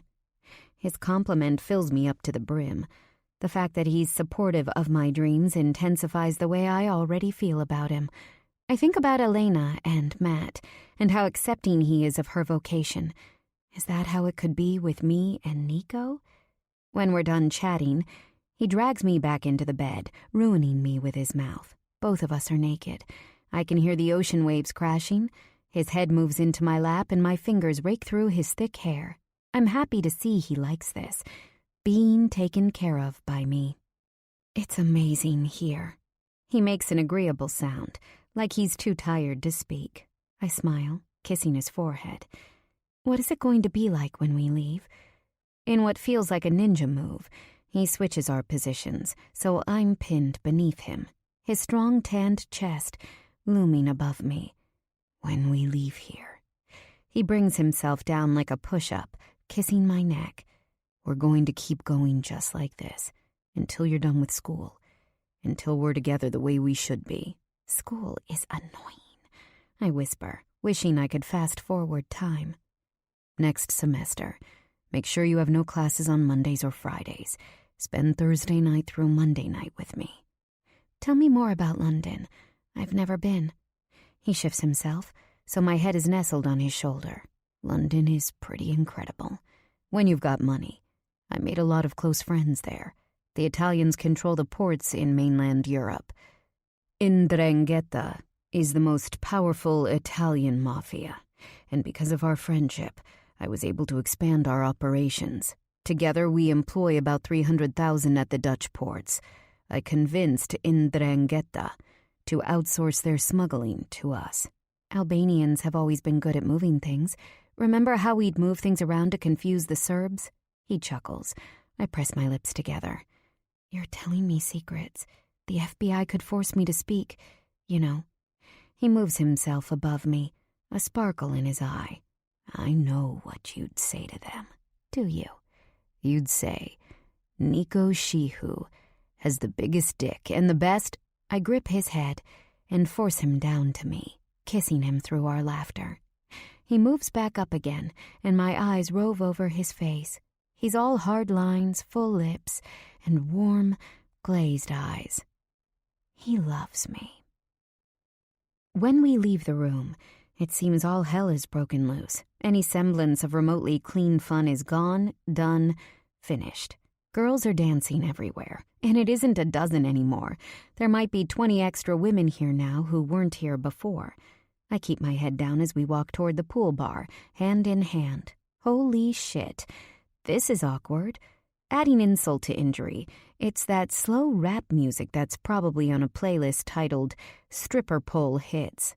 Nico's arm around me tightens. You're here with me. Don't let a little skin freak you out. I stop walking, forcing him to pause. You didn't want to warn me? Like, hey, just so you know, there's gonna be some craziness going on outside, some orgies.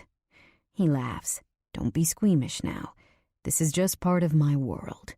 We stop at the edge of the bar and are offered sangria and mimosas.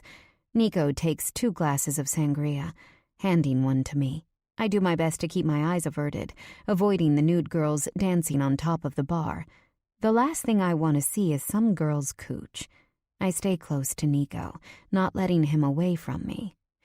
This place pulls on a completely different set of emotions than I normally use, jealousy being one of them.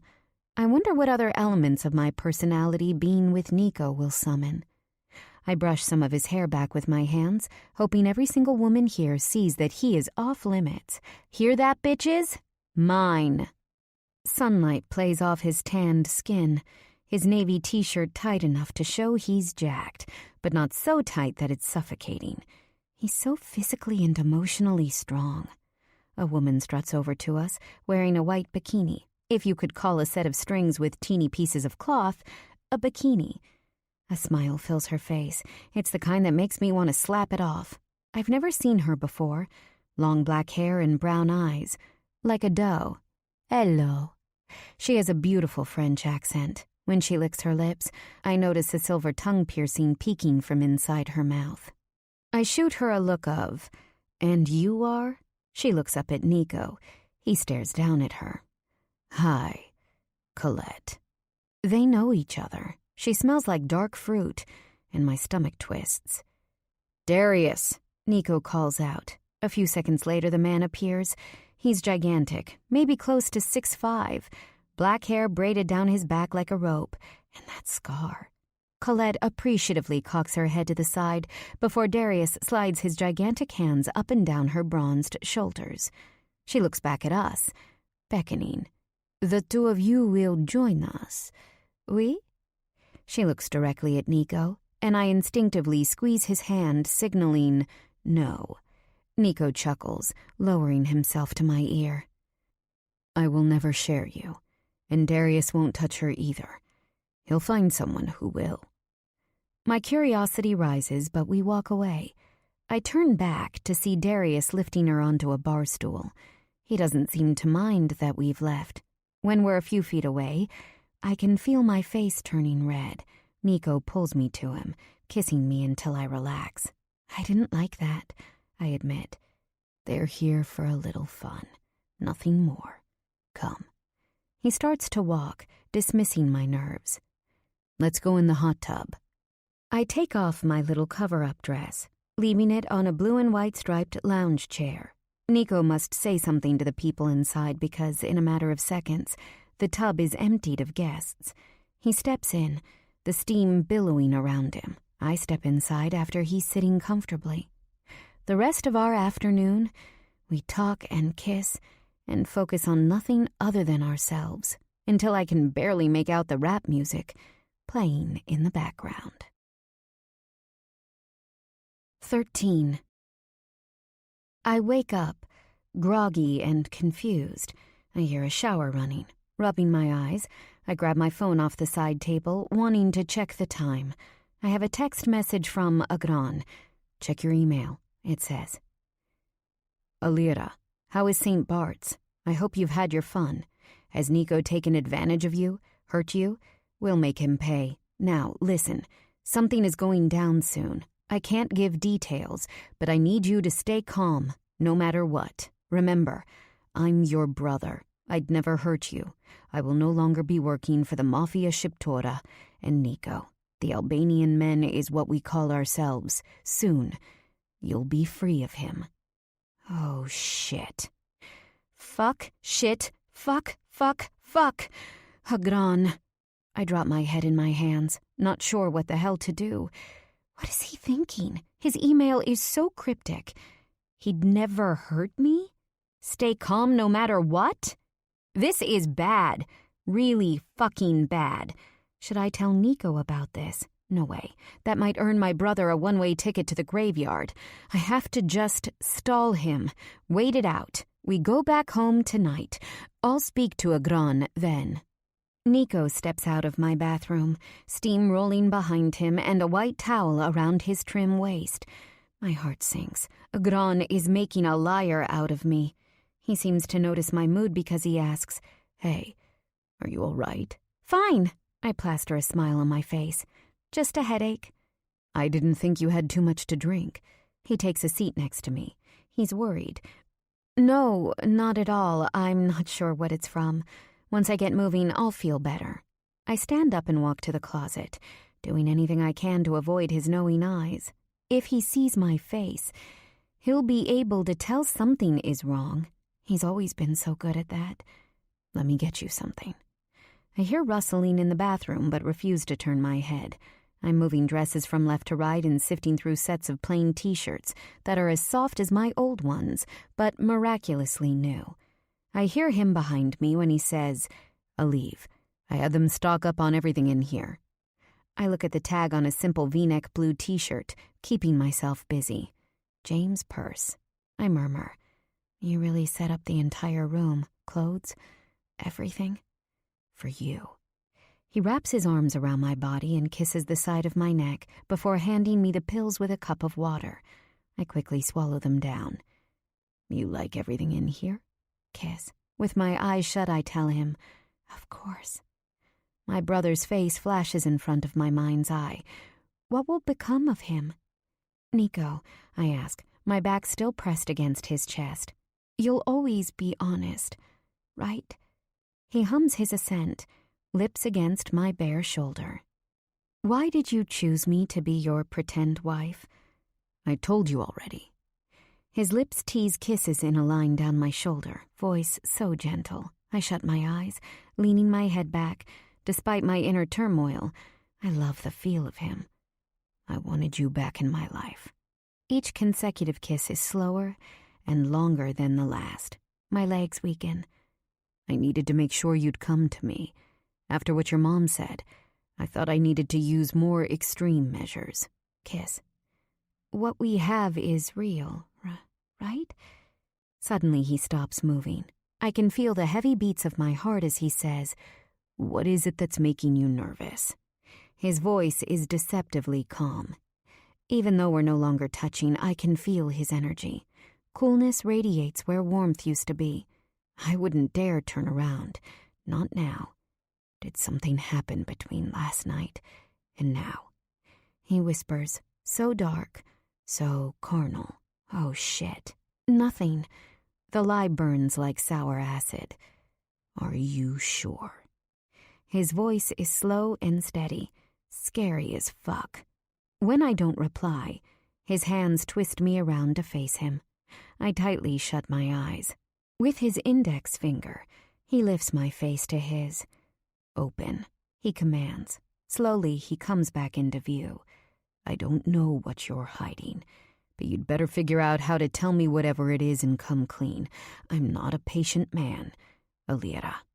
Before I can think about his words, his lips are on mine, soft and gentle. He's tasting me, warm tongue sweeping through my mouth, and then harder. His hands grip my body like he owns it. I want his body warmth against mine, but I wouldn't dare move. Please believe me, my kiss begs. His hands tangle into my hair, slightly pulling. My head spins off into space. Oh. And then he stops, his lips turning dead cold over mine. He tightens his grip on my hair, tilting my head to the side. His breaths are short and choppy. My body knows in this instant that everything is about to change. In my ear, he whispers, "The truth. I'll be waiting for it." He lets go of me, straight mouth on his gorgeous, hard face, and turns away. It's worse than if he screamed. Where's he going?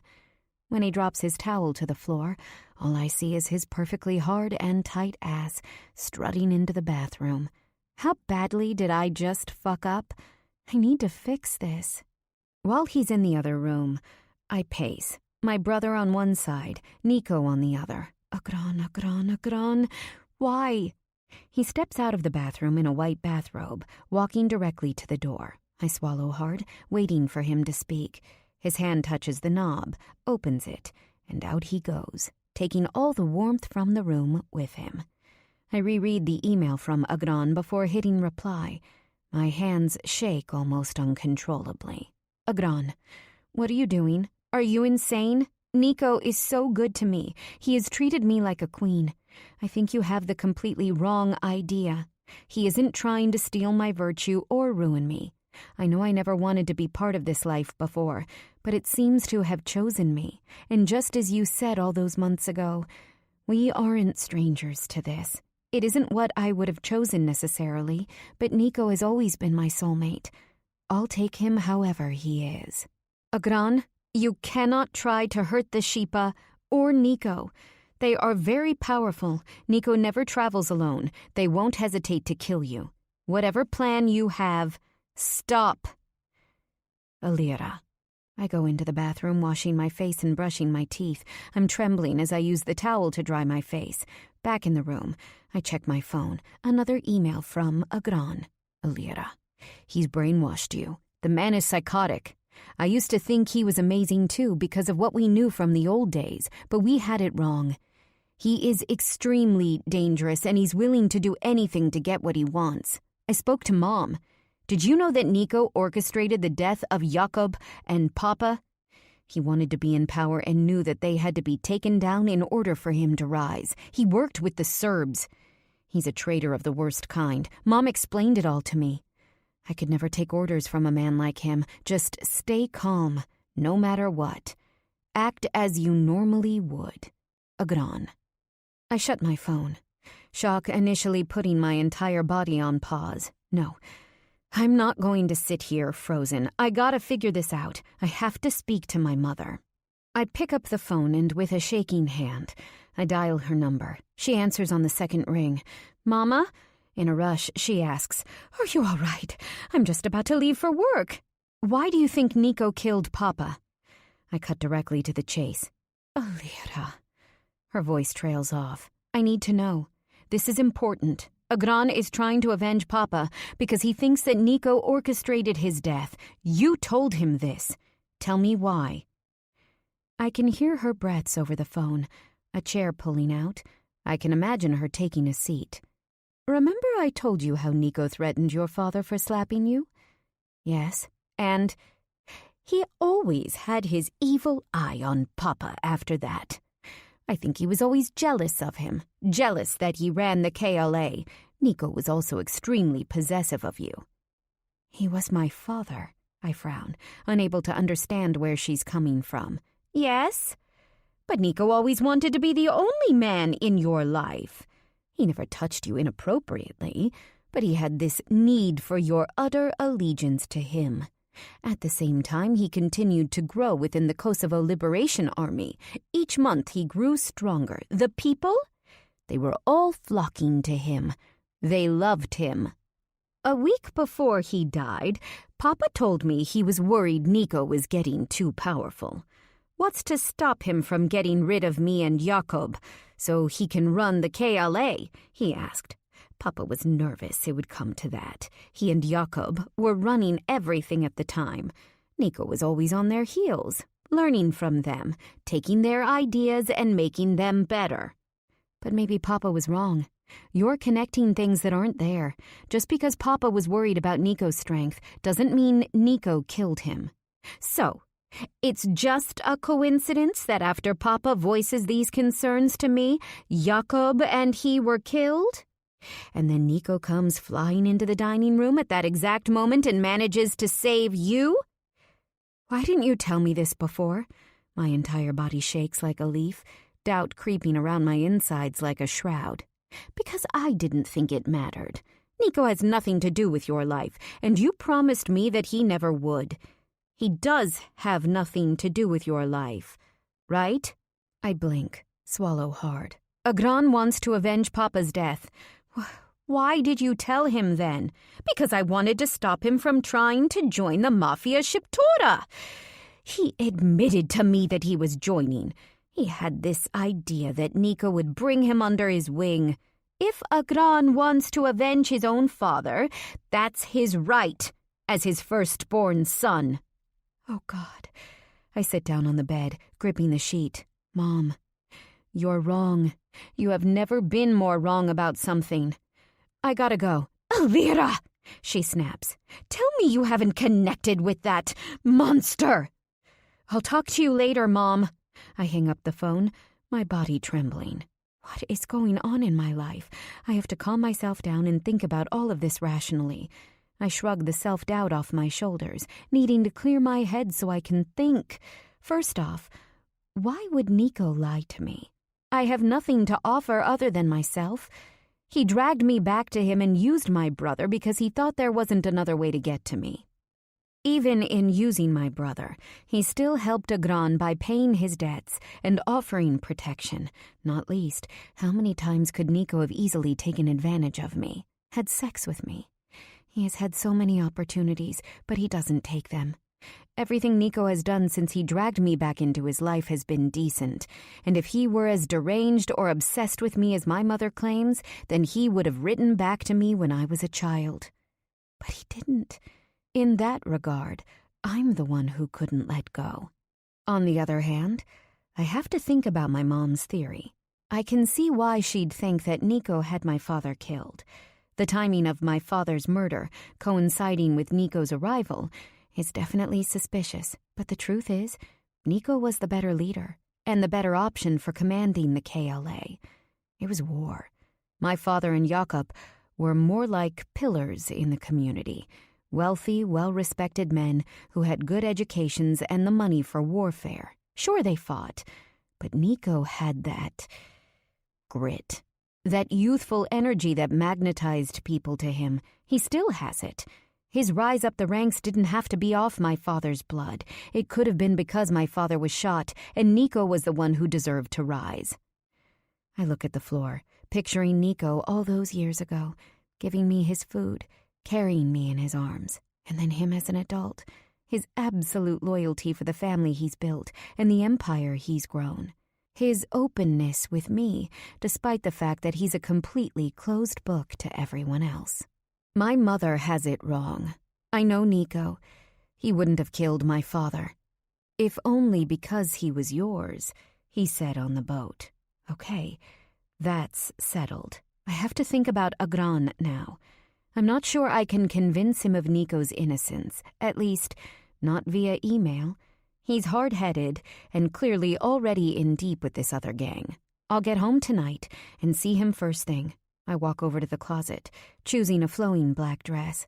I slide it on over a forest green bikini. A pair of strappy gold wedge sandals slide easily onto my feet. Oh shit, I haven't even showered. Whatever, fuck the shower. I put my hair back in a bun and tinted chapstick on my lips. This will have to do. Nico sits at the outdoor dining table with a steaming cup of coffee in front of him, chatting with Alec. The moment they see me, their conversation stops. All I hear is Dennis Lloyd's "Never Mind" playing around us. I'm an outsider. All of Nico's warmth is gone. We had a fire raging between us, and there's nothing left of it, not even smoke. Is he going to kick me out? My heart slams into my rib cage. Nico, I smile, taking a seat beside him, and try to calm my insides. Hi, Alec. Alec looks at me, his face no longer bright. Did Nico already tell him that he thinks I'm lying about something? Alec turns away from me, completely dismissive. God, it burns. I look at Nico, hoping he'll say something, do something. But he doesn't, just lights up a cigarette, like he couldn't give a fuck that I'm here. That connection we always had together is strained, damaged even. I need him to turn to me, but he won't. If he looked at me, he'd know that I love him. I could make a scene or insist, but my pride won't allow it. He should acknowledge me. The men continue to speak, but I'm not even there. Yeah, those motherfuckers don't know who they're dealing with. After all this time, they only learn when the absolute threat of violence is force-fed into their mouths. Alec shakes his head. Get Darius over there right away. He'll handle it. He's good at rat-crushing. Nico's eyes look at mine, glaring, before turning back away. He thinks I'm a rat. My stomach dips. Alec grunts. I look around, noticing no one's here but us. Even the pool is completely still, not even a ripple in its heated skin. We're leaving in about an hour. Get your stuff together. The men stand. Natalia is still sleeping. Wake her up. Nico's voice is curt. Alec leaves, but Nico stands there and waits. He wants me to tell him, but I can't. At least, not yet. I can get through to my brother, but I need to see him first. Once we talk, this drama will be behind us. The best thing I can do right now is just shut up and act calm. If Nico knew about the email, he might act and do something rash that could be avoided. It's a misunderstanding. Want a water? I stand up, telling my restless legs to calm down. Moving behind the circular bar, I pull out a bottle of Poland Spring from the mini refrigerator, nestled below bottles of vodka. There's a gun beside the Grey Goose. Just another day in this life. I open the water's cap, feeling the sun beating over me as I drink. I open up another bottle, handing it to him. The move feels desperate. He doesn't take it from my hands. With one more long look, he leaves. Both flights are essentially silent. Natalia is so tired and hungover that she sleeps the entire time on one of the couches in the front of the plane. Nico and I are right beside each other, and yet it feels like we're oceans apart. His head focused completely on his laptop. I want to get his attention, but I know he won't take it until I give him what he wants. Tough for him. He's going to have to wait. I'm not selling out my brother because Nico needs everything right when he wants it. The stewardesses walk by us, asking if we'd like anything to eat or drink. We both say no, and she leaves us alone. I put my headphones on, the rock music riling me up more than I want to admit. And anyway, how can Nico just expect me to be an open book at all times? I have my own life. No matter how much I might love him, I can't just keep my mind open so he can look inside. That's fucked up too. His hands are typing away at an Excel spreadsheet, focused on the task at hand. Meanwhile, I'm freaking out inside. I just need to get to my brother. I raise my hand to the stewardess, who struts over to me. Can I help you? I pull my headphones off. How much longer is the flight? We'll be on the ground in under 20 minutes. Thank you. She nods before leaving. I put my earbuds back on and hear Foo Fighters Walking After You. I swallow hard, listening to the lyrics. They're soothing and so sad. Is it possible that I could lose Nico over this? You haven't stopped shifting since you got on the flight. His brows are furrowed. Annoyed. What's it to you? He squints. To me, it's annoying and distracting. If you have to move around like a child who can't sit still, take yourself to the back. I'm trying to focus on work right now. You're a real asshole, I yell under my breath. I'm mad and upset over what's happening now with my brother, and for whatever fucked up reason, I'm taking it out on Nico. Is that right? He folds his computer. How about you end this shit and fucking talk to me? Tell me what got you so upset. I wasn't even sure at first, but the moment I asked you what you were hiding, your entire body froze. You're a shit liar. I'm not hiding anything. I'm allowed to have my own thoughts, and my thoughts are my own, not yours. It's about trust. You're hiding something that has to do with me. I feel it. He grits his teeth. The plane shakes as it sets down on the ground. All I can do is thank God that I made it back before Agran did something he'd regret. I need to find my brother right now.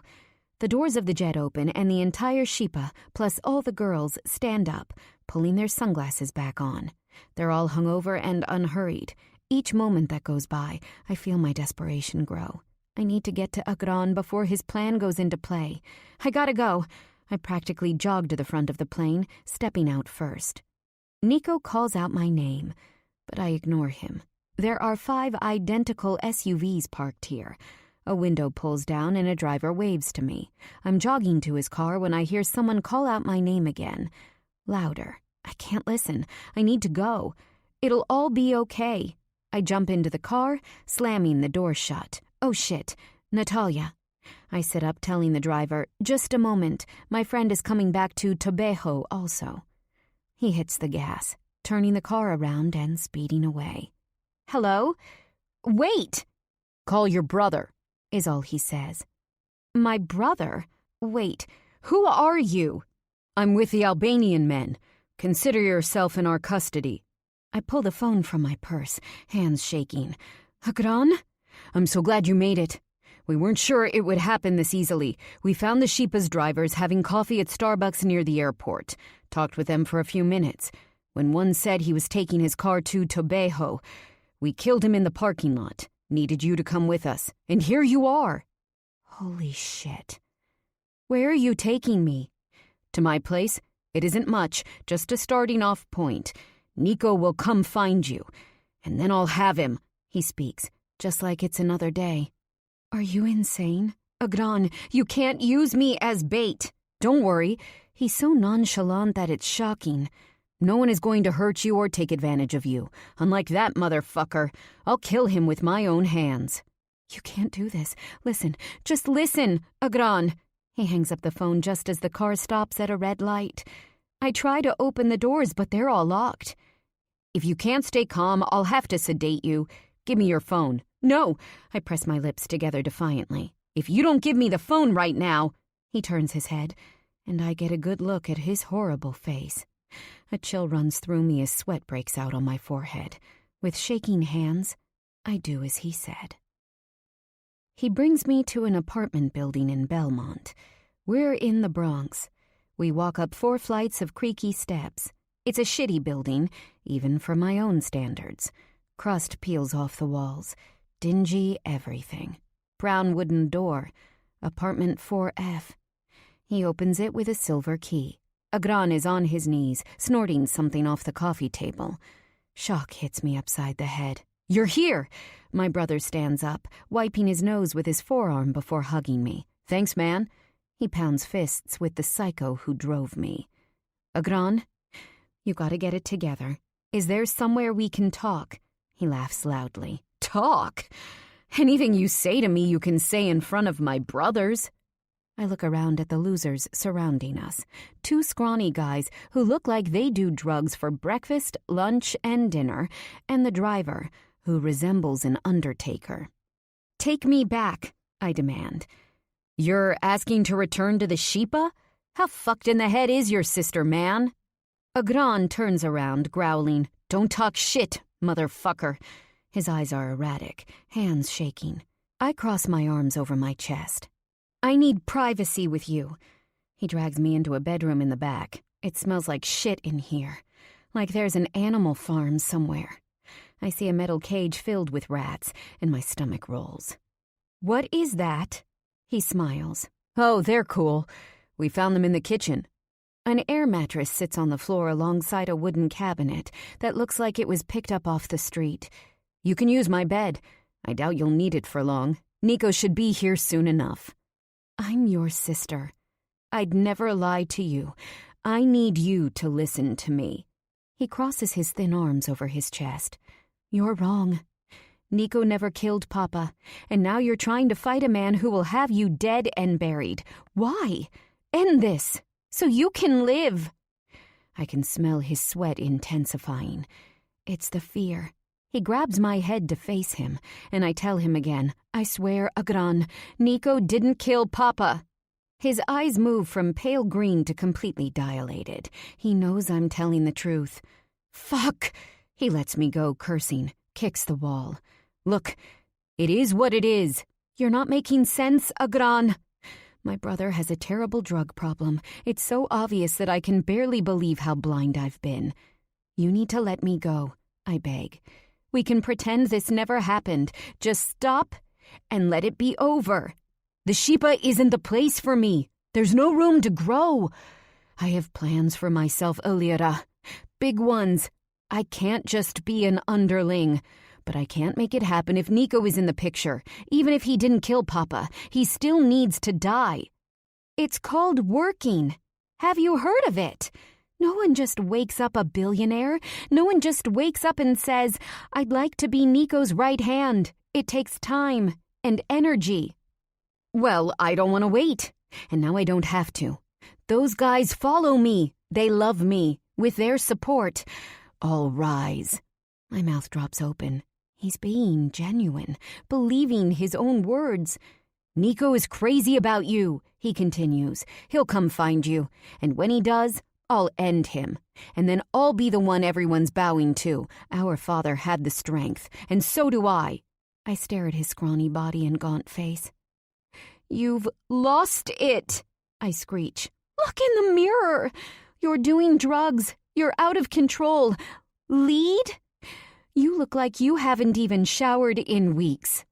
"Don't fucking lecture me," he yells. "In here, I'm the one in charge. I'm the king." "Here?" I look around.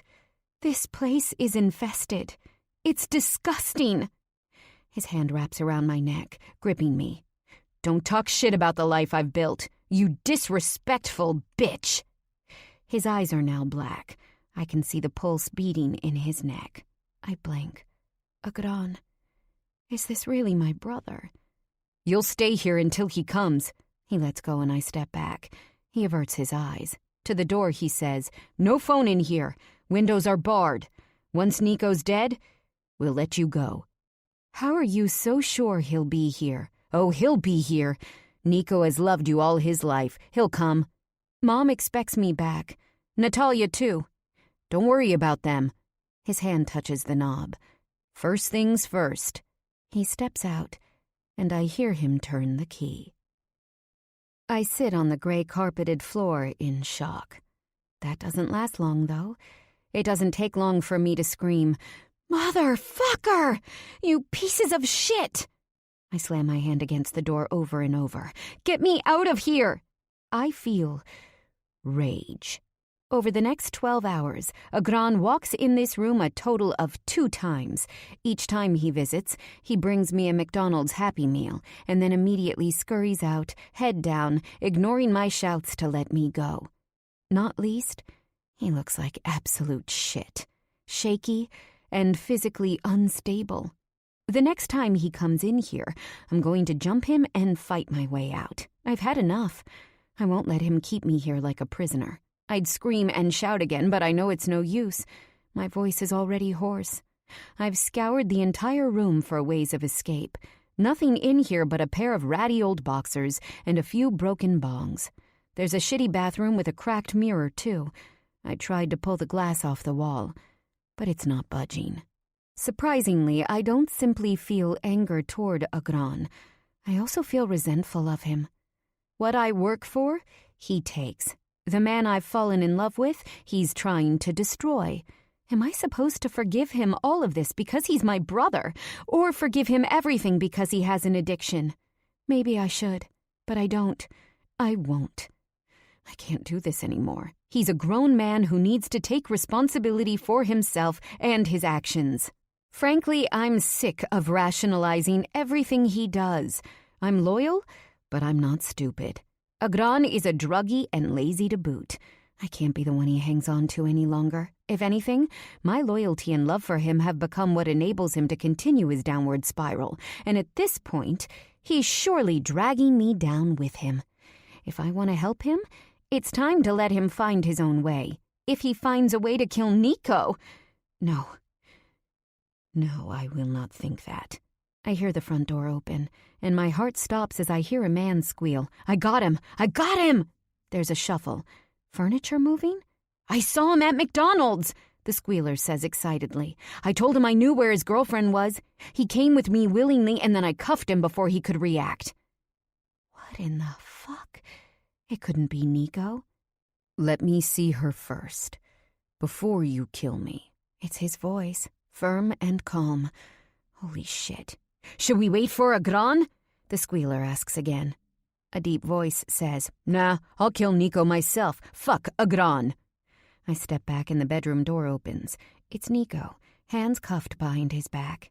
He is literally twice the size of the men around him, healthy and shining. He makes them look like sidewalk grime. The men look up to him like he's a god who randomly showed up on their doorstep. It's a mixture of awe, fear, and complete adoration. Nico takes a quick glance at me, and I nod that I'm fine. "Alira, come closer." Nico looks left and right. They don't mind. "Yeah," the driver says. "Don't see the problem in that." Even though Nico is in cuffs, he still commands the entire room. I hug him as he leans down whispering, "Stall," into my ear. I've got a job to do. Letting go, I ask the squealer, "When is my brother coming back?" "We don't know," he shrugs. "Left 2 hours ago to get you McDonald's. Then he called me, said he had a meeting to make and asked me to pick up the food instead. He owes me $5, by the way." He points to me, like I'd better cough up the money. "Lucky for me, I found Nico in line." He's excited when he adds, "God must want you dead, man." I clear my throat. "I can pay you back. My bag is in the living room. I've got some cash there."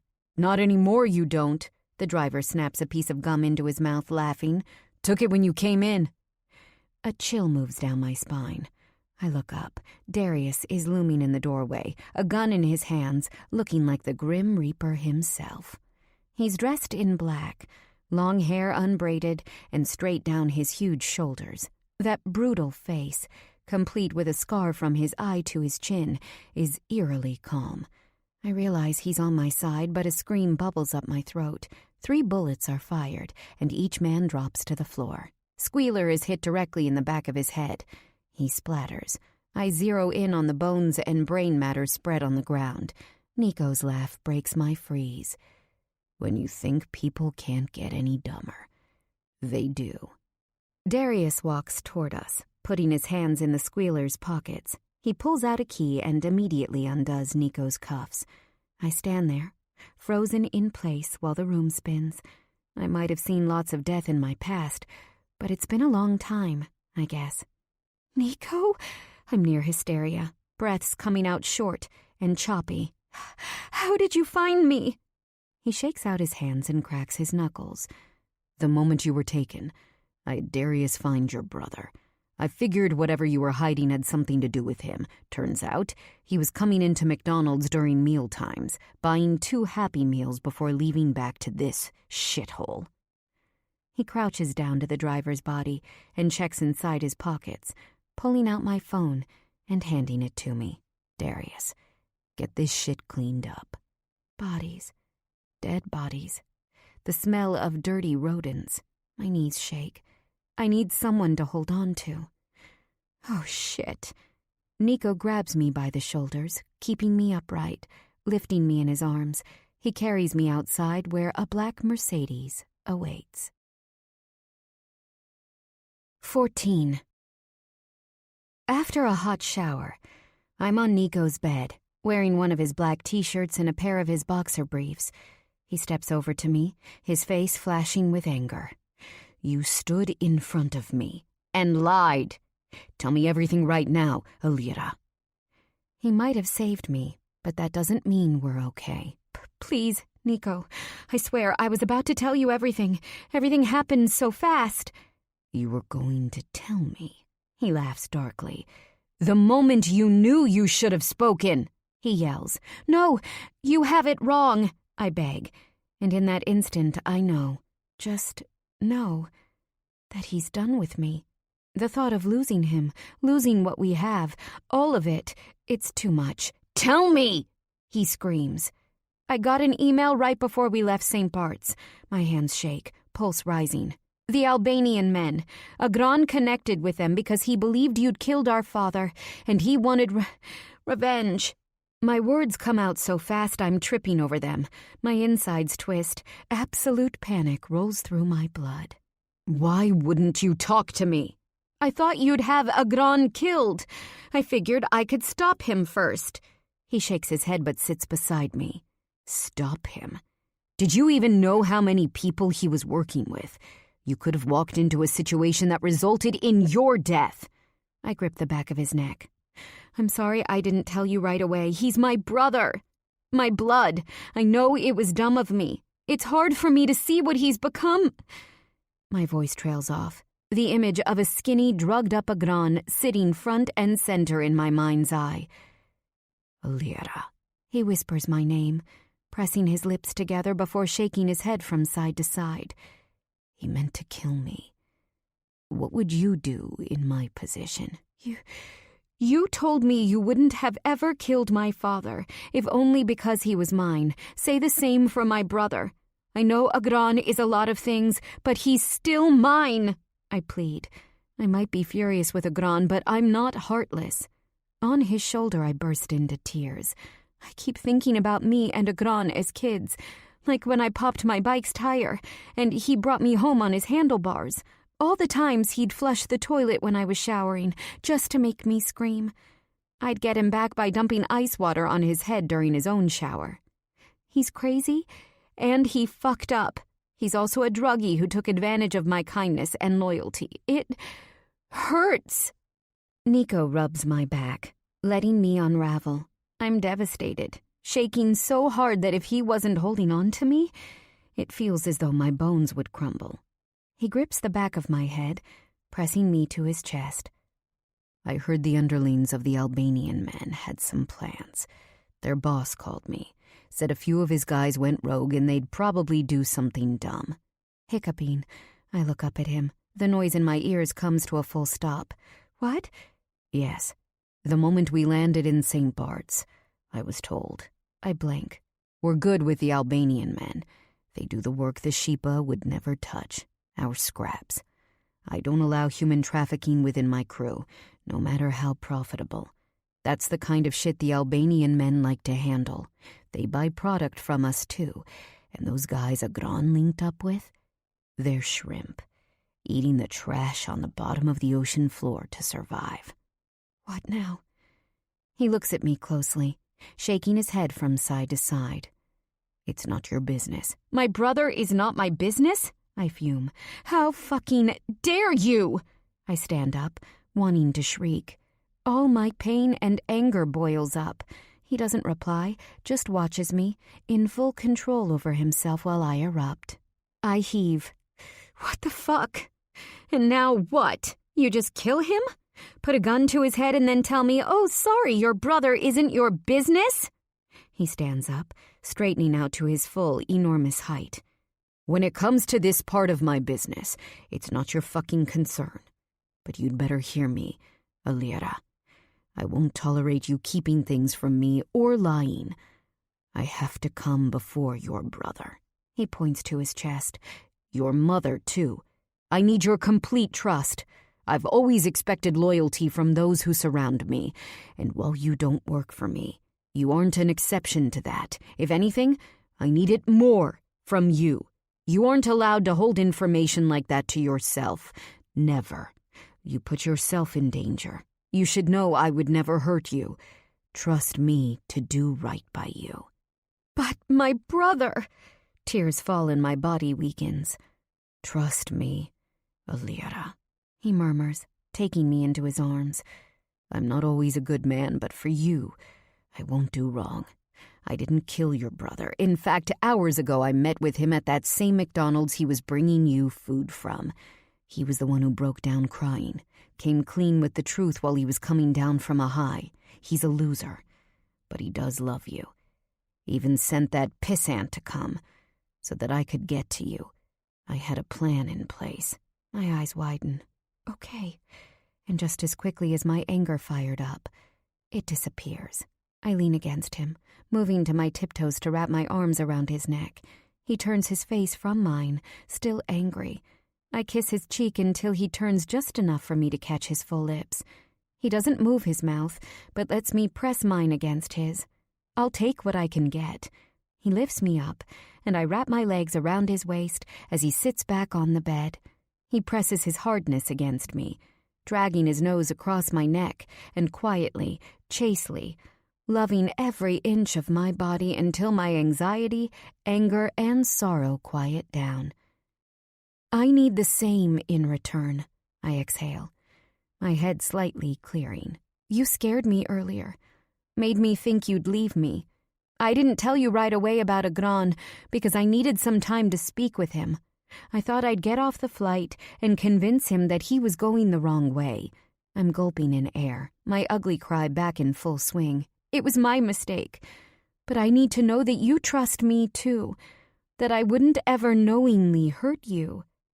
He grips my head, forcing me to look into his face. I need to come first. I need you to swear your life to me. Maybe it's extreme, but this is how it must be for a man like me. I would do the same for you. The iron around my will melts. I'm yours. I always have been. I love you, Nico. I always have. All my life. It's been you. He nods. I look around his bedroom. It's decorated just like I'd imagine it to be, sexy and masculine, blues, blacks, and whites. The furniture heavy wood and commanding. Text your mom and Natalia.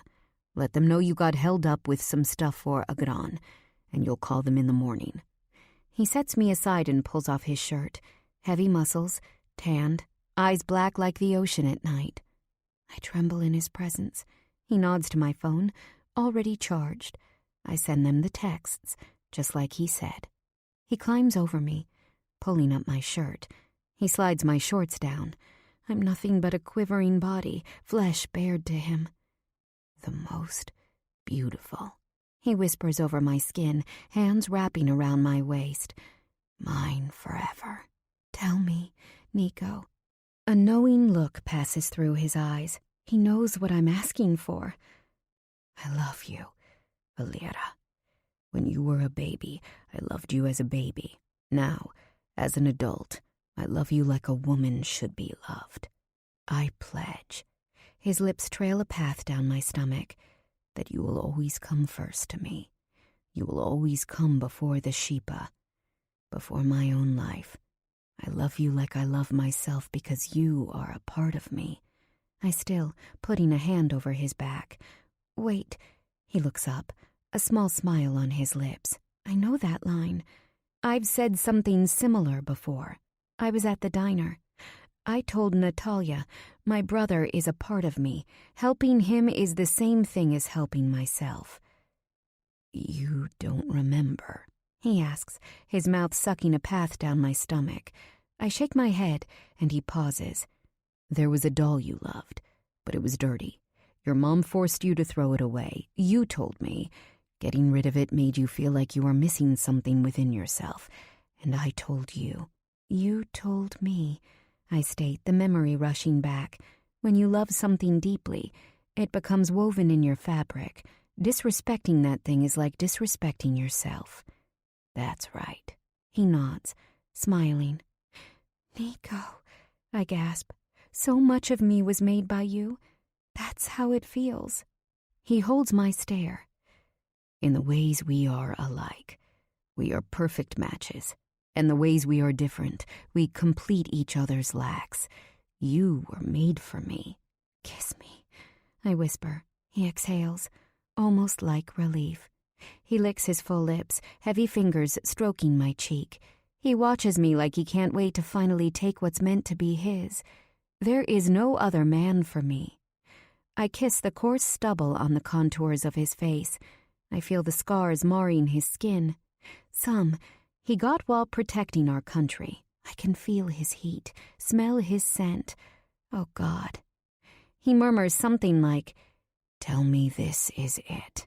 Desperation lines his voice. "Please." The look in his eyes moves from reverent to starving. His mouth finds mine. Curiosity is gone. He's in it to take. My core tightens like a bowstring. His hands move so quickly across my body. It's like he's everywhere at once. Hot. He's so hot. Oh, my breasts feel heavy in his hands. His mouth covers my nipple, tonguing me. I ache for him. My legs wrapped around his, the only thing I can do to lock him to my body. A sheen rises above my skin as he lowers himself to the bottom of the bed, dropping to his knees, spreading my thighs, and taking, like he's parched, and I'm the well. My heart trips over its own beat, his mouth marking my pussy as he incinerates me with his tongue. I'm burning to ash, screaming and moaning, who the hell even knows what? My hips lift as I explode, and he holds me down, mouth sucking as my fingers grip his hair. Licking a path up my body, he finds my lips, and I'm dazed. The sheet beneath me is soaked. I should be embarrassed, but I don't give a shit. I want this man. His thumbs stroke my jaw. I memorize the small discolorations on his face, which must be traces of scars. "I'm ready," I whisper. He grunts, reaching to the drawer on the bedside table and pulling out a condom.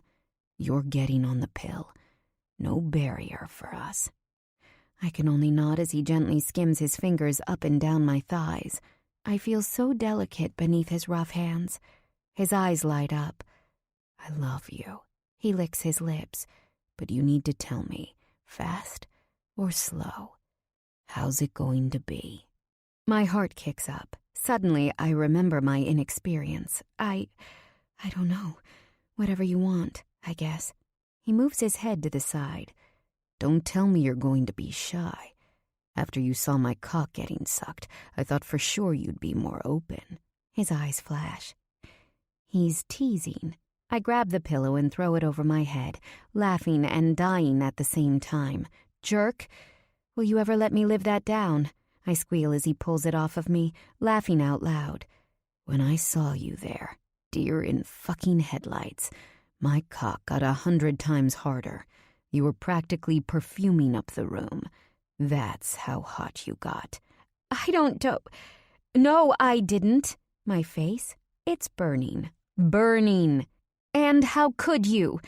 I didn't even know your brother had brought you. Trust me, I was shocked."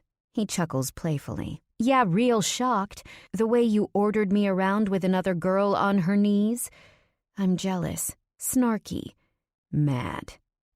"Tell me how turned on you were." He kisses my neck before taking a small bite. I yelp. "You know." "I want to hear it." Another kiss, bite, and then suck. "Your body," I tell him. "My body." He sucks my neck. "Yes, I couldn't see your face too well, but I loved your body. Happy now?" He kisses a trail between my breasts. "You have an entire life of sex you haven't explored. I'm going to do it with you, show you every damn thing I've got, and then some. You sucking my dick is definitely top priority." He blows on my nipples. "God, you're hot." He slides 2 fingers inside me, curling upward. I groan, throbbing. "So ready." He tears the condom open. I watch as he slides it over his thick, heavy length. I lick my lips as he lowers himself. Inch by inch, he enters me. My eyes roll back into my head as he fully sets himself inside me. I'm panting, and he hasn't even moved. Suddenly, he sits up to his knees, spreading my legs apart. The muscles in his abdomen flex, the visual so crazy hot that I can barely believe it's real. "You're gorgeous," he whispers, gripping my calves. My heart leaps into my throat as he raises my legs up higher. Over his thick, strong shoulders, he thrusts in and out while his hands work my nipples. "Oh, fuck!" I scream, crying out. What is this? The pleasure is peaking, but release isn't coming. Higher and higher. Holy hell! Our bodies meet again and again, slamming, his hips swirling and pressing upward, a rhythm forcing my mind to shreds. His sweat drips down to my chest as my pussy tightens, climax building and sharpening. He curses, gritting his teeth. He pulls out, flipping me onto my stomach like I'm a rag doll. "Get on your knees." He lifts my hips, helping me move. Mouth dry, I push my ass out to him. He takes hold of me, slamming so hard and deep that my entire body weeps in pleasure. I take him in until his punishing cock hits that last spot. I'm over the edge, yelling his name like a prayer. Seconds later, he comes with a roar. I can feel his cock throbbing within me. We're both breathing so hard. Not one coherent thought crosses through my head as he gently pulls out. He strokes my damp body, kissing me everywhere. I need to cry, but I don't want to. I'm not comfortable feeling like this, so emotionally vulnerable. He pulls me even closer to his body, and I whimper. "You good?" I inhale and exhale, trying to get a grip. "Did I hurt you?" No, I'm just sensitive, I guess, everywhere. It's a lot. I throw a leg over his stomach, wanting to keep him near me. I know he has to take care of the condom, but I really don't want him to leave just yet. In my ears, he whispers, "It's okay to get emotional after sex." He puts his nose in my hair, inhaling, "Especially with the way I worked you over." I throw my hand to the right, slapping him on the arm. He laughs. Finally, I relax. We lie together quietly, so sated until he rises. He looks too good, walking away from me. I prop myself up, wondering how wild life is. To have landed me in this position, being with Nico, feels so natural that it's almost strange. How can one man burst into my life the way he did, and yet make me feel so at ease by his side? In his arms is a safe haven, not to hide, but to flourish. With him, I'm the most me I've ever been. 15. The next morning, the Mercedes pulls up to my home in Tabejo. Green University still shines from the hilltop, while city streets are full of grime and destitution. I wonder if the gap will ever close. Nico wanted to come in the car with me, but I insisted he stay home. It's time I speak with my mother face to face. I've been withholding this whole Nico thing for too long. Plus, there's a long conversation about Agran waiting to be had. It's time. "Mom," I call out from the door, still unlocked. Pulling off my shoes and dropping my purse, I'm in my home. Same smells, same everything. But me. I feel completely different than I did before I left. She's sitting at the kitchen table. Her body language isn't angry, more like resigned. "You're tan!" she exclaims, looking me up and down. I laugh. "Yeah, turns out it's possible." I take a seat beside her. "Let me get you some coffee. I picked up the kind you like, Coffee Colt." She stands, brushing the back of her skirt. "Just ground the beans this morning." I raise my brows. Clearly we have a lot to talk about. She pours my coffee into a white mug that says, "I'm not always sarcastic. Sometimes I'm sleeping." Agran bought it for me for Christmas last year, and it's been my favorite since. "I spoke with your brother yesterday. Turns out he's on his way to rehab." She pauses, like it's hard for her to get the words out. "He told me Nico is sending him." "Is this true?" She takes milk from the refrigerator and pours some inside my mug, just how I like it. I clear my throat in utter shock. Nico is helping Agran? He did say he had a plan, but this? "He told me," my mother continues. "He's had a substance abuse issue for a long time. He's been stealing and skimming other gangs for years. Nico insisted he get help. Afterward, Nico is going to place him in a regular, run-of-the-mill job." It seems that Agran's punishment is living the straight life. The fact that Nico is supporting him means he's supporting me. A warmth fills my veins. After cleaning off the counter with a small towel and putting the milk back in the refrigerator, she brings my coffee to the table, setting it with 2 perfectly brown dates. "I lived life with a man just like Nico. Even though I loved your father with all my heart, it wasn't easy." She points to her own chest, lips quaking. "I had to raise you guys, all on my own. He insisted to be on the front lines of the resistance. He wanted to organize and fight. This isn't who I ever wanted for you." Her voice increases in its desperation. "We're here in America now. You can choose any man. Why go backward?" "He isn't backward," I interrupt. "Nico, for better or for worse, is the man for me. I love him, Mom. And I love you too, but I'm definitely angry over how you dealt with this. Nico could have died. Agran too." "Well, they didn't." She shakes her head. "And what about your career and the life you've been planning?" "Nico and I discussed it." "Ooh," she says exaggeratedly. "You and Nico discussed it, did you?" Her attitude feels like a slap in the face. I blink, and her face softens as though she feels bad. I take a deep breath, doing my best to stay calm. "I'm going to continue my life, but he'll be with me. I can still do what I want." My heart squeezes. I want to make her proud, not disappointed, and yet, here we are. "Lyra," she whispers, "I don't want to fight. I just want you happy, and I want your dreams to come true. But Nico is part of my dream. You have to come to terms with that." Her gaze moves to the dining room window. "Agran told me I was wrong about Nico. He told me how Nico could have killed him in that McDonald's, but he didn't. For you."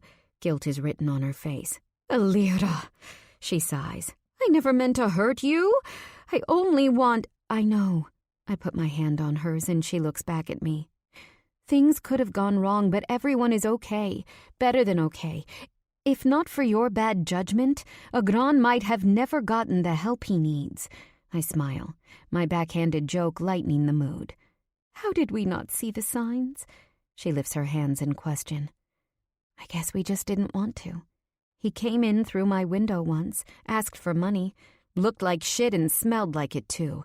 I didn't know what to think, so I didn't. Or maybe it's just denial. Too much love. Who knows?" I look down, pressing my lips together. "But he'll be okay now. I love you. You know that, right? I am so proud of the woman you are. I am so in awe of who you managed to become. You were always strong and decisive. Your father's daughter." I'm still her, and I'm still going to continue working, and I'm going to get that amazing job and move us into Manhattan. She looks down. I can't go there, Alira. What do you mean? We always said once I got my job, you'd come with me. This is where my life is. My friends, even my cleaning job, and, by the way, she clears her throat. There's something else I think you should know. I tilt my head to the side. After the plant shut down, the campus cleaning company was bought out by Besa International. I never thought much of the fact that Besa means trust in Albanian. But after this whole fiasco, I began wondering. I've never been fired despite the days off I've had to take because of my back. So I made some calls. And it's impossible to know for sure, but I'm almost positive that Besa International is one of Nico's companies. They do commercial cleaning all across the country. My jaw drops. Wow. You know, I never applied for the job. After the plant shut down, Besa called me for an interview. I hadn't even filled out an application. I thought maybe one of the girls had filled it out for me. You know how close we all are. The moment I walked in, they made me an offer. Nothing crazy, but better than the factory job and more than enough to continue giving you and Agran a good life. We always had everything we needed. Home, food, vacation time, clothes. Tears well up in my eyes. We sit quietly together, sipping our coffees. I only just left Nico, and already I miss him. Have you thought about what would happen if he knocked you up? I spit my coffee out, laughing. It's called birth control. No babies till marriage. I taught you well, eh? The best. Epilogue. New York City, New York. 12 months later. The cubicle I work in isn't much. 4 screens, 3 of which are showing me what's happening within the global markets. When I got this job as a stock analyst at Goldman Sachs, I was screaming for joy. It's extremely high stress, but I love it. I get to learn all about publicly traded retail businesses and decide if I believe, based on their numbers, if the stock will rise or fall. The salary doesn't hurt either. For a first-year analyst, I'm kicking ass. My boss can be a dick, but he's also brilliant, and I'm learning a shitload from him. Overall, I'm happy. My line rings, and I answer, "Hello? Tell me you brought your clothes to work."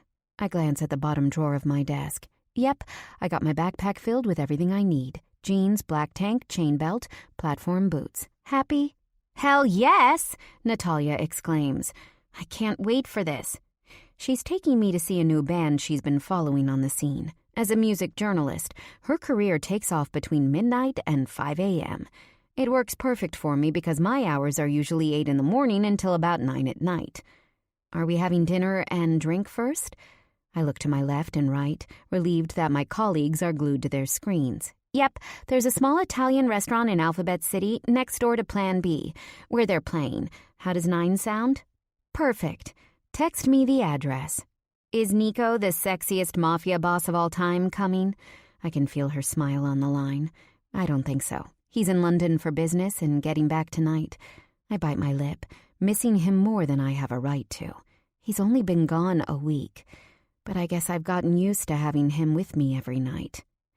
There's someone I need him to threaten, by the way, she huffs. Remember that guy Sam I was telling you about? The real estate guy? Yeah. I thought you really liked him. I did. What I didn't like was finding out about his pregnant wife and 3-year-old daughter. Oh, shit. New York City has the worst men. I'll feel better if Nico or one of his friends pulls a gun on him. If you can make it happen, I'll love you forever. I laugh. Consider it done. After telling me about a new thrift shop down in Soho that she's dying to check out, we hang up the phone. I lift up a photograph of me and Nico, framed on my desk. We're at one of his nightclubs in Paris, kissing on the dance floor. Over the last year, we've visited most of Europe together and stayed at the best hotels, eating at the most incredible restaurants. After Nico and I decided to make a go of our relationship, I stopped working at the diner. My focus became school, finding a good job after graduation, and spending any remaining time with him. My mom still had her job that made enough money to cover bills, and I no longer needed the extra cash. I was worried when I first quit, but the truth is, I loved being at Nico's side and enjoyed every minute of our time and travels. Despite all of the incredible things Nico and I have done together, it's nights like tonight that I've really been missing. Just time getting into the crowd, listening to great live music, and getting drunk with Natalia. I do wish Nico would join me, though. The experience of listening to a rock band is incredible. I wish I could share it with him. I put my earbuds back in my ears, listening to the new Heretic Pope album. It's flying up the Billboard music charts, while Jack graces almost every magazine cover these days as the hottest guy in rock. I'm not surprised in the least. Actually, I'm really proud to have known him and the band. Jack was never for me, but he's still an incredible guy. A message flashes on my screen from a hedge fund analyst I've been dying to reach. I reply, asking if he's available for lunch next week to discuss a stock I've got my eye on. My ring sparkles on my left hand as I type. No, it's not the rock. That baby is sitting pretty in Nico's safe. I've nicknamed this one the Pebble. A beautiful 2-carat emerald cut with 2 smaller emerald cut side stones. It's so classically beautiful, and it was given to me with Nico down on one knee. We were on his yacht with Alec, my mom, and one healthy Agran. The sun was setting. He catered the entire evening by our favorite Albanian chef. When I said yes, fireworks went off. It was pure magic. When I'm finally done with work, I shut down my computer, change out of my skirt suit, and leave the building. I spot Nico leaning against his black Range Rover. As usual, 2 huge SUVs are in front and behind his car. Nico's waiting for me. I run straight into his arms, having learned a while ago to ignore the bodyguards who are surely nearby. He's wearing jeans and a white t-shirt. Nico looks sexy as hell in a suit, but I must say, I love him casual like this too. It looks like he hasn't shaved in days, and I wrap my arms around his waist, rubbing my nose into his chest. He smells delicious. He groans, kissing my head. You look gorgeous. Eyes roaming up and down my body, he takes note of my low-slung jeans and cropped shirt. You coming to the concert, or is this just a hello? You must be tired from your trip. You changed at the office? He squints his eyes in that way I've come to know so well. I used the lobby restroom. Don't need them seeing me dressed like this. I roll my eyes. The people at work are cool, but they'd probably pass out if they saw this side of me. You going to drive me downtown? Even better. I'm going to come with you to the show. Jump up and down like you crazy fucking kids. What is it you call it? Moshing? My heart soars from excitement, but I bite my cheek, not wanting him to know just how happy I am. A girl has got to keep some distance every now and again. Just don't throw out your back. I know how hard it is for you to move at your old age. He brings his lips down, kissing me hard. You. Pulling back, he leans his forehead against mine. Was it a good trip? Yeah. Things are pretty calm right now. Everyone is doing what they're supposed to do. But those are usually the famous last words before hell breaks loose. Well, hell hasn't broken just yet, so let's enjoy the peace. Wedding next week. You ready? I stare into his face. My heart pounds. Even exhausted from an 8-hour flight, he looks fucking amazing. I've packed. And by packed, I mean I dumped all of my clothes from my small studio in Murray Hill into huge, odorless trash bags. Nothing I own is too important that it can't be fixed with a good ironing job. The furniture is all IKEA, and I'm planning on donating it all to Goodwill. Other than that, it's just me. When I moved into my own place, Nico wanted to have his decorator fix the apartment up for me.